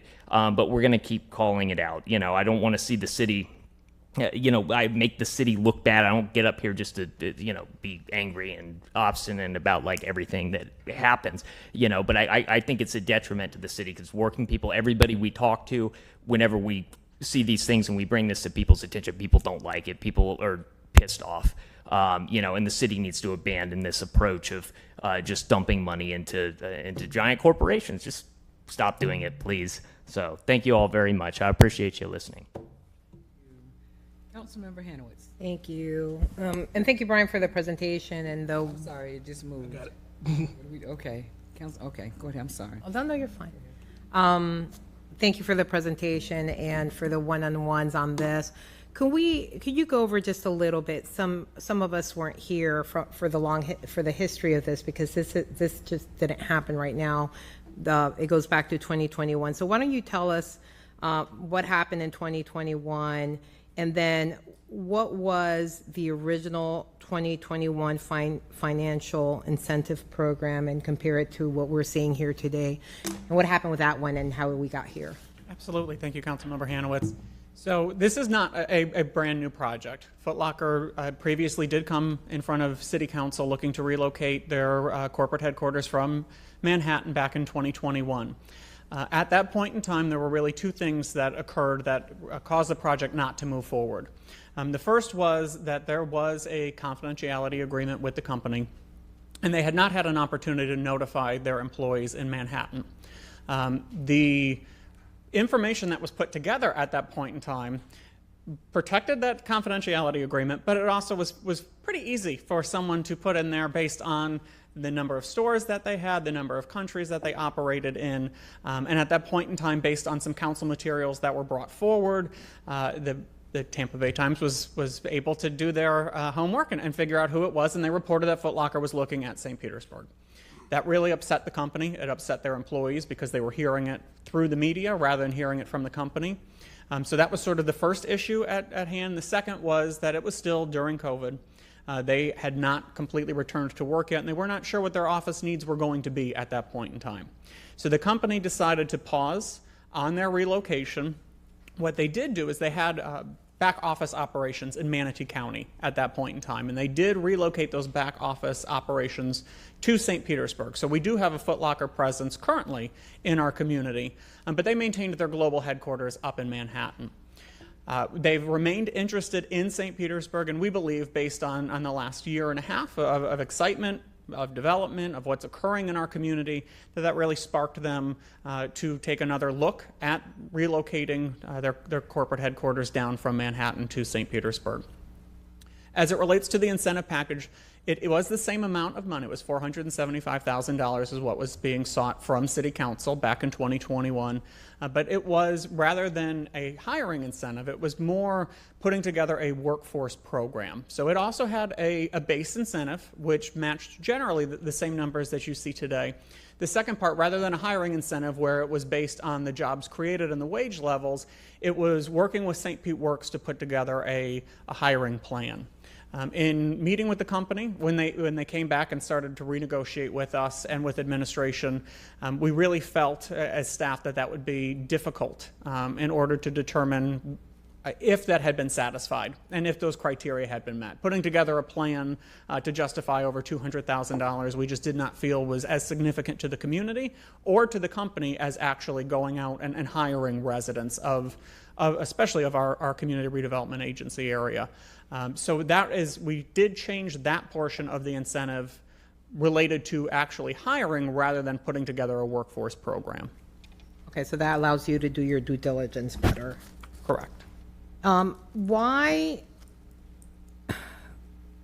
is there a timing requirement here for the 150 jobs? Because I looked at the resolution and I don't see a timing requirement. It would match the same time frame related to the hiring incentive, so they would have 10 years in order to take advantage of the overall $475,000 package. So I'm wondering, and this is where I'm confused, so in their pre-application, it says the total number of new full-time jobs will be 150, and they actually put themselves by 12/31/2026. So why in our resolution does it say Foot Locker shall create at least 150 net new jobs by 2026, just like they have in their pre? So the pre-application, it's not necessarily locked into, related to the ad valorem tax exemption program. The pre-application is something that we require in order to move forward with a resolution for the ad valorem tax exemption. But it isn't necessarily a formalized legal agreement such as what we will have for the hiring incentive in the 10 years in order to take advantage of the $475,000 incentive. No, but you see what I'm saying? Yes, I mean, absolutely. it's not in there, so they'll create 150 net new jobs by when? And it's nothing in that resolution. Correct. So the resolution allows the city ultimately to enter into an agreement, and the agreement will state, similar to the hiring that's in the resolution, they'll have 10 years. Now, we fully expect they will do that much sooner. It's in their best interest to do it sooner, but they will have up to 10 years in order to satisfy the requirements of the base incentive in order to receive those funds. The 10 years on the, that you're mentioning, is that standard and customary? It really Where did that number come from? negotiations with the company.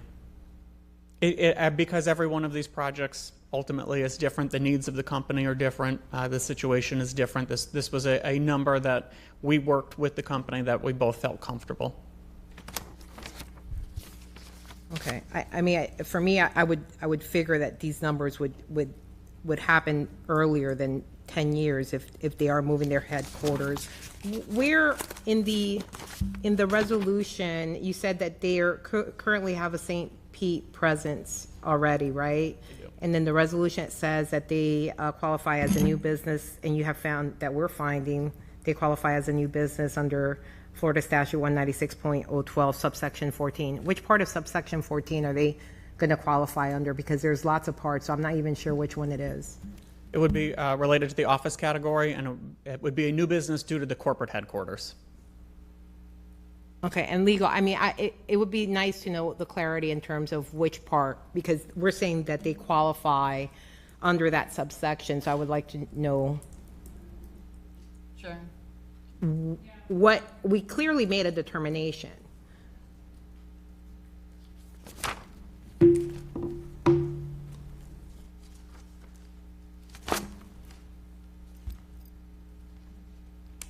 I got to pull up the section, but I don't know if this helps to clarify it for you, but as Brian explained, there will need to be at some point an ordinance before they actually are able to get any sort of tax exemption. Mm-hmm. And so you'll get a lot more details at that point, because that's when we'll know more about what the exemption would be.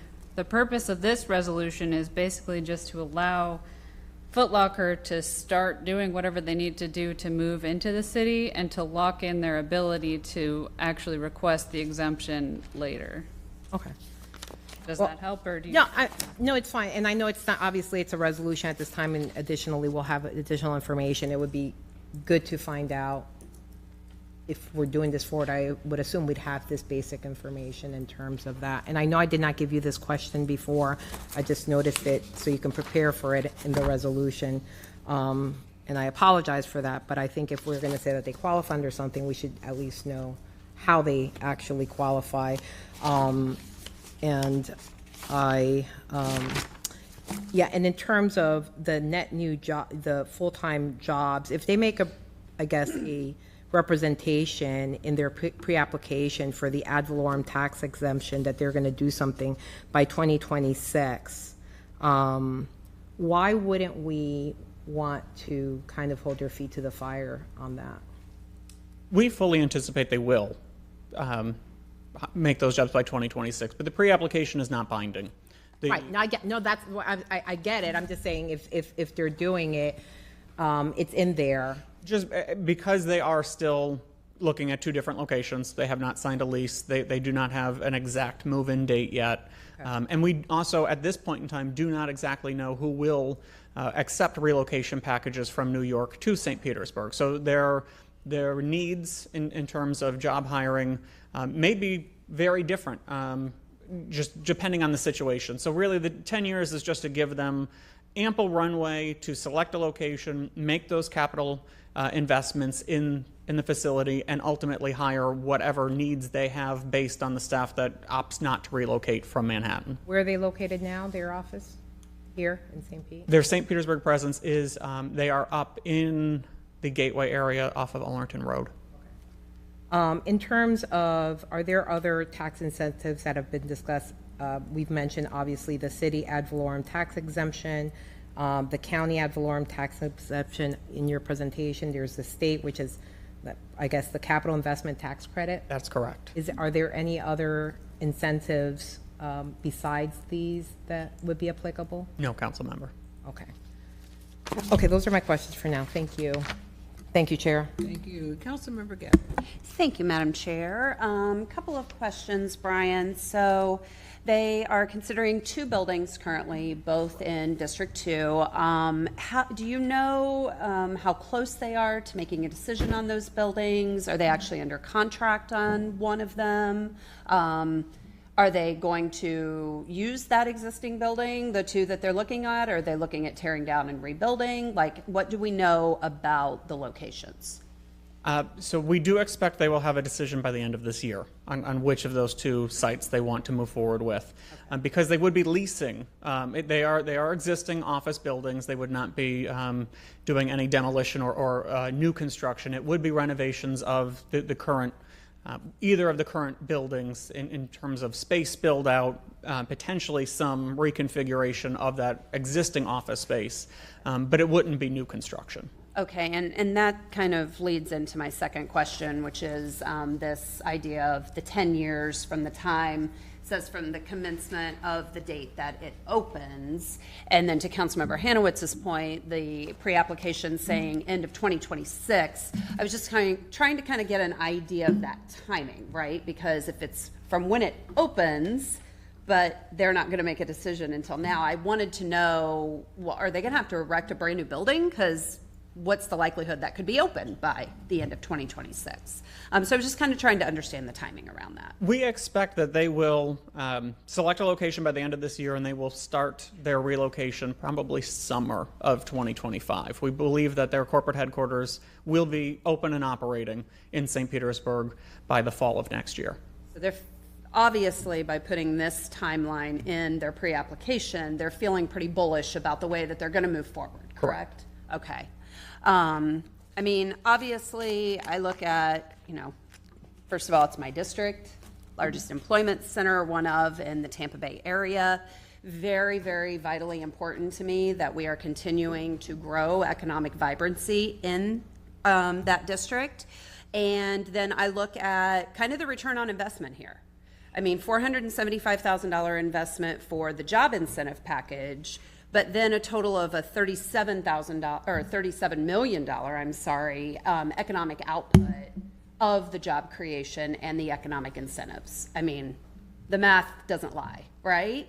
And then when you first came to me and told me about this, before you could even tell me who it was, you just told me about the incentives and looking to hire from within St. Petersburg, but specifically from within the South St. Petersburg CRA.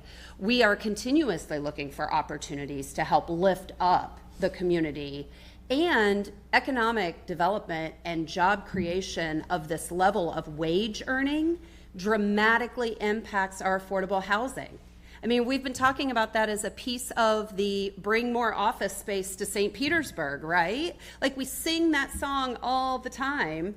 Here we are. This is what it looks like. So for me, I'm about the return on investment in anything that we do, specifically when it comes to job creation and economic development. This, to me, hands down, gets it. So I'm very looking forward to hopefully this passing today, learning more, having more things come forward in the future, and really making this a reality, but then also having this as a way that we move forward with our economic development opportunities for companies coming, so that they aren't just bringing all their people here. We want more people, obviously, but we have an entire workforce here that we have to employ with higher paying jobs. And this is how we do it. So thank you for bringing this forward. I'm very excited. We have 2 resolutions in front of us. Can we vote on them together? Yeah. Then I would move approval. Second. All right.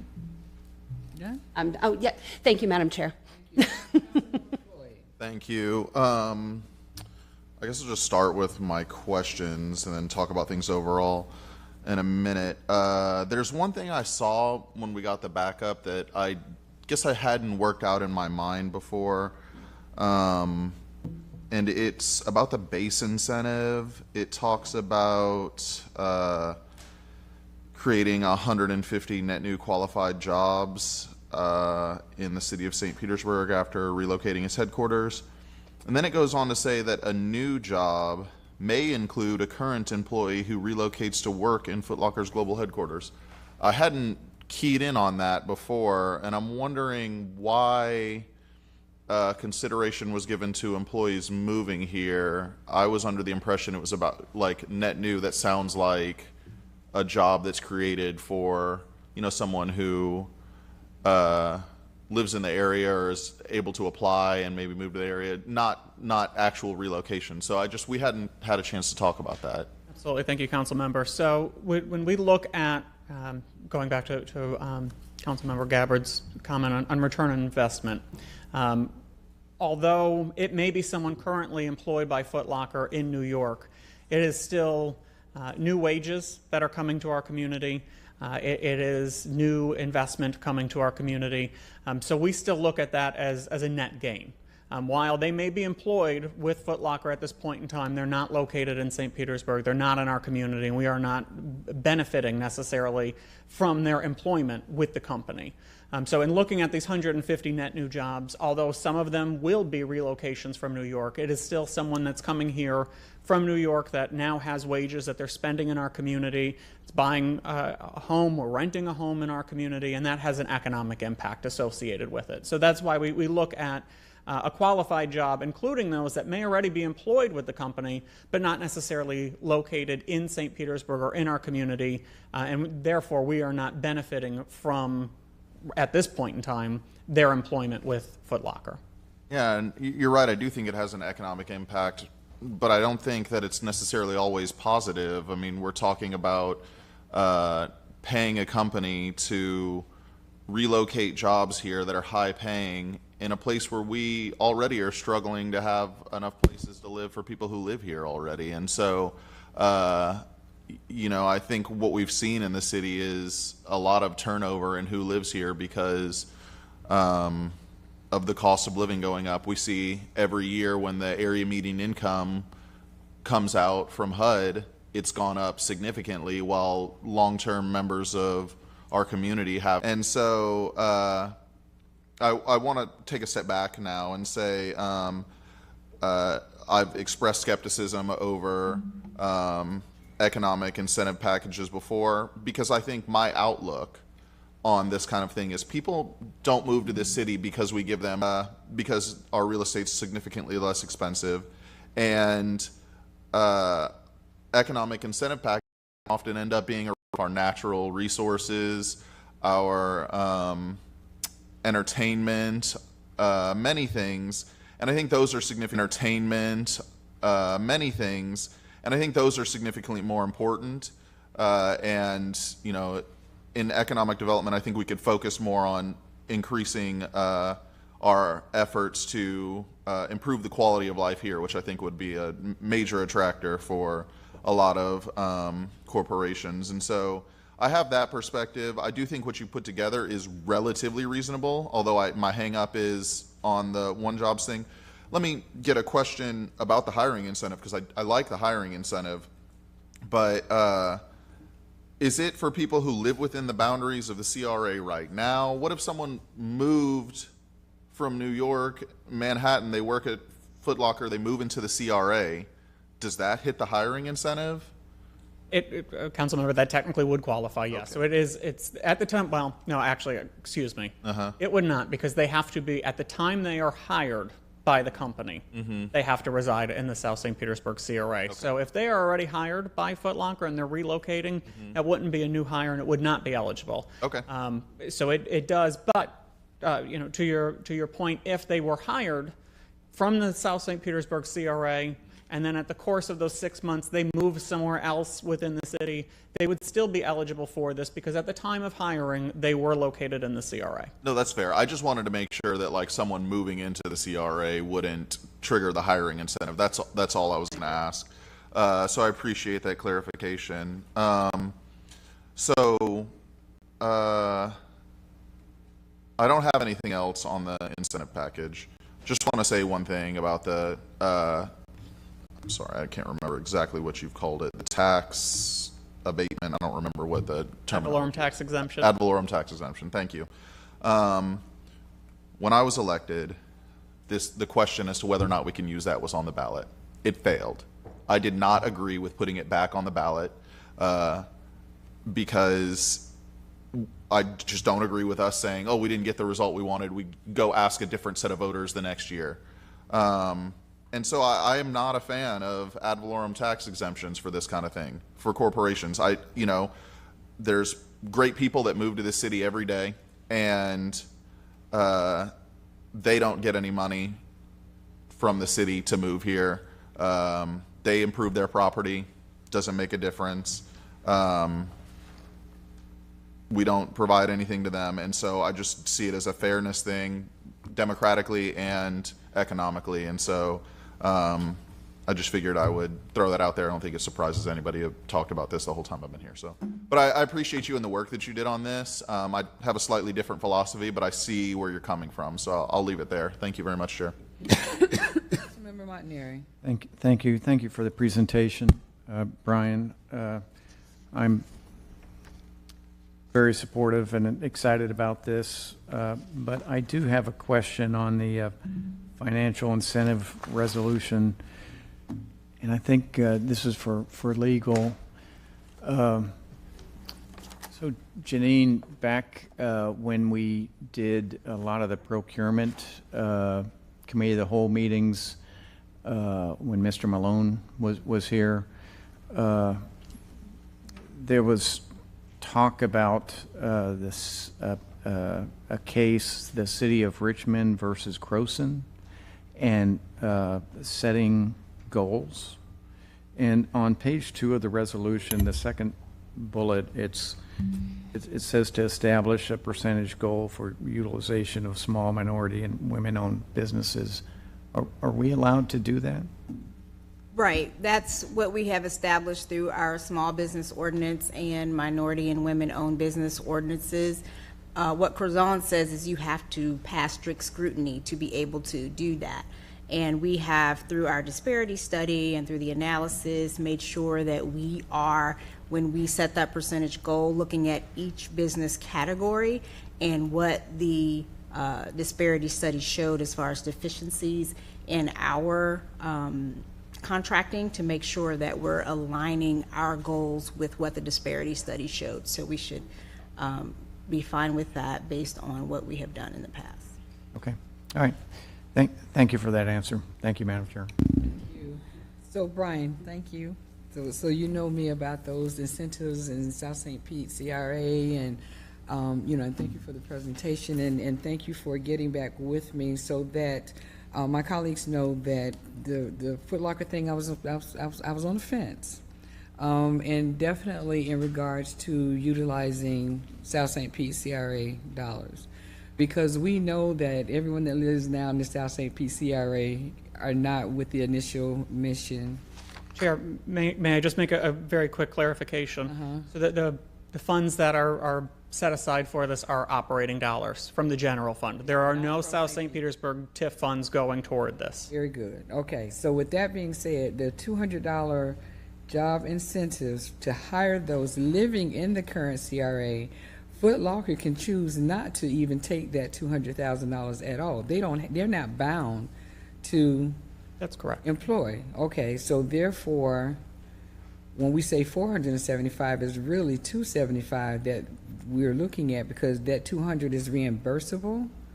They would have to hire them. They would have to stay employed for 6 months in order to get that credit, that additional 200. Just clarify that for me. That's correct. So the base incentive for $235,000 is if they do all of those different points.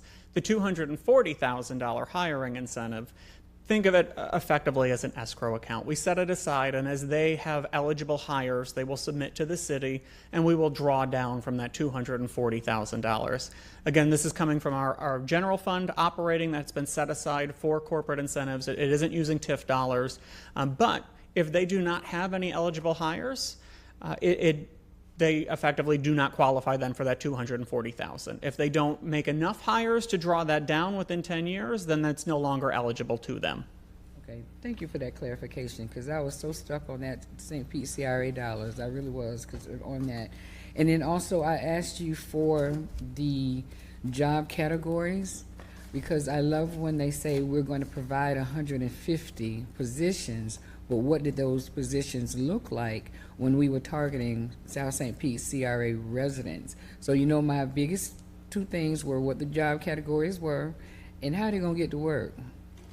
You know, because if we're looking for South St. Pete CRA residents, but they're looking all the way in Gateway, if we're trying to help employ those to upskill them, how are they going to get to work? And I did, you know, hope that we would provide some type of transportation for them to ensure that they're successful, because I didn't want anyone not being able to get to work would not be successful. And then again, thank you so much for providing the information from Foot Locker in regards to what those positions are. And I do have to concur with my other colleagues about that 10-year timeline. I'm not understanding that. I'm truly, really not understanding, because when do they plan to open? They plan to open next year, toward the end of next year. So they would have gotten a return on their investment 5 times before we even saw anything with the hiring of those from the South St. Pete residents. So I don't know what we can do in order to have a additional conversation with them about that timeline, but that in itself causes me a little unease on that. But everything else I was okay with, and thank you for clarifying that South St. Pete CRA dollars will not be utilized or spent on this particular incentive, and I'm okay with that. Thank you. Councilmember Floyd. Thank you. I just wanted to take a moment while I have everyone here to share a piece of information that you all can look up yourselves later. But when I talk about my ideas behind economic development, I just want people to know, like, I'm not talking about anything that's like unverified, crazy left-wing ideas. I'm literally using information from the Center for American Progress on local economic development. And this is a mainstream think tank, advises people in the current White House. They came out with a report November 1st, 2018. It's called The Realities of Economic Development Subsidies, and it's the Center for American Progress. I'd encourage everyone to look it up. It's got like 4 key points and 4 key realities. And they reiterate exactly what I'm describing, which is the first one's economic development incentives are often not crucial to where firms locate. The second one is the benefits from incentive deals do not live up to the promises based off of wide ranges of studies. That one it calls economic development subsidies the trickle-down economics of the local level. The third one, subsidies may result in diminished services. And the last one is governments competing for businesses by providing incentives is often a zero-sum game. So I just want to note, like, there's hard science behind what I'm getting at right here. And you can look it up as the Center for American Progress, and they've been doing this work for a good amount of time. It does describe how to do economic development agreements that attract business in there as well. And I think some of those ideas would be really beneficial for us to look towards, because I just worry about using public wealth towards these private companies. I think there is another way to do it that can really be more beneficial for the companies and our local community. So I just, while I had everybody, I'd offer that. You can go look that up yourselves later. Thank you. Thank you. Councilmember Hanover. Thank you. And just to touch a little bit about the referendum and where we are at this, and I understand Councilmember Floyd's frustration about when it first happened and there was a new referendum, but guess what? It passed, and that's where we are right now. We had a conversation about the marina at some point, right? And the voters had proved the marina to exist, right? And we were trying to make changes, even though at that point in time, the voters had already said, this is it. This is the status quo until you have another referendum on the marina. Then you change. I mean, not the marina. I'm sorry. I'm talking about the airport. Sorry.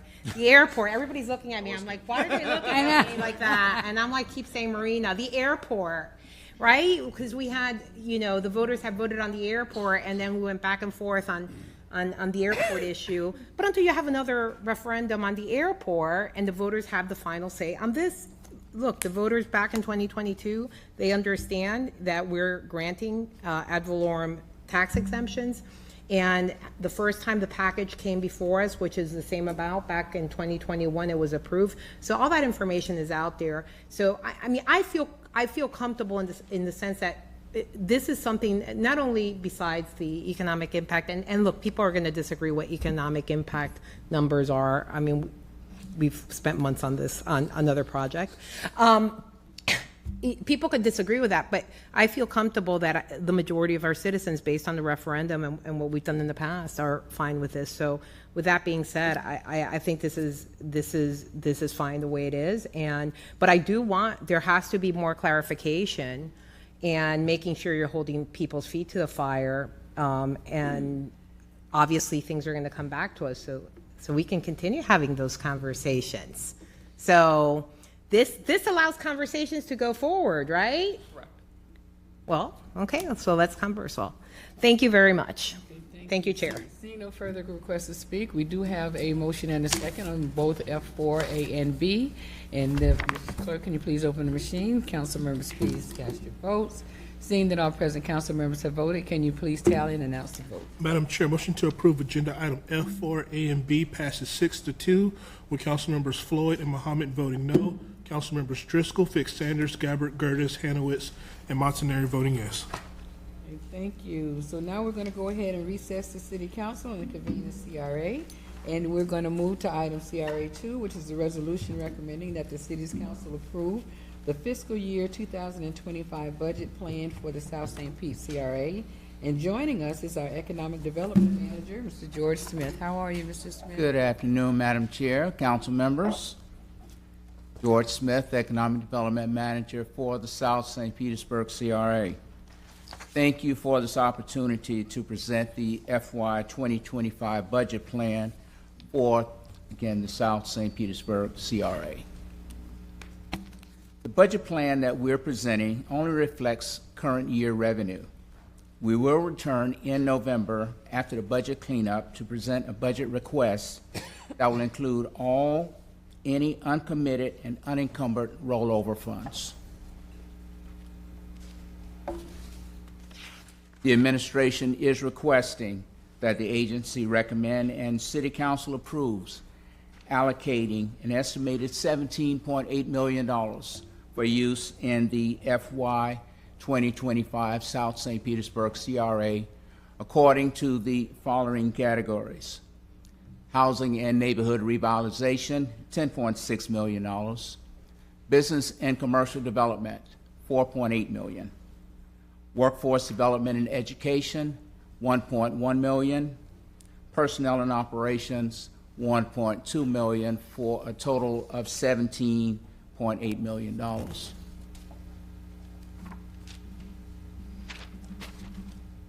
As previously stated, the revenue for FY 2025 is $17.8 million, with an estimated $10.7 million from the city, estimated $6.8 million from the county, and interest at an amount of $194,000. Again, for a total of $17,800,000. There's been a tremendous increase in property values over the years in the CRA, and subsequently, we have experienced an incredible growth in the revenue since the CRA's creation in 2016. In the first year, we received $468,000 in TIF revenue. 10 years later, in 2025, the annual revenue is over $17 million annually.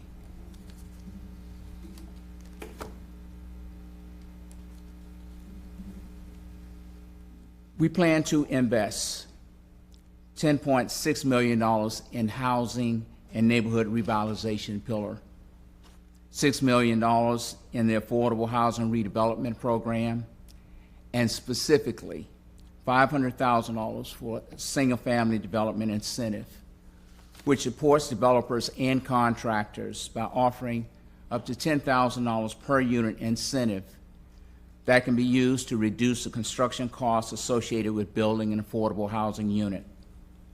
The program will also allow for payment of up to one-half the cost of the lot that the home will be built on, up to a maximum of $40,000. Our goal is to complete 10 projects this year. The multifamily developer incentive offers financial incentives to affordable housing developments to leverage federal, state, and other funding sources.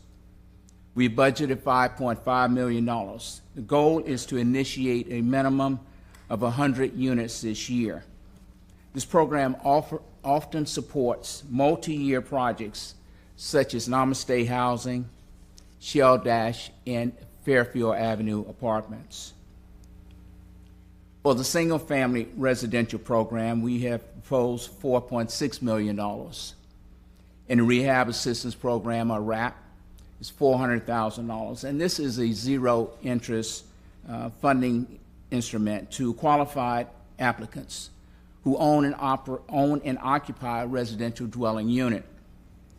The funding provides resources for home repairs to address code violations, address deficiencies that could impair the health, welfare, and safety of the household occupants. The maximum assistance is $60,000 per project, and our goal is 7 rehab projects for this year. Our down payment assistance program, $2.3 million, which offers funding that can help pay for closing costs, down payment assistance, and rate buydowns to lower the principal of the home. Eligible applicants, or 140% AMI, may receive up to $75,000 for purchase assistance. Our goal is 30 new homeowners in the CRA for this year. Our Facade Improvement Grant Program provides grant funding for residential property owners to improve the exterior facade of their home. This is for homeowners whose income is less than 80% AMI. The goal is 25 new projects for this year. And our Neighborhood Planning Program, $1.5 million, where we work in collaboration with the Neighborhood Relations Department. And this provides funding for the creation and updating of neighborhood plans, as well as the plan implementation. Those eligible neighborhoods for FY25 would include Bartlett Park, Childs Park, Harbordale, Campbell Park, Palmetto Park, as well as Melrose Mercy neighborhood. Campbell Park recently completed their neighborhood plan. Both Palmetto Park and Melrose Mercy will complete their plan this coming year. These 3 neighborhoods will begin to work on the implementation plan of their implementation portion of their plan. Our business and commercial development, where we set aside a budgeted $4.8 million, would include commercial corridors, where we provide funding to support the planning and project implementation of revitalization projects along our commercial corridors. This includes developing new and updating existing plans, and the commercial corridors that we'll be focusing on for this year will be 22nd Street, or the Deuces, Dr. Martin Luther King Street, 16th Street, 28th Street, 49th Street, and 18th Avenue South.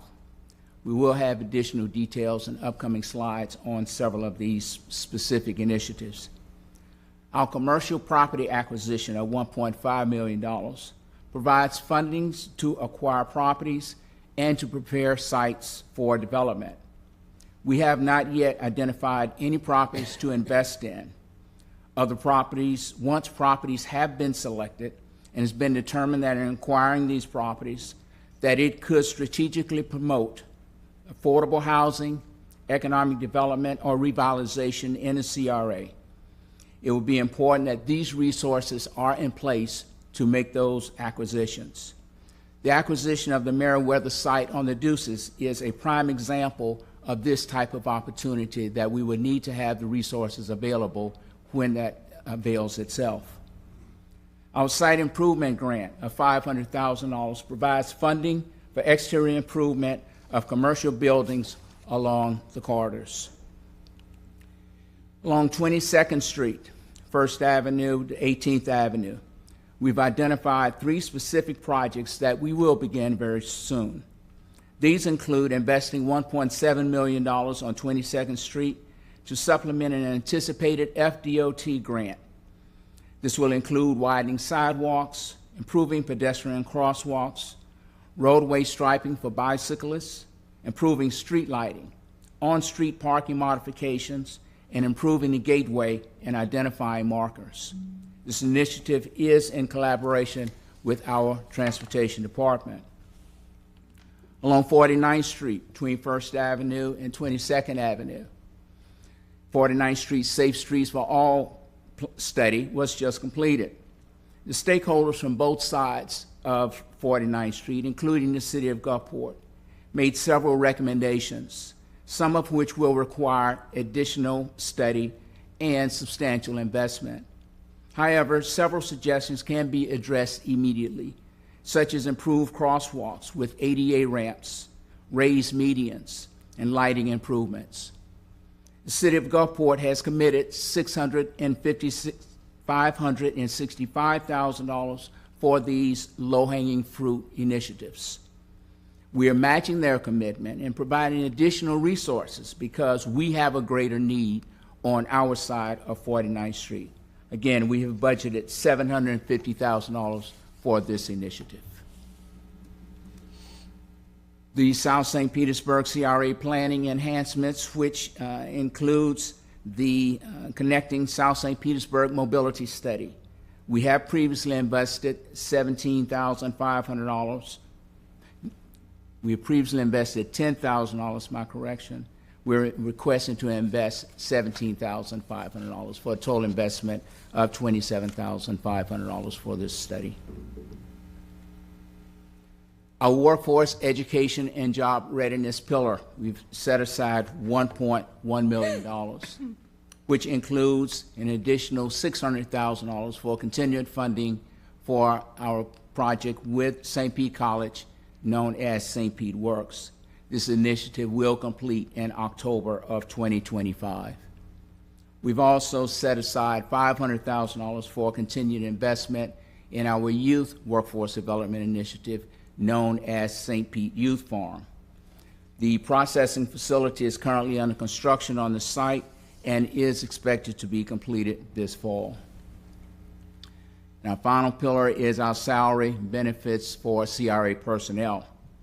We budgeted $1.2 million for staff implementing our various programs in multiple departments.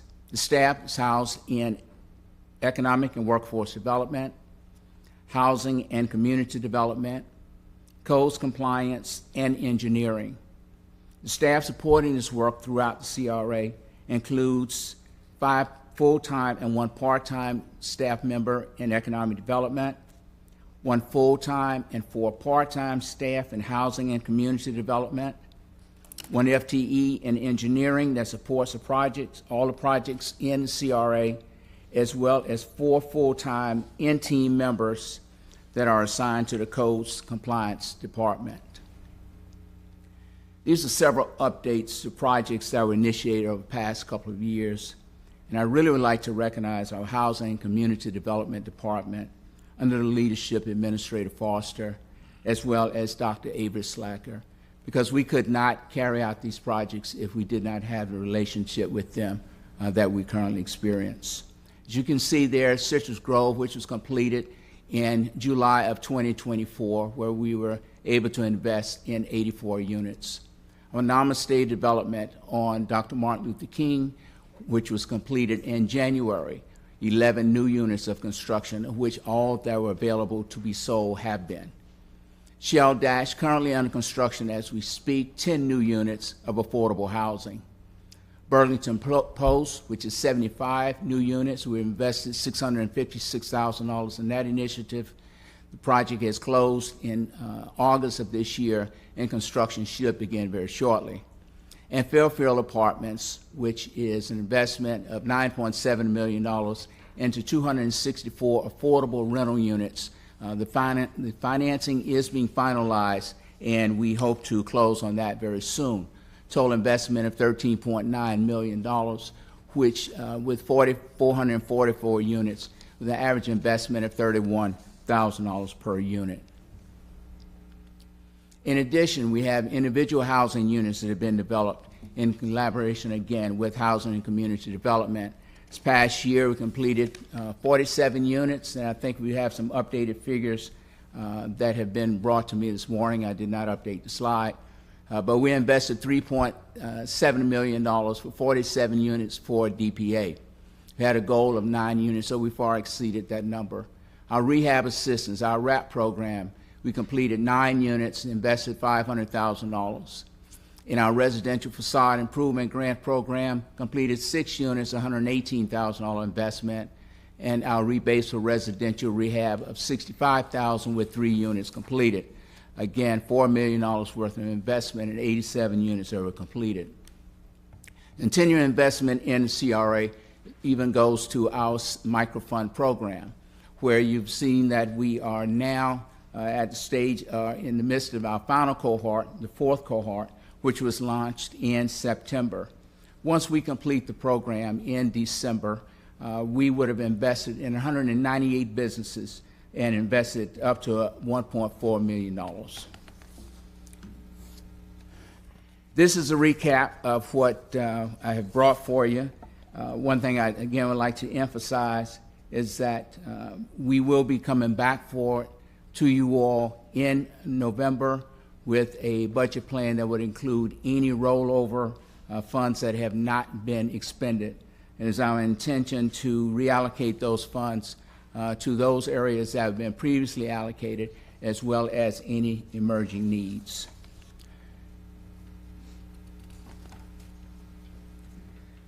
So, in closing, the administration is requesting that the agency recommends and the City Council approves the FY25 budget plan, which allows for the appropriate use of 2025 tax increment revenue and to allocate it in those areas that I've previously outlined.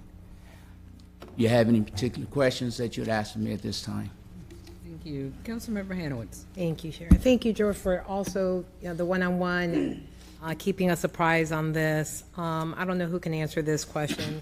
In terms of the resolution, the interlocal agreement that we entered originally with the CRA back in 2015, I was just curious why the difference between 95% for us versus 85% for the county in terms of their contribution. Who knows that answer?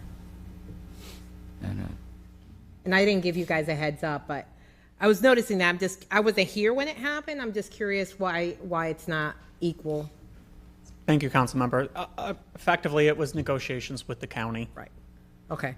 So basically, and for those who don't understand the CRA, because it can be complicated, you have the CRA is an economic statutory tool that you're allowed to have as a community to take care of blight in areas. And what happens is whatever is within those boundaries of the CRA, those tax dollars, the increment of the value of the real estate, that money goes back and stays in that community. It doesn't go out to the rest of the city. It doesn't go anywhere else, and it stays within that community. For this one, it's going to be for 30 years till 2045. There is a max that is contributed. For us is 95%. For the county's 85%. That can be changed to less. That's correct. But it's not going to be more. But it can go down. So I was just curious as to why it wasn't equal. I'm curious in terms of the projects, as we've had many conversations with the in-town CRA recently with historic gas plant. We have city assets there that need a lot of investment, and I think of MSC, and nothing has happened, and other city assets. So I want to understand, and I asked about Enoch Davis because I want to make sure while we're doing all this, there are things also that are in that area later on. It's not going to be like, well, nothing has happened. And MSC is one of the things I think about. There are other things like the marina and that are in the in-town CRA. So I want to understand what are some big projects in the future in there that you see that have not been covered that would fall within these budget categories. And I think what I'm talking about falls like Enoch Davis. Where do you see it fit in the future in terms of budget? Thank you, Councilmember. So going back just a little on the history of the South St. Petersburg CRA and a different philosophy that was taken at the time it was created versus in-town and in-town west. Generally, those are project-driven CRAs, things like the historic gas plant, infrastructure, seawalls. It goes to kind of these tangible projects. we had 3 smaller CRA areas in South St. Petersburg at that point in time that really were not generating any incremental tax values. At that point in time, the administration, Kreisman administration, decided to take a different approach toward community redevelopment areas, investing more in people and programs as opposed to projects. We are now at a point where we have wildly, and it's a wonderful position to be in, but we've wildly exceeded our initial projections for what that incremental value was going to be. And we feel, and the administration feels, that we're in a position where we can now do both. We can continue to do our programs, but we also can start to do some of these big projects. And so you've already started to see that with some of these housing projects. For instance, the investment in Fairfield, that represents about $9 million of TIF funding going to support the construction of that project. Similarly, the Manhattan casino renovations, which, as Mr. Smith mentioned, will be part of the budgetary cleanup for the South St. Petersburg TIF coming back to City Council in November. We anticipate, with Council's approval, using some TIF funding for those renovations. Similarly, the reconstruction of Enoch Davis, that will be a very large project, and it's going to require multiple sources of funds in order to complete that. We see the South St. Petersburg TIF being one of those pieces to help bring that forward. So we are now at a point where we do feel some of these larger projects, it is time to start making that investment, similar to what you see in In-Town and In-Town West. And I understand that, and to be clear, like MSC, that could fall under in-town CRA too, because I've had this conversation with legal, and it falls within whatever legal requirements, depending on what the plan says, you can fit these projects in. And part of the community redevelopment to me is a recreation center, Enoch Davis, right? And the Manhattan and all these city assets that add to the community. So that falls well within these plans that we're talking about. I just want to make sure that when we're approving these budgets, these things, it's not going to be later on, I want to understand what are the choices we're making now and what are the things that maybe are being put off. So later on, I'm not surprised. Well, this wasn't included. That's kind of where I'm trying to get at. So I have a kind of a broad picture. So Enoch Davis is in the pipeline. The Manhattan obviously is in the pipeline. And those are the most, and at some point, I guess we'll talk what you see more in the future. Okay? Thank you. Thank you, Chair. Thank you. Councilmember Gabbard. Thank you, Chair. I'll be brief today, but I just wanted to ask a question about the workforce development for youth on the St. Pete Youth Farm. Yes. Big surprise that I would ask you about this, right? So in the backup, it talks about the $503,000 specifically for staffing and stipends. Correct. But I thought I heard you say about the site plan improvements. Correct. So can you talk about the totality of what we're doing at the youth farm, continuing to try to do the site plan improvements? I did not see that in the backup, so I wanted to have a conversation about that. Over prior years, we had set aside money in our prior year budgets that provided sufficient funding that could address the needs for the site, or the site development. The project that's being developed now, the processing center, we had previous funding that addressed that. Okay, so the processing center is still moving forward, and that is from the previous year's budget? That is correct. Okay, so there isn't, the 503 specifically is for the staffing and the stipend? That is correct. Okay, and can you again remind us of how the money flows, because you don't actually manage the youth farm, that is ran by Mike and his team. So can you talk about that again? Sure. So the staff and the students are employees of the city through Parks and Rec. So we provide funding to Parks and Rec Department, which they then make those payments. Okay. All right, very good. Thank you, Madam Chair. That's all I had. Thank you. Yeah, and thank you for the presentation and the one-on-ones before. They made me feel very comfortable with everything that we've been doing lately on this. I just wanted to, while we were out in public, have you talk a little bit about a couple of things that were added in the past that aren't in there now for obvious reasons. You know what I'm going to say. Sure. Housing probate assistance and eviction diversion. There's been some questions in the community got brought up earlier. They're not in this budget, but we do anticipate continuing those programs. I figured I'd give you an opportunity to publicly say, yes, that's the case and what's going on. Thank you for your question. The relationship, a contract we have with Community Law Program has been completed. However, we are extending the contract, but there was no need to include it in this budget because we had sufficient funds from the initial contract to roll over. So we did not need to bring that forward for your consideration today. However, in our discussions with Community Law Program, their focus is going to start going towards probate assistance more so than tenant diversion or tenant assistance. And one reason is because many of those that have come to Community Law Program needs are more so as far as rent, and we cannot provide funding to pay back rent. Our Codes Compliance Department has hired additional staff that will work directly with those individuals that are facing eviction as a result of lack of paying rent, of funding to pay their rent, and try to assist them in addressing their needs, and of course focusing on trying to prevent them from for the eviction to fall on their record. But the energy now is being focused more so in our agreement with Community Law Program, more so on planning and discussion with community members in alleviating the need to go through probate, some wills and that type of training. One thing that we have found is that we can have a greater impact in the community as relates to preservation of property by the probate assistance program than we can through the tenant assistance. Okay, some of that's news to me actually, so now I have some questions. So you mentioned like focus on one thing over the other. I mean, will they still be providing the eviction diversion services? And it was supposed to be like just general legal counsel towards people facing those issues. Is it still going to be provided? It will not be in their agreement, in their contract to do that. All of their focus will be on probate assistance. Okay. So, however, they will be working, and Codes, who has been very involved with residents as they get to the point of being evicted, has been working very closely with them in coming up with solutions.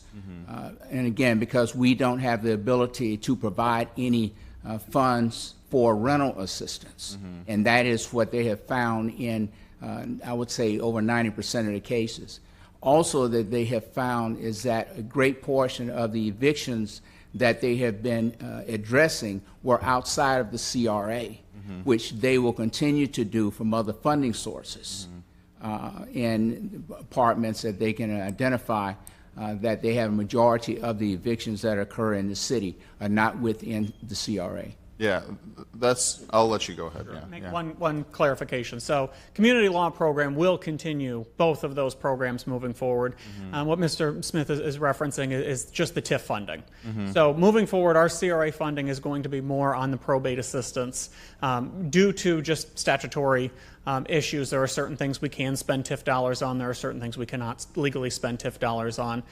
Community Law Program is going to continue working with the eviction prevention services. They're going to work with our codes. It's just going to be coming from a different source that doesn't have the same restrictions on it as our TIF dollars do. So we are going to be moving forward. Both programs will continue to exist as they do today. It is just our TIF dollars will be more focused on the probate piece. Okay.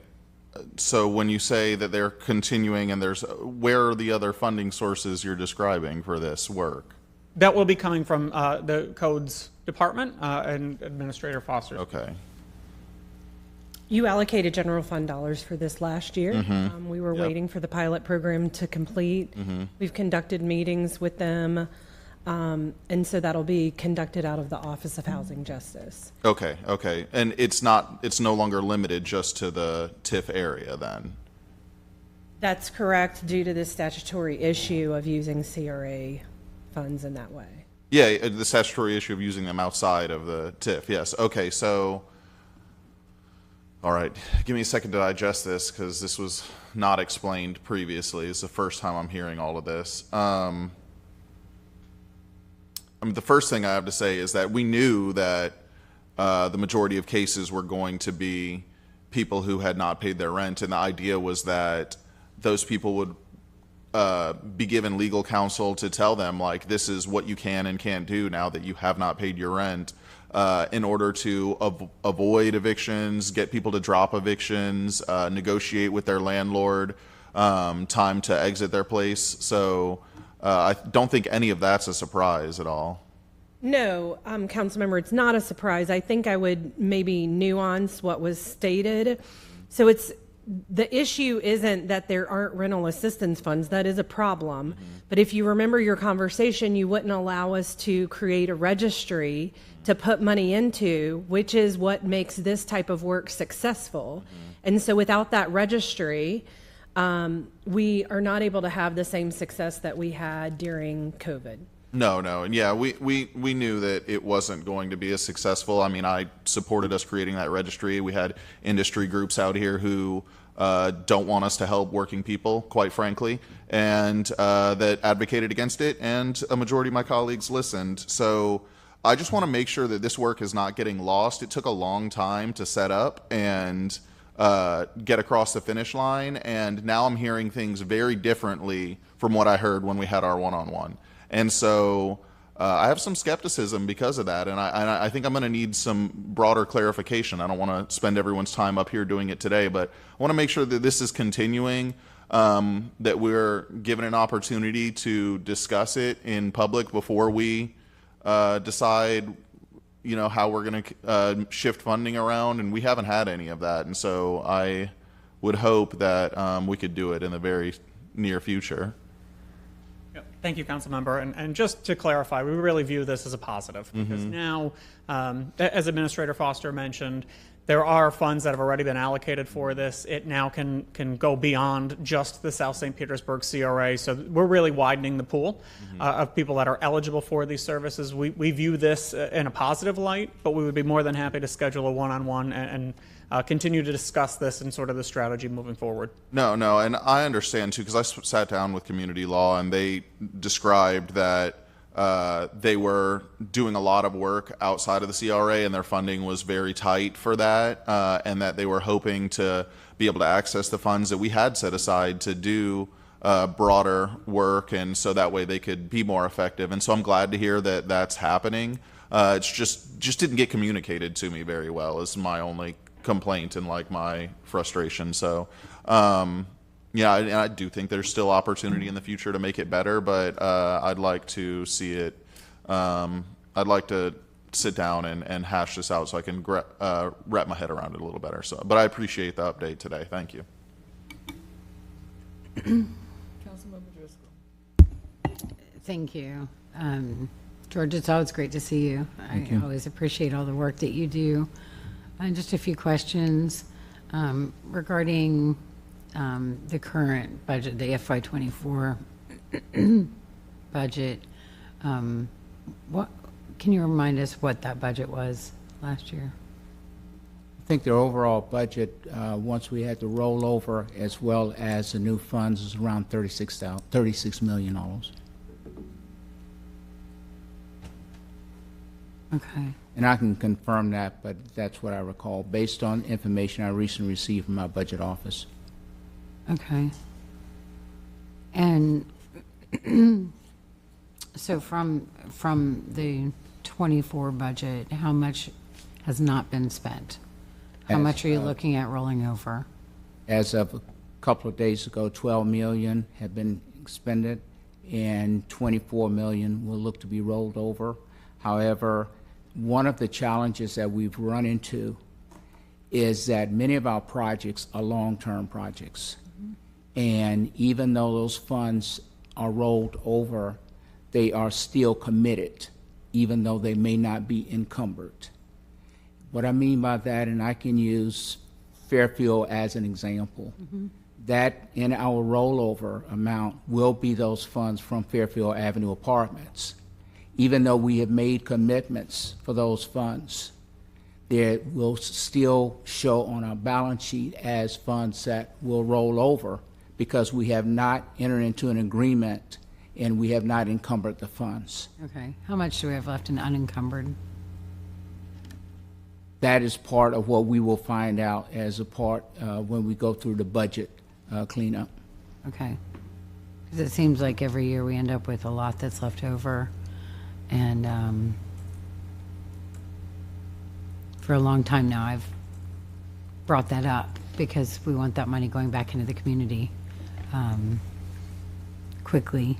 I also appreciate Councilmember Hano's remarks regarding larger projects, and we have a different kind of CRA here, but we also want to see that we are doing something that's transformative. And I know we've had a couple of hits and misses on that, but you know, seeing us having a lot of leftover money at the end of each year that's not already allocated for something like Fairfield it's a little bit frustrating sometimes, because we know that the need is out there. We know that there are ways that we can spend it that would benefit the community. And you know, then having larger projects, you know, gives us something that we can point out and say, this is the CRA dollars at work. This is what's coming forward with that. There's a lot in the in-town CRA that you can point at that was directly related to the creation of that plan. So with this one, you know, it's more grants, it's more, you know, going out in these smaller amounts. And then we have all this money left over at the end. I feel like we're missing something here. I'd like to see one thing that I noticed was in the chart. It was on page 17 of the PowerPoint with the different rehab grants, things like that. You've got 3 different kinds of rehab grants, but it doesn't look like it was, when you look at those, you know, it's 18 units, and working on rehab stuff, helping to preserve the housing that we already have, and, you know, make sure that housing stock, those homes that people live in, or the ones that someone could live in if it was fixed up, there's so much opportunity there. So I wonder, what are we missing? Because we're not missing money. I mean, funding is there, but I wish we had more people saying that they've benefited from those 3 programs. Is there a reason? I can't say there's a specific reason for us not having the level of support, if you will, from the community that we would like to have. We do have adequate staff that is working with us. We are marketing extensively, but development does take time. And the properties that we are able to rehab, they are of income level that those that we're trying to impact could benefit. And I don't know whether I think one of Avery the may challenges might be that we have that the ones that are done are probably more owner occupied. And this is a part of our city that has a high number of homes that are rented. And so it's a matter of having the actual property owner willing and interested in improving those properties. Also, Dr. Avery Sliker, Housing and Community Development. An additional thing too is that we also have federal and state dollars that are going into housing. Those dollars often have to be spent first. Because of the way that the funding comes in, there are quotas that we have to meet and goals that we have to meet in order to continue to draw down those funds. So oftentimes, those are the funds of the first use in the housing world. So we have certain things that we need to meet in regards to their different AMIs. You have to do 30 and below. then you have to go 50 and below, and then 80 and below. Then we also have disabilities that we need to meet, disability markers, so a certain percentage of those funds have to be used first, and then we tap into the CRA dollars. However, based on the loan report that we got for September just this week, we've spent $8.4 million as a total in housing this year for loans for rehabilitation and for down payment assistance for new homes. Out of that, $6 million came from the CRA. So we are starting to see some increase and some pickup with some of the recent changes that we've made, such as increasing the amount for down payment assistance. Okay. Thank you. I appreciate that.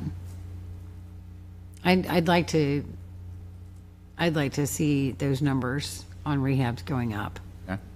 It's, you know, there's plenty that's going in for down payment assistance, and I think that's great. It's just, you know, you can drive around, go to any neighborhood, and you can see many homes that could use some help, you know. And you're so good at communicating the information with neighborhood associations, and maybe we need to get you back out there for another lap around and get some more people interested, because those numbers just stood out to me as less than what I think we all would like to see. I am very excited about the investment in the neighborhood planning program. This is something that the other things were helping individuals, but the neighborhood planning program and doing that plan, it's truly resident driven. It is community driven. So it's more than just about one homeowner or one family.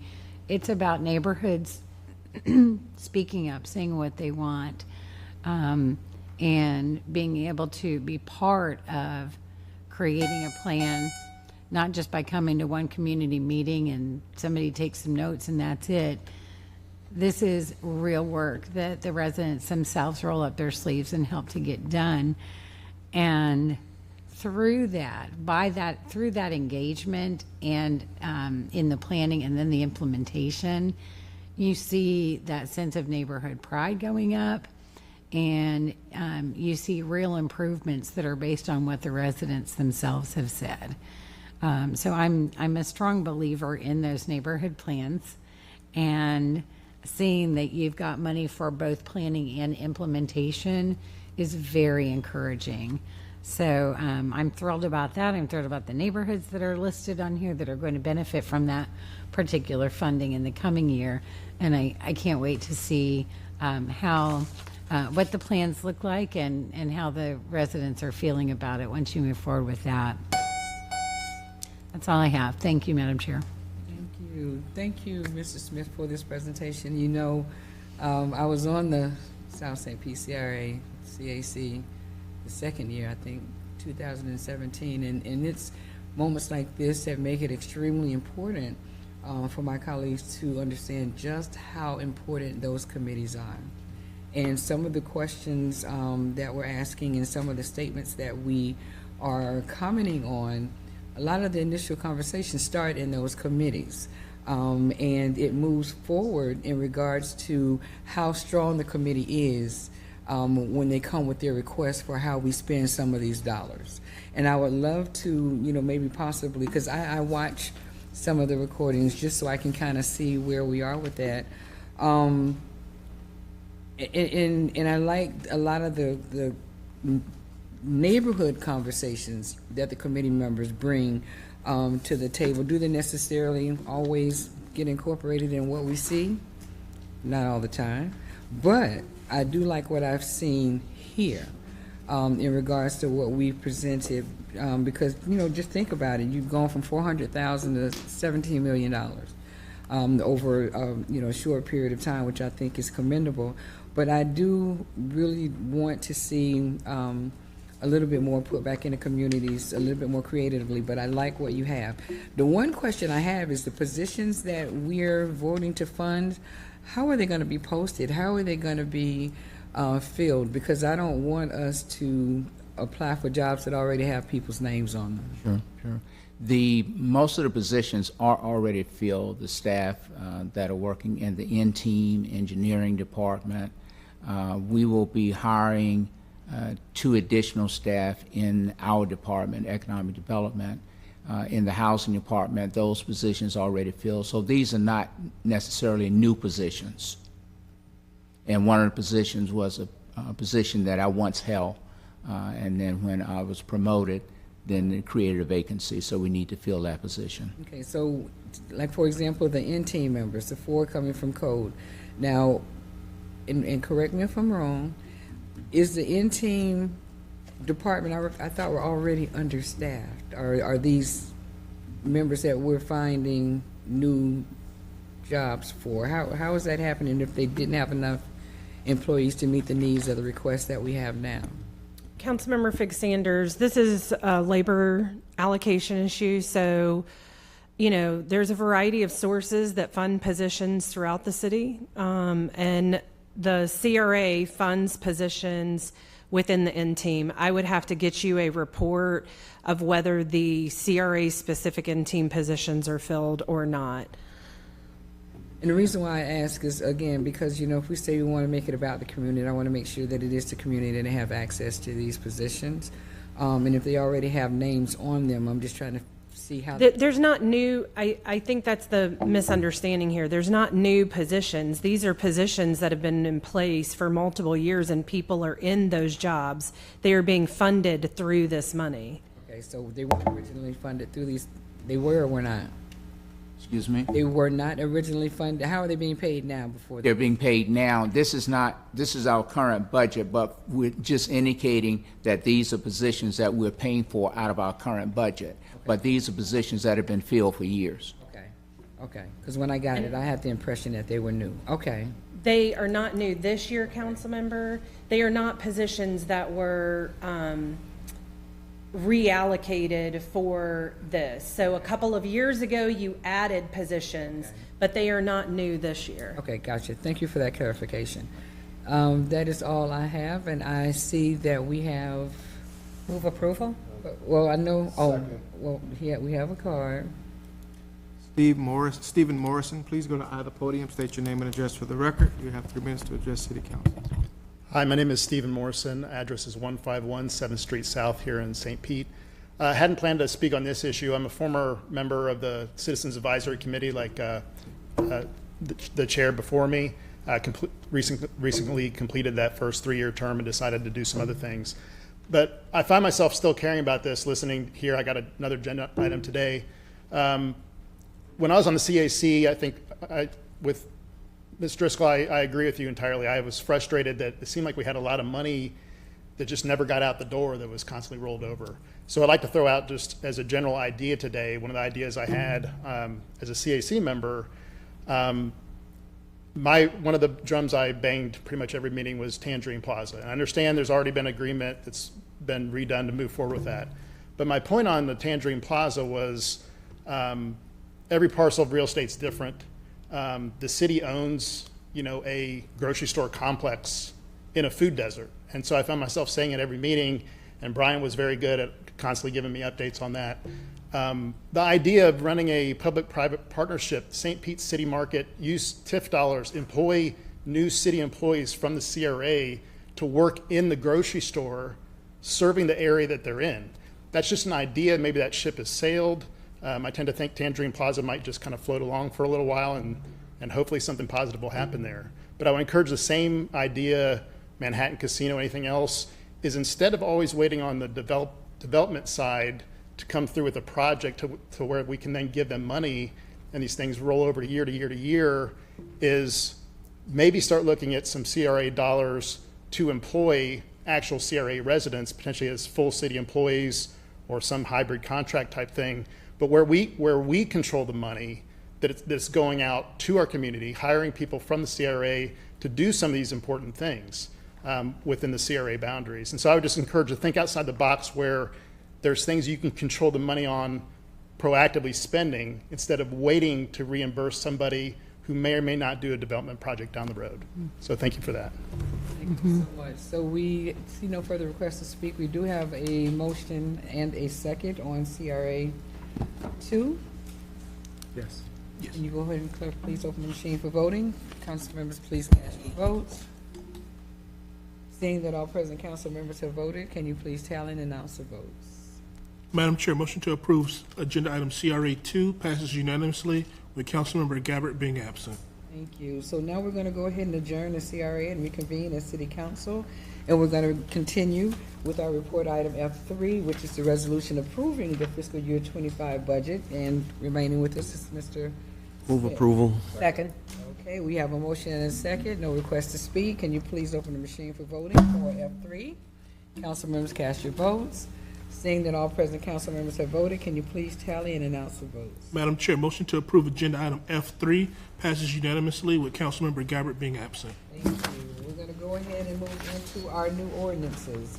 We're going to move to G1. G1 is a private initiated application, which is a quasi-judicial matter, and joining us is the Planner 2 with our Urban Planning and Historic Preservation, Mr. Andrew Jurix. Is he here? Oh, hi, how are you? Good, how are you doing? Can we have the title read, Madam Chair? G1. Yes. Proposed ordinance number 795Z, an ordinance amending the official zoning map of the city of St. Petersburg, Florida by changing the zoning of a 0.10 acre portion of a 0.20 acre parcel located at 3089 15th Avenue South from Neighborhood Traditional 1, NT1 to Neighborhood Traditional Mixed Residential 1, NTM1, providing for repeal of conflicting ordinances and provisions thereof, and providing an effective date. Thank you. G1. The public hearing for this item is on October 17th. Thank you. Welcome. Is there a presentation for this? Quasi-judicial. No. No presentation. No presentation? Move approval. Second. The motion has been second with no further requests to speak for G1. Can you please open the machine for voting? Councilmember, please cast your votes. Seeing all present council members have voted, can you please tally and announce the votes? Madam Chair, motion to approve agenda item G1 passes unanimously with Councilmember Gabbard and Montanari being absent. Thank you. Thank you. Now, can you please read the title for G2? And joining us is our Real Estate and Property Manager Director, Mr. Aaron Fitt. Proposed ordinance number 600H-H, an ordinance in accordance with section 1.02C3, St. Petersburg City Charter, authorizing the grant of a public utility easement to Duke Energy Florida, LLC, a limited liability company, DBA. Florida Limited Liability Company, I'm sorry. DBA Duke Energy within city-owned property located at 1160 62nd Avenue Northeast, St. Petersburg, authorizing the mayor or his designee to execute all documents necessary to effectuate this ordinance, providing an effective date. And the public hearing is also scheduled for October 17th. And we do not have any cards on this item. Move approval. Second. Okay, we have no further requests to speak. It's been motioned and probably seconded. Can you please open the machine for voting for item G2? Council members, please cast your votes. Seeing that all present council members have voted, can you please tally and announce the votes? Madam Chair, motion to approve agenda item G2 passes unanimously with Councilmembers Montanari and Gabbard being absent. Thank you. Now, can you please read the title for G3? And joining us is our Deputy Zoning Official, Mr. Scott Bollier. Proposed ordinance number 1168V, an ordinance approving a vacation of a portion of the right-of-way on the south side of 34th Avenue North, generally located at 7630 34th Avenue North, setting forth conditions for the vacation to become effective and providing for an effective date. And the public hearing for this item is also on October 17th, and we do have 2 cards. We have 2 cards. Go ahead and call the speakers. Oh, I didn't think we had do you have a presentation? Yes, I do have a presentation prepared. Okay, we'll go ahead with the presentation. Thank you. Good afternoon, Council Chair and council members. Yes, please. Yeah, I'd like the presentation. Yeah, you'll need it on this one. For the record, Scott Boyd with Development Review Services. The request before you is to vacate a portion of the right-of-way on the south side of 34th Avenue North, abutting 7630 34th Avenue North. The applicant's goal is to vacate the portion of right-of-way to provide parking for the restaurant located at 7630 34th Avenue North. The majority of the existing parking spaces for the restaurant are currently located within the public right-of-way. The area highlighted in yellow is the approximate area of the right-of-way requested to be vacated. Staff's review of the request found that the vacation will not impair or deny access to any lot of record, as the applicant owns the abutting property, and that the request does not alter utilized travel patterns nor create a dead-end right-of-way. This is the sketch of the right-of-way proposed to be vacated. The minimum required right-of-way width for 34th Ave at this location is 50 feet. The sketch and description provided by the applicant shows that 25 feet of right-of-way will be retained from the center line of 34th Ave, measured to the boundary of the proposed vacated right-of-way, confirming that this requirement will be met. Here's a survey of the property showing parking spaces located on private property as well as within the right-of-way. The blue line on the survey indicates the property lines. This is the site plan provided by the applicant with the area requested to be vacated highlighted in yellow. The application was routed to city departments and private utility providers for review and comments. Engineering and Water Resources identified an existing 6-inch potable water main running along 34th Ave behind the roadway curb near the area requested to be vacated. They are requiring 20 feet from the back of the southern curb along 34th Ave North to be retained as right-of-way for sufficient space for the maintenance of the potable water main. Transportation reviewed the request and has no objections. Additionally, there were no letters of objection received from private utility providers. Staff has received one phone call throughout the process about the request. After informing the resident of the request, they had no comments or concerns. The red dashed line on the site plan shows the approximate location of the 20-foot measurement from the back of curb. The area between the red dashed line and back of curb is the area that Engineering and Water Resources are requiring to be retained as right-of-way. If the request is modified to comply with their conditions, it will result in at least 3 to 4 parking spaces not being provided.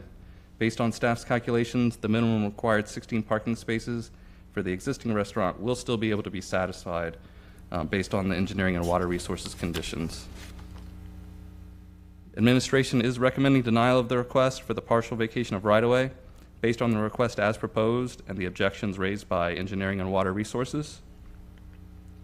If City Council is inclined to support the vacation, with the conditions provided by Engineering and Water Resources requiring 20 feet from back of curb to be retained as public right-of-way, then staff recommends making a motion to proceed forward to the public hearing with the administration recommended draft ordinance provided as attachment C. On September 4th, 2024, the DRC approved motions revising the conditions requiring compliance with Engineering and Water Resources memorandums that require 20 feet from the back of curb to be retained as right-of-way, to instead require that the applicant retain 20 feet from the back of curb as a public utility easement. The reasoning discussed by the DRC for the modified condition was that by dedicating that area as an easement, it will require a hard surface material to be installed for the parking spaces over the existing 6-inch potable water main, thereby providing better protection of the water main and additional parking on site for the restaurant, which will reduce overflow parking extending into the nearby neighborhood. This was compared to retaining the area over the water main as public right-of-way, which will require that area to be maintained with sod that may result in overflow parking for the restaurant occurring on top of the existing water main, thereby posing a greater risk of damage to the water main. The DRC voted to recommend approval of the request to City Council with their revised conditions by a vote of 6-1. If City Council is inclined to support the vacation with the revised conditions recommended by DRC requiring 20 feet from back of curb to be retained as an easement, then staff recommends making a motion to proceed forward to the public hearing with the DRC recommended draft ordinance provided as attachment D. This does conclude staff's presentation, and if you have any questions, I'd be more than happy to answer them. We have 2 parts, correct? Yes, we do. If I had to guess, they're not here. Dennis Lang and Benjamin Shirelis, please go to either podium. Neither of them are here. Either here. All righty. Vice Chair Curtis. Go ahead. Councilmember Floyd can go if that's okay, Chair. Oh, okay. Councilmember Floyd. Oh, I was just going to ask, it wasn't super clear from the presentation, like how staff felt about the changes, like. Yes. So Yeah. staff and administration are recommending denial, but if you want to proceed with the approval, we're recommending moving forward with the conditions within the engineering and water resources memorandums, which would require 20 feet from back of curb to be retained as right-of-way. That's what staff would recommend going forward with. Okay, so if we went forward, but you would feel more comfortable with us not going forward, is what I'm hearing. As proposed.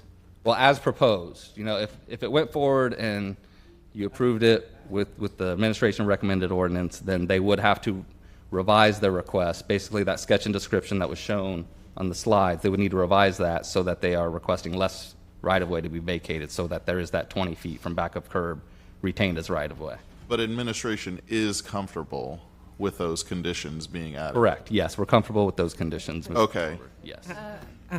Yeah. Sorry for the confusion, yes. Yeah, okay. I'll help with this. Okay, that's fine. I do think I got it, and I am comfortable moving it forward since we will be able to have more discussion between now and then I as don't know well, if yeah. Legal wants to weigh in. I was really hoping the applicant would be here because during the DRC discussions, they did indicate that if it went forward with the way city was requiring it, that the restaurant would not be able to survive the model because they wouldn't have enough parking on site. Now, I'm just kind of paraphrasing what they said in the meetings. Okay, all right, let's, thank you, I'll listen now, yeah. Vice Chair Gertis. Thank you, Madam Chair.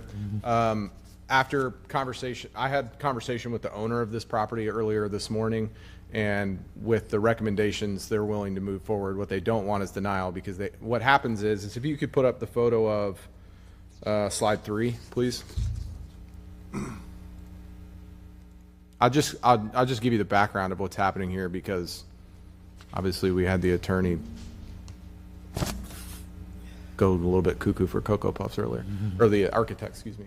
So they want to put an awning on the building because they have outdoor seating, and in order to do that, they need to vacate this right away.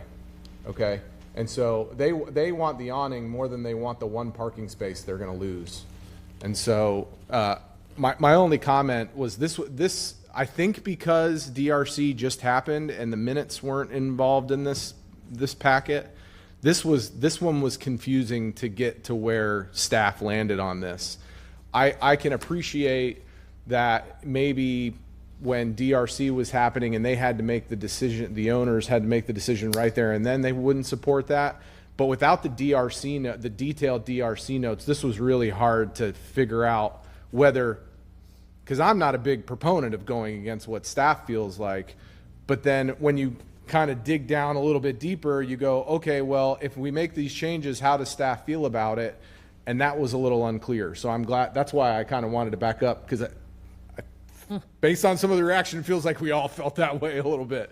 And so thank you for clarifying. I think this will be easier at the second public hearing. I'll move approval with DRC revised conditions of approval. Second. Seeing that there are no further requests to speak, we have a motion and a second for. Wait. Madam Chair. Oh, I'm sorry. I'm sorry, okay, are you voting on both of them? No, just G3. Which attachment? Because you indicated you were moving forward with the DRC recommended condition. If we move forward with that, then they're basically taking away the options to change your mind at the next hearing. I believe there were two. So staff is not supporting the DRC recommended condition. DRC recommended the easement, and staff is recommending that the 20-foot be retained as right-of-way. It would be a partial vacation of right-of-way either way, so that's why the title is changed, but there's two different options. There's retaining as an easement or retaining as right-of-way. I misunderstood. I did too. I withdraw the motion and make a motion for approval with the recommendations from attachment C. Did I get that one right? Isn't that what you said? I wrote it down. Yes, that is correct. That is the administration recommendation. Or should we just leave it and we can discuss at second hearing? Is that the best thing to do? One moment. Sorry. I thought I was making it easier. I made it more difficult. Now I'm confused. So we don't actually, if you have the two versions, the titles are the same. The only thing that's different are the conditions within the draft ordinances. So yes, if you vote to move forward with attachment C with the administration recommended conditions, then we will move forward with only that ordinance, which has the conditions in it that they must comply with the engineering and water resources memorandums. Right. If you went forward with the DRC recommended ordinance, the only condition in there is that they need to dedicate an easement in that area. Yeah, I misunderstood before. I'm going with attachment C with staff's recommendations. Thank you. Thank you. Second. I have a question, now that I'm thoroughly confused, what the motion is. So G3 has two different versions, but it's the same item, same number. So the request is for a partial vacation of the right-of-way.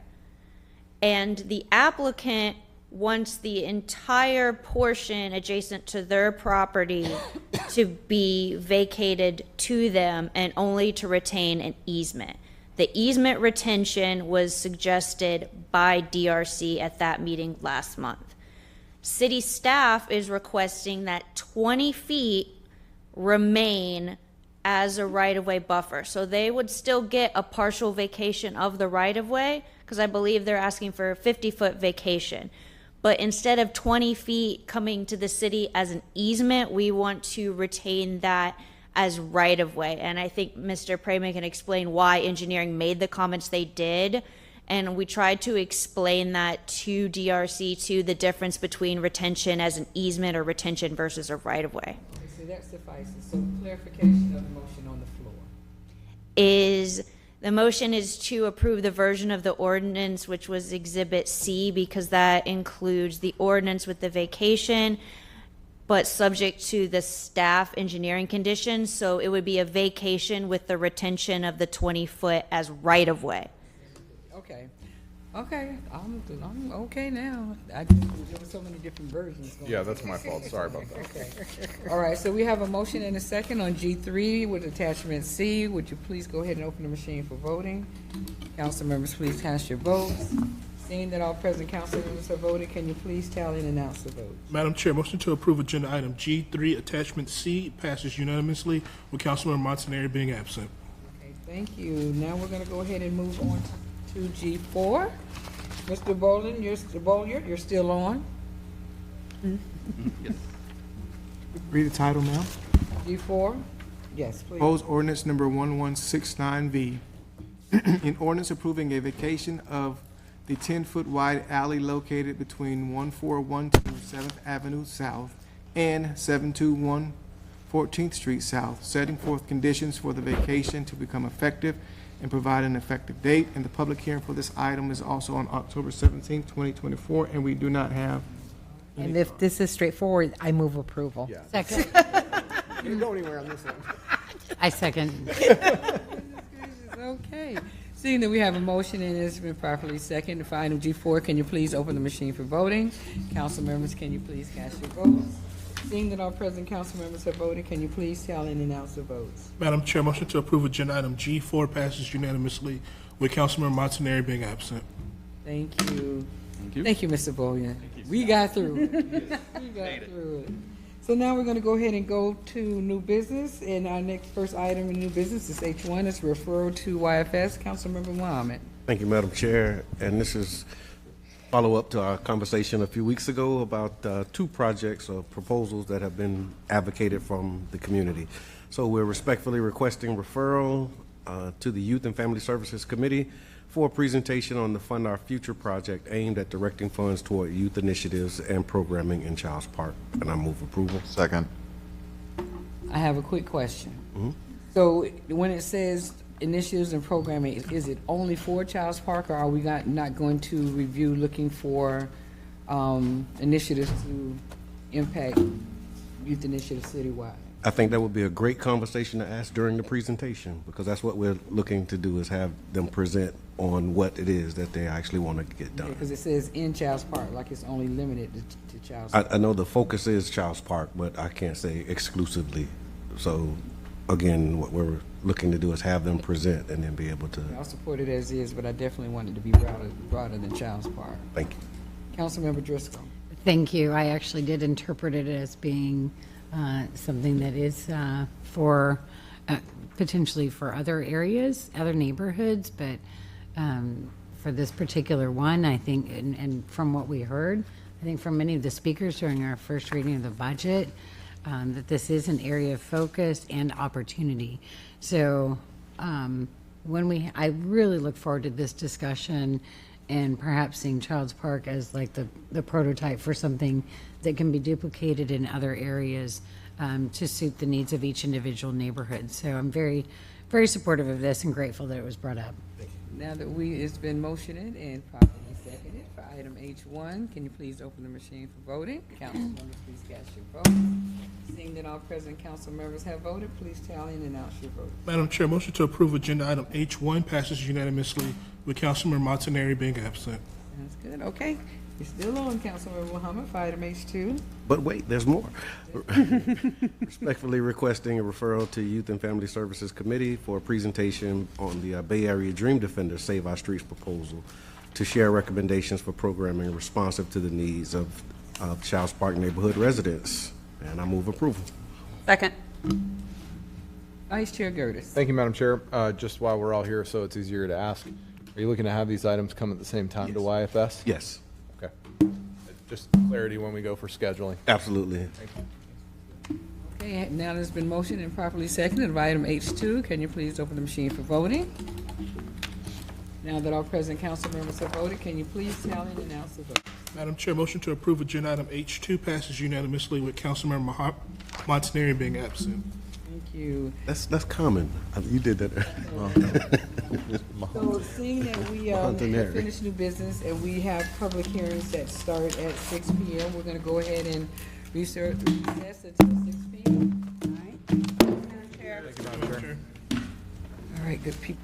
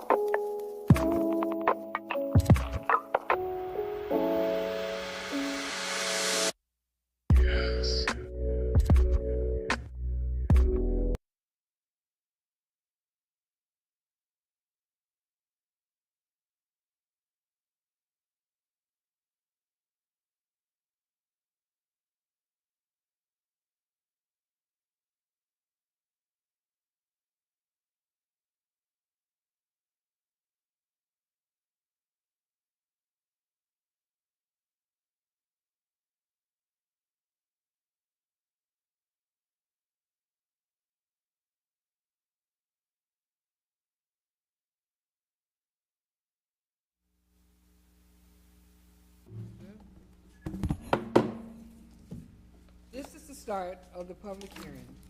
This public hearing is on the final budget, the final millage rate, and the budget appropriations ordinance fiscal year 2025, which has been amended for second reading to include I, the intent of the request made by City Council at the first public hearing, and 2, administration's proposed changes since the first reading as outlined in Amendment D, recap of changes. This is also a public hearing on the proposed multi-year CIP program for the city of St. Petersburg. Prior to public comment, the first substantial issue discussed shall be the percentage increase in millage over the rollback rate necessary to fund the budget, if any, and the specific purposes for which ad valorem tax revenues are being increased. That issue will be discussed by the mayor and his staff after the title to the budget appropriation ordinance is read. Ready, Madam Chair? Ordinance number 592H, an ordinance making appropriations for the fiscal year ending September 30, 2025, making appropriations for the payment of the operating expenses of the city of St. Petersburg, Florida, including its utilities, and for the payment of principal and interest on revenue bonds and other obligations of the city of St. Petersburg, Florida, making appropriations for the capital improvement program of the city of St. Petersburg, Florida, making appropriations for the dependent special districts of the city of St. Petersburg, Florida, adopting this appropriations ordinance as the budget for the city of St. Petersburg, Florida for the fiscal year ending September 30, 2025, providing for related matters and providing an effective date. And we do have 3 cards, Madam Chair. And joining us is the Budget Director, Elizabeth Meskoff. Wachowski. All right, before we begin, anyone has specific questions or concerns about the assessed value of their property, related to your property, or notices, tonight we have here with us the Deputy of Assessment and for the Pinellas County Property Appraiser's Office. If you would like to speak with him, please follow him at this time and he will answer any questions. Also, for those attending virtually, please contact the Pinellas County Property Appraiser's Office at 727-464-3207 or through email at mike@pcpao.org. So good evening, and thank you, Chair and members of City Council. This evening is the second of 2 public hearings on the fiscal year 2025 budget for the City of St. Petersburg. Florida Statutes 200.065, also known as the Truth in Millage Act, requires a specific process for our discussion tonight, and the order of this process is laid out in Attachment A of the backup materials. The City Clerk has provided the second reading of the FY25 budget ordinance, and in just a moment, I will review with Council and the public the proposed changes to the tentative FY25 budget that City Council approved 3 weeks ago. Upon conclusion of the budget presentation, we'll then hear from the public. And after the public comment period and discussion and deliberation by City Council, you will be asked to take action on 3 items. Each of these actions will need to be done as a standalone motion. The first is to adopt by resolution the final millage rate of 6.4525 for FY25, adopt the FY25 budget appropriation ordinance as the final budget, and adopt by resolution of the FY25 through 29 capital improvement program. So under the TRIM statutes, the first item of substance to be discussed is the percent increase, if any, in millage over the rollback rate. For purposes of the FY25 budget, the rollback rate is 6.0796 and is the millage rate that would generate roughly the same amount of ad valorem revenues in FY25 as the city received in FY24. Under the TRIM statutes, we're allowed to recognize ad valorem revenue associated with new taxable value added to the tax base. So the rollback rate generates slightly higher revenues in FY25 than the city is scheduled to receive in FY24.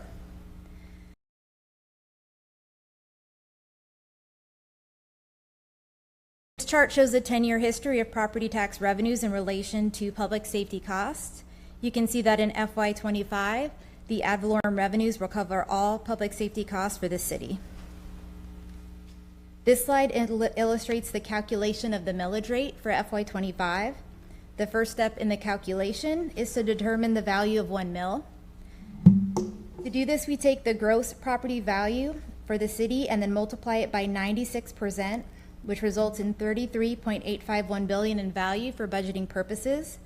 We then divide this amount by 1,000 and gives us the value of 1 mil as 33.851 million. The second step is to look at our FY25 general fund requirement of 393.595 million and net out the other sources of revenue other than ad valorem, which is 175 million, to arrive at the amount of required ad valorem taxes at 218.424 million. The third and final step is to divide this required ad valorem tax amount of 218.4 million, which shows as B on the slide, by the value of 1 mil, which is A on the slide, and to arrive at the 6.4525 mils required. And again, this is a millage rate decrease of 0.0150 mils from FY24. This next slide illustrates a typical tax bill for a resident of the city of St. Petersburg. The city of St. Petersburg makes up approximately 30% of this homeowner's tax bill, or a total tax bill of 30 cents for every ad valorem tax dollar paid by the property owner. The school system with its two components of their tax bill makes up 35%, and Pinellas County makes up 22%. The balance of the 12% is made up of the various other taxing authorities like EMS, SwiftMud, and the Health Department. We'll now move into a discussion of changes to the FY25 budget since City Council approved the tentative budget 3 weeks ago at the first public hearing. This information is included in more detail in Attachment B, Recap of Changes, and there has been only one change since the tentative budget was approved. This change is in the Pier Operating Funds budget and is a reduction in budget in the amount of $300,000 for the Pier's 5th anniversary celebration events. In this next section, we'll give a quick overview of the FY25 budget using tables, charts, and graphs. These tables are included in the FY25 budget in brief, which has been posted on the city's website. The total operating revenue budget for the city is $908.86 million. Charges for services make up the largest revenue category at $390 million, or 42.9%, followed by taxes at $288.1 million, or 31.7%. The FY25 operating budget for the city is $901.9 million and is about 9.5% higher than the FY24 operating budget. The Water Resources Operating Fund increased by 9.6% from FY24, from $202.4 million to $221.9 million, and the General Fund budget and reserves increased by 8.2%, or $3.646 million to $394.5 million. The total general fund revenue budget is $393.595 million, and the general fund revenue comes from various sources as illustrated on this chart. The largest single source of revenues are taxes, which includes the ad valorem property taxes, and this amount is $288.123 million, or 73.2% of the revenue budget. And intergovernmental revenues, which include the half-cent sales tax, is the second largest at 11.2%, or $44.116 million. The total general fund expenditure budget for FY25 is $393.595 million. The city's general fund is categorized into 6 administrations. The single largest general fund investment made by the city is in public safety at 52.7%, and public safety includes both police and fire rescue departments. The general government administration makes up the next largest category at 19.8%, and some of the departments included in this administration are budget, finance, legal, and human resources. And the third largest general fund investment is in our quality of life type programming provided by Community Enrichment Administration at 16.8%, and includes Parks and Recreation Department and libraries. This chart shows the general fund budget broken out by expenditure type. The single largest expenditure category for the general fund is wages and benefits at $261.825 million, or 66.5% of the total general fund budget. Services and commodities make up the next largest category at 20.9%, or $82.3 million. The FY25 CIP includes a total of $198.467 million in capital projects. Water resources projects account for the largest part, or $120.58 million, or 60.76%. Penny for Pinellas projects account for the next largest category, just under 40 million in projects and 20% of the budget. The total for our 5-year CIP plan is $993.853 million. This slide shows the fund balance commitment categories that council will need to reaffirm these or other categories when the budget is adopted. However, the amounts to be set aside in each category are not determined until the FY24 fiscal year is closed and we have year-end actual results. At that time, we'll have a better idea of how much fund balance is available to allocate to each category, and the commitment categories can then be funded as part of the year-end cleanup in November. We do have a new commitment category included in this year's budget ordinance. It's a measure of financial assurance from the city to the U.S. Army Corps of Engineering and is a commitment in lieu of a performance bond for the construction of the Seagrass Mitigation Bank. So in closing, I'd like to mention that information on the city's FY25 budget is available on the city's website. And I'd also like to take a moment to thank the budget team for their hard work and for all the department personnel throughout the city that work and provide assistance throughout the budget process. Thank you, Chair and council members. Thank you. This is the beginning of the public comment portion of the hearing. The general public shall be allowed to speak and ask questions prior to the adoption of the final millage rate and final budget by City Council. You have 3 cards? Yes, ma'am. First 2 speakers, Madam Chair, and please go to either podium. Nathan Tupasat and Lama Alhassan, please go to either podium, state your name and address for the record, and you will have 3 minutes to address City Council.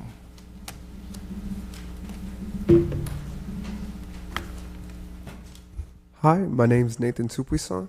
My address is 500 2nd Street South, and I'm here today to talk on behalf of the Fund Our Futures program, as well as the Dream Defenders campaign. When it comes to what we're seeking to achieve through the Fund Our Futures, we're looking to create high-quality, accessible after-school programs for the youth in Childs Park, something that will provide opportunities that they can bring with them to various skills, professions, but also brings opportunity back to the area. In addition to that, these skills may include things like a boost in grades, mentorship, and career readiness skills. But overall, I just want to say thank y'all for your consideration throughout this process, and to also look to the Dream Defenders campaign, seeing as it seeks to achieve a lot of the well-needed reform within these high-impact areas.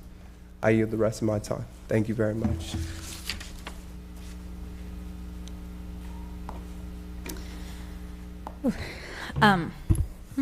My name is Lamal Hassan. I live on Coquina Key, 5011 Starfish. And I am a part of the Bay Area Dream Defenders. As Nathan so eloquently started talking about the 2 campaigns that we have, the Save Our Streets from Dream Defenders and Fund Our Futures, and the importance of having those as part of the budget. And just, I know last time we did not have an opportunity to respond after the fact, so I wanted to kind of clarify some of the things that we had in terms of the timeline. So after the last budget meeting back in April, we met with Ms. Lisa to talk about the current initiative and ways that we can also incorporate these initiatives to be proactive about addressing the issues within our communities. The program that is currently available, which I don't remember what it's called off the top of my head, is reactive. It only comes into effect after youth have been arrested. So we think it's crucial to be proactive, and that's where we think the funds need to be spent. So we did meet up with Ms. Lisa, and we did try to meet up with the mayor's office, and we were not able to get a meeting with anybody. So when we came in here to the first review, there were some questions from the mayor's office of why did we not hear about this? And I want to clarify that it was shared. And everyone here should have also gotten an email from us with the proposal. We have not heard any feedback yet. If we did and we missed it, please let us know. We just got one confirmation that it was there. And so I'm hoping that this does make it onto the agenda for the Youth and Family Services Committee that's coming up. And what I want to spend the rest of my time talking about is hoping that y'all also reflect on the budget, especially after the devastating effects of Hurricane Helene. We saw absolutely atrocious conditions. People lost homes. There were some lives lost in the Tampa Bay area as well. It was absolutely terrible. And I think that just goes to show how we cannot wait for the next devastating hurricane to hit our communities. We have to take our budget and think of it very seriously and start to apply the infrastructure today, because we did not have that going into this. There was not support coming from the city of St. Pete to help folks evacuate. There was some support after the fact, whether it was free food or free laundry, which is great, but people lost their homes. People were stranded. For me, it was my friends from organizations like the Mutual Aid Disaster Relief that were first boots on the ground. They were in there before some folks from the city. And so it's the fact that community members were able to get there and provide the necessary support to help feed, give water, and the necessary medical equipment that folks. But yeah, just consider Hurricane Helene.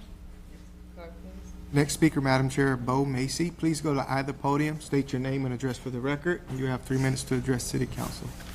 And I have no other cards after that. Never mind. What was that I needed to say again? Sorry. Your name and address for the record. Thank you. Bo Macy, 2420 8th Avenue North, St. Pete, Florida, 33713.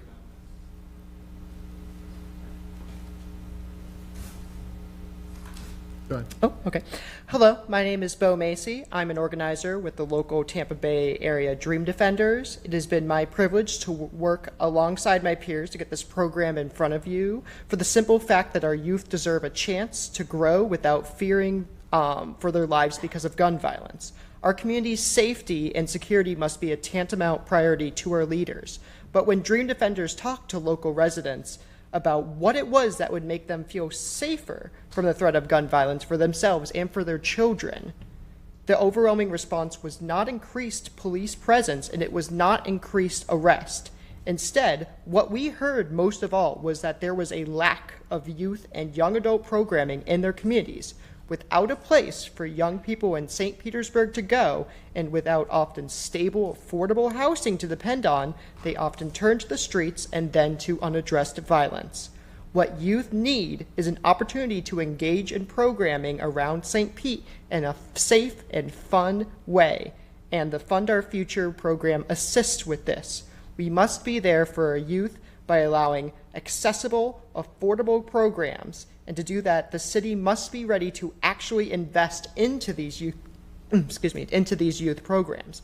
Otherwise, we condemn our children and young adults and neighborhoods to the same ongoing violence without any substantial solutions, only a series of arrests and large gaps in our communities. That cannot sustain a city.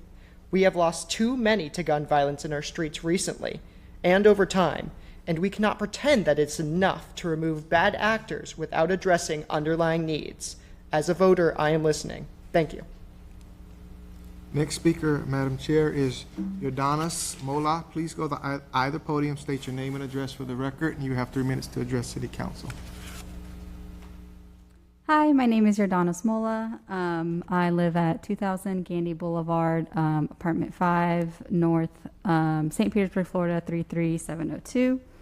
Like a lot of my colleagues here today, we're also speaking out in support of the Save Our Streets proposal that we have sent. Here I'm representing as a Dream Defender member. I'm also representing as a St. Pete resident who have lived here for about 4 years now. And I know that this is a topic that we've discussed throughout various city council meetings over the past year, but just wanted to again echo of the details in our proposals, and the purpose of the proposal is to really be proactive and to share the support. Some of the comments that we have gotten from people in Shaw's Park and in areas surrounding is a lack of accessibility, people who are working multiple jobs, or people who don't have transportation. So we could use some of that funding for more advertisement, for maybe a small bus to be able to gather kids, just making sure that preventative programs are accessible to people who want them and that they know that it exists. And also I wanted to mention as Lemma had mentioned, we would love to meet with anyone on City Council who is interested in hearing more from us. And we've extended those meeting requests, so we hope to hear from you guys soon in the next coming weeks. And I also wanted to mention that we've shared our program with other chapters in other cities in Florida, and there is an appetite for preventative youth program measures across the state of Florida. And it would be really great for the city of St. Pete to be a beacon in Florida and to show a representation of what that could look like, and so that we can get more investment in youth programs all across the state. And then lastly, I just wanted to mention that we understand that there's a committee meeting happening in the next couple of weeks with the YFS committee, and we hope it gets added on the agenda, and we'd love to meet with anyone for any questions beforehand. Thank you. More speakers, Madam Chair. The public comment portion of this hearing is now closed. Now we will have council discussion. Councilmember Montanari. Thank you, Chair. Let me start by thanking Liz and her team for all the hard work putting this together. As the public knows, the budget is the most important thing that City Council does, and we start the process with a meeting of City Council priorities when it comes to the budget. I wanted just to review just my thinking when it comes to the budget. I always start off a budget priority, my budget priorities with a millage rate reduction, so I'm glad we were able to do that. And then I want to make sure that our reserves are adequately funded.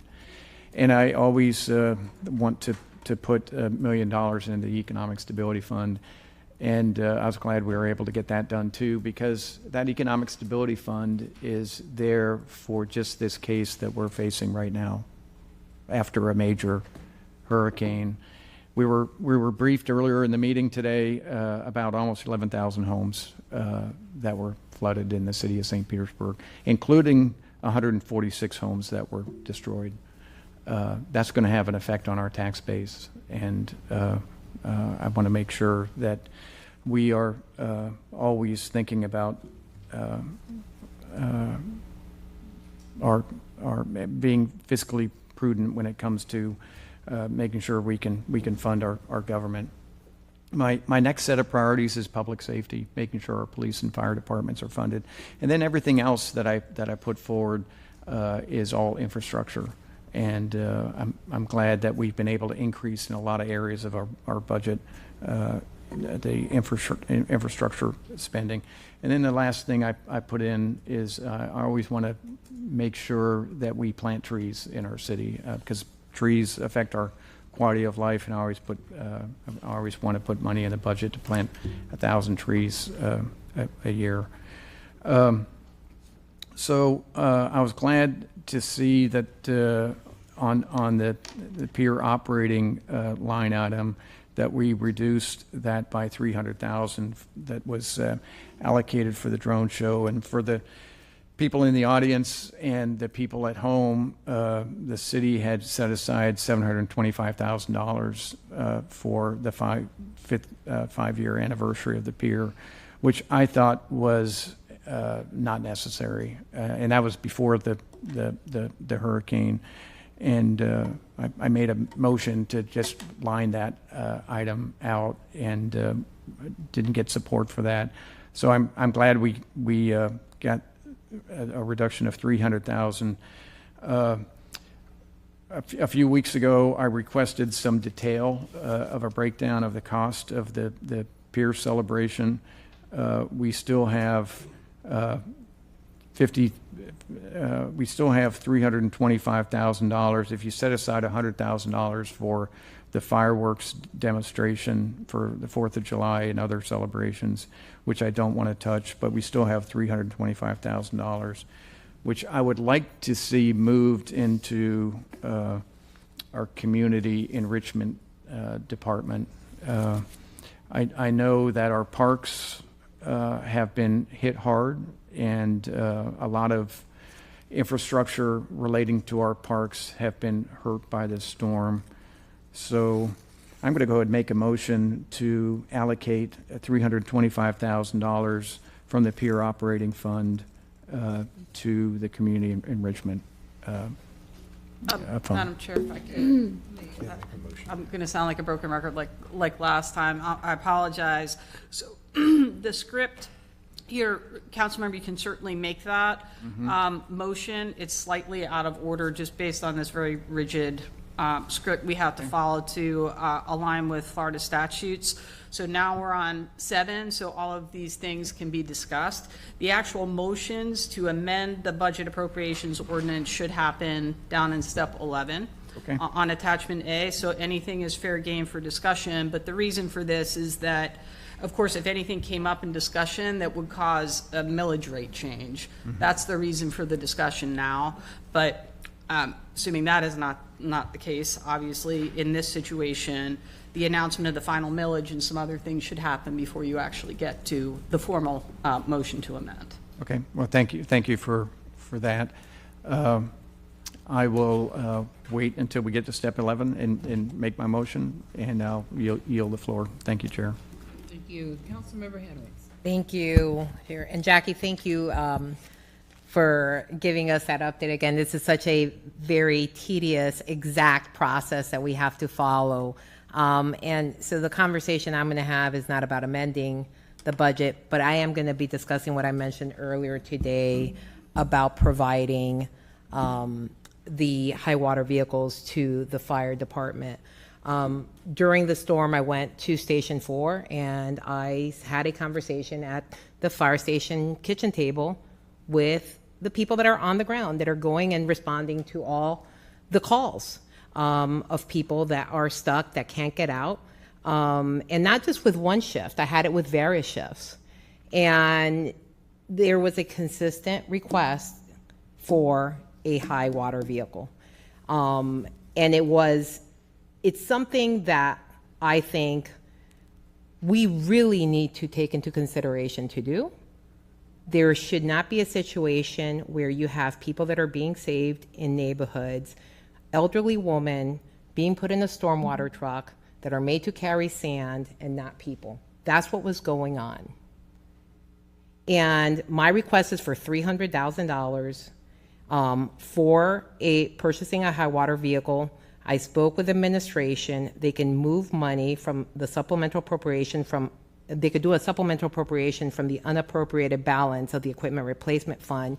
So they can put this, so they can get the appropriate vehicles. So when these things happen, and it doesn't have to be, by the way, a hurricane or the level of water that we saw. This could be the flooding that happened September 5th or whatever, where they go out. And they have the ability with these trucks to have for people that are disabled, to get them in there. So that makes a huge difference in terms of saving people. So based on the conversations I've had, that's what I am going to ask for. If administration wants to chime in on this, and if there are any other questions, I'll be happy to answer them. But I think it's really important because it's like needing a generator during a storm. It's better when you have the generator there than trying to get it during the storm. You're not going to get it, and trying to borrow something from another department. So I think it's something that we need. Thank you.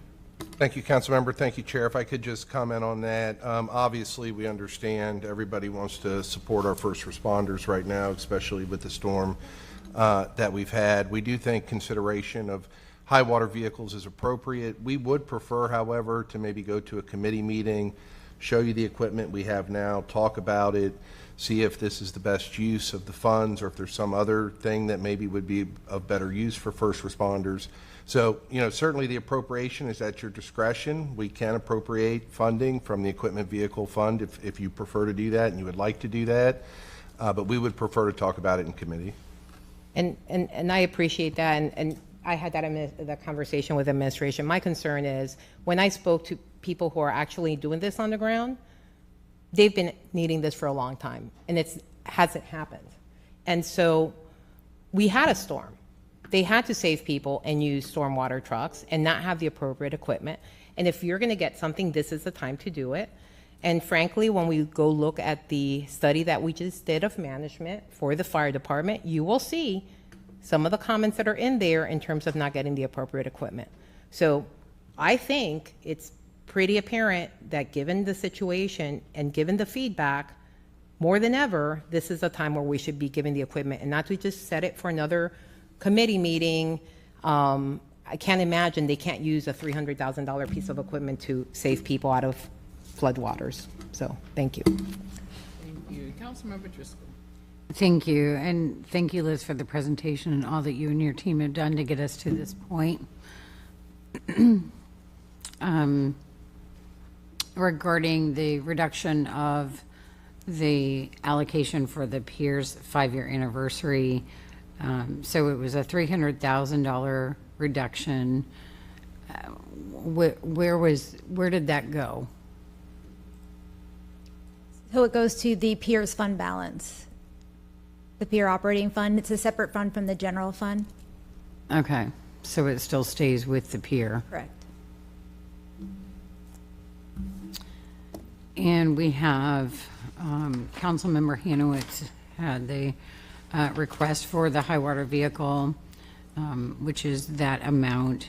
And I'm sorry, Councilmember Montanari had asked for some funding for our parks, and I didn't catch what that amount was. And also, are we talking about using the $300,000 reduction to go towards something, or are we talking about taking additional funds from the remaining $425,000, which personally I still think is a lot? I would love an answer from Councilmember Montanari, if you don't mind. Sure. Yes, I wanted to reduce the expenditure down to just $100,000, just for fireworks for the Pier celebration. We received a memo on September the 14th from administration, and they've got $100,000 for fireworks for the 4th of July and other celebrations. But there's an additional $325,000. Okay, so then we still have the $300,000 that would go to the Pier.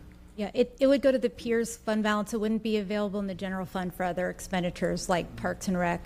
We do have separate funds for certain reasons. The revenue goes in, and it has to be used for certain things. Right. And it is a subsidized fund, but because looking at for future years, we're required to keep a certain amount in the Pier operating fund balance. And a lot of the stuff we're using this year is kind of a one-time use of fund balance. So to keep the subsidy down in future years, we wouldn't want to reduce a subsidy in FY25. So anything that would be reducing that Pier anniversary would stay within the Pier operating fund balance and wouldn't be available for any general fund type activities. Chair, if we could, at any time you deem appropriate, of course, we're concerned about the parks as well, but we do have some significant funding coming from previous storms reimbursement. And if council members would like to hear from Administrator Jeffries on the money that we are expecting for parks, we can provide that information. Thank you. I would like to hear more about that as I'm thinking of these different proposals and ideas, because I know that our Parks Department doesn't have like this big fat budget anyway, and they do a lot with a little as it is. And I know that there are still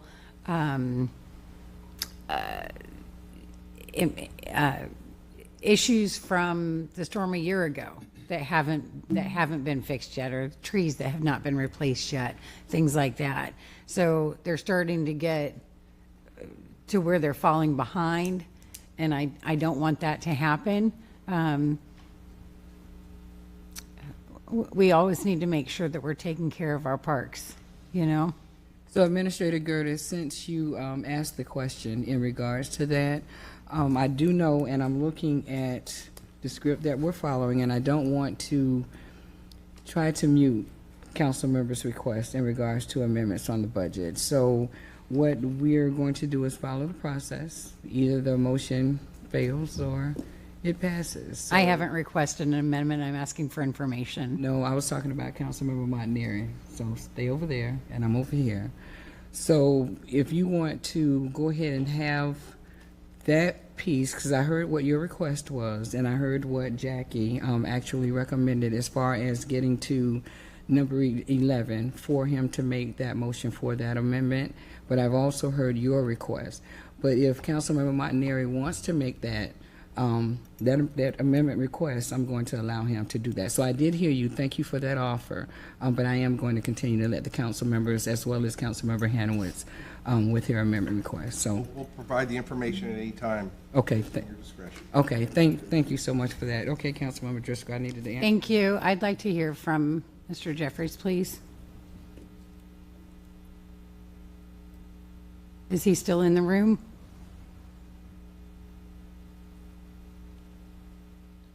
Good evening. Mike Jeffries. I'm the Community Enrichment Administrator. As Councilmember Driscoll did mention, we did have some damage that we were able to file with FEMA on the waterfront, our waterfront park system. We had sod and a number of trees that were damaged by the salt water that came over the seawall and didn't flush out.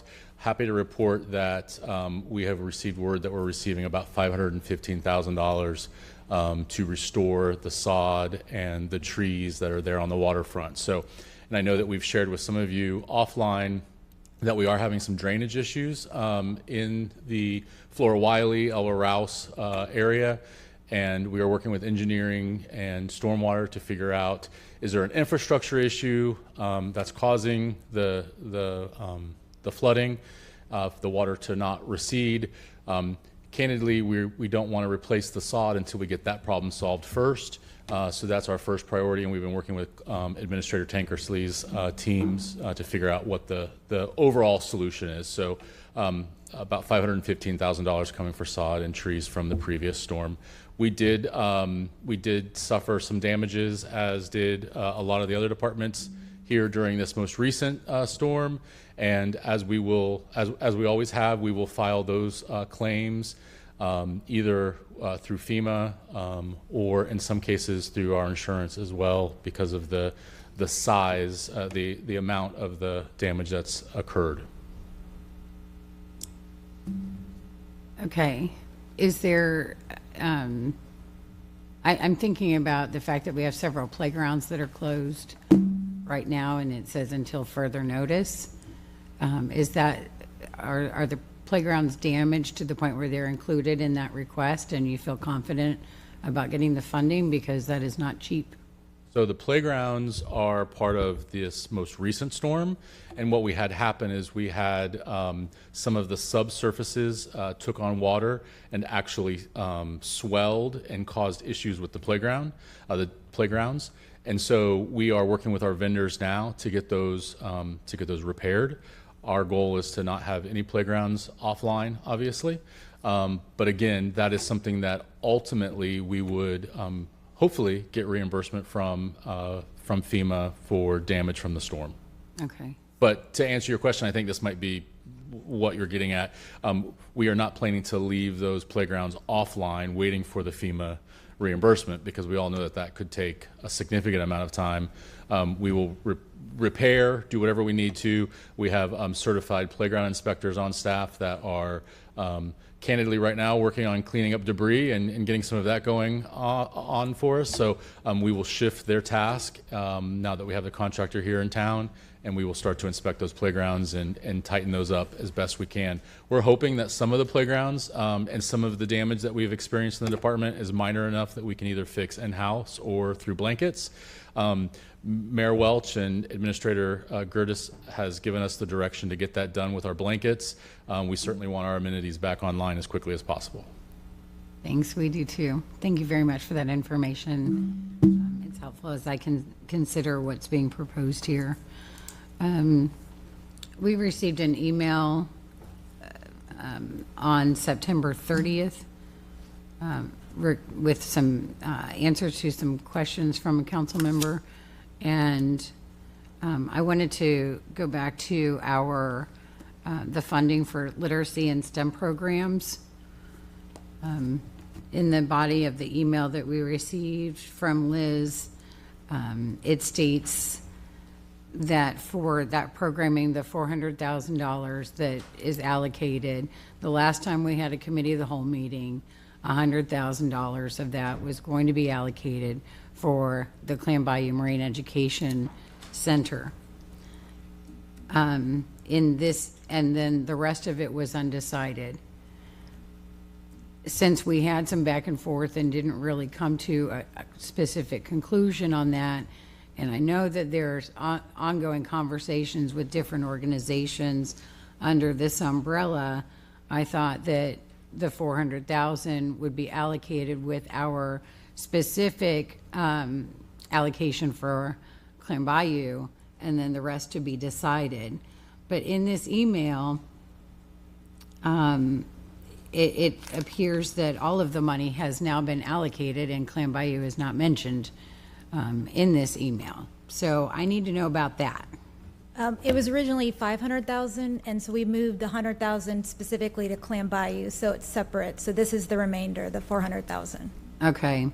The rest of this, you know, there was a really good conversation in that committee meeting regarding our literacy programs, and two organizations in particular, the Phyllis Wheatley Rise to Read campaign, which has been funded in 2024. And then there was some talk about the great work that's being done by the Shirley Proctor Puller Foundation.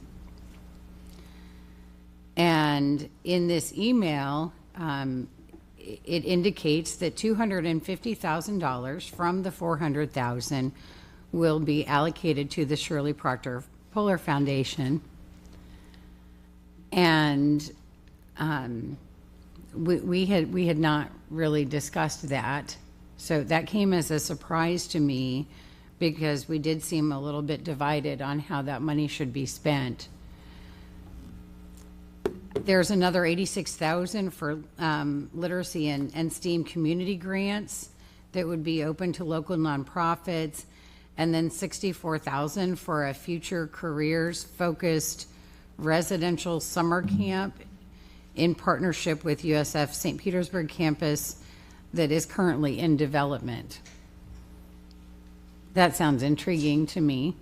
I would like to learn more. I just want to confirm, I mean, 2 out of the 3 are under $100,000. And so I appreciate being informed of how part of that is being planned to be spent. But the $250,000, any agreement that we have with the Shirley Proctor Puller Foundation or any other organization would have to be brought to City Council as an agreement that we would need to vote on, correct? Yes. Thank you. I'm disappointed, given my vocal support for literacy programs and funding for that, that I have not had any kind of, I haven't been informed at all of any talks with any organization other than the Phyllis Wheatley Rise to Read campaign. This is a large amount of funding. It is a fantastic opportunity, but we're going to have to continue this discussion on this, because it's too much money and it's too important of a topic for us to just whip it from one organization to another without any real explanation to City Council. We're trying to make an investment here, and it can't be like a one and done, 1 year at a time, switching it from one to another. We have to let some of these things take root so that our children in our community can learn to read. That's all I have right now. Thank you. Vice Chair Gertis. Thank you, Madam Chair. I'll just comment on two of the things that have been talked about real quick. So I just want to make sure I understand, Council Member Hanowitz, you're talking about using unappropriated fund balance in the equipment replacement fund for the high water vehicles. Did I get that right? That's what Tom suggested, the best, the cleanest way to do it, and that it was there. Yeah. Yeah. So I agree that that's the cleanest way to do it. And I want to have this conversation. My issue, if that's what you want to call it, is that, one, I don't even know what we would be buying for $300,000. What kind of truck? Where from? How long would it take to get here? Is 1 what we need? 9 what we need? So I struggle with that because I'd rather have all the info at our hands and would prefer especially if we're going to do it unappropriated fund balance, because you can do it right there. We could do it relatively quickly. I don't know that I'll be I'm BF&T chair for the next 3 months. I'm certainly happy to try to get this at BF&T if you wanted it there, or if you wanted it in PS&I, obviously you could handle that. But I would much prefer that conversation in a committee and then quickly bring it to council to make sure that it's the right vehicle and the right amount of vehicles, especially with, again, I agree that the unappropriated fund balance is the way to go there.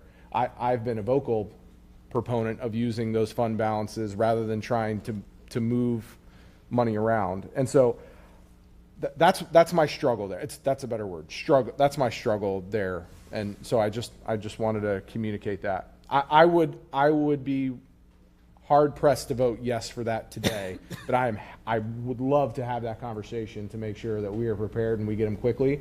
I just would love to understand it the whole way. The peer conversation, I just want to offer a different lens. So having sat on TDC for the last 2 years, the biggest driver of the TDC, and I know it's not our huge worry, but we have to think about this from a full-blown county economy, has been our beaches. They're not going to be used here anytime soon. The biggest driver to visitation is downtown St. Petersburg, outside of our beaches. It's usually number 3 or number 4 when it comes to bed tax dollars. When you look at a Visit St. Pete Clearwater ad, it almost certainly has the pier on there. And in a time where we are going to need visitation outside of the beaches, I am struggling to take money away from one of the things that drives people downtown and has them stay there, not only from countywide economy, but from ours. And so, especially for a full month in a slow season. And so that's the first one. So I would just ask that we look through that lens, that we need to be thinking about this way more macro, especially after what just happened. The second is there is money allocated in there for local artists to perform at the pier, and we just made an unappropriated fund balance for local artists. I wouldn't want to offset that by taking that away. And so I'm really struggling with both of these. I get it. We want to be fiscally responsible. I want to do that. But right now, the pier and our museums are our visitation. And when you're talking about our hotels, our hospitality, our restaurants, our bars, we're going to need people to visit here. Yeah, there's lots of residents that go too. But you know they need our visitors. And the pier is one of the biggest things that does that, along with our museums and our art scene. And so I'm just not, right now, I was a proponent of leaving it at 725. I'll support it at the 425, but I won't support a motion that goes down any further. Plus, it's just going to sit in the fund balance. So we might as well try to get people to visit the pier so we continue to have a strong economy, because we know, you said it earlier, Councilmember Montanari, and I agree with you that the housing values are going to be affected. So, I would hate to two-prong that. So anyway, that's where I'm at on those two. Liz, the team, I'm always so appreciative of all the work.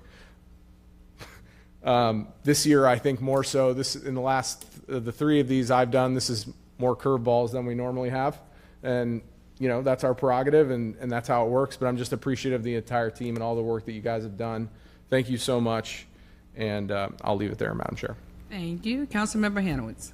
Thank you, and thank you, council members, for your feedback. Here's the thing. We have money that's sitting all over the place all the time that we roll over from budget to budget, okay? We just had a storm. We know what the effects are, and I heard from rank and file about equipment that they need. I just can't ignore that. I just can't go check up on them, see how they're doing, and then I hear not just from one shift, because when I went, I was going to offer food, but they were already cooking brunch, so they invited me to brunch, so then I had to go the next day to take them food. So I heard from different people.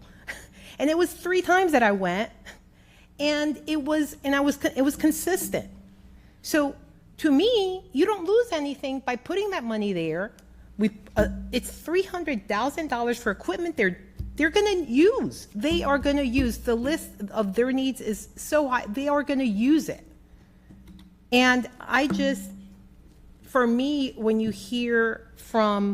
we see the management study and you hear, well, they've been asking for things all the time and it just doesn't happen, I just fear that we're going to push it off and it's not going to happen. And that to me just shows that we listen to them. It's $300,000. And by the way, this is a group of people that does this type of work. They're the ones that do it. They do the specialized work. They don't just do it in my district, they do it throughout. They're the team that does this. So when you hear it from the people that do it, I don't know. That's why I feel that we should do that. And I'm sure that those in administration and the chiefs can have a discussion as to what the appropriate equipment is, and they can come back to city council and do a nice presentation about the equipment that they're going to obtain with it. But they're going to get their equipment. So that's my thoughts on it and why I feel so strongly about it, because it is hard for me to go there and see that and know what they went through and hear the stories and then say, well, we just have to figure out, what exact equipment you need before we appropriate the money. I just want them to have the money. Thank you. Thank you. Councilmember Floyd. Thank you. I failed to write down a note as to why I put myself on because my computer died. So, but I'll comment on the 2 things that have been most discussed.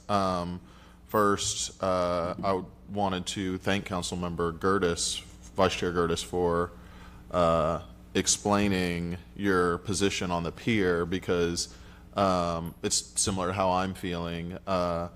We had a discussion this morning about economic impact in the city, and I think that our public goods and services are what really makes our city. And so I've been supportive of the piers celebration, although I was open to a discussion about what was on there and is it excessive, and I feel like there's been a compromise met right now, but to say we're not going to invest in the thing that is driving one of the things that drives the most tourism into our county,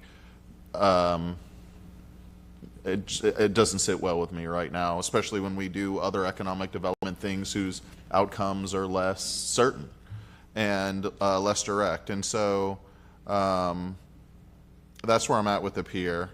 And I also agree that it would be great to have a discussion about the needs and whatnot for the high water vehicle and heavy equipment in general. But I hear Councilmember Hanowitz. I think she's made a good argument, and so I don't see a reason why we can't appropriate it. Chair. Councilmember Montaneri.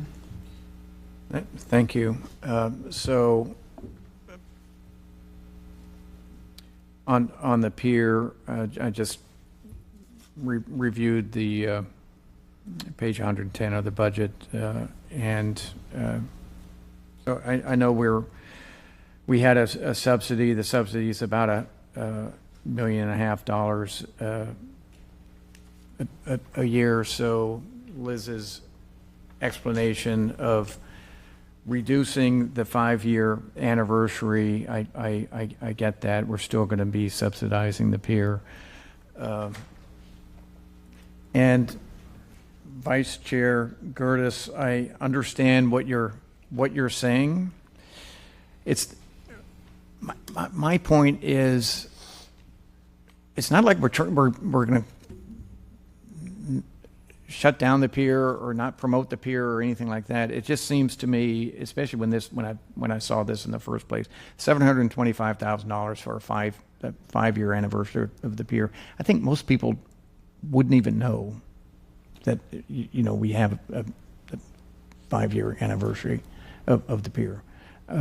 Now, people would, with all the things going on there, they would figure it out after a while.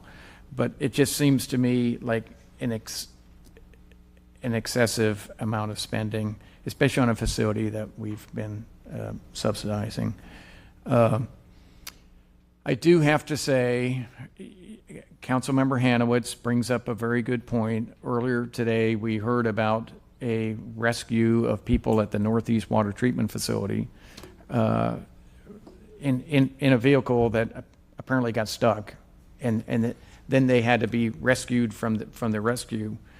So Councilmember Hanowitz brings up a very good point when it comes to allocating funds from the equipment replacement fund for a high water vehicle, which Fire Station 12 is in my city council district. There's a lot of rescues that go on at Shore Acres all the time, and that equipment at Fire Station 12 has to be moved out of there. And then just reviewing my priorities when it comes to the budget, when it comes to spending, public safety always comes first. And this theme seems like a need that we've heard time and time again over the years. So my position is based on Councilmember Hanowitz's discussion on this high water vehicle. I'm thinking that may be the direction that we should go. Thank you. Thank you. Councilmember Gabbard. Thank you, Madam Chair. So I'll start with the pier operating budget and the pier celebration. So Councilmember Gertis, you bring up a great point, because one of the things that I think most of us have heard, on social media, people have reached out to us, is the concern from our business community about the impacts of this storm and the rhetoric that will go on out there that Pinellas County is not open for business, right? And the business community is very concerned about that. Well, as we continue to assist residents on the ground level, it's kind of like now we bring our heads up and we start to look at the trickle that will happen throughout our community based upon this disaster, because this is going to take months and months and months to heal. And so I love the perspective that you brought to the conversation, because then it triggered those conversations that I've had with the business community, and I have to think about what the impact of come to St. Pete in July. We are open for business. We are here. Come spend your money. Come and support our business community.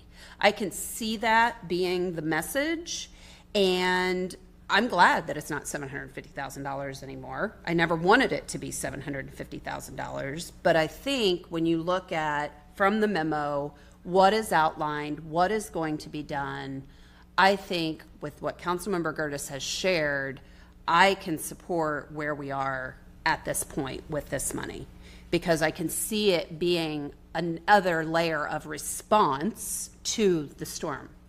So I'm there. Now, on the high water vehicle, Councilmember Hanowitz, thank you for going to see our first responders. Thank you. And thank you for not just going once. Thank you for going numerous times and for listening to them. I don't know that $350,000 is the right number. I don't know much about these vehicles. To Councilmember Gertis's point, I don't know how many we need. I am always going to support adding additional resources, especially in our districts where life is on the line.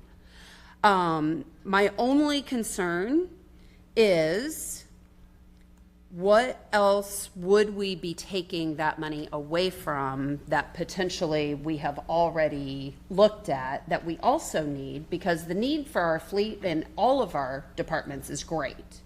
So could, I don't know, someone come and speak? I don't know who would be the appropriate person. I mean, one thing I would comment on that is, again, the administration completely supports the first responders, and we've provided a pathway through the resolution to do this if City Council wants to do this. But we've been in recovery for the past week. Yeah. We haven't had a chance to take a breath and think about this.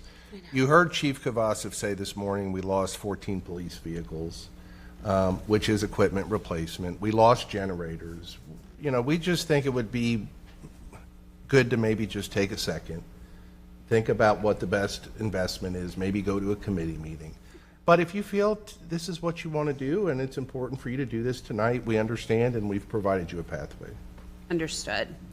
I mean, when it comes to our budget, I've got a meeting going on right now of 300 people or so for Riviera Bay, and they are wanting council members and city people to be there, and we can't because we're here doing our budget, right? And so everything I have thought about regarding the budget for the last week has been, how do we utilize our budget to better respond to what people need, and quite frankly, what they are going to need in FY 2025. There's going to be a lot. I mean, I've got a list that I